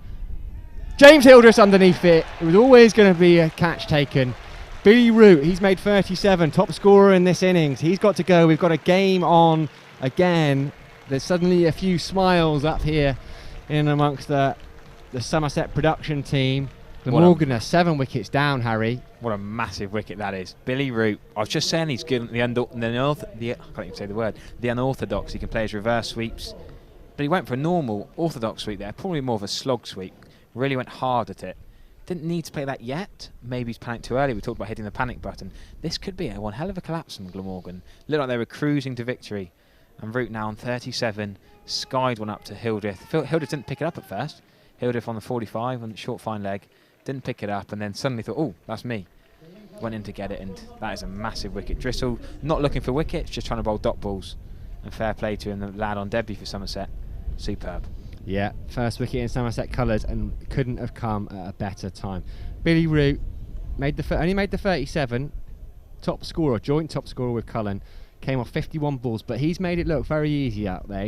Was looking a real class act, particularly against the spinners. He was using those wrists. He just looked in no trouble whatsoever. And since Harry Everett has walked back into this commentary box, Glamorgan have slipped from 127 for 4 midway through the 27th over to 143 for 7. They still need 38 to win. There's 7 overs remaining. Game on, Harry Everett. Wow, if you're just joining us. Well, you might. While we got a quick delay, I'd highly recommend one last chance to have a go at the WPA Predictions League. You've got exactly 7 overs left to have a go. Link is in the description of the live stream. It's open until the end of this game, so 7 overs left. Have a go at this WPA Predictions League. Who's going to score the most runs? Who's going to get the most wickets? Andy Cleave celebrates the big wicket of Billy Root. Come on, lads. 10th finish on the cards. Yep, 10th finish on the cards here. If you're joining us after work or you've been with us all day, it's lovely to have you with us. 4,600 of you on the YouTube live stream. We've got Facebook Live as well, the Somerset Match Centre, all courtesy of our wonderful sponsors, WPA Health Insurance. Nice one by the Brizzle Drizzle, says Lady Bladebinder, who's with us all the time. Now, a bit of information. Thank you very much. I'm just trying to find the comment here. Shamul says Taylor rolled his ankle in the first innings, which is why he is bowling down the order, and that might explain why he didn't bowl, and that is... Casey Aldridge comes in, half volley outside off stump. Well struck by Carey. It's going to be an easy 2 to extra cover. Deep cover just runs around to the right and picks it up. Good start for Carey. Bit of a loose delivery from Aldridge, but I'm sure the next one will be short and at the body. Now, I had this in mind, but someone has reminded me of it. What a wonderful middle name Callum Taylor has, by the way. Have you seen that one? Callum Zinzan Taylor. That is fantastic. Yeah, CZ Taylor. Yeah, looks good, doesn't it, on the scorecard with the initial? It really does. But he's got some work to do here. Gordon Avery says, game on. Let him have the full force of Sonny. Not quite yet, but we see a... Oh, chipped up there. Big shot from Lucas Carey. Jack Brooks right on the edge of the circle. Mid-off, just fell short of him. Yeah, there's a bit of criticism on the comments as well for the Glamorgan batting. Fair enough, really. George Russell, so unnecessary. Only need to go at 5 and over. There were some strange shots. Paul Stevens, who coaches our batsmen to play such crazy shots? Aldridge again in the evening sun at Taunton. Good shot by Carey. Pulls that into the leg side. Just the 1 run. Plenty of come on side of men and come on Somerset, but they definitely don't get coached, is another reply to Glamorgan's batting. It's going to be a big finish here. You see, it reminds me of a game, a one-day game, years and years ago, back when the players were in the Colin Atkinson Pavilion, an old 50-over game. I think Glamorgan needed 12 to win or something like that off the last over. But in the end, Somerset got a run deduction or run penalty for not completing their overs quickly enough. But the members didn't like it because they thought Glamorgan were kind of running out, people bringing out drinks every over to slow it down. As we see the tractor driver, he'll be feeling it as much as everybody else. Aldridge in again, no slip anymore, and the ball's gone up. Mind you, that's gone towards slip, wouldn't have carried the slip as James Hildreth has come out to mid-wicket. Funny you talk about reminding you of a particular game. Ayers on YouTube comment says, reminds you of the Glammy Warwickshire game this. Very tight that one, wasn't it? Yeah, there's plenty of chat in the YouTube. The YouTube comments are coming alive as we have over 5,000 people on the live stream now. People know it's a close finish to the game, and cricket fans from across the world are tuning in. Lucas Carey is a man who has done well finishing games recently. He finished off that Warwickshire game for Glamorgan. He finished off the game for Wales Minor County as well in the warm-up games against his now side Glamorgan. Aldridge gets another edge from Taylor this time, trying to get off the strike, keep the strike ticking over, but he can't. Really well bowled by Casey Aldridge, and Somerset fans are letting me know every ball, you think he's just bowled a wicket maiden, but every ball now is being clapped, as Shankar says on Twitter. Excellent spell by Aldridge. Yeah, how good has he been today? He's into his 8th and final over, 7.4 overs, 3 for 39. But bowled with good pace. We talked about Sonny Baker's pace, but Casey Aldridge has been threatening with the bouncer, bowled good areas. And talk about those good areas, Taylor really tries to whack that out of Taunton. Flies through dot ball, and massive round of applause. The Somerset faithful gone a bit quiet. Billy Root did really well to silence the Somerset faithful, as did Tom Cullen. That partnership really had it quiet when I was down the Thatcher's deck. There wasn't much chat at all, other than tractor driver, of course. And now the last 3 overs has really come to life again. We can hear it through our glass up in the commentary box up here. Yeah, a lot of tension. Wonderful stuff from Casey Aldridge. Rightly takes the plaudits for his efforts with the ball today. Lucas Carey, I said it earlier, I'm going to say it again now, he's into bat. Known as the Pontard delay ponting. His ability to hold his nerves with the bat in his tense run chases. Can he do it again today? Career best figures there from Casey Aldridge then, only being his second game. It's not a huge sample size, but fantastic for the young man. This is what this tournament is going to bring. Opportunities for others, for youngsters who are maybe on the fringes of the side that might otherwise not get a chance, or only get a chance to bowl, say 4 or 5 overs. He's bowled his full allotment. The skipper, Ben Green, who's going to come on now, trusted Casey Aldridge. Only 2 bowlers were allowed to bowl 8 overs today because of the uneven numbers. He gave Casey Aldridge 8, and here comes Ben Green. 6 overs remaining, 35 runs required to win. So it's interesting, shots like that last one from Callum Taylor, swinging from the hip, does suggest an injury, because there's no need at this stage to be playing those kind of shots with just a run of ball needed. Yeah, Ben Green, the finisher though with the ball. This could be really interesting. Pivotal over this. Ben Green's first back from the river end. Flicked into the leg side from Carey. They'll look for a couple, but they won't get it. Sam Young. Brilliant fielding. Stop the 2. Great stuff from him. You can feel the tension all around the ground, the tension in the commentary box as well. Green, 4 overs, 2 maidens, 1 for 11 before this. If he finishes off this game, I tell you what, it's very hard to look past him as player of the match, but still plenty of time left. I mean, he has by far the highest score in this game, 87.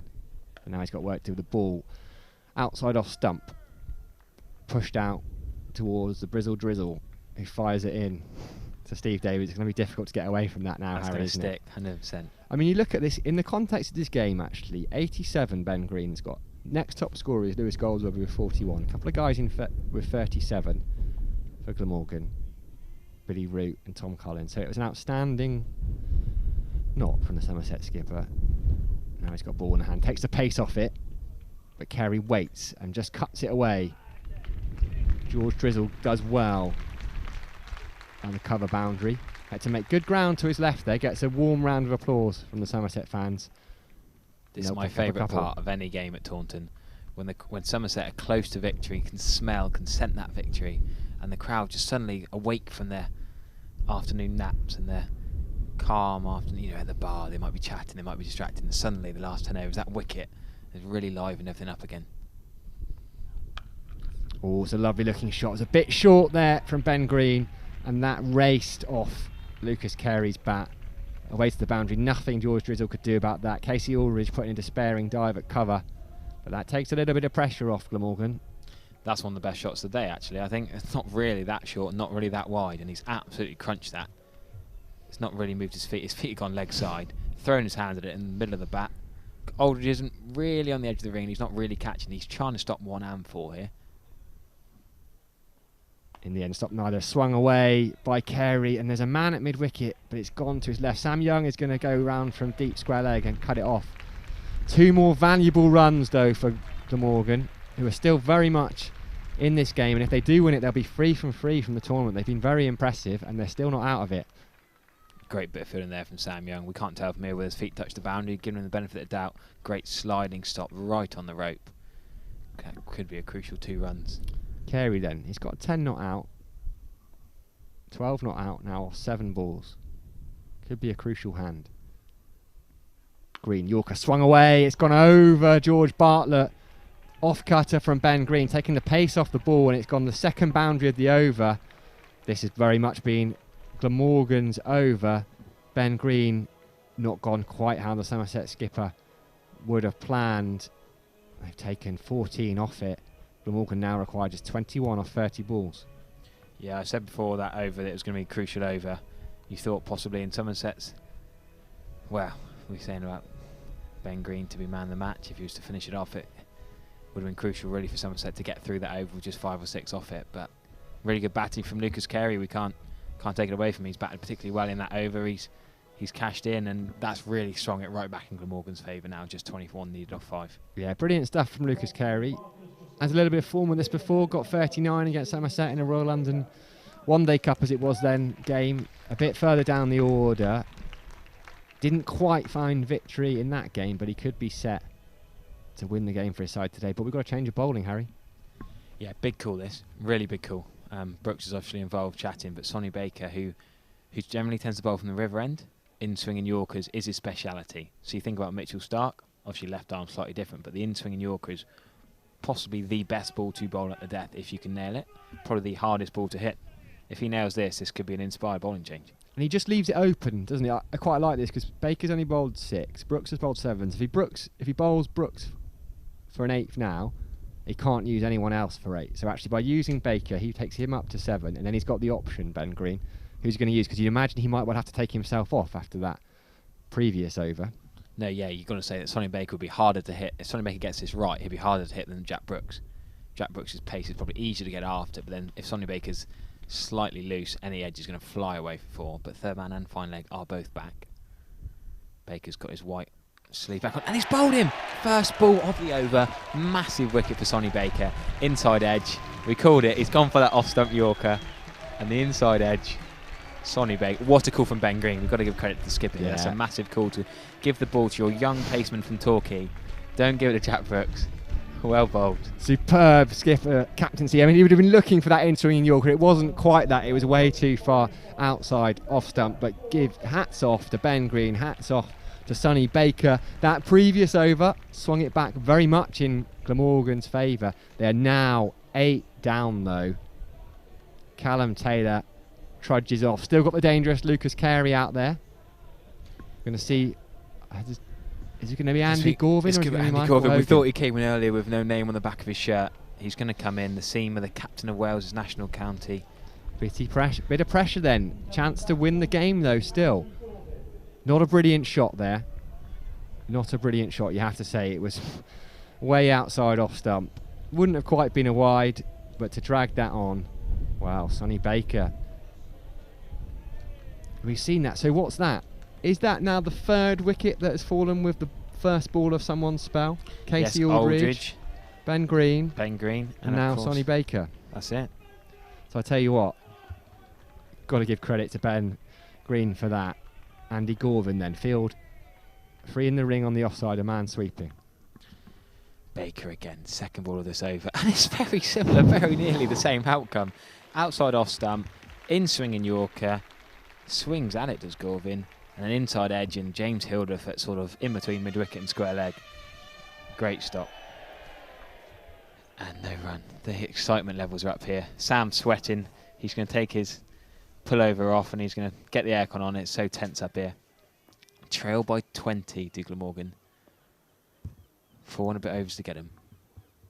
Sonny Baker with 16 on his back. With a real spring in his step. Beautifully bowled. Yeah, just defend that. Gorvin doesn't need to do anything silly from a Glamorgan point of view. He can play himself in. Doesn't need to rush. Cautious and exciting finish. They've still got Hogan in the hutch. He can hit the ball, of course. Tie on the card, says Gary Baggsy on the YouTube stream. David Stevenson's watching Olympic hockey on the other screen whilst he's got the cricket on this. Loving life. Joshua Harris also has faith in Hogan. Rotate the strike is another comment. Yes. Sonny Baker. Gorvin gets another 4. That's probably 4 almost identical balls. If Steve Kirby was up here right now, he would be so happy with how Sonny Baker's bowling. 4 balls exactly on the spot. I'm not sure I'd like to be next to Steve Kirby right now. He's very intense into it. He'd be very tense. I don't think he'd be sat down right now. No, or if he is, he'll be very much hunched forward, almost falling off his chair. He's so invested in this, Steve Kirby. It's wonderful. We do hope to have him back on Sunday for a bit of a commentary stint. So Baker, 2 balls running the over. Can he bowl 6 identical deliveries? What talent that would be. Yeah, that's not far off. A nearly an edge behind. Gorvin doesn't know what to do, and you can't blame him. There'd be much better, more experienced, more established batsmen than Gorvin. Wouldn't have a clue what to do to this bowling from Sonny Baker. Yeah, lovely stuff. We've talked a lot already about this competition, giving youngsters a chance to shine. As we see on the replay there, the dismissal of Callum Taylor. Head goes down, dragged one on. Last 6 overs, 30 runs and 3 wickets. It's swung both ways. At the moment, just slightly back in Somerset's favour. 2 behind the DLS pass score, Glamorgan. Baker only swinging it one way though, and swinging it in he does. Well bowled. Superb delivery. Yeah, very good stuff from Sonny Baker. Brilliant captaincy, brilliant bowling. He's picked up the wicket. 14 off the previous over, but that over from Sonny Baker was absolutely superb. picked up the wicket of Callum Taylor with the very first ball and has then bowled 5 dot balls at the young Andy Gorvin. Now, we talked about it a little bit at the start of the over. So Sonny Baker's now bowled 7 overs, and by doing that, he's got the wicket. But he can get one more out of Sonny Baker, you would imagine, rather than Jack Brooks? Yeah, definitely. Baker's your death bowler here. He bowls your in-swing Yorkers. Brooks has bowled one in the T20 blast, don't get me wrong, but you're going to go Baker again after that over. So Ben Green's going to have to continue here. This is the big call. Does he want to bowl himself again when Carey took him to the cleaners last over? But the problem he's got is it's either that or spin. And Ben Green is a death specialist, so he's backed himself. He's having a brilliant game. He's going to bowl at Carey. There's 4 overs remaining, 24 balls, 21 to win. As Carey goes up in the air, it's going to fall safe. A couple of men are going to chase it. Sonny Baker is going to pull that back. Superb fielding from Sonny Baker. That was brilliant stuff. George Drissel was down there with him to help get it in, but Sonny Baker raced around from mid-off, went up in the air. The danger was the boundary. They picked up a couple. Slower ball from Ben Green. Really, really good bit of fielding from Sonny Baker. Of course, he's bowling as well, so to get there, great, great effort, and that's 2 crucial runs saved. Green Carey goes up in the air. Straight to Sonny Baker, who takes the catch. What a fielding change. What a bit of bowling from Ben Green. Glamorgan 9 down. Lucas Carey can't believe it in the middle. He's got his head through back. We just watched Sonny Baker. You can't keep this young lad out of the game. It was a plan from Ben Green to try and get the catch down there. Sonny Baker took a couple of steps in. That was dipping as well. That wasn't an easy catch at all. He had to move and it was on the way down. It's one of those, if he stays still, it's really down low. But wow, isn't this fantastic? What an end to this game. Lucas Carey's just hit that lovely shot over extra cover. Should have been 4, but Sonny Baker saved the 2 runs, and then Sonny Baker, very next ball, put back to long off. Great catch, running and diving forward. And Ben Green, big, big confidence and brave call to bowl himself. Yeah, he pulled it off. Magnificent stuff from the skipper. Somerset in the last 8 balls. So Ben Green's previous over, so the over before the last one, went for 14. At that point, Glamorgan, you're thinking they're well back in the game. They need 21 off 5 with 3 wickets left. Suddenly, Sonny Baker comes on, takes the wicket with his first ball. A little bit of luck, dragged on by Callum Taylor. 5 dot balls, that 2. Superb fielding from Sonny Baker. Then a wicket. Glamorgan have Michael Hogan at the crease. Now, he only knows how to play one way. Andy Gorvin, under a little bit of pressure. No name on his back. He's faced 5 dot balls from Sonny Baker. Still doable for Glamorgan. Still only 19 needed. Couple of nice shots, couple of flashy edges, and all of a sudden, this is potential men of the match against each other here. Hogan versus Green. Watchful from Gorvin. Does the right thing. Just take the one, doesn't he? Yeah. Now, I've seen Hogan bat before, and he is very much of the school of thought that he has to swing, similar to Tim Murtagh.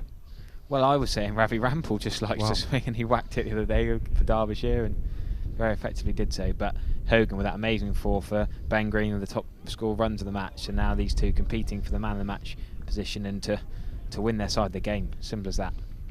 3 balls remaining of this Ben Green over. Comes in off his short run up. What's he got? Hits it into Hogan's body. I think it's going to be a leg bye. Jack Brooks is going to do the fielding down at fine leg. Yeah, so just a single off it. I mean, if anyone before this competition was saying we weren't going to get magnificent cricket, and you and I both knew we were, but then we're getting wonderful games like this with youngsters stepping up and performing. Youngsters and older heads. Michael Hogan bowled superbly this morning. For him, if he does end up finishing on the losing side, he will wonder how. But we're seeing youngsters step up in key moments. Ben Green. Good cricket from Gorvin. Really good cricket. And there's another senior player who's been doing well in this competition. 100 on Sunday on one leg, James Hildreth. But it'll be the youngsters today that could win it for Somerset. Ben Green, 87 in the first innings. Skippering the side, bowling at the death here. Seen Sonny Baker and Casey Aldridge, 2 young quick bowlers to come through the academy. Barely played any first team cricket. You couldn't write this. It starts to rain. You could not write this script. Somerset are ahead on the DLS pass score, which is 171. It is raining. I just hope we don't get this game ruined as Ben Green is left alone. That's a good by lead Michael by Hogan. It is a good lead. Ben Green, what a comeback over that from him. 14 off his previous over. but that one has gone for just the 5 runs, and crucially he's picked up the wicket of the dangerous Lucas Carey, who made 18 from 10. 3 remaining, Harry Everett. Where's your money? My money's on Somerset, but I don't think it's going to be easy. I think Hogan will probably swing and swish a couple of boundaries somewhere along the line. I think the suspense, I couldn't handle the suspense if we go off the rain now and then have to wait for a bit and then see what's happening with DLS. This game deserves to come to a proper finish. It really does, and I'm just looking at some wonderful photos on social media as well. Harry Trump capturing Sonny Baker's celebrations. It means so much to him. Fine photographer, Harry Trump. We saw him a little bit earlier on. A lot of Glamorgan fans not happy in the chat, giving up and saying they've given it away and no faith in these two. But Gorvin's shaped up nicely. We know Hogan can have a swing. And the thing is, Harry, so Sonny Baker's going to bowl his 8th now. Then Ben Green is going to bowl one more from the other end. Who's going to finish off? It's going to have to be a spinner. I would stop you there, Sam. I don't think this is going to last over. But Glamorgan will know if they can take it into the last over, then it'll be one of I Bristol, just don't think Goldworthy. Hogan's got the patience for that, to be honest with you. Gorvin maybe. But Time will tell, Harry Everett. Baker bowled 6 immaculate. There we go, 7 balls pretty much in a row on the same line of length. My slight worry is Eddie Byram is quite wide as a third man. If Sonny Baker were to bowl any width or any short delivery, Gorvin could slice it for 4 quite comfortably between third man and fine leg. Of course, Steve Davies has got no mates around him in the slip corner at this stage of the game, of course. You'd like to see him a bit, because he's almost there for the dab down to third man. Yeah, I'd rather he was there for the edge. Less likely than the genuine edge. Yeah, and if you're there for the edge, you can still stop the dab being 2. Ben Green doing a bit of tinkering. Every dot ball being met by a huge round of applause from this Somerset crowd. Sonny Baker, 7 balls in a row on the spot though. Can he do it for an 8th? Yes, he can. There's 1 into the leg side, but that's not the end of the world. Don't mind that. James Hilder has a shy. Has a shy. Hogan fancied the second. Gorvin had run too far beyond the crease. Yeah, I don't think Hogan fancies Baker. George Bartlett backing up. But that's the first run Sonny Baker has conceded since coming back on. So at this stage in a one-day game, at any stage in a one game, to be 8 balls conceding just the 1 run is quite something. So have another chat. Jack Brooks, senior man, he's been there next to the young bowlers the whole way through. Great head, great knowledge to have next year. What an amazing game of cricket this has been. We love the swings and roundabouts, the change in momentum. We had the delays with the rain, with the reduced overs. But what a finish this is turning out to be. Sonny Baker charging into Hogan. Good shot, that. Great bit of fielding from my man, Lewis Goldsworthy. What a fielder that man is. It was superb. He's in quite close there as well. I was about to say he's in too close, really. Because they're not going to run 1 when he's that close. And that point is, of all the places, the ball comes hardest at point than anywhere else, generally. Straight into his hands, though. Look how nonchalant he is there. Just hands behind the back. Nothing phases that young man from what we've seen so far. 15 off 2.5.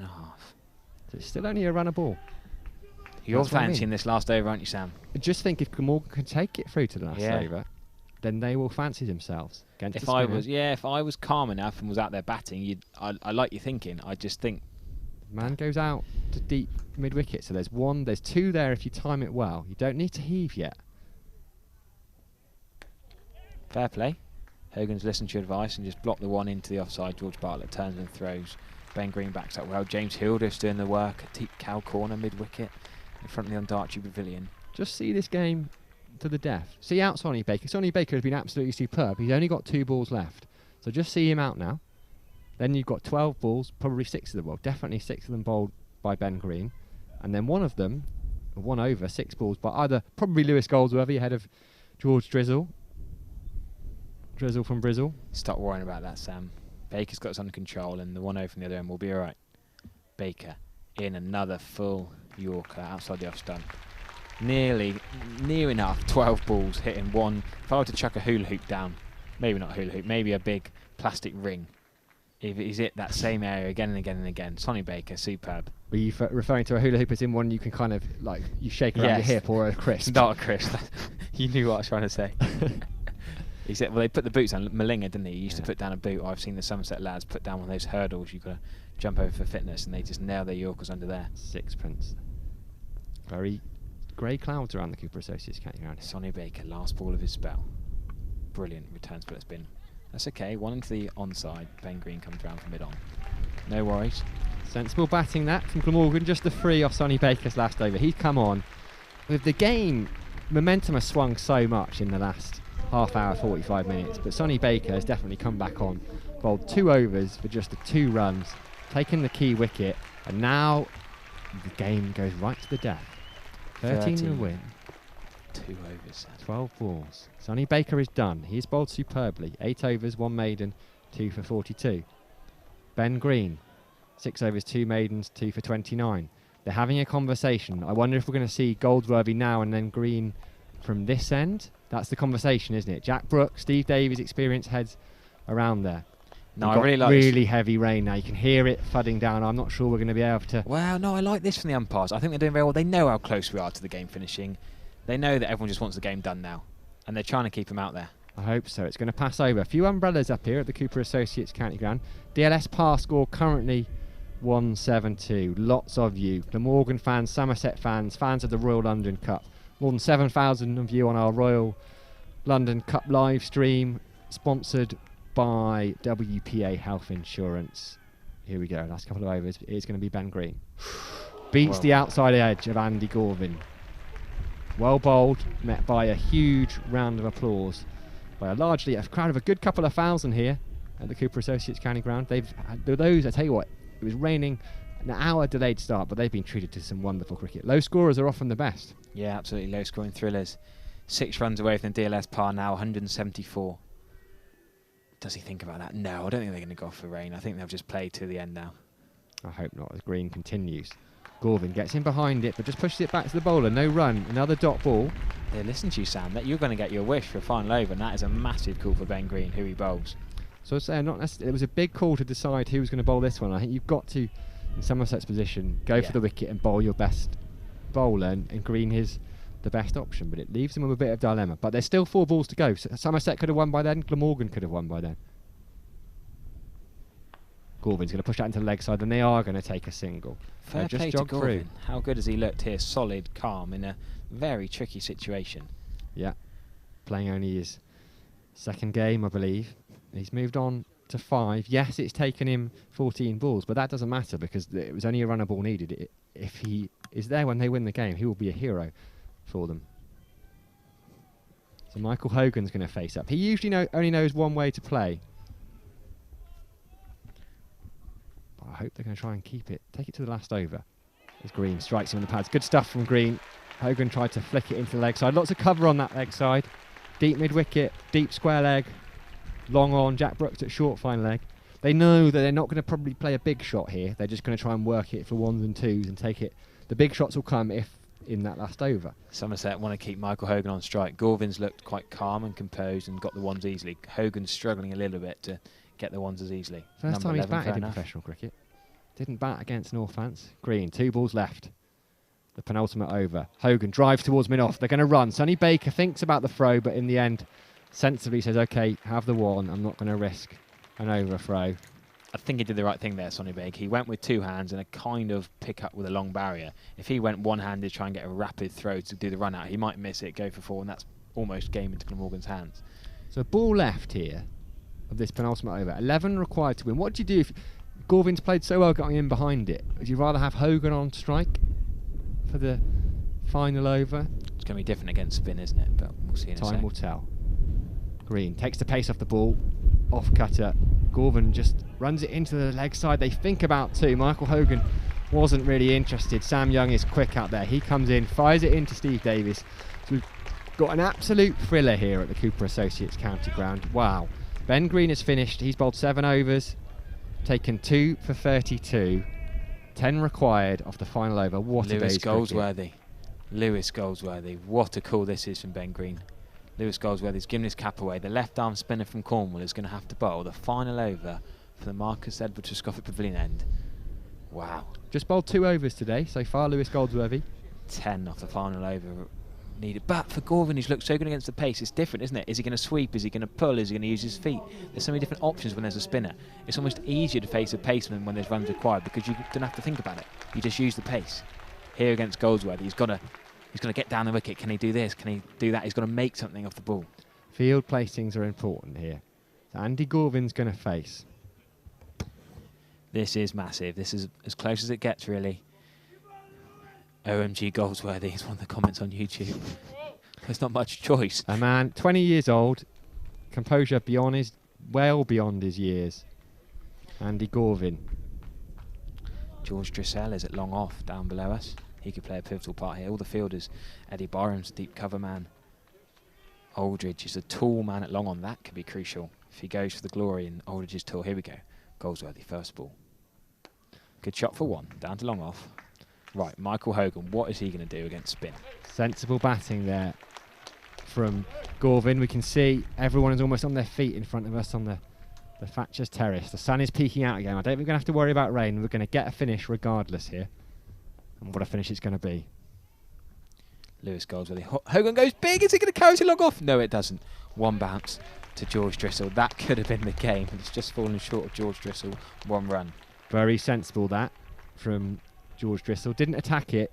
Actually, 'cause if you run into that one and try and take the catch, you risk conceding the boundary. 2 balls gone, 8 needed. Goes again. That was a full toss. Gorvin. All these runs are just going to long off. If he stays where he was, perhaps he could slog sweep or get underneath that and hit that over the leg side for 4 or 6. But he came down and made it tricky to score more than just one to long off. So now is a bit of pressure. 3 singles. Somerset are back on top now. 7 needed off the remaining 3 balls. They need a boundary, really, Glamorgan. Brilliant bowling. Lovely stuff. A huge cheer goes around the Cooper Associates County ground. They enjoyed that one.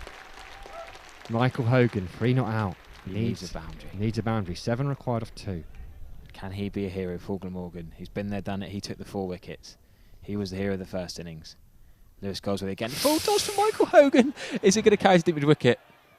Sensible, very sensible from Sonny Baker there. It was just a couple of yards short of him. I think if he goes for the catch and takes it, brilliant, game over. But if he misses that, it's a boundary. All of a sudden, they're back in the game. They now need 6 off just 1 ball. Andy Gorvin Can he be a hero? Plays his club cricket for St Fagans in Wales. Goldsworthy's not messing about. Goldsworthy's going straight for it. He's hit.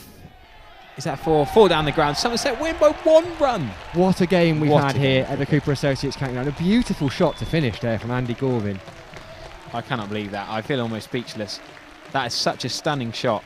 That deserves to win any game of cricket, but it's fallen a few feet inside the boundary line, just short of being a 6. It's one of the shots of the day, isn't it? You can see he's still standing there. There's so many times in a game of cricket you could find 1 more run. If they go back, Glamorgan won't be sleeping much tonight. They'll be thinking back through this game. So many different occasions they could have snuck an extra single.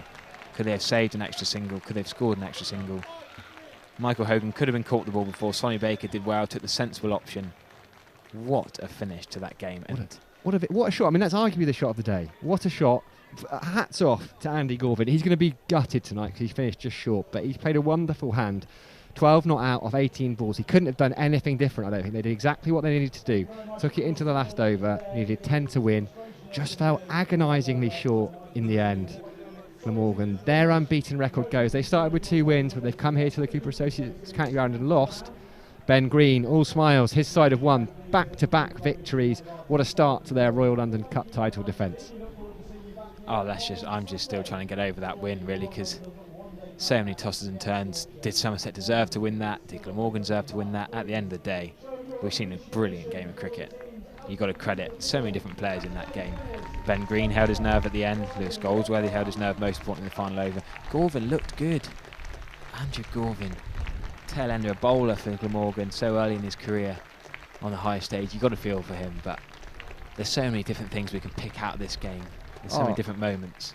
And so many youngsters, you know, Ben Green relatively experienced, but only 23, skippering 87. Lewis Goldsworthy, 41 crucial runs, and that was a very good last over. I know it went for 8 in the end, but still, it was an excellent over from Lewis Goldsworthy. That dot off Hogan was probably the crucial one, the clap dot. I've never heard a dot clap quite as much as that.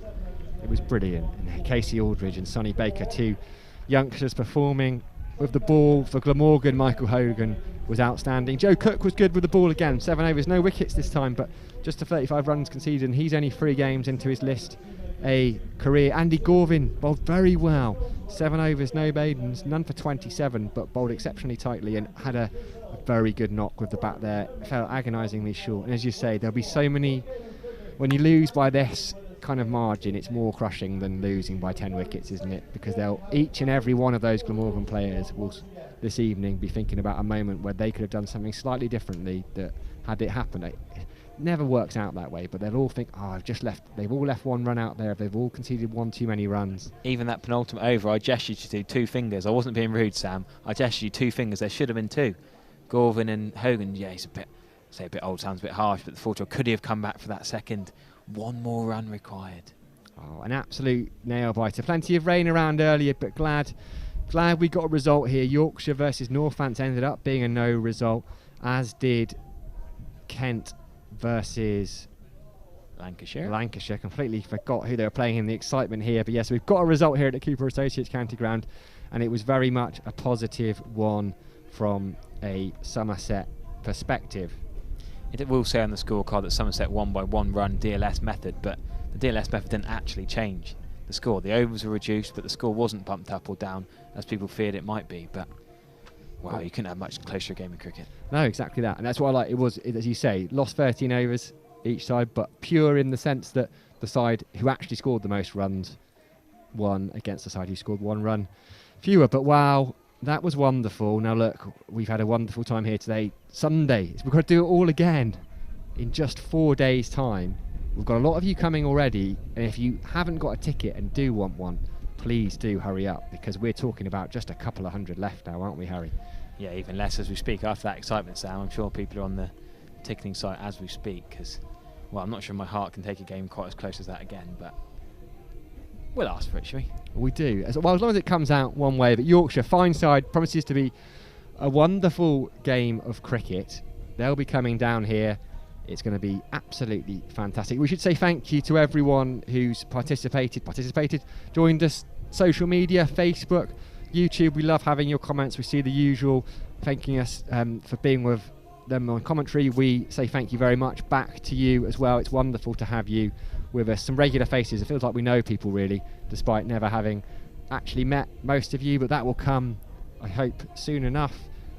Oh, what more is there to say, Harry? WPA Health Insurance, thank you once again for sponsoring the live stream. How's the voice? Well, nearly screaming at the end. Apologies for the sheer excitement, but thank you to the 22 cricketers for giving us such a great game of cricket to comment on. Oh yeah, wonderful stuff. Commiserations to Glamorgan. They've had a wonderful start to the tournament. They're a really good side. Love them as a county. Well followed, and I think they will bounce back and will definitely push for the top 3, as we hope will Somerset. So go well for Glamorgan. Somerset head up to Nottinghamshire as well to take on, well, a Nott side captained by Peter Trigo, who played his 200th list a game. Speaking of Ben Green, having watched on to Somerset's final, and then the next time they're playing, he was captaining the side. Peter Trigo played in that final, and then the next time he played in the Royal London One Day Cup, he's up there as Nottinghamshire skipper. But that promises to be another brilliant game on Wednesday. We're looking forward to Sunday already. Get your tickets, let's sell out the Cooper Associates County Ground, and we'll see you then.